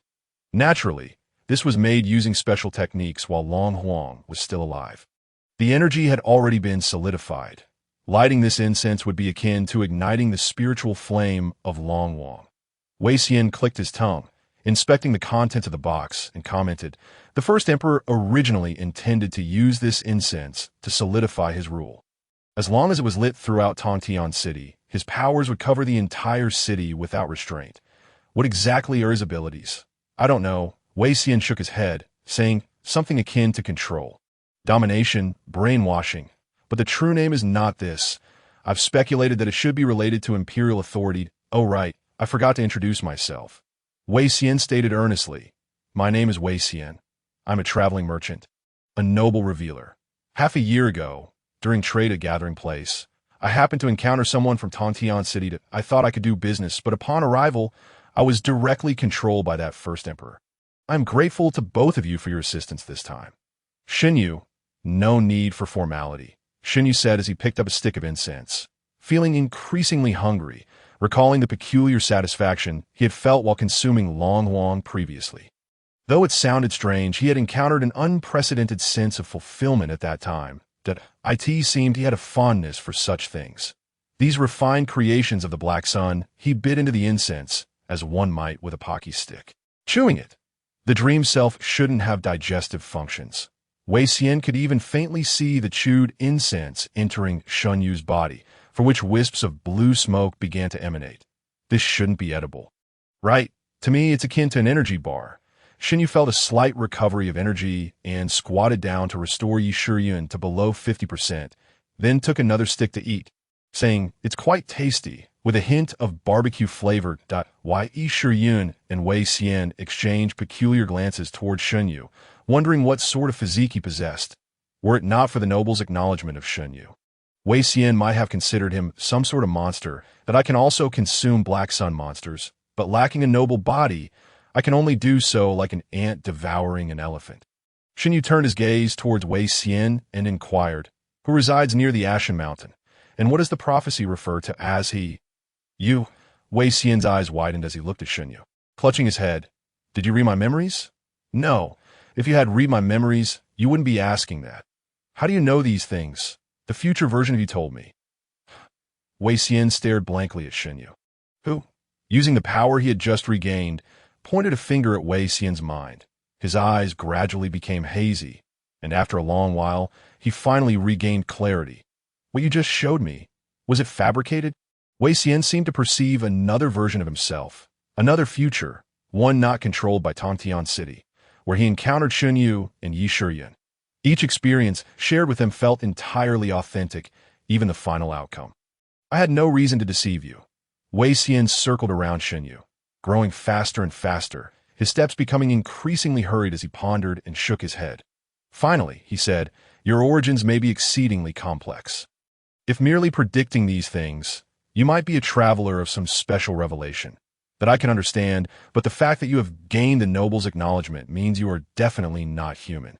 Nonsense. How could Uncle not be human? Yi Shiyin couldn't help but frown, saying, I've known him since I was little. No. With my limited understanding, I still can't clarify your origins. Wei Xian said, aren't you curious about who he is in the prophecy? Miss Yi, you should know that new Black Sun monsters will arise at Yi Shiyin nodded, stating, we have observed the birth of 2 new Black Sun monsters over the past decade. One of them is Kuei La. The newer the monster, the stronger its power will be.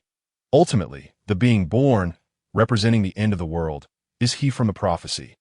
Wei Xian looked at Xinyu and remarked, a humanoid Black Sun monster would plunge the world into solitude.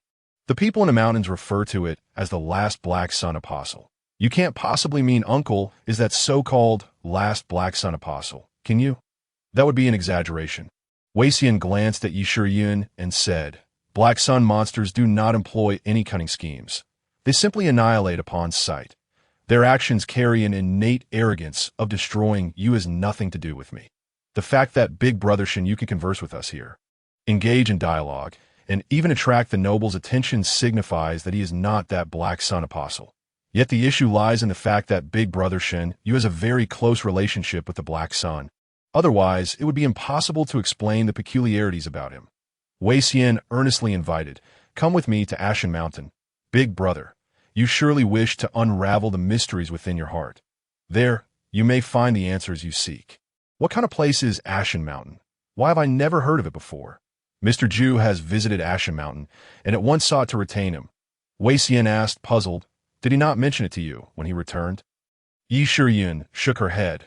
Wei Xian, with a proud expression on his face, introduced, Ashen Mountain is a secluded sanctuary where the most formidable individuals embodying 6 types of revelations converge, dedicated to honing the application of these revelations, exploring their depths, and delving into the Black Sun, unlike your third Shin City, which focuses on technological development for the co-prosperity of humanity.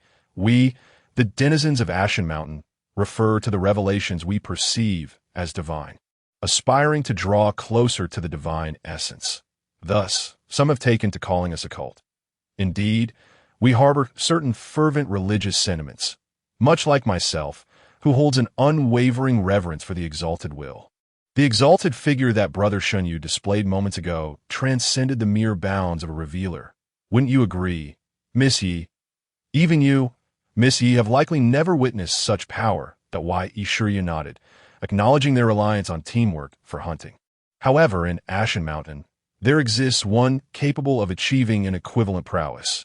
Regrettably, a twitch at the corner of Wei Xian's mouth signaled, Alas, she's a pleasure seeker. Relying on her for serious matters is futile, as he pondered. Wei Xian sighed in relief. It seems the women I brought into Tongtian City should be safe. Shinyu glanced at Wei Xian, perplexed. He had just recalled that Wei Xian had joined the exalted court to protect those women. How to put it? Wei Xian rubbed his head and continued, Did you not witness the reveler alongside me on that layer? I sense she is the most powerful revealer, Qinyan. When under control, she felt indifferent. Now, I increasingly believe she resembles that very individual he mused. Did she also fall under the control of the Supreme Lord? Unlikely. Perhaps just a certain persona that Wei Xian added, I forgot to mention, she's a rather deranged individual. The more insane she becomes, the closer she gets to pleasure. Wei Xian sighed. I suspect she's planning quite the spectacle in Tongtian City. Shaking off these thoughts, he asked, So, Brother Shun, Miss Yi, would you accompany me back to Ashen Mountain? We need to make a trip to Tongzhou City. Shen Yu nodded in agreement with Yi Shiyun, stating, The survivors from Third Shin City are there, now under the control of Tongtian City. These incense sticks are the crucial items for our rescue mission. All right, then save a life is worth more than constructing a 7-story pagoda. Wei Xian did not hesitate. We must hurry. Otherwise, if those people learn of the changes here, it may lead to unforeseen complications. It would be ideal if we could acquire some food to expedite our recovery. That a vehicle would also suffice. Wei Xian lamented the loss of his beloved Bahamaniac, still trapped in Tongtian City. As he spoke, plumes of smoke began to rise from the distant desert, prompting Shinyu to gaze in that direction, recalling something. It's the convoy from Tongzhou City, led by Yu Qing and his crew. Yu Qing, that scoundrel is a notorious criminal, Wei Xian declared, rubbing his hands in anticipation. Let me pass judgment on him. Let's ambush them. It seems that even with the shift in the world line, certain things remain unchanged. Shinyu shook his head. We are presently quite weakened. There's no need to complicate matters with this group. Wei Xian clapped his hands on the ash bomb he always carried at his waist, exclaiming, Watch as I set a trap? Wei Xian immediately busied himself, and Yi Shiyun suddenly inquired, Uncle, did you just intrude upon my dreams? Why do you say that? Wei Xian replied, intrigued that I felt as though I briefly lost consciousness during our movement. Yi Shiyun expressed her concern. I dreamt of my childhood and saw you. She could not recall what she had said in the dream or the specifics of the events. Just recently, she had felt a fleeting disorientation, as if she had dreamt of her past life. remembering it as a peaceful era when she was very young, with Shunyu present in her dream. At this point, I cannot ascertain, she reflected. As Wei Xian mentioned, if I wish to unravel the secret surrounding me, I must explore Ashen Mountain, that he asserted. Rather than saying I influenced your dreams, it would be more accurate to say I impacted the dreams of little Yi Shiyun from the past. The time frame I am experiencing coincides with when your mother brought you to the company. How bizarre. It seems Ashen Mountain is indeed a must-visit. She sighed. If only Mr. Ju were here. He might help clarify some of the confusion. Yi Shiyun considered that Shunyu's power might have reached a level capable of transcending time and space. However, the pressing issue remained. Since the arrival of the Black Sun, Shunyu had vanished without a trace. Yi Shiyun resolved to investigate the events surrounding Shunyu after the apocalypse, recognizing him as a benefactor to her family. Come quickly, come quickly.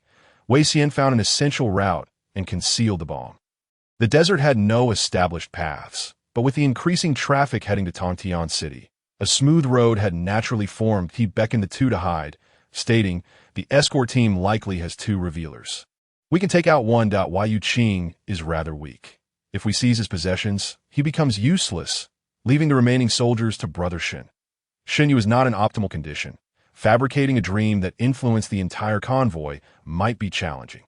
He looked at Wei Xian, who produced 2 incense sticks, saying, I'll light these at the upwind side.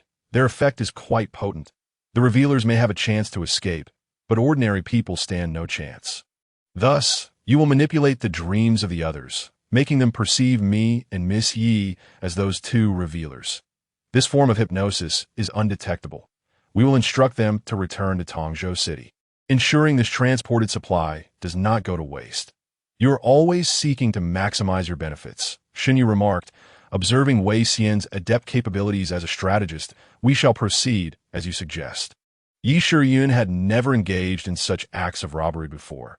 Her rebellious nature stirred within her, proclaiming, those who dare to bully the people of 3rd Shin City shall not enjoy favorable outcomes. The convoy advanced in a single file, gradually approaching.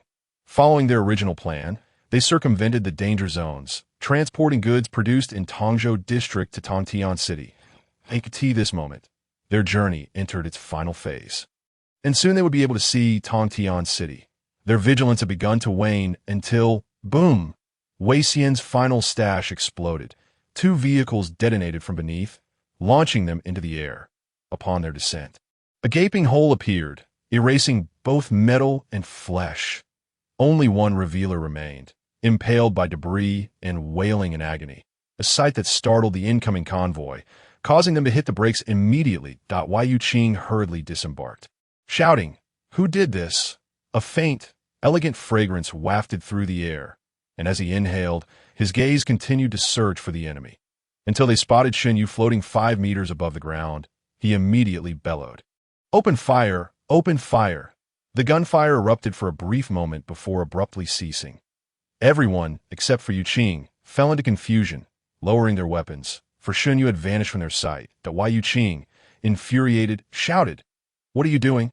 Suddenly, a gray chain ensnared his leg, dragging him down to the ground. He felt the attack and raised his hand, adorned with a ring, looking in the direction of the chain's pull, exclaiming, who dares to ambush you?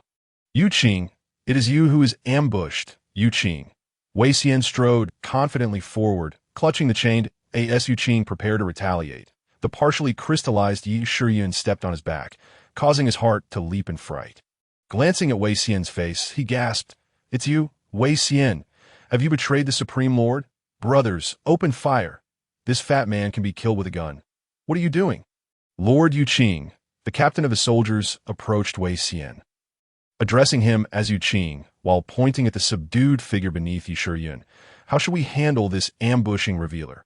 Execute him on the spot, or bring him to the Supreme Lord? Hey, I am Yu Qing. Yu Qing felt as though everyone had lost their minds. Why were they treating Wei Xian as one of their own? Why? Don't be ridiculous. Yi Shiyun firmly pressed down on Yu Qing, declaring, this scoundrel, who has oppressed people in Tongzhou City, deserves no sympathy. Have you all gone mad? I am your commander. Why are you consulting him? Why aren't you firing at him? Can't you see I'm being trampled underfoot? Let's have everyone aim their guns at the head of this ambusher if he attempts to crystallize further or attacks me. Shoot without hesitation. Wei Xian cheerfully instructed, and soon all the soldiers' weapons were trained on Yu Qing's head. Yu Qing's expression turned one of terror as he pleaded, Wei Xian, we've shared drinks together. No matter what you wish to do, I am willing to help you. There is no need to kill me. Is there? No need. I have no say in the matter. Wei Xian stepped forward and declared, Your transgressions are glaringly evident. Thus I shall grant no opportunity to Yu Qing. With that, Wei Xian seized a firearm and unleashed a volley of bullets aimed directly at Yu Qing's head. To atone for the sins I committed in Tontian City, I must offset them with the lives of more sinners. This is merely a penance that he added. I believe I now comprehend the nature of those emerging from Ashen Mountain. With a swift kick, Yi Shiyun sent Yu Qing's lifeless body tumbling aside, while Wei Xian hurried to collect the corpse, saying, Let us not squander this opportunity. This fellow was particularly fond of amassing wealth.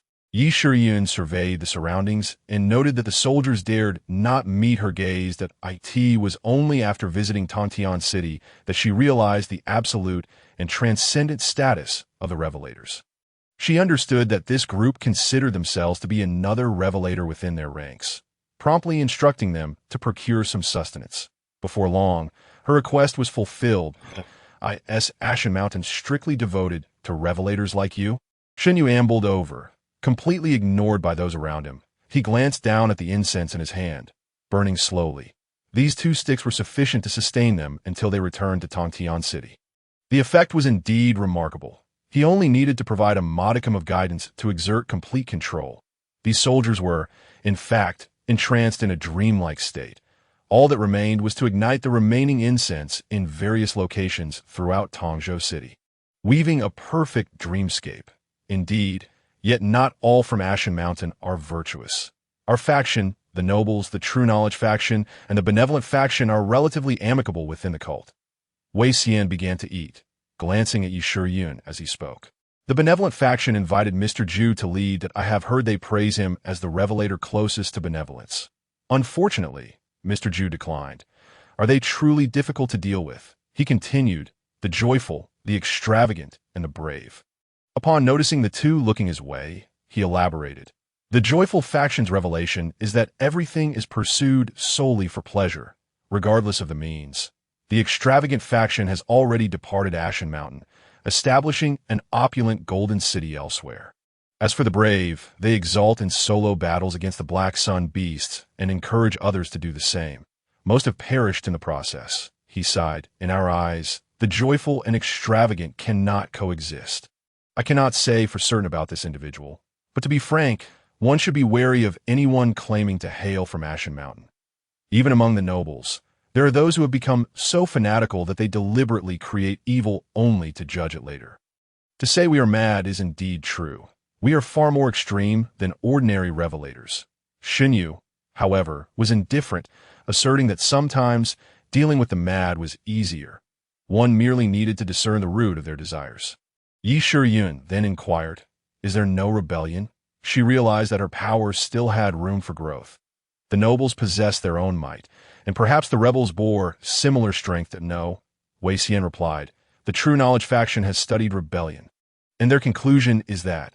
He looked at Yi Shiyun and continued, You are quite special. To achieve great success, one must eliminate the revelator. Why? Yi Shiyun rolled her eyes at Wei Xian, questioning the sensibility of his statement. Let us embark. The group split into 2. Wei Xian and Shen Yu escorted the supplies back slowly, while Yi Shiyun, concerned about potential changes in the situation, decided to venture ahead to scout. Shen Yu intended to accompany her, but as they moved further away, the soldiers' dreams would shatter, and they could not transport all the supplies that it was likely that they would arrive in the early hours of the following day. Even before reaching Tongzhou City, sitting atop the vehicle, Shen Yu refrained from squeezing inside. He murmured a few words before closing his eyes to rest, aware that excessive activity within the dream could intensify fatigue the next day, necessitating a good period of meditation. After a while, Wei Xian climbed onto the roof of the vehicle and asked, Brother, what date is it where you are now? In contrast to Yi Shiyun's unyielding trust in Shen Yu, Wei Xian felt that the possibility of him being mad was greater. Having learned of Shun Yu's origins, he found the man's existence and abilities quite peculiar. However, before receiving confirmation from Ashen Mountain, he would not believe that altering the future could occur so effortlessly. Yet that did not mean he was unwilling to see or why that in everyone's heart there exists a longing for change. July 16, 2024. It was supposed to be the 15th. But now it was nearly the 16th. Shun Yu asked, "What's wrong?" July 16.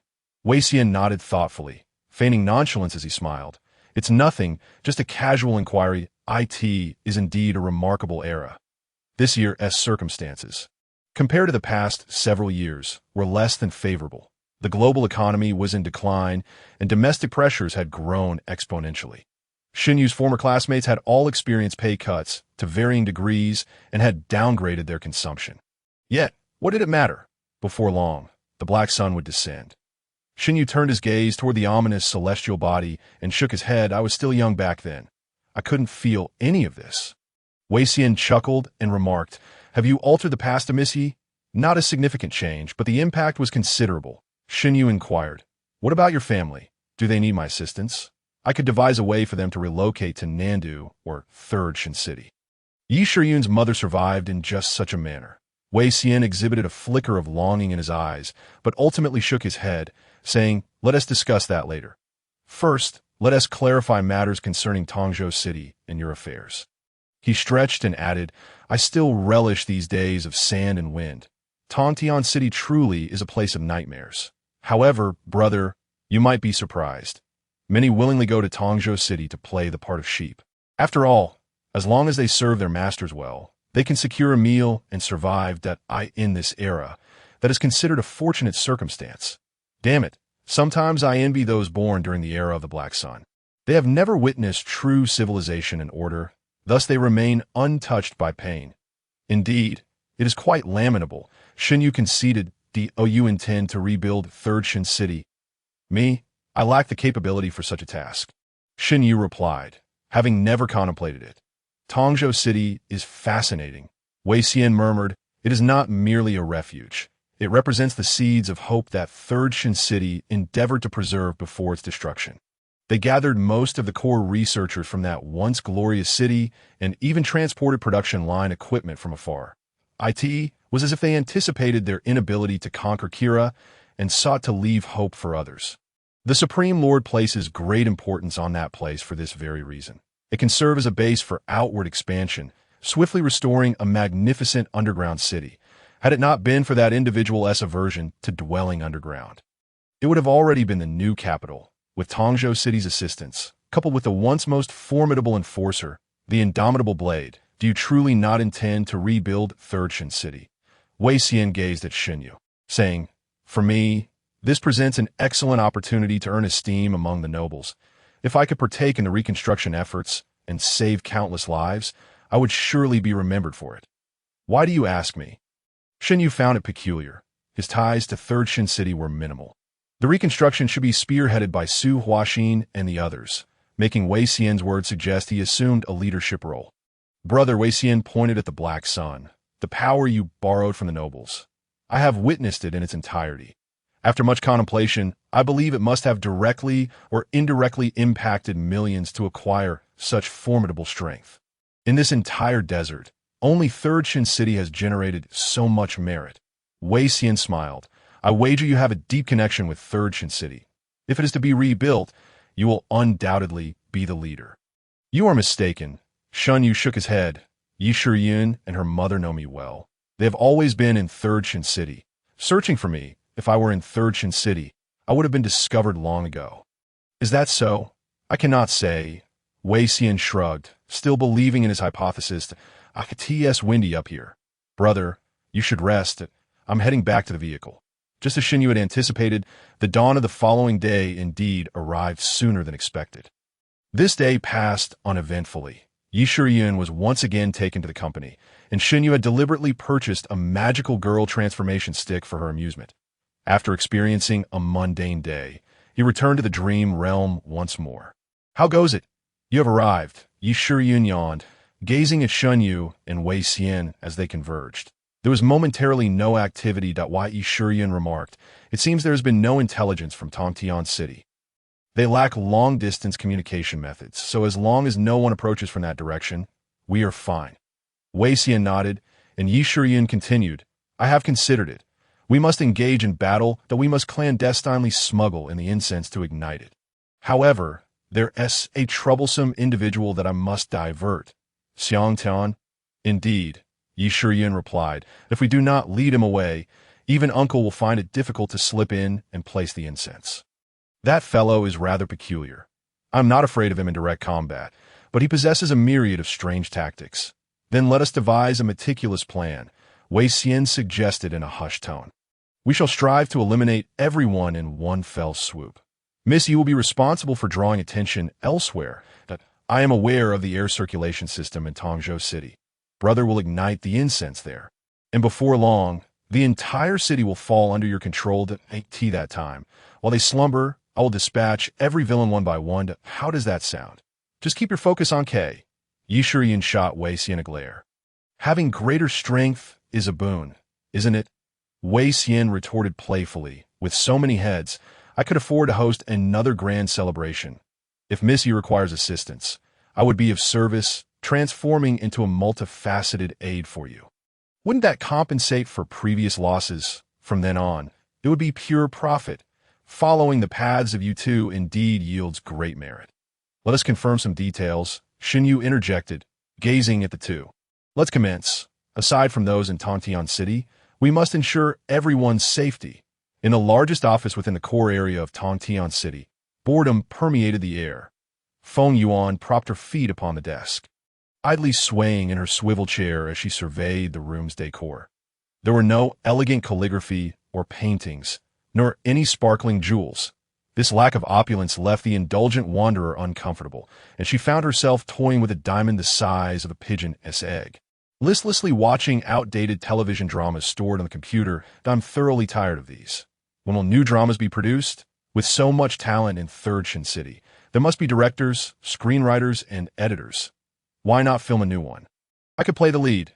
Let's see if there are any handsome actors to cast. How about a plot where they battle for me, leaving them bloodied and bruised? Without special effects, we'll have to engage in real combat. Whoever emerges victorious shall be granted the honor of kissing my feet. The mere thought of this brought a peculiar delight to Feng Yuan, her foot arching in pleasure. The indulgent wanderer relished the idea of being the object of envy and jealousy. Such trivial matters should pose no disruption to normal production. The Supreme Master would not fault me for this. Feng Yuan mused at as for the actors. I can select from among those large children. They will all be brainwashed and delivered to the Supreme Master anyway, that a few less would hardly matter. Just as she envisioned the glory of being the lead, there was a sudden knock at the door. A soldier's voice came from outside. Miss, and Revealer is approaching Tongzhou City. As the appointed lord of Tongzhou City, Feng Yuan was nominally the commander of all. However, there was no hierarchy among Revealers. She was primarily responsible for the soldiers she brought in the city's production affairs. The soldier swiftly approached with a tablet in hand. This outdated device displayed the surveillance footage from the entrance, revealing a cloaked figure staggering across the desert.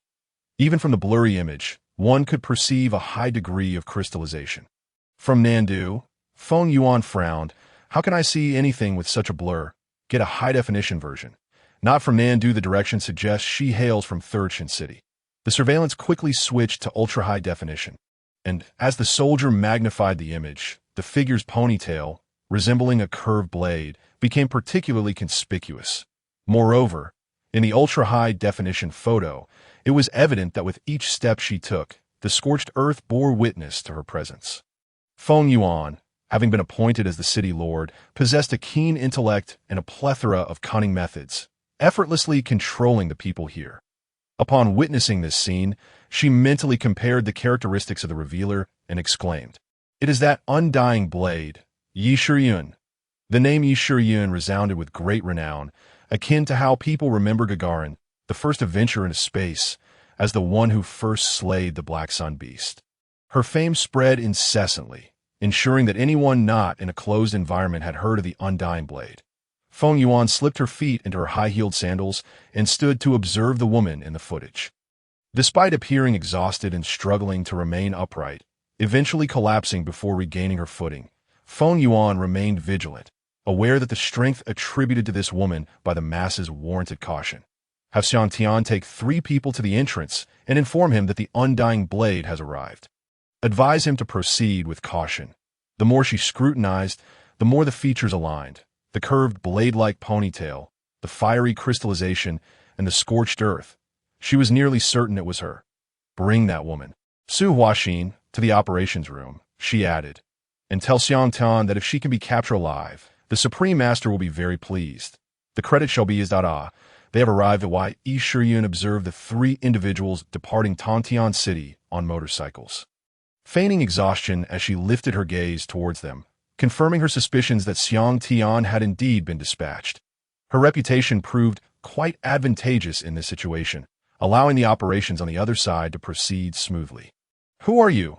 That is a question I ought to pose to you, Miss Xiang Tian, a strikingly handsome young man in formal attire reminiscent of a bygone era, queried as he dismounted his motorcycle. Curiously assessing her from head to toe, you are the undying blade, Yi Shiyun. That is I, Yi Shiyun replied, leaning on her knee, feigning weakness as if just awakening. She exhaled, it seems Tongzhou City is well. How is my mother? Is she well? Which unit do you belong to? What is your name? Your mother, Su Huaxin, is currently in good health, Xiang Tian replied, one hand in his pocket. However, why do I detect a whiff of deceit emanating from you? Never mind. That is of little consequence. What matters is that you have yet to present proof of your identity as the undying blade. Proof? Yi Shiyun noted that this individual was rather eccentric. Lacking conventionality not be anxious. It is quite simple. I have heard tales of the undying blade's extraordinary strength, Xiang Tian said with a smile. Engage me in combat, and I shall ascertain whether you truly are the undying blade. Yi Shiyun had intended to ask if he was not enjoying himself, but the words faltered on her lips. Instead, she inquired, courageous? Incorrect. It is enjoyment, Xiang Tian declared, withdrawing his hand from his pocket, revealing a sharp blade protruding from between his fingers. For me, teetering on the edge of life and death brings the greatest pleasure. I have no interest in trivial matters. Before we proceed, you must first satisfy my craving for enjoyment. As Xiang Tian charged towards Yi Shiyun, Feng Yuan in the operations room could not help but curse under her breath. This madman reveling in enjoyment, what is he thinking? Her mother is in my grasp. I could easily control her. Feng Yuan, you summoned me? Su Huaxin was escorted by soldiers into the room. Feng Yuan immediately donned a smiling facade, cheerfully exclaiming, Aunt Su, today I bring you splendid news. Look who we have here, upon hearing this. Su Huaxin turned to the monitor, witnessing Yi Shiyun being pressured back by Xiang Tian's mother. Regardless of her daughter's level of crystallization, she could recognize her instantly. Her expression shifted, and she could not help but exclaim, Yay! Oh dear! Aunt Su, please take a seat. Who knows, your Yi Shiyun may become a general in our glorious Shun kingdom. That would be quite an honor, Feng Yuan insisted, pressing Su Huaxin into a chair. Although her words were sweet, her sharp nails dug into Su Huaxin's neck as she leaned down, a smile gracing her lips. Do you not agree? A moment ago, you should speak kindly to her. Why is she here? Were they not instructed to leave? After meeting Shunyu yesterday and receiving the news, Su Huaxin felt a brief sense of relief, but soon resolved to ensure she and her companions would not become her daughter's weakness. Having interacted with numerous revealers, she understood just how formidable the Supreme Master truly was. She could not allow her daughter to encounter him. Su Huaxin's expression turned cold as she deliberately thrust her neck towards Feng Yuan's nails. Oh dear. Feng Yuan observed a trickle of blood oozing from her nails. The agility of the revealer far surpassed that of ordinary humans, and it was merely a superficial scratch. What is the matter? Do you not wish to involve your daughter? Look closely, Aunt Su. Your daughter is currently being bested by Xiang Tian. If you perish, our fates would be irrevocably intertwined. Feng Yuan commanded the soldiers to bind Su Huaxin to the chair, pressing down on her shoulders as she whispered in her ear, Ah, Our supreme master values talent. He may even assist Yi Shiyun in seeking vengeance that I cannot bear such a frail frame. Thus, should you choose to seek death. Feng Yuan warned, I will unleash all revealers to eliminate her on the spot. Feng Yuan, may you meet a most unfortunate end. Thank you for your kind blessings. Take a moment to reflect while observing the surveillance. Feng Yuan gently patted her shoulder and said, consider how we can ensure that both you and your mother live in peace, shall we? Feng Yuan sniffed the air and glanced at the ventilation duct above. Inquiring, do you smell something pleasant? It's the fragrance of a young lady, a soldier replied. Feng Yuan chuckled, her laughter like the fluttering of flowers, and remarked, only you have such sweet words. Inform Xiang Tian. Though it seems he has already succumbed, relay a message to the others to keep a watchful eye on him. Our MSU is currently quite cooperative, so there's no need to push her too hard. Has Yi arrived? What of Shun Yu? This is certainly not a mere dream. Xu Huaxin silently prayed for the two, aware that without any support, facing the complexities of this situation would be arduous for them. Don Ti come, should a voice suddenly whispered in Xu Huaxin's ear, causing her to shiver slightly. She abruptly looked up at the ventilation duct overhead, where wisps of ethereal blue smoke were released, coiling and gradually forming a pair of profound eyes. Silently observing everyone in the room, this sensation was utterly enchanting. Shun Yu had ignited all the incense and placed it within the core area of the underground city's ventilation system. Feeling the tendrils of blue smoke diffuse through the pipes, as the fragrance spread, he realized that his perceptive abilities had transformed. No longer relying solely on his eyesight, he felt as though he had entered another dimension, where the scent enveloped everything within his line of sight. Entering dreams was the first application Shin Yu mastered as a dreamwalker. He had always relied on visual contact to trigger this ability. However, now, with the fragrance's expansion, he felt a profound disconnection from his humanity, transforming into an energy entity akin to the Black Sun beast. This sensation compelled Shin Yu to activate a certain switch within himself. And soon enough, he found his own form dissolving, merging with the fragrance and gradually spreading throughout the city. This was the essence of dreams. The human form was merely a shackle. They ought to be as ethereal as smoke. Shin Yu savored this feeling, recalling how it was often said that choices were more significant than effort. Yet in this realm, only strength held true importance. Without power, one could only be forced to make choices or have them taken away entirely. He aspired to create a world devoid of sacrifice, necessitating unparalleled strength. Initially, Shin Yu had little desire for power upon arriving here. However, after clashing with the Dragon Phoenix and experiencing sublime strength, he gradually developed an attitude toward becoming stronger. Now presented with an excellent opportunity, even if the incense were to be used only once, he felt his overall power ascending in increments with each revelation he received. The version of himself with 3 revelations was entirely different from his original self. Initially, he would tire after a brief flight or merely healing Yi Shiyun.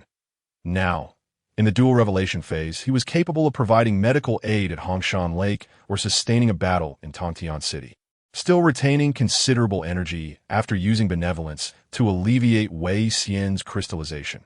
With the current through revelation phase, he gradually discovered that he could wield even greater power than before, perhaps with 1 or 2 more revelations.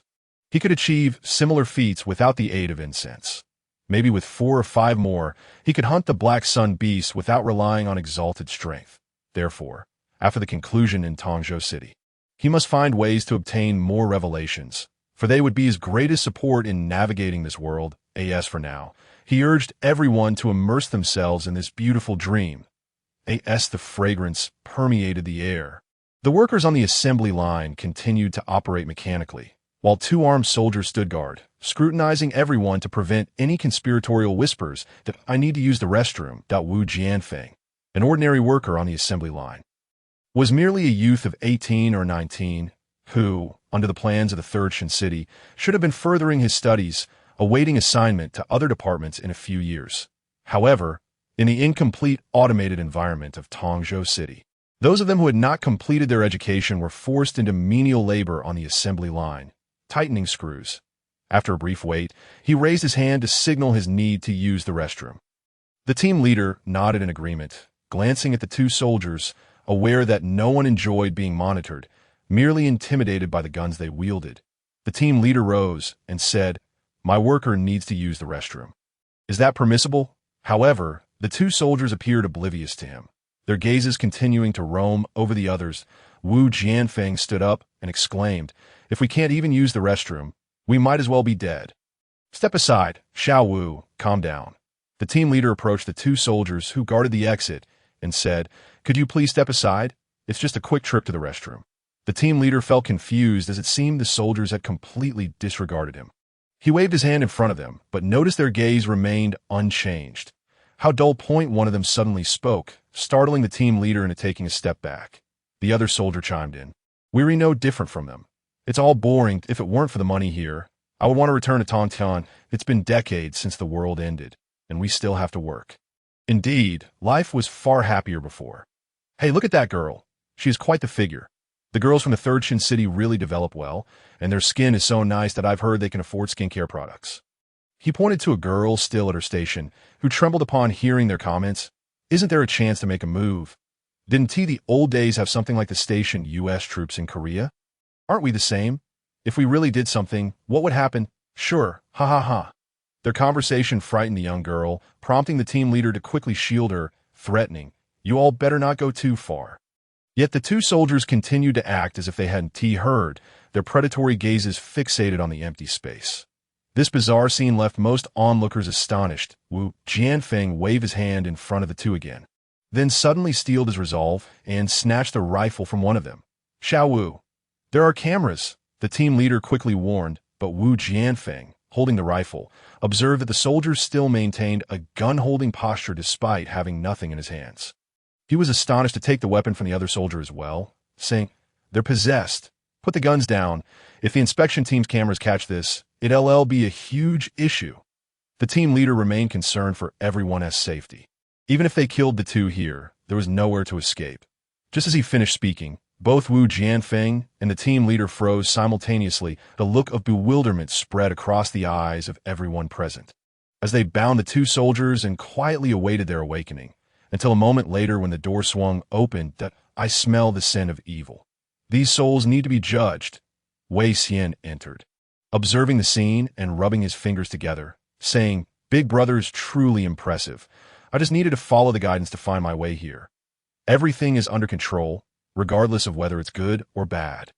He clasped his hands in prayer, declaring, "Exaltation ranks first, big brother, you are second." After his prayer, he skillfully drew a small knife and slit the throats of the two soldiers.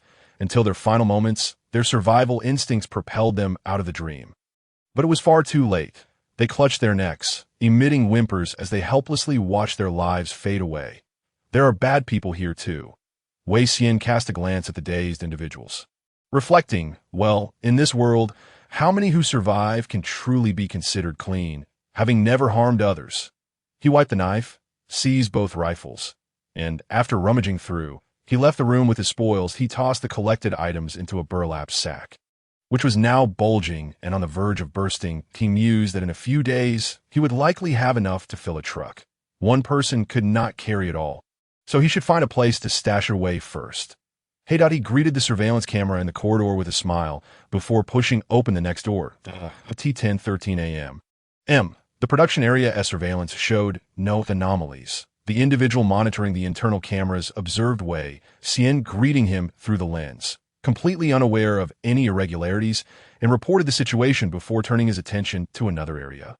This was where the children were being housed, and the footage revealed an enlightener leading a squad of soldiers, conducting militarized training for children aged 10 to 14 to stand up straight. You will have the opportunity to become honorable soldiers of the Great Shun Army. This is your privilege. Once you successfully pass the test, you shall earn substantial wealth, allowing you to procure fresh meat for your own consumption, that I wish to buy some for my mother as well. Silence. The instructor's cane struck a young boy's leg with a swift crack, the harbinger sternly proclaiming, "You have no parents. The Black Room. 3 days. Take him away." Witnessing the boy being dragged off, expressions of fear or numbness appeared on the faces of the surrounding children, who stood in orderly lines, enduring the scrutiny of the valiant harbinger, Zhou Shunchong. This man, Zhou Shunchong, was over 40 years of age, with a square face that hardly suggested villainy, merely that of a stern instructor.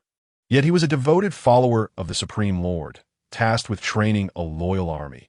His loyalty was such that he even altered his name to Shunchong, compared to those controlled harbingers. He exhibited a zealous fervor, believing wholeheartedly that the Supreme Lord could indeed save the world. Children under the age of 10 were subjected to brainwashing, taught to forget their families and everything else. Those above 10 posed a greater challenge, their worldviews and values already firmly established. Zhou Shunchang's current objective was to mold them into the death squads of the great Shun nation that he wielded his cane. Scrutinizing the group of boys and girls adorned with collars, in his eyes, there was no distinction between men and women. As long as they could charge forward with explosives, they were deemed useful. Brother Zhou, I heard a formidable individual has arrived from outside, something called the Indomitable Blade. That fellow, Xiang Tian, is currently engaged in combat with him. Should we go take a look? Another harbinger entered slowly, greeting him. This area housed a majority of the harbingers, as it served as the engine of the entire city, demanding utmost diligence. Indomitable Blade. Zhou Shunchang scoffed, stating, "What does it matter what blade it is?"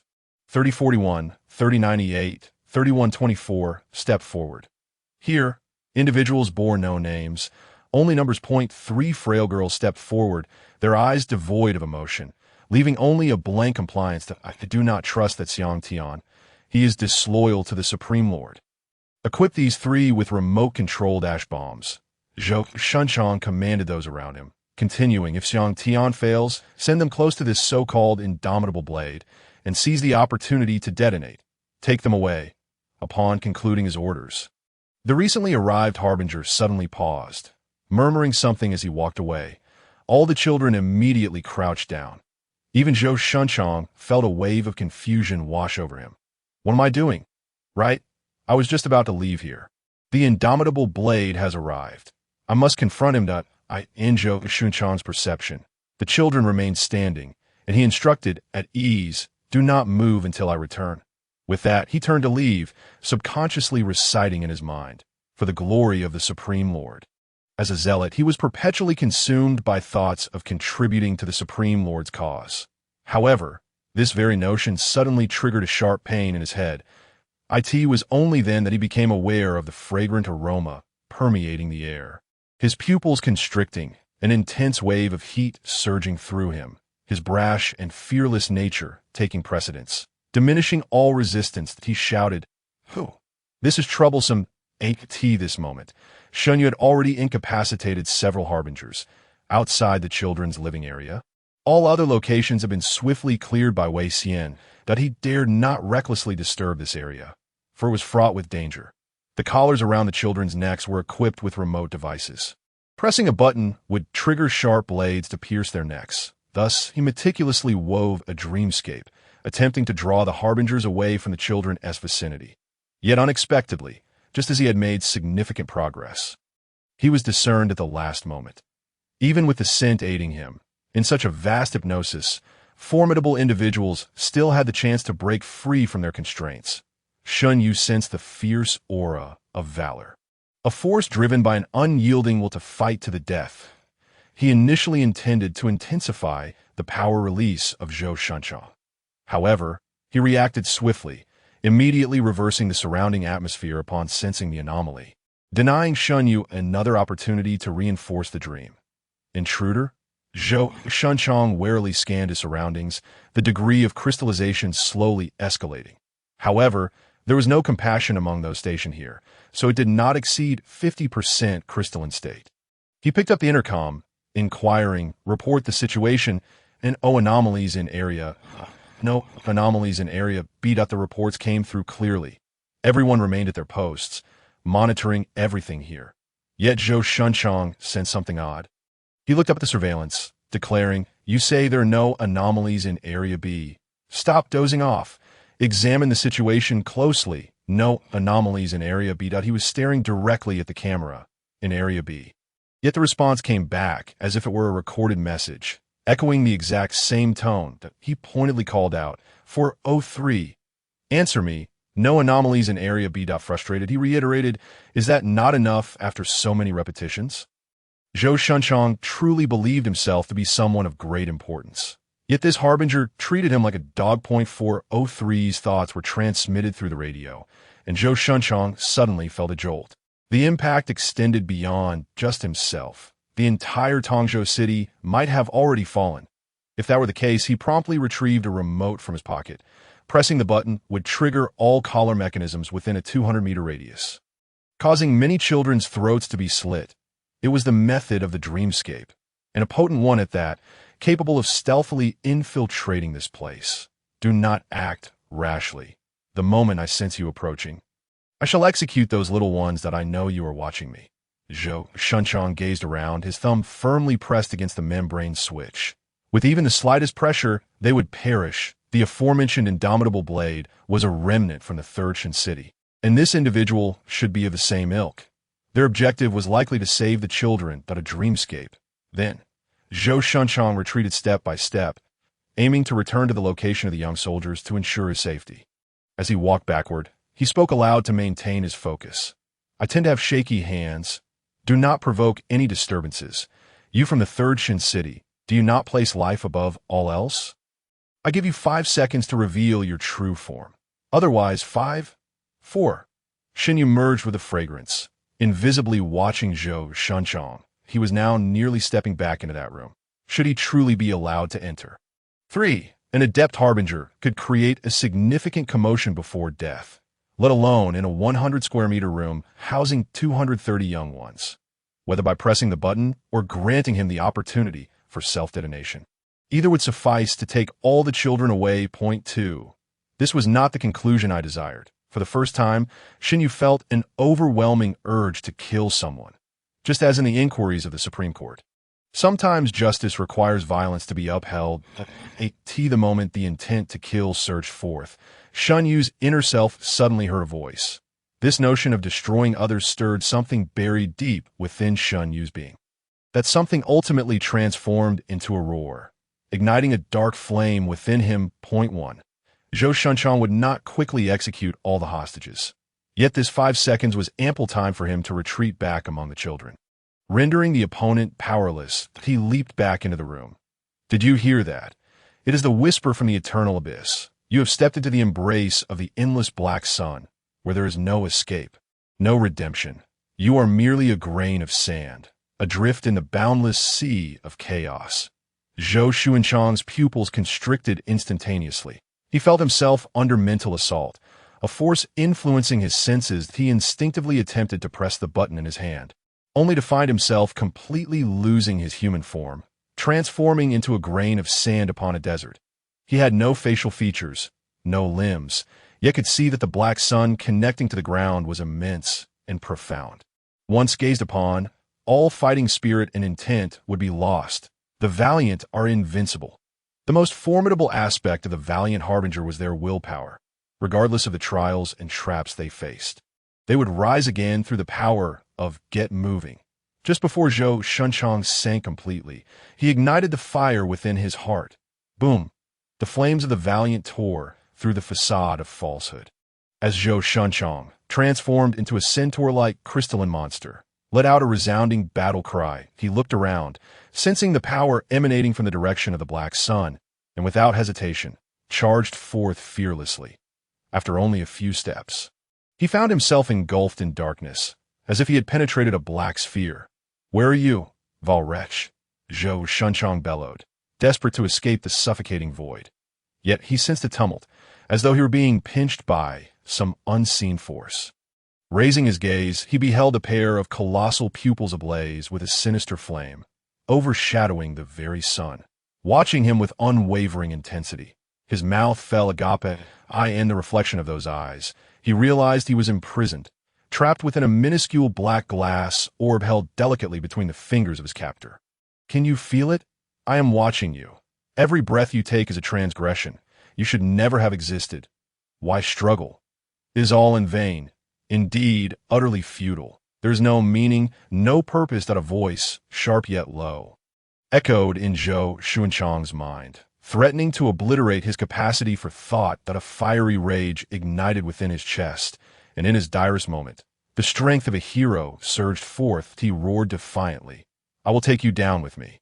With a resounding crash, the black space shattered under Zhou Xuanchang's desperate strike, and he was engulfed by a sensation of weightlessness. He plummeted as though into an endless abyss, spiraling faster and faster, the acceleration threatening to tear his soul from its corporeal vessel. "This is all a lie. You deceive me. It's all false. I will not succumb. A hero fears nothing. A hero is unyielding. Supreme Lord, grant me the strength to shatter this illusory power." Suddenly, he felt himself crash into the surface of a lake, composed entirely of a dark, viscous liquid. Panic-stricken, he swam upward, only to find the entire lake ablaze with ominous flames.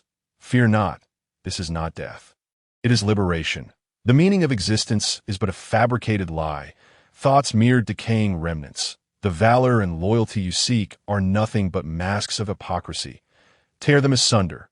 There is no light, no darkness, only endless void, only ultimate demise. "I see you," Zhou Xuanchang cried, spotting a figure on the shore. A handsome man with eyes ignited by an unnatural fire, continuously influencing his will. He swam with all his might. Yet the distance felt infinite, as if he were unable to close the gap. The flames on the lake's surface crept over him, and he whispered, "No, no," wanting to continue resisting. Yet the man by the lake persisted. "Let this decaying world perish in flames, return to chaos under the gaze of the black sun. You are weary, so surrender. Relinquish your mind and merge with this boundless abyss."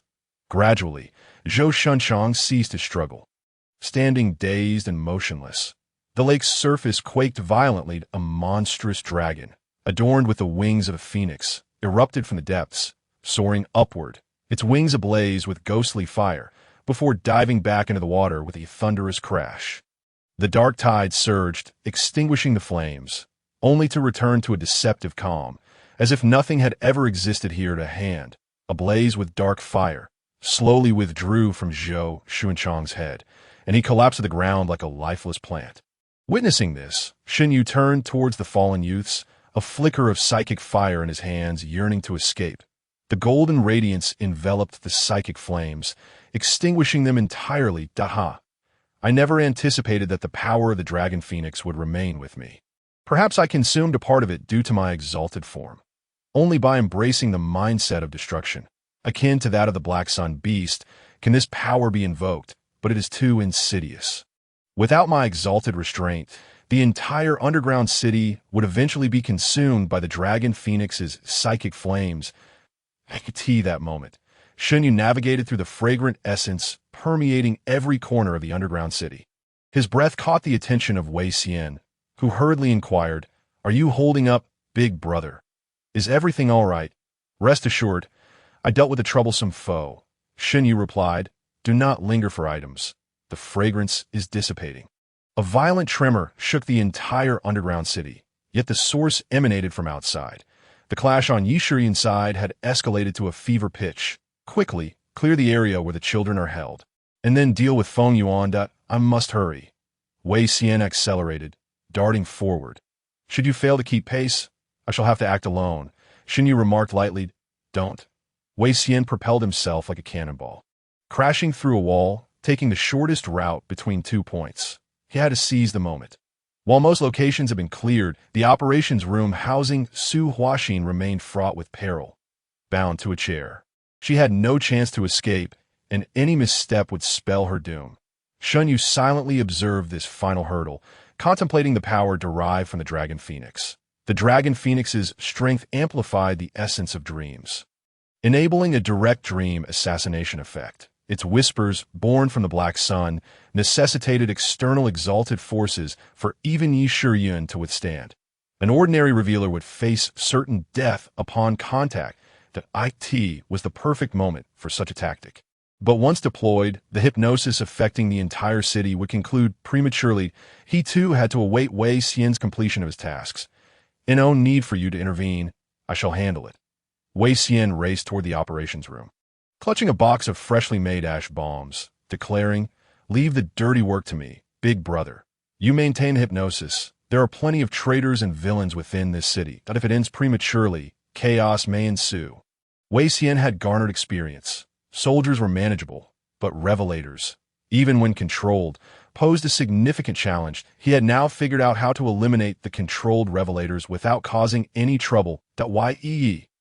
Su Huaxin anxiously observed the surveillance feed, where Xiang Tian had reached a peak state, attacking Yi Shiyun relentlessly, akin to a ravenous wolf.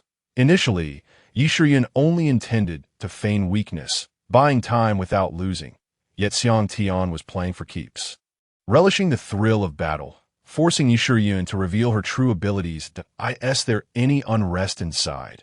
Feng Yuan, ever astute, noticed something amiss with Yi Shiyun, who spent most of her time on the defensive. Sensing something was off, she inquired, "Report any anomalies immediately." Su Huaxin stared in astonishment, as Feng Yuan seemed to respond to voices unheard, her words coming forth as if she had received an answer. Feng Yuan crossed her arms, her gaze fixed on the surveillance. Yi Shiyun's reactions are quite peculiar. Had I known, I wouldn't have sent that madman Xiang Tian. He launched straight into combat, depriving me of a chance to probe. Pondering further, she felt uneasy, suspecting ulterior motives at play. She seized the intercom again, gathered the children, and have them on standby. Static crackled through the intercom, yet Feng Yuan appeared to hear something, responding twice. Just then, the door behind her was kicked open with a resounding crash. Su Huaxin gasped in terror, turning to see a stout man entering with a box in his arms. She glanced back, only to find that the commotion had not disturbed Feng Yuan and her group at all. "What is going on?" "Hey, Annie," Wei Xian swaggered in, recognizing Su Huaxin as Yi Shiyun's mother, and set down the explosives to untie her. Yet Su Huaxin remained dazed, observing the reactions of those around her, as if they were entirely oblivious. Can they not see us? Ah, the credit goes to Brother Shun. Wei Xian reveled in the thrill, knowing that striking a mosquito would be more challenging than dispatching those influenced by Shanyu. He yearned to charge into Tongtian City and banter with Shinyu. Once untied, he reassured Su Huaxin. "No matter what you see on the way, pay it no mind. They are merely asleep. Find a place to hide, away from this room. Soon, you and your daughter will be reunited, and Tongzhou City will be liberated." "Thank you, that moment. Feng Yuan suddenly turned to the empty chair, stepping forward to touch the non-existent space, her eyes betraying a hint of confusion. This is not good. This woman possesses some skill, and she may detect the flaws in the dream. Wei Xian sat down on the chair with a thud, cautiously squeezing Feng Yuan's hand and placing it on his shoulder. The bewilderment in Feng Yuan's eyes gradually faded. She pressed against his shoulder and leaned closer to his ear, saying, "I'm afraid we need you to accompany us. Surely you wouldn't want any misfortune to befall your daughter. Would you, madam? Damn, this extravagant individual is drenched in so much perfume." Wei Xian's face flushed, a rare occurrence for him. Despite his age, his experience with women was quite limited. After all, his beliefs were lofty, and he had rebuffed others' advances, which he considered a minor virtue. One could not deny that. Despite her wickedness, Feng Yuan possessed a truly alluring figure, and her ability to adorn herself was commendable. Wei Xian felt his heart flutter, quickly reminding himself that many men had met their end in the embrace of such a woman. "Let's hurry," he whispered to Su Huaxin behind him. "Only then can I see." Su Huaxin observed Feng Yuan's intimate grip around Wei Xian's neck, nearly pressing against him, which did not signify affection, but rather a readiness to choke him at any moment. "Are you all right?" I'm fine. Wei Xian hastily waved his hand, while Feng Yuan continued, "Release Ms. Su." A few soldiers approached, feigning to untie her, but fearing complications, Su Huaxin handed over the ropes she had just freed herself from. Then quietly reminded Wei Xian, "Take care," before turning to leave. As a resident of the Third Shin City, she understood that ordinary people were merely a burden in front of the enlightened. In such situations, it was better to follow orders than to fret unnecessarily. Feng Yuan pulled Wei Xian up, saying, "Come on, bring the walkie-talkie that we need to head to the entrance. Things aren't looking good with Xiang Tian." "Brother, could you help me control the situation? It won't be easy at the entrance." Wei Xian muttered anxiously, but Feng Yuan tugged him along. Halfway through, they turned back again. Quite the commotion. Feng Yuan remarked, still gazing at the monitor. Yet her mind, since they had already exited Tongzhou City. Her silver nails began to elongate rapidly, resembling curved blades poised against Wei Xian's neck. Why, Yishiyun? Look who's here. She warned herself to avoid offending Brother Shun. She had manipulated the enlightened as though he were a fool. Wei Xian glanced at Feng Yuan, realizing her mental fortitude was rather frail. Had it been a peer of equal standing, they would have already commenced resistance. Lowering his voice, he hoarsely shouted, "Mother! Let go of my mother!" Feng Yuan seemingly heard the name Yishiyun, exclaiming, a touching reunion between mother and son. Xiang Tian, hold on. Was it that the madman Xiang Tian?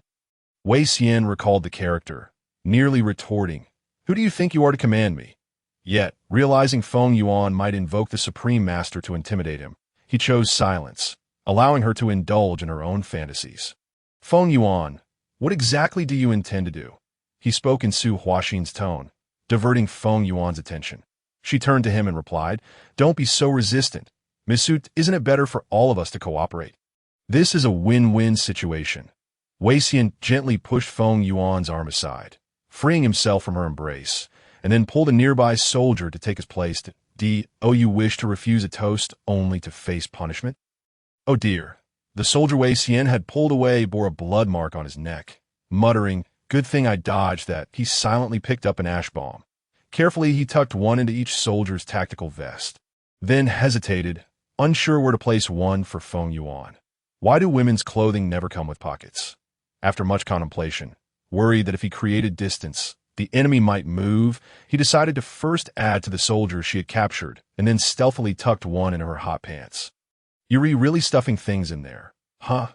Wei Xian scoffed, then laid another bomb at his feet. After completing his task, he wiped the sweat from his forehead and cautiously retreated step by step. Once out of the ash bomb's detonation range, Wei Xian pressed his palms together, thumb resting on his brow, and reverently bowed towards the east. If the detonator failed to ignite after 9 attempts, it would signify that the lofty would spare their lives. He murmured softly before gripping the detonator tightly and pressing down. With a loud crack, the ash bomb erupted in a colorful haze, engulfing everything in the operations room. The explosion came too suddenly, its power so immense that not even a scream had the chance to escape. "I just prepared this. How could it not detonate?" Wei Xian chuckled as he carelessly discarded the detonator, declaring, "The lofty will not grant sinners any chance. You and I linger in idle banter at the Hall of Tranquility, only to be drenched beneath the waterfall. Perusing a few pages and reading a few books. Very well." Wei Xian hummed a few lyrics merrily, stating, "Brother, it's time to wrap up. Go assist Yishiyun." What is happening? The indomitable blade of immortality. A top-notch member of the monster hunting team. Is this all you can do? Do you only know how to defend? Draw your blade, or are you too concerned about your mother's safety? I could help you eliminate Feng Yuan, and then we can engage in a spirited battle. A gust of wind swept through, and in an instant, Yishiyun unleashed a flurry of 10 strikes. However, even so, her knees buckled, nearly collapsing to the ground. She glanced down to see a gash opened at her ankle where the crystalline structure had been sliced. Clutching her curved blade, she warily eyed the man in the distance, enveloped in swirling yellow sand. The suave man wore an excited smile. Why Yishiyun inwardly cursed. Truly, pleasure is the most despised enlightened in the entire desert, each one madder than the last. If not for my primary goal of stalling for time, I would relish the chance to break through my limits and let you taste the same fate as Long Huang. As the storm around him suddenly shrank, the intense heat enveloping Yishiyun concentrated entirely within her blade, and she swiftly swung it. Yet, just as the blade traced a perfect arc, the anticipated ambush failed to materialize. Xiang Tian stood mockingly still, only striking when Yishiyun could no longer retract her force. "Damn, playing a game of slow and fast blades with me," Yishiyun exclaimed. "But what of it?" The heat condensed on her blade erupted in an instant, like a sun rising in the desert. Tap, tap, tap. Yes, yes. Xiang Tian, now bearing burn marks, staggered back several steps, savoring the surge of adrenaline and the exhilarating pain. Looking at Yishiyun standing resolutely with her blade, his excitement only intensified. Now this is more like it. The unparalleled destructive power among the enlightened, combined with the primal instincts honed in battle against monsters, you resemble a humanoid black sun beast, blade of immortality. This is the fight I crave. The sensation of nearly being reduced to ashes by the searing flames was exhilarating. Utterly delightful. Xiang Tian pressed down on his heart, which felt as though it would leap from his chest. This pure combat thrilled him immensely. Like a tea that moment. The other three enlightened began to encircle Yi Shiyun from behind. She glanced back warily. Though they weren't particularly skilled, they could still be a nuisance. Yi Shiyun raised her blade to block, only to discover that this time, Xiang Tian's target was not her. He charged straight to her partner. And after the tempest passed, all three had their legs severed below the calves. I warned you not to interrupt my fun. Consider this a warning. If you disturb me again, I won't offer you mercy but will eliminate you instead. Xiang Tian wiped the blood off his sleeve arrow, glancing back at Yi Shiyun, saying, "With the nuisances gone, please focus entirely on me, and come at me with the intent to kill." A complete madman. The desert trembled slightly, and the sound of explosions echoed from below Tongzhou City.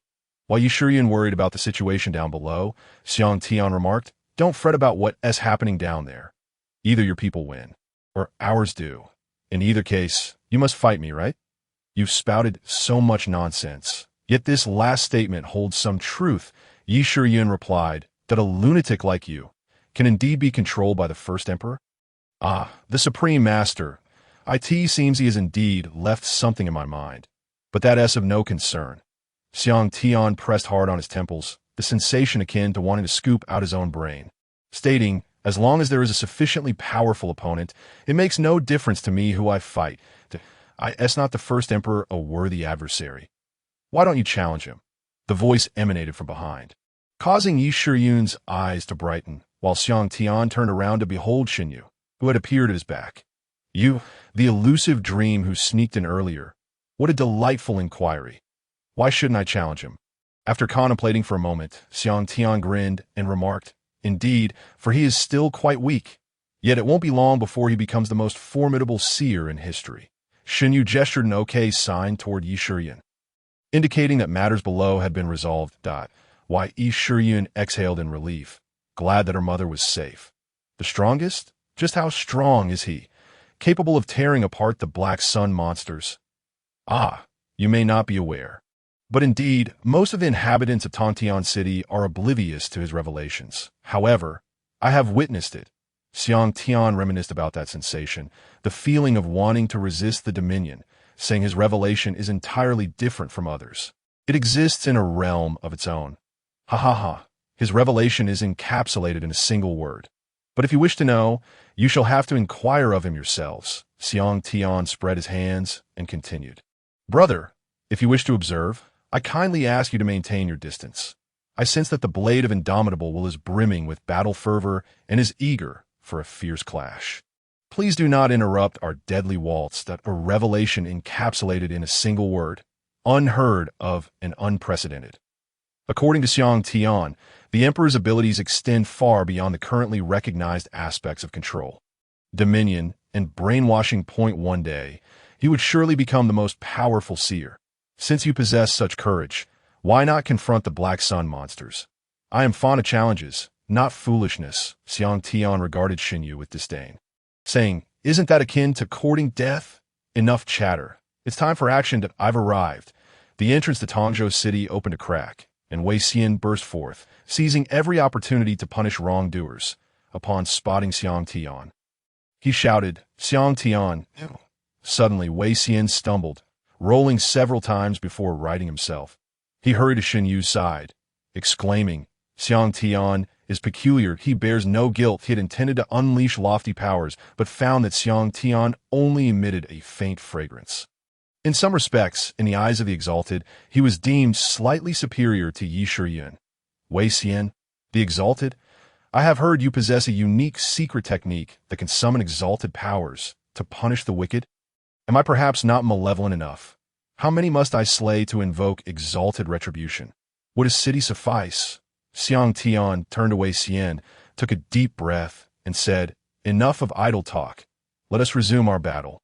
Blade of Indomitable Will, Desires unfulfilled. Why? Shun's aura erupted as she learned that the situation below had been resolved, liberating her from all burdens. The flames dripping from her blade ignited the desert. Sand particles ablaze beneath her feet. She raised her sword before her and declared, "This time, it is my turn to strike." Wei Xian quickly clung to Shun Yu's leg, and upon receiving a glance from Shun Yu, was lifted into the air, distancing them from the battlefield. Thus, the raging winds concealed Xiang Tian's figure as he proclaimed, "Allow me to witness the techniques that even the Black Sun monsters would fear." In an instant, all flames extinguished, as if the very colors of the world were being stripped away. The molecules that had been frantically active with rising heat were abruptly deprived of warmth, nearly coming to a halt, as though the entire world had experienced a fleeting pause. All that remained was the blade light piercing through the heavens and the earth. Heaven and earth. Yi Shiyin swung her sword in an instant. But just before unleashing her full might, she realized something and, with irritation, raised the blade's light slightly before glancing back. To withstand a head-on would spell doom.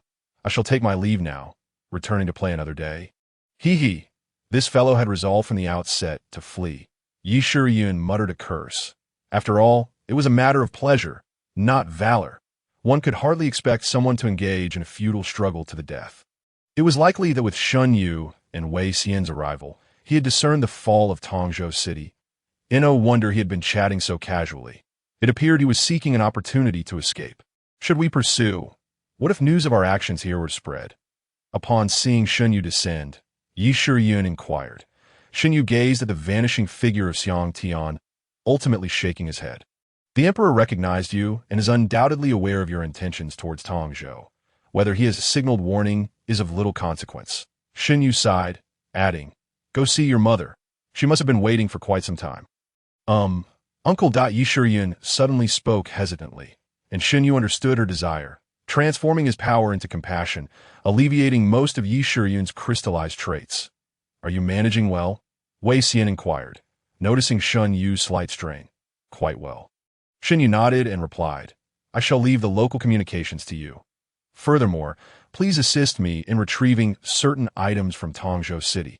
From a moment of occupation to liberation, Tongzhou City had undergone much in just over half a year. Now, awakening from a grand dream, everything had transformed, and the people required time to digest this sudden shift. Shun Yu was not adept at handling such matters himself, thus delegating the task to Wei Xian to collaborate with the original executives. The cries of children, the weeping of reunions, and the pleas for mercy echoed continuously within Tongzhou City. Yet Shun Yu did not partake in these events, realizing his understanding of self was woefully inadequate. Previous instances of instinctively employing the abilities of the Dragon Phoenix had proven to be best avoided. Once Yi Shiyin had completed her tasks, he would need her assistance to thoroughly assess his combat capabilities. He had yet to accurately gauge the fighting prowess of the Exalted, which encompassed numerous methods to enhance physicality. He was uncertain of their applicability to himself. In this era, strength was the ultimate truth. A knock echoed on the door, pulling Shun Yu from his reverie. After inviting the visitors in, Su Huaxin and her daughter, Yi Shiyin, entered together. Both bore slightly reddened eyes. Su Huaxin regarded Shun Yu and smiled, though the complexity of her emotions rendered the smile bittersweet, ultimately crystallizing into a single statement. "You remain ever so youthful." Shun Yu was at a loss for how to respond to such a statement. It was heartening to see Yi Shiyin transition from childhood into adulthood. That little girl had now become a pillar of strength. However, observing Su Huaxin, the weight of 20 years apart left him momentarily speechless. In reality, she appeared styled like a recent graduate, hardly resembling a mother, yet she seemed to have aged 40 years in an instant. "For you," Shun Yu fell silent for a long while before finally uttering, "I suppose it has been quite a while since we last met. Director Su. It has been many years since anyone has addressed me." Thus, Su Huaxin gestured for her daughter to fetch a cup of water. She gazed at Shun Yu, carefully selecting her words, and remarked, "I have heard from Yi about your circumstances. Our understanding of seers remains rather superficial, and I may not fully grasp the reasons for your presence here. However, I can provide you with information you seek at your sister." Su Huaxin revealed the matter of greatest concern to Shun Yu. stating, "I suspect she did not survive the initial wave of the pandemic. Impossible that I end this altered timeline. Su Huaxin had been granted a second chance at life. Shen Yu understood that the Black Sun would inevitably descend. How could he allow his sister to perish in the first wave? Now, everything was returning to the original order of Tongzhou City. They were free to proceed as they saw fit. Wei Xian was currently in a meeting with the original representatives of Tongzhou City. After half an hour of listening, he felt his ears had developed calluses, exclaiming helplessly, "My brother's intention is to restore everything to its rightful course. You need not concern yourselves with our opinions." The measures Xinyu had employed were rather fearsome, awakening to find the surrounding area littered with the corpses of soldiers, leaving only a handful bound by Wei Xian, while the rest, thousands of soldiers and seers, had met their demise by throat-cutting. The inhabitants of Third Shin City, though grateful for their aid, were also engulfed in profound fear. And one knew whether, upon awakening again, it could be their own lives at stake. During the discussions, everyone kept an eye on Wei Xian, who had come as Shun Yu's representative.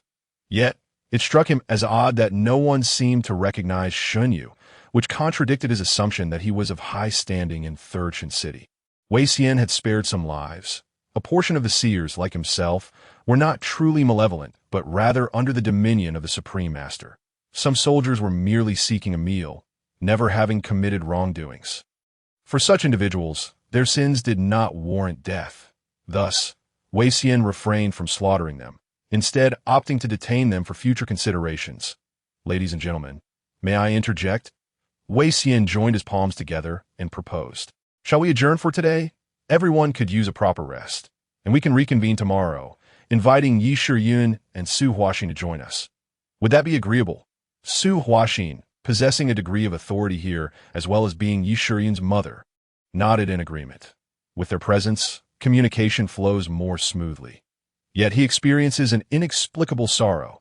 The individuals before him are the former elites of the Third Shin City, setting aside the numerous traitors. Even those who remain true to their principles exhibit a palpable caution in their demeanor.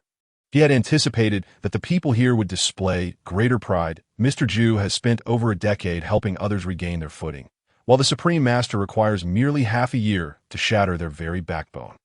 The noble despises this state of affairs. By the way, Mr. Wei, Zhaoqing, a professor nearing 60, had already attained a university professorship prior to the apocalypse and has since been responsible for the development of various drugs and suppressants. He commands considerable respect here and is regarded as one of the most treasured legacies left by the Third Shin City.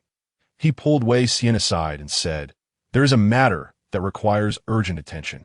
The liaison from Nandu has been killed by those ruffians that we must inform them. What is your trade with Nandu?" "Nandu provides some serum from the Enlightened Ones and other essentials in exchange for our suppressants. I've heard that although the Third Shin City has publicly disclosed the formula, you are constantly improving it. What effects does the latest suppressant have?" Wei Xian nodded. 1 month. No side effects. That is remarkable.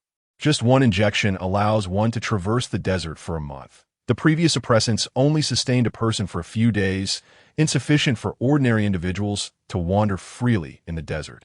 I never imagined such rapid advancements here. And oh wonder the Supreme Master is determined to seize this place. The size of the army is constrained by protective suits, and once engaged in combat, if the suits are breached, it equates to certain death. With such an efficient suppressant, he stands a chance to conquer those heavily fortified underground cities. After all, conquest is his goal, not slaughter, and I will discuss this with my elder brother and arrange it promptly. The distance from Tongzhou to Nandu is rather far, and this place lacks the robust radio equipment of the Third Shin City, that a trip is likely necessary. He staggered off to find Shenyu. Just as he reached the doorway, he heard Shenyu's voice from within. Impossible. Had Su Huaxin and Yi Shiyun entered? Wei Xian detected a note of agitation in Shenyu's voice and shook his head, deciding not to interrupt, and turned back to attend to other matters. Calm down. While Yi Shiyun observed the room's furnishings quivering, her telekinetic abilities slipping slightly out of control. She said, "Uncle, please let my mother finish."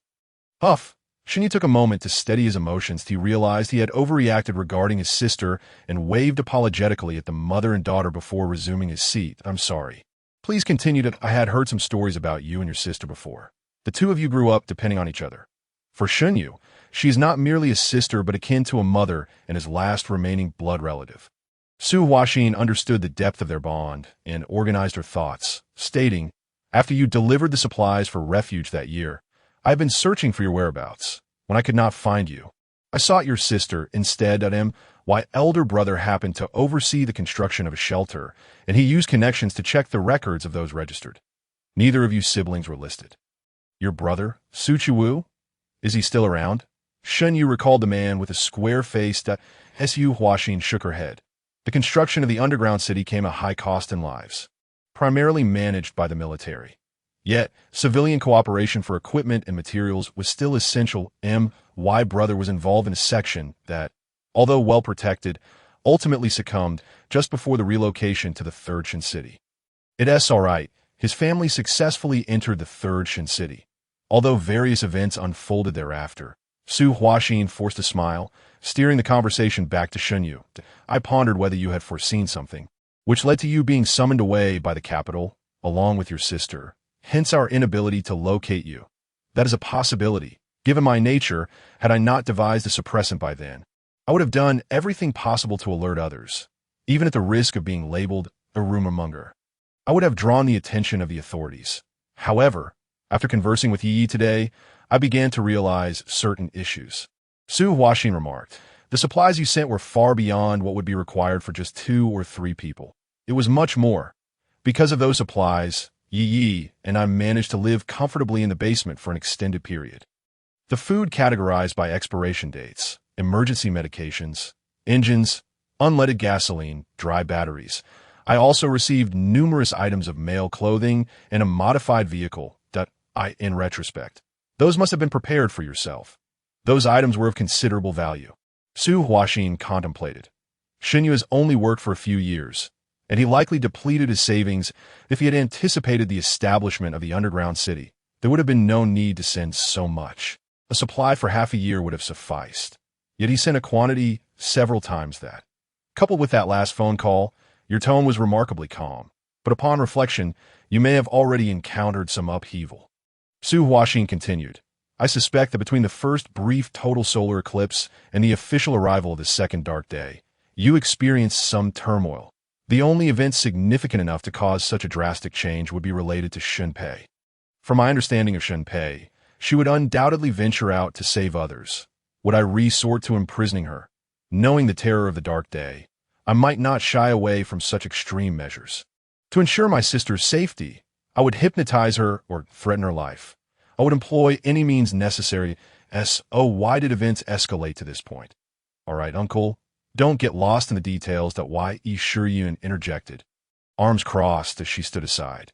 There are suppressants and other items here. Perhaps you can forge a distinctly different future. Just as you once aided me, I can still feel the pain of another Yi Shuyun, who was forced apart with her mother and walked alone to the Third Shin City. Yi Shuyun opened her palm, gazing at it, although it was merely Shunyu using dreams to help her understand. In recent days, she felt as though she had experienced it firsthand. Now, it is our turn to assist you. Yi Shuyun clenched her fists and smiled, saying, "To rectify the wretched fate you endured in the past." Though I still struggle to comprehend the situation, Su Huaxin added, after hearing Ye's account, "It feels as though I truly died once in the First Shin City. It's a peculiar sensation. Regardless of whether you possess the capacity to alter everything, I am willing to offer you my unwavering support. Thank you, to the very least." Here he found genuine allies, and what had been mere plans could now be set into motion. "You woke up so early?" Shunpei had risen at 6 to prepare breakfast before heading to the hospital. However, she was surprised to find Shunyu busy in the kitchen. She looked over, puzzled, and asked, "Did you not sleep well last night?"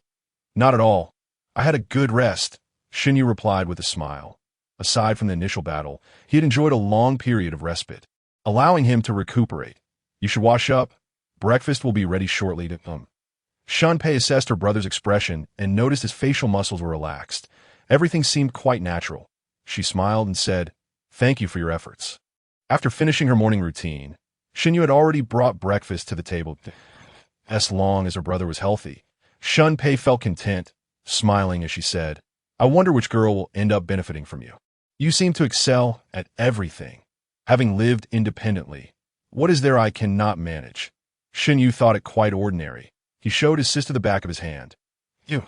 Shunpei immediately grasped his hand, noticing a 3-centimeter long cut.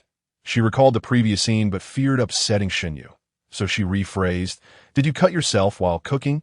Even she found her own words unconvincing. None of the breakfast items required a knife. However, as a family member of a patient, she understood that adding pressure, blame, or guilt would only exacerbate the situation. The emergence of self-harming tendencies is a serious matter, and Shinpei even began contemplating resigning from her job to care for her brother at home. "Is the wound deep?" Shinyu inquired of his sister, Shunpei, who looked at him with a hint of confusion, as the question seemed somewhat inappropriate. "Sister, how long do you think it will take for this wound to heal?" "There's no need to panic. Just take a look for me," he added. Shunpei gazed anxiously at her brother's face, and after a moment's contemplation, she sighed and replied, "The wound isn't particularly deep, but if it was caused by a knife, there is a slight chance of tetanus. Under normal circumstances, scabbing and healing would occur within 5 to 7 days. That I will fetch something to disinfect. And no need for that. Sister, just observe this wound." Shenyu insisted. Shunpei regarded her brother with suspicion, her eyes filled with concern. Yet, Shenyu shook his head and remarked, "Just watch. Otherwise, you might think I'm performing some sort of magic," as Shunpei's attention became wholly absorbed by the wound on the back of his hand. Shenyu channeled the power of compassion into his skin. The torn tissues at the wound site swiftly rejoined as if they were holding hands. The ruptured capillaries reassembled, culminating in the regeneration of the epidermis. After witnessing this phenomenon unfold within mere seconds, Shunpei rubbed her eyes in disbelief and hurried to retrieve a first aid kit from the living room. After cleaning the blood from Shenyu's hand, she was astonished to find that the wound had completely vanished. Isn't this some form of magic? Shunpei gazed at her brother in astonishment, to which Shenyu simply shook his head, saying, "You saw it all. That I truly have no inclination towards self-harm. It was merely one morning I awoke to discover I possessed certain extraordinary abilities, the ability to heal others' wounds. That morning with the knife was merely an experiment, not an act of self-harm." "Wait a moment. I might still be half asleep," Shunpei said, propping herself up on the table and running her fingers through her hair. After a brief pause, she raised her head and asked, "Are you trying to prove to me that you have superpowers and that this all stems from a dream you had?" "Indeed," Shinyu replied, "but this may not necessarily be a superpower," Shunpei countered, shaking her head that it might be a visual illusion. "Even if it is accelerated healing, there have been cases of self-healing patients in the Netherlands in the early 20th century. However, those could have been due to congenital genetic issues. I recall you had a head injury when you were young, and it took quite a while to heal. The sudden acquisition of such abilities was indeed peculiar." Her mind was muddled, and she hadn't been prepared for this revelation. "You just mentioned you can heal others' wounds?" "Yes," Shinyu confirmed, noticing Shunpei rushing towards the kitchen that he hurried after her, and, upon seeing her prepare to cut her own arm with a knife, he urgently called out, "Sister, calm down." He finally understood why Shunpei had been so agitated earlier. Seeing a loved one engage in such actions, even if he could heal her, was distressing. Before Shinyu could intervene and take the knife away, Shunpei had already made a small incision on her arm. Initially, she felt nothing, but soon the cold sweat began to bead on her forehead as she experienced the pain. "Can you heal this as well?" She asked Shinyu, "I could take you outside to help stray dogs as proof. Why resort to self-harm? Haven't you done the same?" Shinyu replied, exhaling a resigned sigh. He grasped her arm, allowing the power of compassion to flow into her wound. This time, the process took a bit longer, but within 10 seconds, Shunpei's arm was restored to its former state. While Shunpei could comprehend the notion of a special individual possessing rapid healing abilities, the concept of healing others was another matter entirely. Looking at her brother, her first instinct was concerned if others were to discover that he possessed such a gift. Some might be willing to pay handsomely for his healing, particularly elite athletes in need of rehabilitation. However, there would undoubtedly be individuals who, disregarding moral and legal boundaries, would attempt to exploit Shinyu for their own gain. "Have you told anyone else?" Wu Qian. "I haven't mentioned this to her," Shinyu replied, "that I've made some progress since attaining a higher level of compassion, and the effects are more pronounced now." Previously, I could only accelerate scabbing, but now I can achieve full restoration. Shenpei wiped the blood from her arm and inquired, "Do you feel any discomfort?" Shinyu glanced at his hand, which was now crystalline in appearance, and shook his head with a smile. "On the contrary, I feel quite at ease, for my troubles do not stem from mental illness. Yes, there are some issues at home.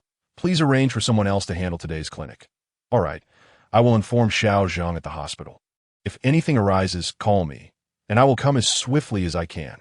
After hanging up, Shenpei looked at her reflection in the mirror, washed her face, and tidied her hair before returning to the living room. She observed Shunyu sitting on the sofa, his mood remarkably buoyant and relaxed. The reason for this was likely her newfound belief in his words. It was impossible not to believe, for superpowers undeniably existed. Shunyu had demonstrated his extraordinary ability. Not only could he heal rapidly, but he could also conjure a pair of golden handcuffs as if projected in 3 dimensions. Shunpei was compelled to accept this reality. He bore the weight of the world on his shoulders. Occasionally, Shunyu would share his dreams with her, but she regarded them merely as fanciful tales. "Please continue. Are you suggesting that at the end of next year, the world will face a calamity? Indeed, a pandemic of crystal disease." Shunyu nodded, stating, "It will affect the cells throughout the body, much like radiation sickness. That I need your assistance with something. Sister, in the future, people will develop an inhibitor, and I will acquire the formula. However, this formula requires the serum of individuals like me with special abilities that I am unsure of the exact quantity needed, but it won't be much. Just a small amount of blood can yield numerous inhibitors. Sister, I need your help. You are a doctor. Even if it's not your specialty, you should have some understanding of this. I would like your advice on whether it is possible to cultivate the inhibitor here." "Leave it to the state to know." Shanpei immediately reconsidered, realizing the gravity of the situation. That it could not be taken lightly. If Shunyu were to proceed carelessly, she was uncertain of the consequences, while Shunyu could demonstrate his superpowers. Convincing others that the world from his dreams was the future was another matter entirely. Shanpei believed that aside from herself, few would readily accept such a notion. Even she would require solid proof of the formula to fully believe. She understood that her brother could not produce such matters on his own. The development of an inhibitor involved numerous facets that were beyond an individual's capability to present to the state. Substantial evidence was imperative, not just the inhibitor, but additional proof as well, to ensure that he would not be dismissed as insane. No. First, show me the formula for the inhibitor, Shunpei contemplated before adding. Also, see if you can predict any natural disasters or calamities that may occur in the latter half of the year, such as earthquakes. "What are you laughing at?" Shunpei inquired, noticing Shinyu smiling at her. "It's nothing," he chuckled. "I simply feel elated to have your assistance in navigating these matters. I hope everything you say is merely the ramblings of a dream." Shunpei sighed. "But now I must regard all of this as impending reality. Every action you take will significantly impact the lives of many. I understand that I wish to save more people. This is also my aspiration, but the prerequisite is that you must remain safe." Shunpei silently repeated this final sentiment in her mind, saying, "Now, tell me more about your dreams. And regarding Wu Qian, she initially wanted to invite you to her clinic this weekend. Since it isn't related to this matter, should I decline on your behalf?" "Sure," Shinyu replied. Both siblings took the day off from work to discuss matters at home thoroughly. They identified several urgent tasks that lay ahead. "We cannot rush. We must methodically return to our work," Shenpei advised. "Once everything is settled, I suspect we will no longer be able to maintain our current lifestyle. As long as our actions can save more lives, I will promptly abandon my career as a doctor to devote myself to this cause." "Sister, do you not care about your future fate? If you won't say it, I understand," Shunpei said, stretching and gathering her notes. With a smile, she added, "Isn't it fortunate that you are here? We will all be fine." "Indeed," Shinyu replied, recalling a thought. "Sister, how much money do you currently have? I feel we should consolidate our savings and make some preparations if it weren't for the house being a legacy from their parents." Shinyu might have considered selling it. Upon broaching this topic, Shunpei felt a tinge of embarrassment that I cannot produce much money. "Really? Although medical students earn their keep later in life, someone at your level should be making a decent salary."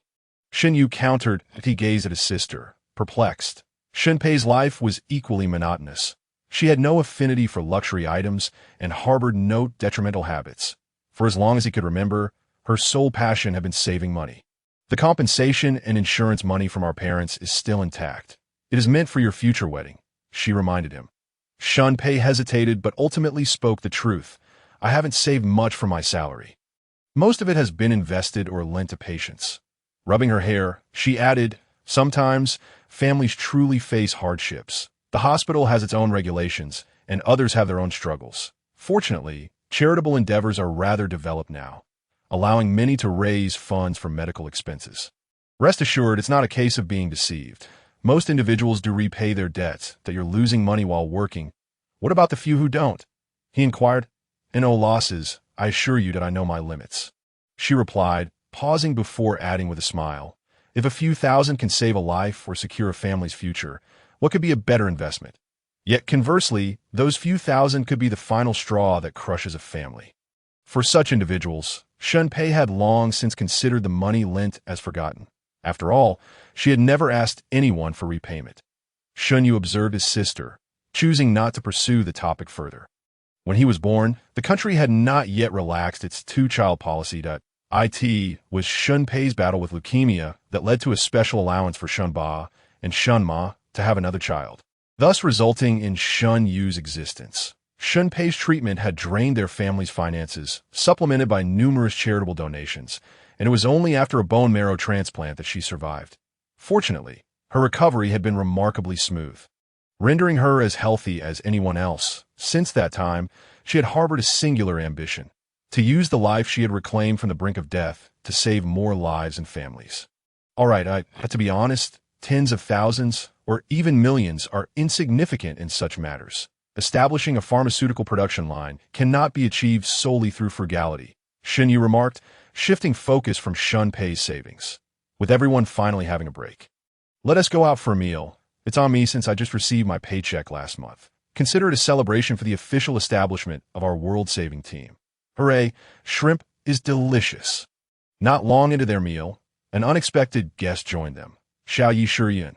Her mother had just hurriedly called, explaining that Shunyu's absence from work had caused some unforeseen complications at the company. Her ex-husband's parents had come to stir up trouble. Their intent was to reclaim Yishuryun, not out of affection for her, but to secure custody and thus continuously drain resources from Su Huaxin.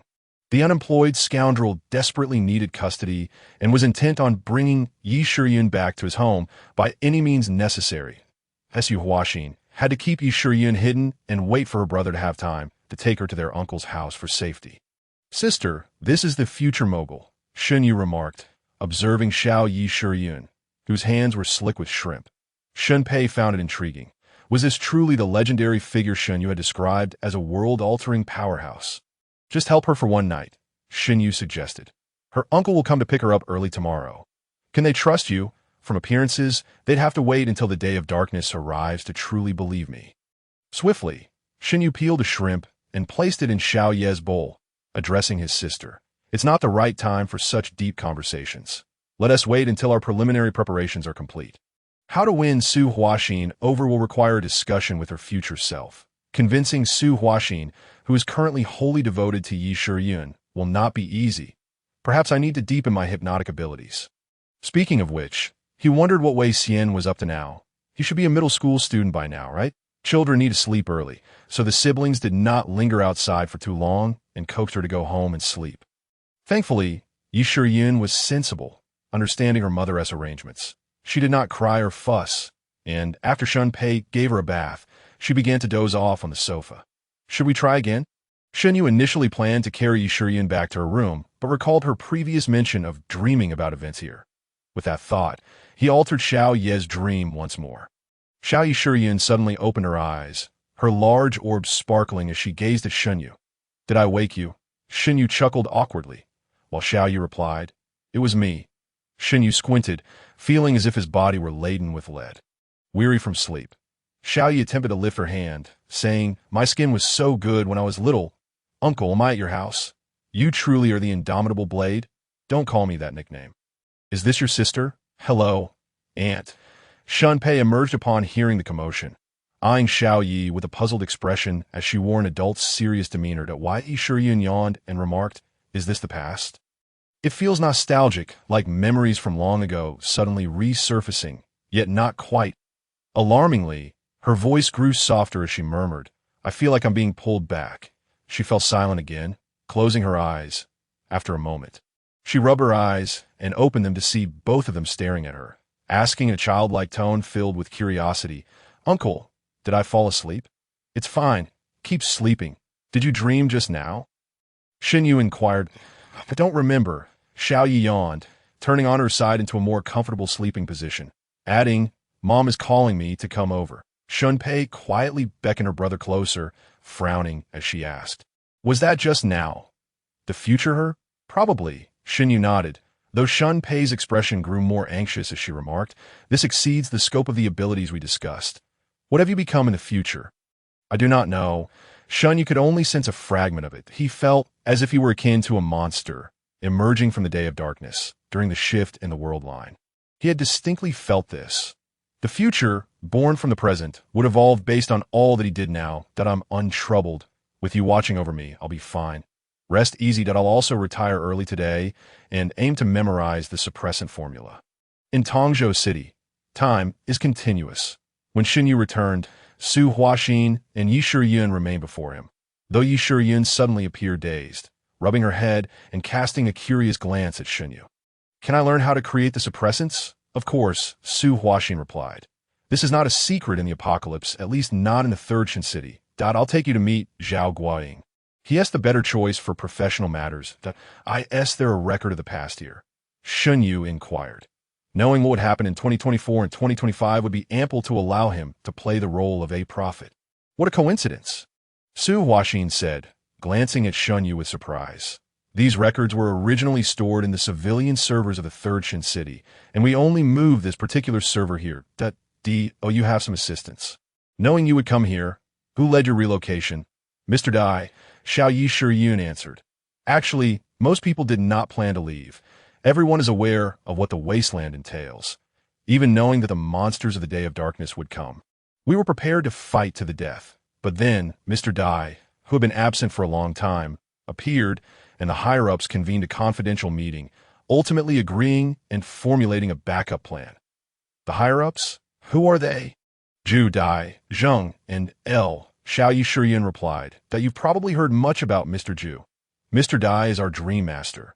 Mr. Zheng is the leader of the monster hunting team, a valiant figure, and I'm relatively familiar with him. As for Mr. L, he should have been mentioned to you. He is the esteemed Chief Justice of the Third Shin City. Are these all aliases?" "Yes," Xiao Yi Shiyun shrugged. "The records state they were the original 4 revelators. And to be honest, there is a bit of skepticism surrounding them." "Indeed," Su Huaxin continued, "they never registered any information, and we know nothing of their origins, as if they simply appeared in the Third Shin City. Yet we are undoubtedly convinced of their credibility. Among these 4, does anyone know my situation? Someone I recognize? It's likely Mr. Dai. He is the most mysterious, and I haven't even met him at AS for the other 3 individuals. I inquired about your whereabouts, but they all claimed not to know you. I can only suppress my doubts for now." Xinyu said, "Please take me to meet Professor Zhao." "Director Su, I would appreciate it if you could retrieve the materials mentioned earlier for me." After taking just a few steps, Yi Shiyun approached, poking her finger at the invisible Xinyu, saying, "Did I just pass by again?" "Next time, find a better opportunity," Yi Shiyun whispered, "that I need to teach that scumbag a lesson." "So, when you return to the past, you plan to beat up your own father?" Xinyu gazed at Yi Shiyun in astonishment, while she whistled nonchalantly, pretending not to notice. This is the 2040 revised production guide for the crystal disease inhibitor. With a thud, Xinyu watched as the hefty tome landed on the table, causing him to tremble slightly. "Why is this production guide so thick? I expected it to be no more than a paper's worth.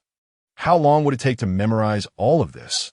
He flipped through several pages, noting the abundance of diagrams, including molecular formulas and blueprints of production equipment, all designed to instruct one on how to create inhibitors from scratch. He initially thought that the content to memorize wasn't extensive, but then realized that he would have to commit all these blueprints to memory himself, that it seemed that learning in dreams would become a necessity in the future. In the subsequent years, we improved the production processes and effects of the inhibitors, Professor Zhao Guoying stated, donning a white lab coat and sporting a pale buzz cut, with his hands tucked in his pockets as he regarded Xinyu. We have discovered new antibodies. First, you must grasp this material, and then I will teach you further, as Yu Huaxin accompanied them. Noticing Xunyu's discomfort, she interjected, Professor Zhao, Xinyu is not particularly familiar with these topics. Is that so?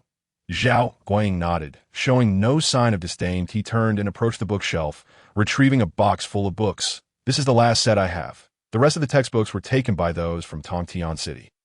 Study them in the order I marked, and remember to return them when you're done. Xinyu gazed at the thick volumes covering subjects like biology and genetic engineering, feeling a sense of awe at the daunting task of mastering such knowledge, which would undoubtedly take an immense amount of time. Professor Zhao, I have acquaintances who are knowledgeable in this area. I asked their more succinct version I could memorize to relay back. You could take the books directly.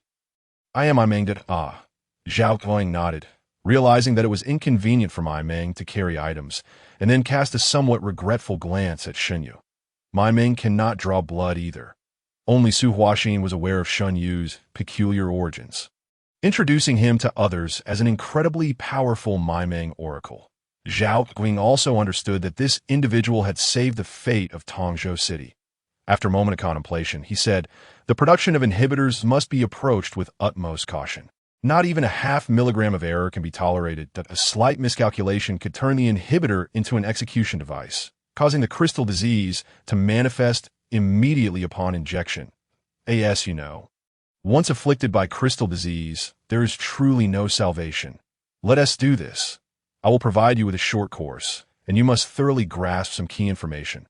The rest can be committed to memory. How does that sound? All right, shall we begin now? I have no objections. Su Huaxin took her leave with Yi Shiyun, needing to attend to various matters within the city. It was not sufficient to rely solely on Wei Xian, for he was still an outsider, and the populace would inevitably harbor unease. Only with the indomitable Yi Shiyun accompanying her could the unique spirit of the Third Shin City gradually be awakened. Meanwhile, Xinyu's primary task had shifted to attending classes. Zhao Guoying retrieved a voice recorder from his drawer and handed it to Xinyu, indicating he should record the session himself. He organized his thoughts and began. First, do you understand the concept of inhibitors? Are you aware of how they differ from vaccines? Xinyu had already done some research on the general concept, understanding that inhibitors are substances that impede or reduce the speed of chemical reactions. In medical terms, inhibitors are divided into two types. One used for treating mental illnesses, which he was quite familiar with, as it suppresses psychological impulses by reducing the transmission of nerve impulses in the central nervous system. The other type pertains to enzyme inhibitors, which reduce enzyme catalytic activity without causing denaturation of the enzyme proteins. Zhao Guoying nodded and continued to comprehend inhibitors. One must first understand concepts like black sun radiation, crystal disease, ash energy, and oracles.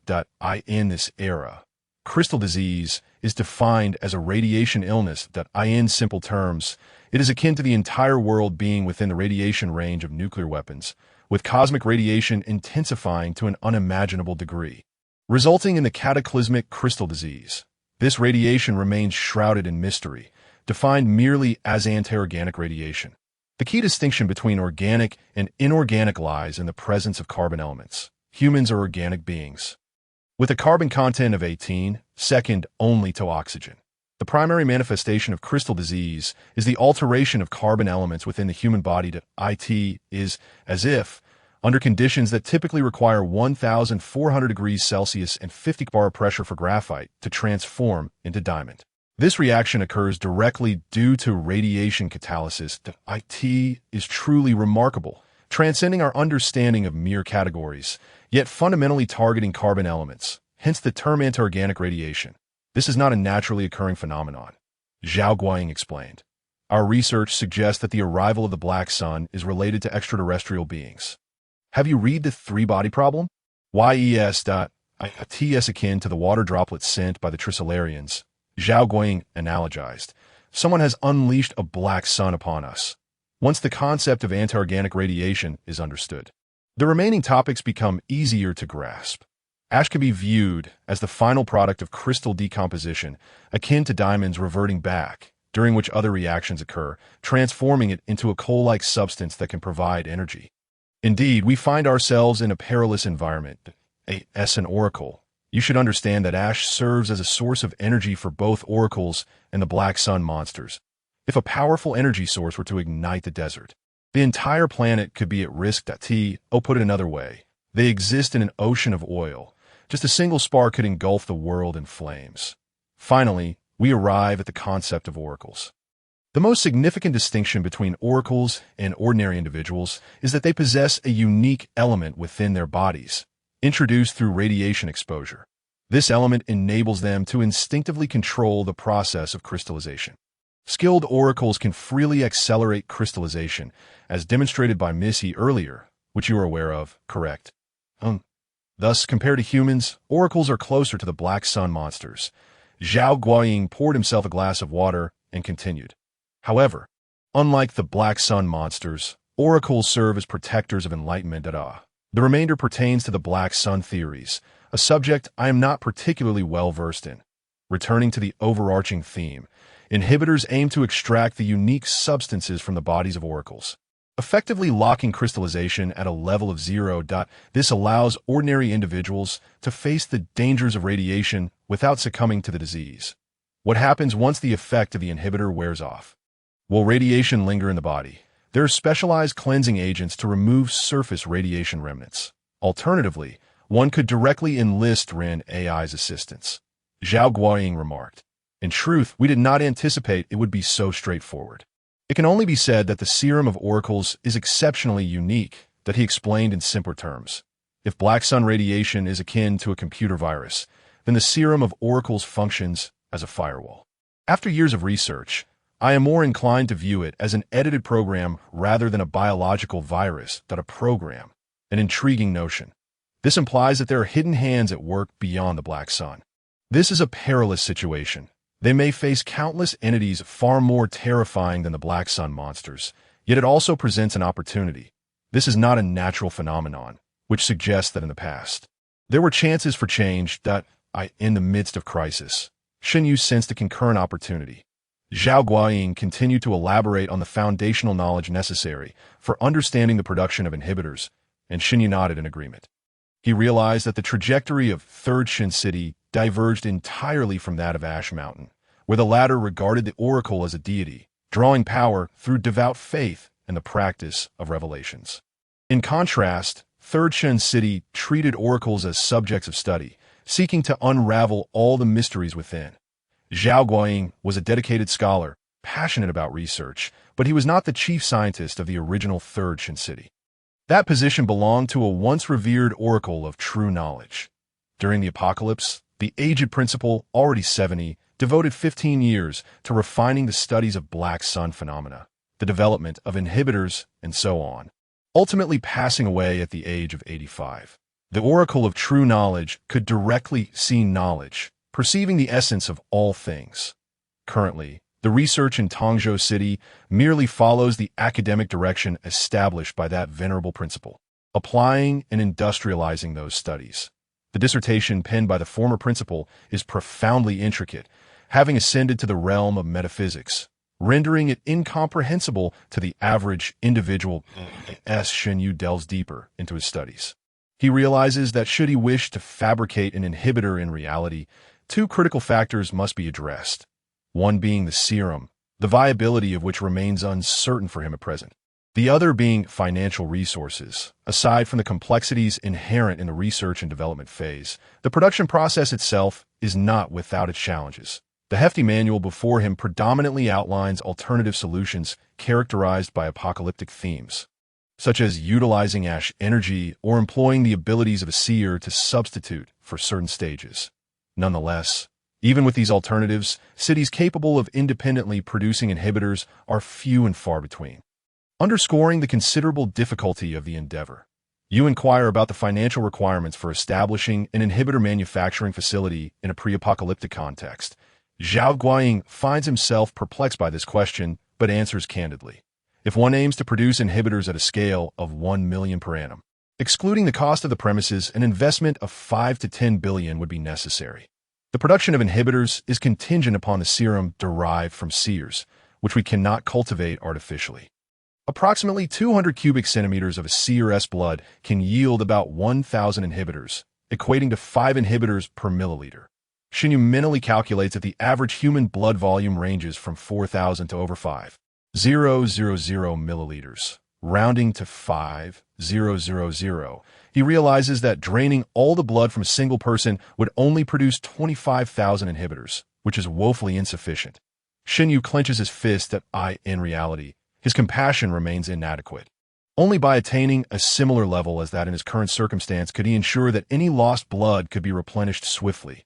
Time is also of the essence. Professor Zhao, please take a moment to rest. I shall review some materials, he suggests. Very well. It is getting late, and I must attend to dinner, Zhao Guiying replies. Hours slip by in the blink of an eye. Stretching his limbs, Zhao Guiying suddenly scrutinizes Shinyu's face and remarks, "Have we met before? You seem somewhat familiar." Shinyu, lacking a definitive recollection, responds, "Was in the third Shin city." "No, it was even earlier," Zhao Guiying replies, furrowing his brow in an effort to recall. However, Shinyu's visage is undeniably youthful, suggesting he was likely just a child in the pre-apocalyptic era.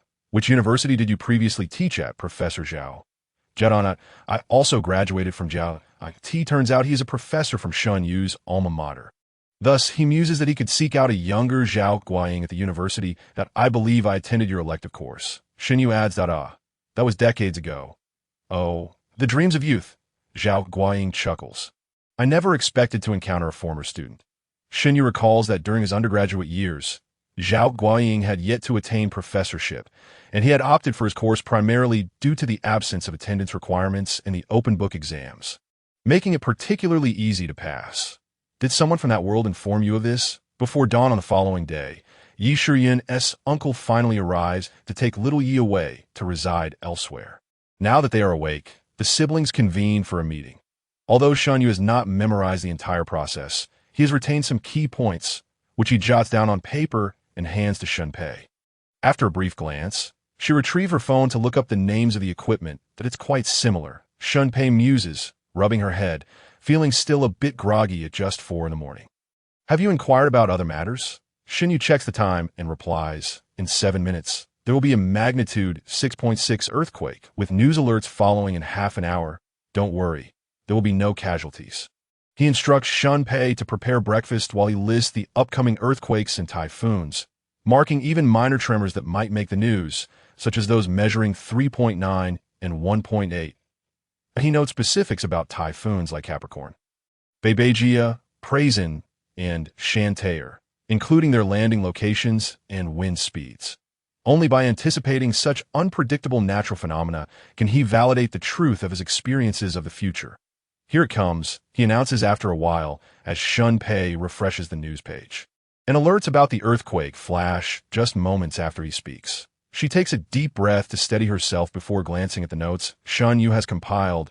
A wave of discomfort washes over her as she considers the potential casualties resulting from these events. Yet, faced with natural disasters, she feels utterly powerless. Fortunately, there aren't any particularly catastrophic natural disasters anticipated in the near future.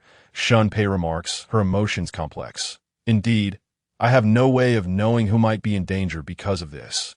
Shinyu replies, but we must now focus all our efforts on confronting the black SU. Agreed. As the siblings eat their breakfast in contemplation, Shunpei declares, I intend to utilize our parents' inheritance. They must collaborate on how to allocate this money wisely. Last night before bed, I checked, and we can rent a medical laboratory, though it comes at a steep price, several thousand per day, for the equipment. Shunpei notes, renting it will not be trivial. I wouldn't trust this to anyone else. I will expedite the completion of the relevant papers and knowledge over the next few days. You should also commit the information from that side to memory. Once we are fully prepared, I can test your serum and utilize laboratory methods to extract our first inhibitor. Having my sister's assistance certainly alleviates the burden. Shinyu smiles. You can handle the initial testing. I will contemplate how to maximize the utility of these prophecies. He ponders and establishes several target demographics. First, they must possess wealth and resources. Second, personal integrity is paramount. He must personally assess them to demonstrate his ability to predict. Then he can form a trustworthy small team. Are you working today? He inquires that I need to visit the hospital, regardless of what the future holds. I must fulfill my duties that I want to be working. The organization is on a week-long break, Shinyu explains. Yesterday, some trouble occurred at the company, and Director Su decided to grant us a holiday. If any issues arise, we can work from home. I plan to visit the university. The Zhao Guiying who taught you? Yes, I would like to pay him a visit. That I have heard of him. Remember to wear a mask when you go out. Viral pneumonia is on the rise. Shinyu thinks to himself, I possess the ability to care, but he concedes, yes, I understand. Wearing a mask might also help him avoid recognition, although it is currently summer break. For research and doctoral students, such matters hinge entirely on their advisor's whims. If there are projects or experiments to conduct, it is not uncommon for a holiday to stretch beyond 2 weeks. Shinyu, studying social sciences, finds it somewhat easier. For those in engineering, it can be particularly grueling, reliant solely on their advisor's mood. Under the sweltering summer sun, the cicadas buzz irritably as Shinyu dons a cap to shield himself from the sun's rays. Wearing a mask as he strolls through the sparsely populated campus. Excuse me, sir, could you direct me to the School of Economics? Hearing someone address him, Shinyu pauses momentarily. The voice is melodious, imbued with a soft, almost melodic quality reminiscent of the Wu dialect. Turning to look, he sees a beautiful young girl with her hands clasped delicately in front of her, slightly bowing as she poses her question. With smooth, long black hair styled in a princess cut, she appears to be no older than 16 or 17, resembling a delicate doll with her exquisitely refined features that one's gaze is easily ensnared by her striking appearance. Dressed in a long-sleeved, white chiffon blouse paired with a black skirt, she reveals no skin below her neck, creating a stark contrast against the sweltering summer heat. Her head slightly bowed, she maintains an air of politeness, exuding the aura of a princess raised in strict adherence to decorum. Shinyu perceives a profound sense of classical elegance emanating from this young girl. Have you spotted the library ahead? If you circle around it, there's a fork in the path. Take a left at the second intersection, and then a right at IT will take approximately 10 minutes to reach. He instructs, familiar with the area, as it is where he once attended classes. After gesturing, he adds, since it's on my way, why don't you accompany me? I'm headed in that direction as well. Thank you. I appreciate your guidance. She replies that A.S. Shinyu takes a few steps forward. He notices that she maintains a distance of about 3 meters behind him. Following at a leisurely pace, he does not dwell on it. While she is indeed an uncommon beauty, he too possesses a rare charm. Deeming it nothing extraordinary, adjusting his cap, he places his hands in his pockets, matching his pace with hers as they make their way toward the School of Economics. After a silent 10-minute walk, they arrive at their destination. Shinyu stands at the entrance, takes out his phone to verify the location of Zhao Guiying's department, and points to the opposite side, saying, "This is the School of Economics. You can head inside." Once again, "Thank you," she expresses gratefully. The young lady bowed slightly in gratitude, her adherence to etiquette remarkably stringent, reminiscent of the Easterners, or rather, akin to the ancients themselves. After all, the Easterners are merely imitating. "You're welcome." Once she had expressed her thanks, she retrieved her phone from her bag to message someone. Thus, the two of them each stared at their phones as they walked in opposite directions. Suddenly, Shinyu turned his head and noticed an elderly man observing him from within the building. He quickly smiled and called out, "Greetings, old Shin." He had encountered his mentor, a man of significant academic stature and equally formidable temperament, who would reprimand his students with the severity of an ancient sage, showing no mercy whatsoever. Since graduating, Shinyu had been rather hesitant to engage in frequent exchanges with him. Time to slip away. He should seek out Professor Zhao instead. Shinyu was merely here to assess the situation and ascertain whether his mentor was currently on campus. He was comparing the location of the other college on the map, preparing to navigate his way there. Yes, you, the one in the hat. Stop right there." Shinyu turned in astonishment to see a robust lady, drenched in sweat, rushing towards him, but he asked in confusion, "What is the matter?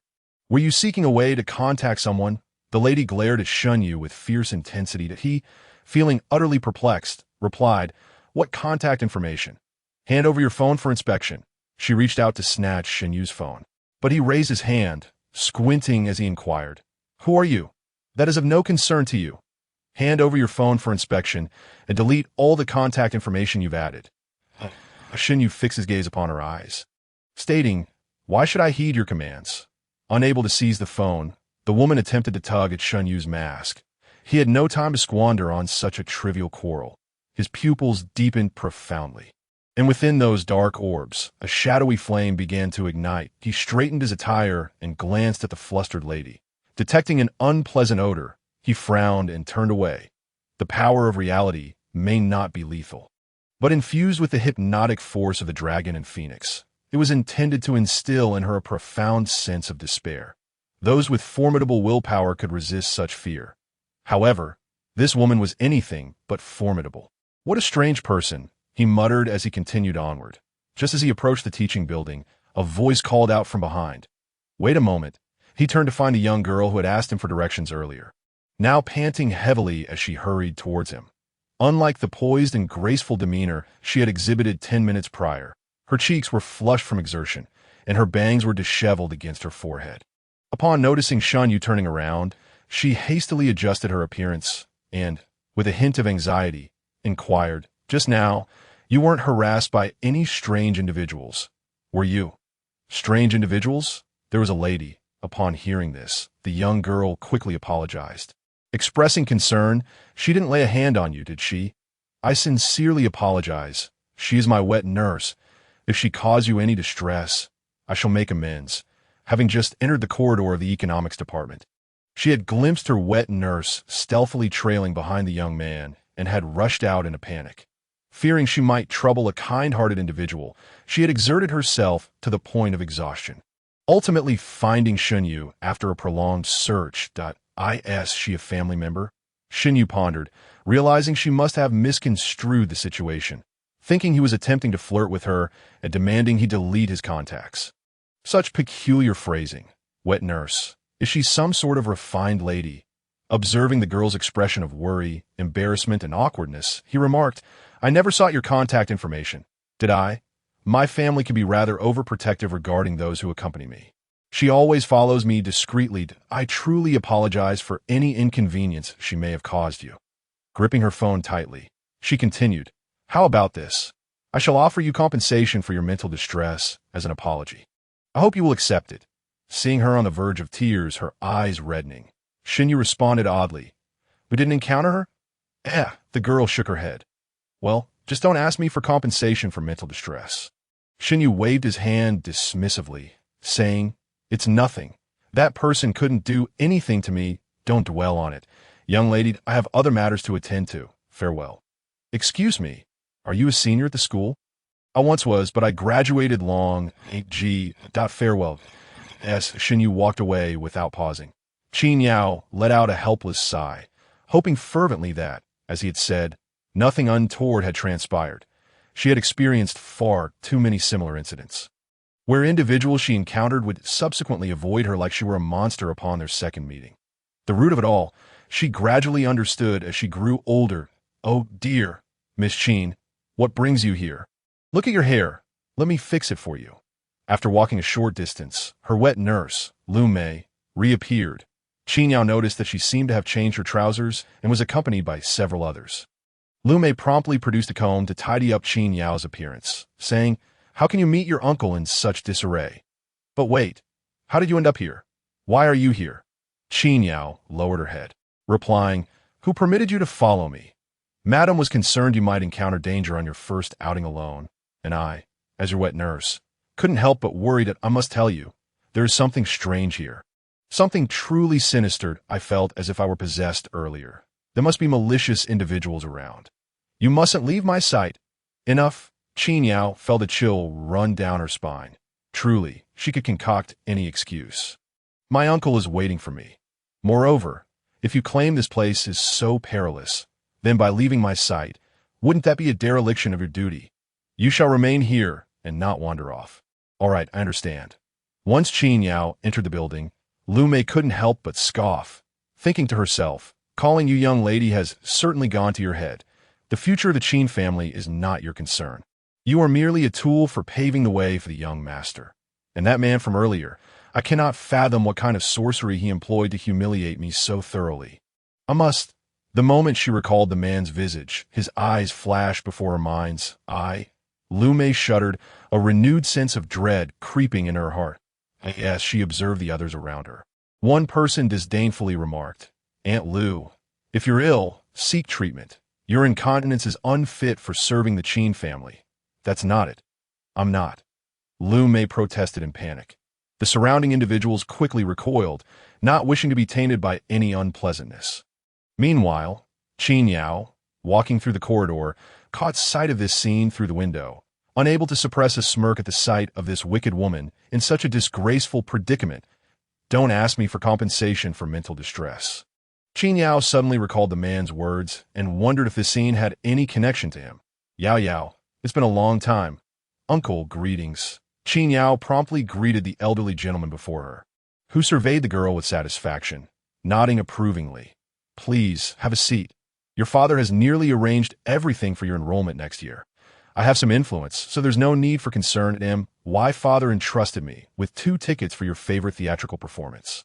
At least he possesses a modicum of conscience. Remembering my preferences, the elderly gentleman accepted the tickets, saying, "We are family.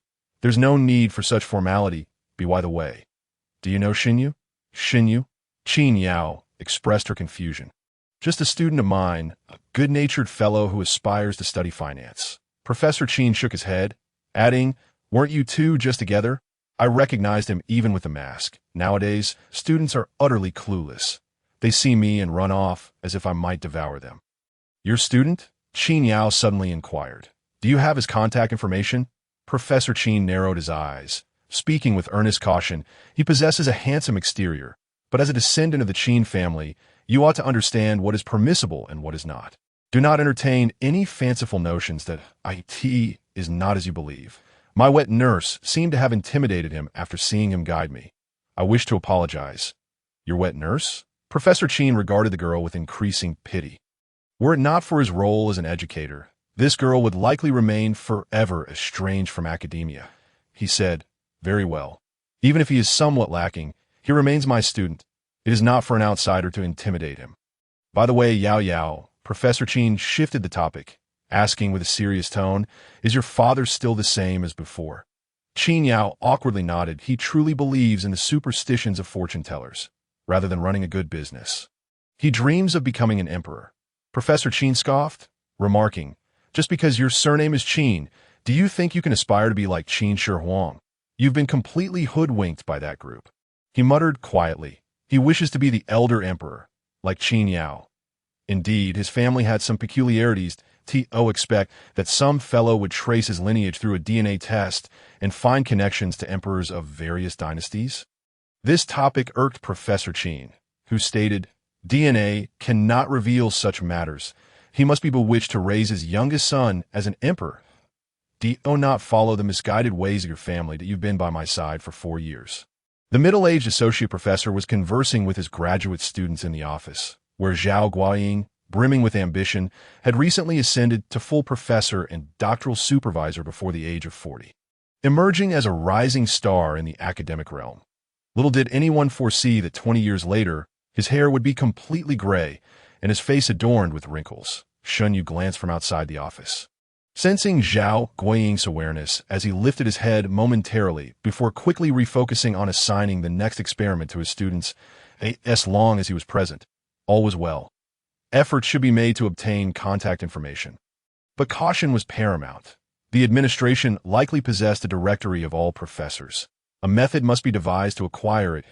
He longed for the ability to traverse effortlessly, to fly and pass through walls as in dreams.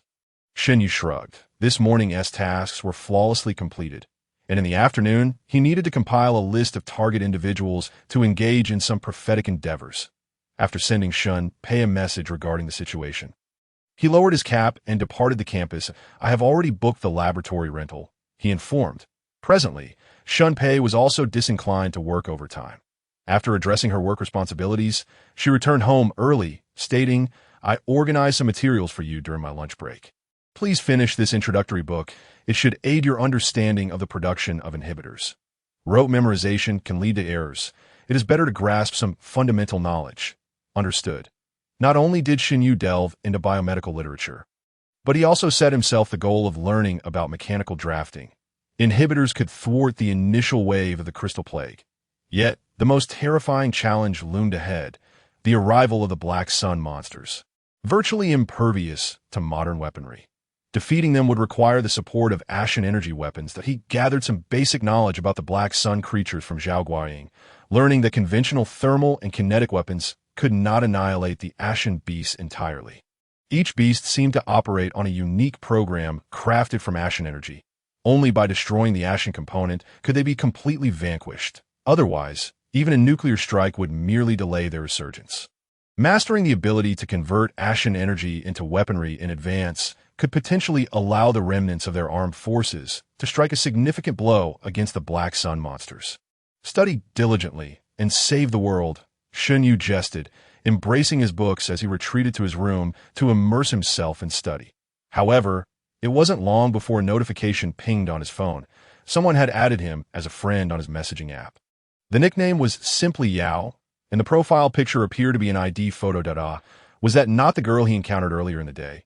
She had been suggested as a friend. Xinyu, puzzled, clicked to accept, and soon after a message arrived. Yao. Hello, I'm the girl who asked you for directions this morning. You must be Mr. Xinyu, right? I learned from Professor Qin that you were a student. Xinyu replied with a question. Do you know Professor Qin? Yao responded, he is my granduncle. After some contemplation, she expressed, I feel somewhat uneasy about today's incident. I hope I did not cause you any trouble. There is no need to be so formal, he reassured her, noting her unusually polite demeanor. Yao. That nurse has already been dismissed. Thank you. I can breathe a little easier now. Yao. How did you manage that? Xinyu. I am not sure what I did. What are you referring to? Yao. She seemed quite afraid of you. Xinyu. That must be her own guilt. She cannot bear the light of righteousness. Yao. Smiles. The conversation concluded with smiles. Xinyu opened his contact list and, after a moment's reflection, messaged Professor Qin to extend his greetings.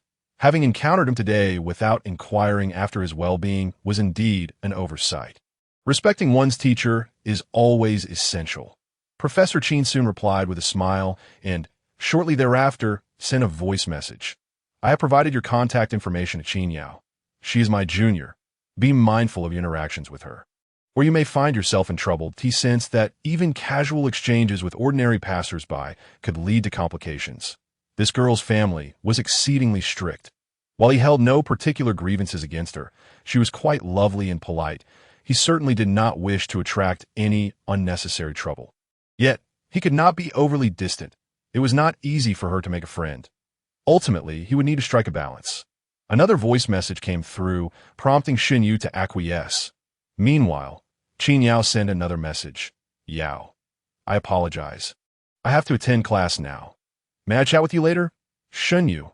At any time. It was already evening, and she was still attending class. Xinyu casually remarked, glancing at the books sprawled across his desk. Inside, as he opened an instructional video, that I, too, must attend class. They were now at a pharmaceutical factory, where many common medications originated, though it was evident that everyone had already clocked out for the day. This facility housed the most vital greenhouse, which was not an easy feat. Even underground, they occasionally enjoyed fresh vegetables. Nonetheless, most of the time, they relied on concoctions to maintain the necessary trace elements in their bodies. Carbohydrates, protein cans, and nutritional supplements constituted their daily fare. After arriving in Tongzhou City, the supply of fresh meat dwindled, leaving only a poultry farm for white-feathered chickens. Today, Tongzhou City seemed somewhat desolate, having faced recent upheaval. Compounded by the release of children, all production had come to a halt. People returned home early, awaiting new directives from the higher-ups. Seizing the opportunity of the night, Su Huaxin took her daughter, Xinyu, and Wei Xian for a tour of Tongzhou City. Hongshan Lake served as a miniature refuge. Alongside the desolate Nandu City, this was the second underground city Xinyu had encountered, although it could not compare to the vibrant, orderly underground metropolis of Nandu City. Tongzhou City had been constructed to be quite livable. The disparity was akin to comparing a five-star hotel to a private inn. Under these harsh conditions, such living arrangements were a rare luxury. What lies beyond there? Shen Yu inquired curiously as the night enveloped the city. The internal lighting of Tongzhou adjusted to a dim, twilight glow. He noticed a large iron door at the rear of the planning area and asked, "What is that?" Su Huaxin smiled at Shen Yu and replied, "If you have not experienced it, it might be best not to venture inside. That area is a breeding ground for subterranean organisms and serves as our primary source of protein. Perhaps it's best to avoid it," he concluded. Sometimes it was wiser not to be too aware of certain truths. It's actually quite tasty, Yao Shiyun remarked. The soup made from meat is exceptionally fragrant. Only you can afford to enhance the flavor. Most underground cities only have rock salt. Wei Xian vigorously shook his head. That flavor, when left too long, turns sour. Tsk. Chicken is the best. Fortuitously, a batch of chickens will be ready for harvest tomorrow. Su Huaxin stated, turning to Wei Xian. "Make sure to eat plenty, Xiao Wei." "Then I shall not be modest, Aunt Su," he replied, though the chicken farm was not large enough to supply daily chicken meals for 50,000 people. Having chicken slices occasionally was certainly manageable. Regrettably, the precious supply of fresh meat was later commandeered by the residents of Tongtian City. As Shen Yu accompanied Su Huaxin on the tour, he increasingly recognized the challenges each underground city faced. The inability to produce industrial fertilizers hampered crop yields, and the limited equipment restricted the farming of underground fields, leading to a scarcity of cash crops, as he observed. He realized just how many resources were required for a person to live a normal life. Tongzhou City could only ensure survival. It lacked mineral resources, usable arable land, and many essential intermediate industries. Fortunately, they maintained some trade with Nandu, which helped fill certain gaps. The necessities for a mere underground city of fewer than 100,000 people were already substantial. While a city like Nandu, with a population nearing 1 million, required a flawlessly functioning system, akin to a finely tuned machine, where every component must function without fail to sustain development. This location was the most crucial part of Tongzhou City. In truth, the biopharmaceutical research overseen by Professor Zhao was not the core area. This was where the Ashen Energy Research Institute resided. Su Huaxin led them to the closest point to the surface in Tongzhou City, stating that Supreme Being desires this place above all else. The southern capital possesses a more sophisticated weapon production line than we do. In terms of productivity, we are indeed far inferior to them. However, when it comes to research and development capabilities, the institute that has inherited the legacy of the Third Shin City stands as the most formidable entity in the entire wasteland. Regrettably, I lack the authority to enter this area as well. "I have heard of it," Wei Xian nodded, stating, "Ash energy explosives are considered your most rudimentary resources. Your advancements in the development of ash energy have reached an impressive level across industrial, agricultural, and military domains." I recall during our last mission, Yi Shiyin also inquired.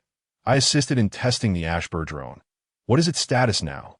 "It has been finalized, though production lines are lacking," Su Huaxin continued. "Currently, the primary focus of production is the guided ash energy rocket artillery.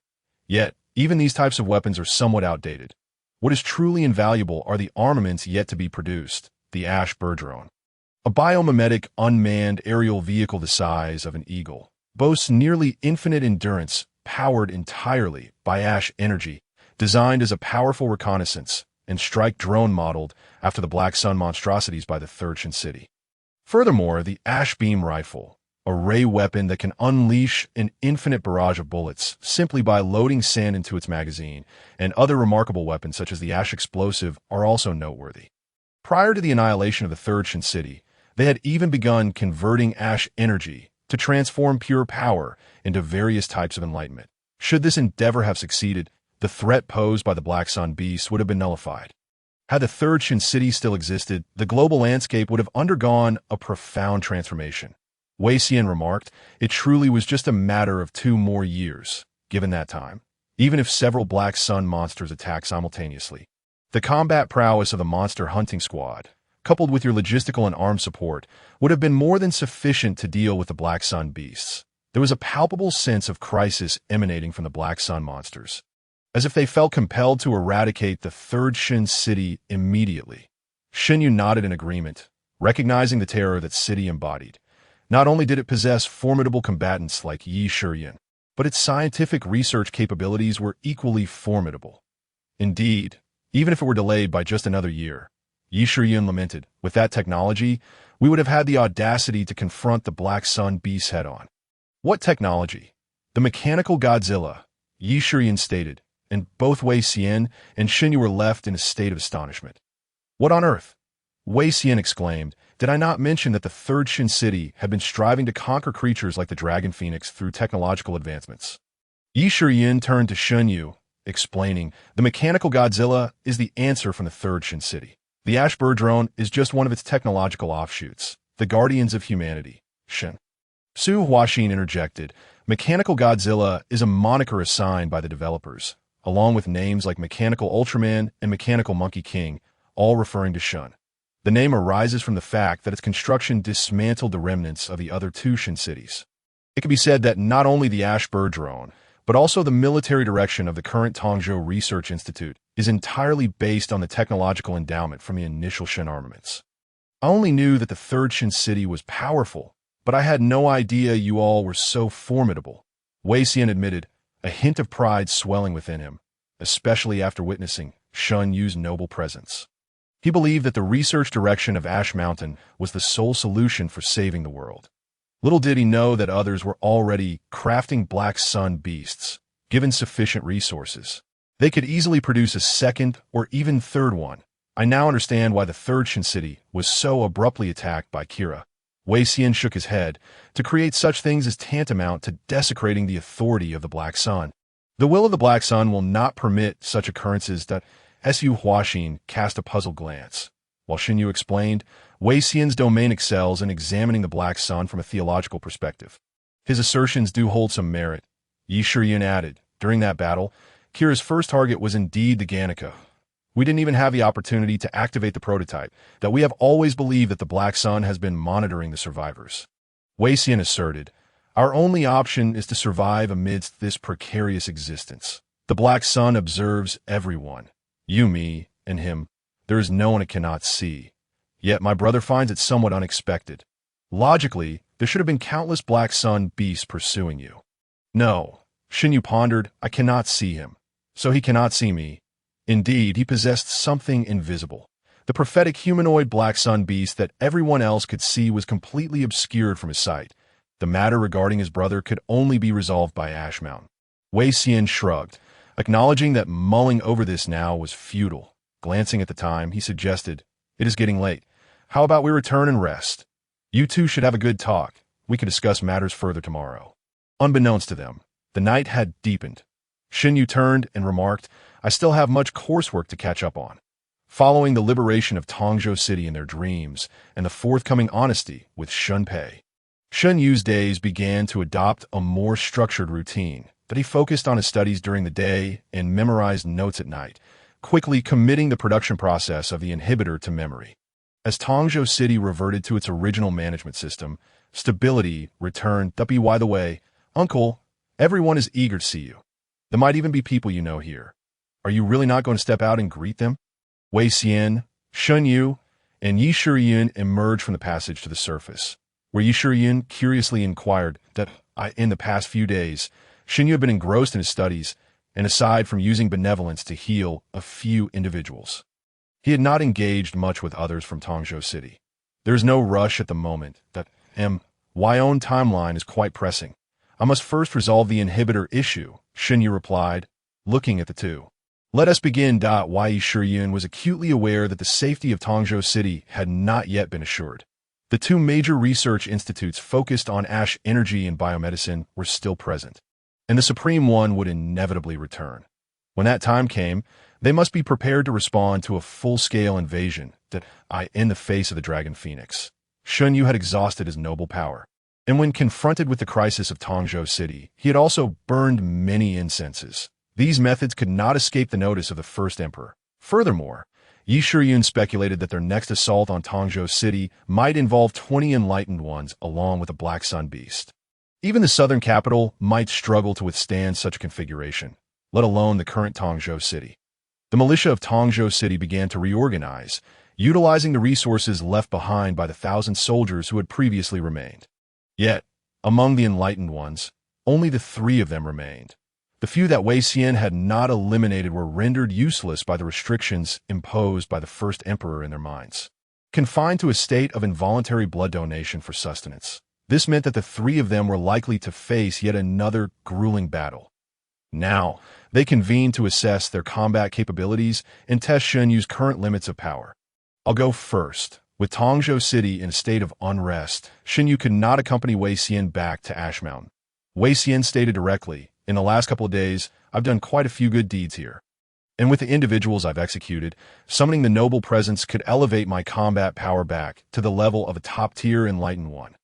Well, perhaps just slightly weaker than Miss Yi, but sufficient to match the elite of the monster hunting squad." Wei Xian had thoroughly enjoyed his time in Tongzhou City over the past few days. He had been a paragon of virtue, helping others locate their lost children and running errands for those in need of supplies. Ultimately, he realized that without counting the lives taken, he had accumulated the merits of over 1,000 individuals. Typically, such small acts of kindness would yield little reward, but this time, perhaps due to his efforts in rescuing Tongzhou City, the noble presence had granted him this form of recognition. Accompanying powerful allies in missions allowed for rapid accumulation. What took me years to gather, I replenished in mere days if he continued to exert himself in Tongzhou City. Perhaps his limits could be further enhanced at AS for his usual state, he chuckled. I'm just an ordinary enlightened one in the face of the most heinous adversaries. I might have some means, such as exchanging noble power in a one-for-one trade. Not so fast. Invoking the noble presence will surely leave you injured, Shen Yu remarked, turning to Wei Xian. That last inquiry I cannot pass. Wei Xian replied candidly. Though I am noble, even the slightest trepidation before the Black Sun will lead to failure. I recall being able to defy fate in the past. The more I witnessed, the more I realized. Ultimately, some harm is inevitable. The audacity of youth was unafraid of tigers, as Wei Xian reflected on his former self. He found it absurd. Then I could potentially utilize the noble presence as a method for duels, Shen Yu queried. Can I summon individuals one by one into the noble realm? Brother, Wei Xian regarded Shen Yu with an odd expression and replied. You must sense that the power of the noble presence has limits and a time constraint. The Black Sun will impose suppression on the noble, just as you were compelled to bring an end to the exalted form back then. The exalted one has since turned a blind eye to us following the consecutive hearings. We'll make an analogy. The exalted one is akin to our leader. Occasionally, when we seek assistance from our leader, they are quite willing to help. However, if one were to approach them daily with requests, they might easily find themselves ignored. Speaking of which, Yi Shiyun inquired, I've noticed you've been quite busy these past few days, asking everyone if they need assistance. Would the exalted one acknowledge such behavior? The gentleman remarked, a noble person values actions over intentions. Wei Xian added, such as the nature of our faction, I too occasionally entertain thoughts of mischief. But merely as fleeting notions. The Exalted One would hardly take offense if we were to interpret the revelations in terms of game classes. Bravery would be akin to a warrior, capable of both striking and enduring. Rebellion would represent pure DPS, delivering the most ferocious output. Benevolence would equate to healing, while dream-weaving would provide debuffs. Thus, the Exalted One could be classified as a versatile category. Shen Yu and Wei Xian discussed the combat techniques of the Exalted One, which generally fall into 2 categories, one aimed at cleansing debuffs from allies, and the other focused on disrupting enemies. Interestingly, the Elder Brother possesses 3 revelations that are closer to the essence. Wei Xian implied that these 3 revelations do not rely on easily comprehensible elemental forces such as electricity, fire, ice, water, or wind, but rather manifest their effects directly. In essence, the Exalted One embodies 2 aspects, commendation and punishment. The former, akin to dispelling the influence of the Dragon Phoenix, can prevent evil from entering one's being. This aspect is of little use to Shen Yu himself, as he is quite unconventional. On the other hand, the punitive aspect allows one to borrow items from the Exalted One, engaging in a sort of item-based strategy. When confronting nefarious individuals, one can borrow chains, handcuffs, instruments of torture, and even the executioner's sword of judgment. However, while these might suffice against other revelation bearers, They would prove largely ineffective against the Black Sun monstrosities. Returning to the matter at hand, Shun Yu queried Wei Xian, "You seem quite aware of your own merits." "How is that calculated?" Wei Xian, realizing the oversight, replied, "Oh, this does not count as combat memory, as you did not read it last time. Allow me to share a method with you. Simply pose your inquiries with sincere intent to the Exalted One."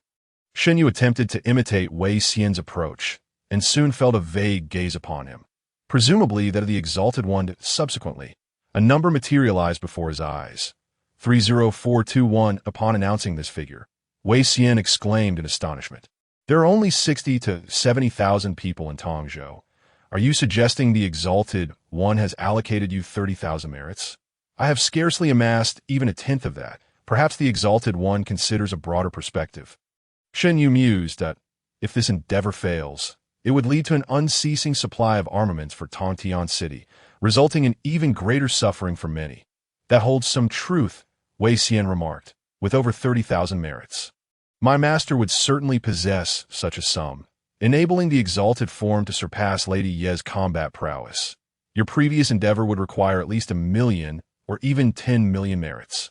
Merits cannot be directly translated into combat strength due to severe diminishing returns. Oh, it is," Shen Yu pondered, "tenfold merits do not equate to tenfold combat power. While sufficient against revelation bearers, it would be woefully inadequate against the Black Sun monsters. You have all seen my predicament. A single strike, teetering on the edge of life and death, is enough to deliver a fatal blow to a weakened Black Sun beast. Yi Shiyun, arms crossed, noted that the final blow that severed the dragon phoenix was dealt by her, stating, however, "I will be left in a prolonged state of weakness, losing my combat effectiveness. I can only strike when the Black Sun beast is brought to its final stage of weakness." She glanced at Shen Yu, recalling how he had torn apart the dragon phoenix with his bare hands, interrupting its resurrection and even smashing its head before she delivered the finishing blow. Her strike could only be used to deliver a killing blow when the opponent was near death. As for the heaven and earth slash, it could effectively harm the Black Sun monstrosities. She continued, however, it will result in a brief period of fatigue. Not long, less than 10 seconds, after which I would require support from others. There is little more to discuss. I possess several techniques capable of altering the terrain, and why combat strength is roughly at this level. Indeed, Yi Shiyun lived up to her reputation, her offensive capabilities striking fear into the hearts of many.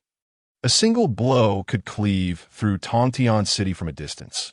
Yet her singular weakness lies in her defensive capabilities, which are not particularly high in either the physical or mental realms. Now, it is my turn. I have recently acquired a new ability. Would anyone care to test it? I shall. Wei Xian volunteered.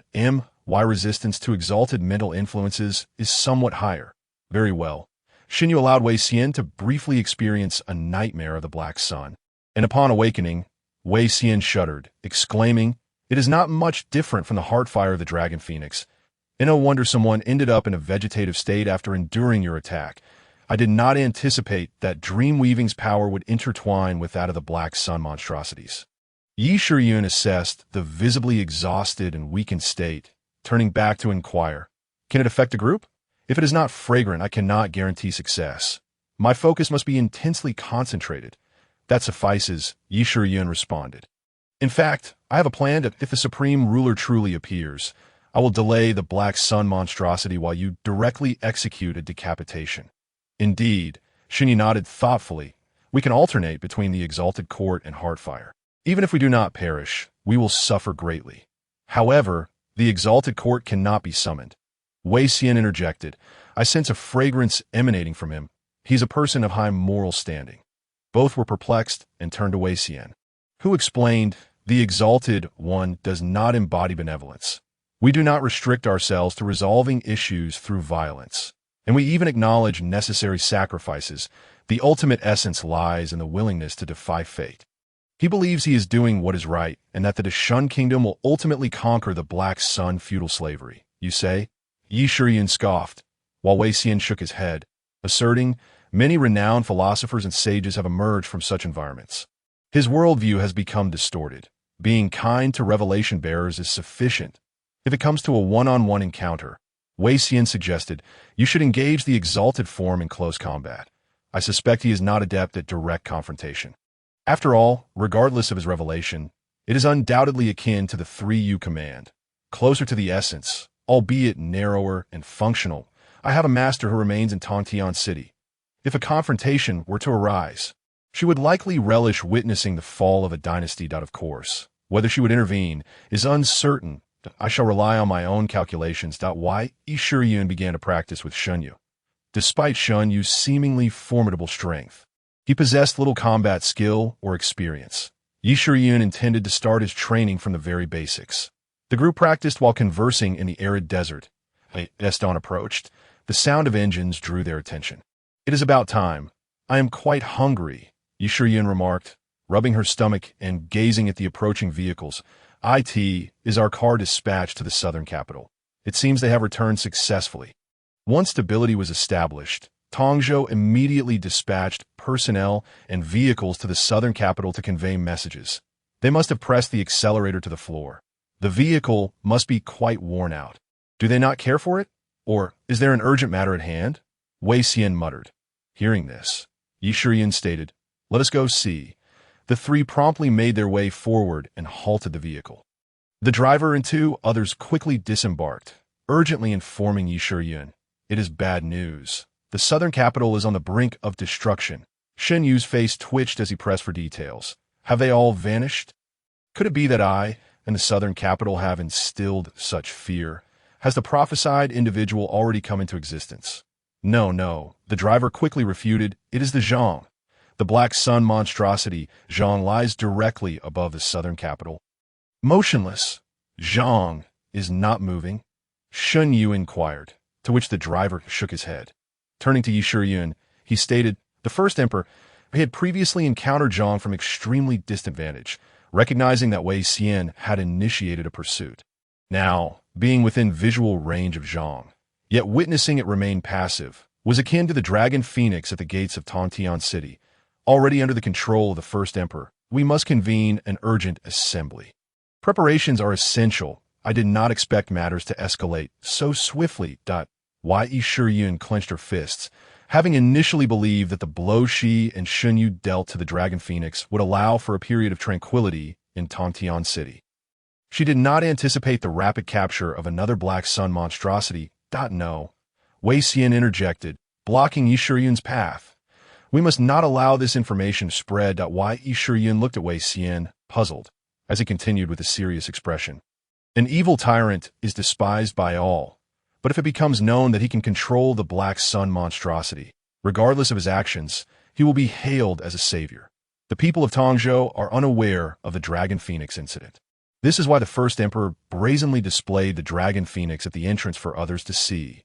Xinyu grasped the implications of Wei Xian's words. The impact on public sentiment in the desert would be monumental. He possesses the ability to manipulate the black sun monsters, making him the last hope for the people of the wasteland. Has there been any alteration in the terrain of Nandu? Wei Xian turned to confirm. Receiving the answer that there had not been, he let out a sigh of relief and remarked, "The destruction of the underground city must inevitably lead to significant changes in the desert landscape, which indicates that Nandu has not fallen. Truly, the first emperor is a master strategist. By simply allowing Zhang to sit at the gates of Nandu and engage in psychological warfare, he can effortlessly reclaim this city. The only concern for the citizens of Nandu is how the multitude of people will survive. Based on my understanding of Nandu, they will not fight to the bitter end. Well, Zhang has astutely identified the Achilles heel of Nandu. Even if the city indeed harbors nuclear weapons as rumored, they would be powerless against him. Brother, do you have any thoughts?" Wei Xian inquired, noticing Shunyu deep in contemplation with a furrowed brow. Shunyu replied, "The changes are rather drastic. In the previous timeline we experienced, the people of the Dazhong Kingdom approached Nandu with a gradual strategy, first eliminating several surrounding shelters before encircling Nandu. Yet now, the approach has shifted dramatically, directly deploying black sun monsters. Their modus operandi has undergone a significant transformation that he conveyed these discrepancies to Wei Xian and Yishuriyun. After a moment of reflection, Wei Xian stated, "The root of the problem lies within us. The first emperor originally intended to harness the fragrance cultivated by the dragon phoenix to extend his influence over the entire world. However, With the dragon phoenix now slain, that avenue is no longer viable. He can no longer methodically exert his will over the world step by step. As for Zhang, his sole utility is in combat. Wei Xian, having some understanding of the first emperor, added, he no longer intends to rule through enlightenment, but rather through fear. Furthermore, brother, he will undoubtedly react to the existence that eludes his control. Wei Xian continued. There is also a crucial point. Shun Yu gradually clarified the changes, stating, this time he has captured you, aware of that prophecy. The humanoid creature within the black SUN, in any case, we must take immediate countermeasures, Yi Shiyun asserted. Whether it be the fall of Nandu or a betrayal, it does not bode well for Tongzhou that we must find a way to support them. With the assistance of Nandu, we may be able to obliterate the threat posed by the first emperor entirely. Yi Shiyun believed this was the best and perhaps the final opportunity. One cannot perpetually guard against thieves. Only proactive engagement would suffice. It's not that simple. With a single stomp, Zhang could cause thousands of casualties in Nandu. Shen Yu perceived the situation to be far more complex than Yi Shiyun envisioned, stating, the only opportunity lies in my direct confrontation with the first emperor. Your Majesty, how long have I slept? On a high slope outside Nandu, personnel from the Dazhong Kingdom were slowly gathering. The obsidian black vehicle was the mobile palace of the supreme ruler. Surrounding the vehicle were numerous tents, where many seers congregated, drinking and discussing the distant Zhang, occasionally casting reverent glances toward the central vehicle. 55 minutes, Your Majesty. You have been troubled.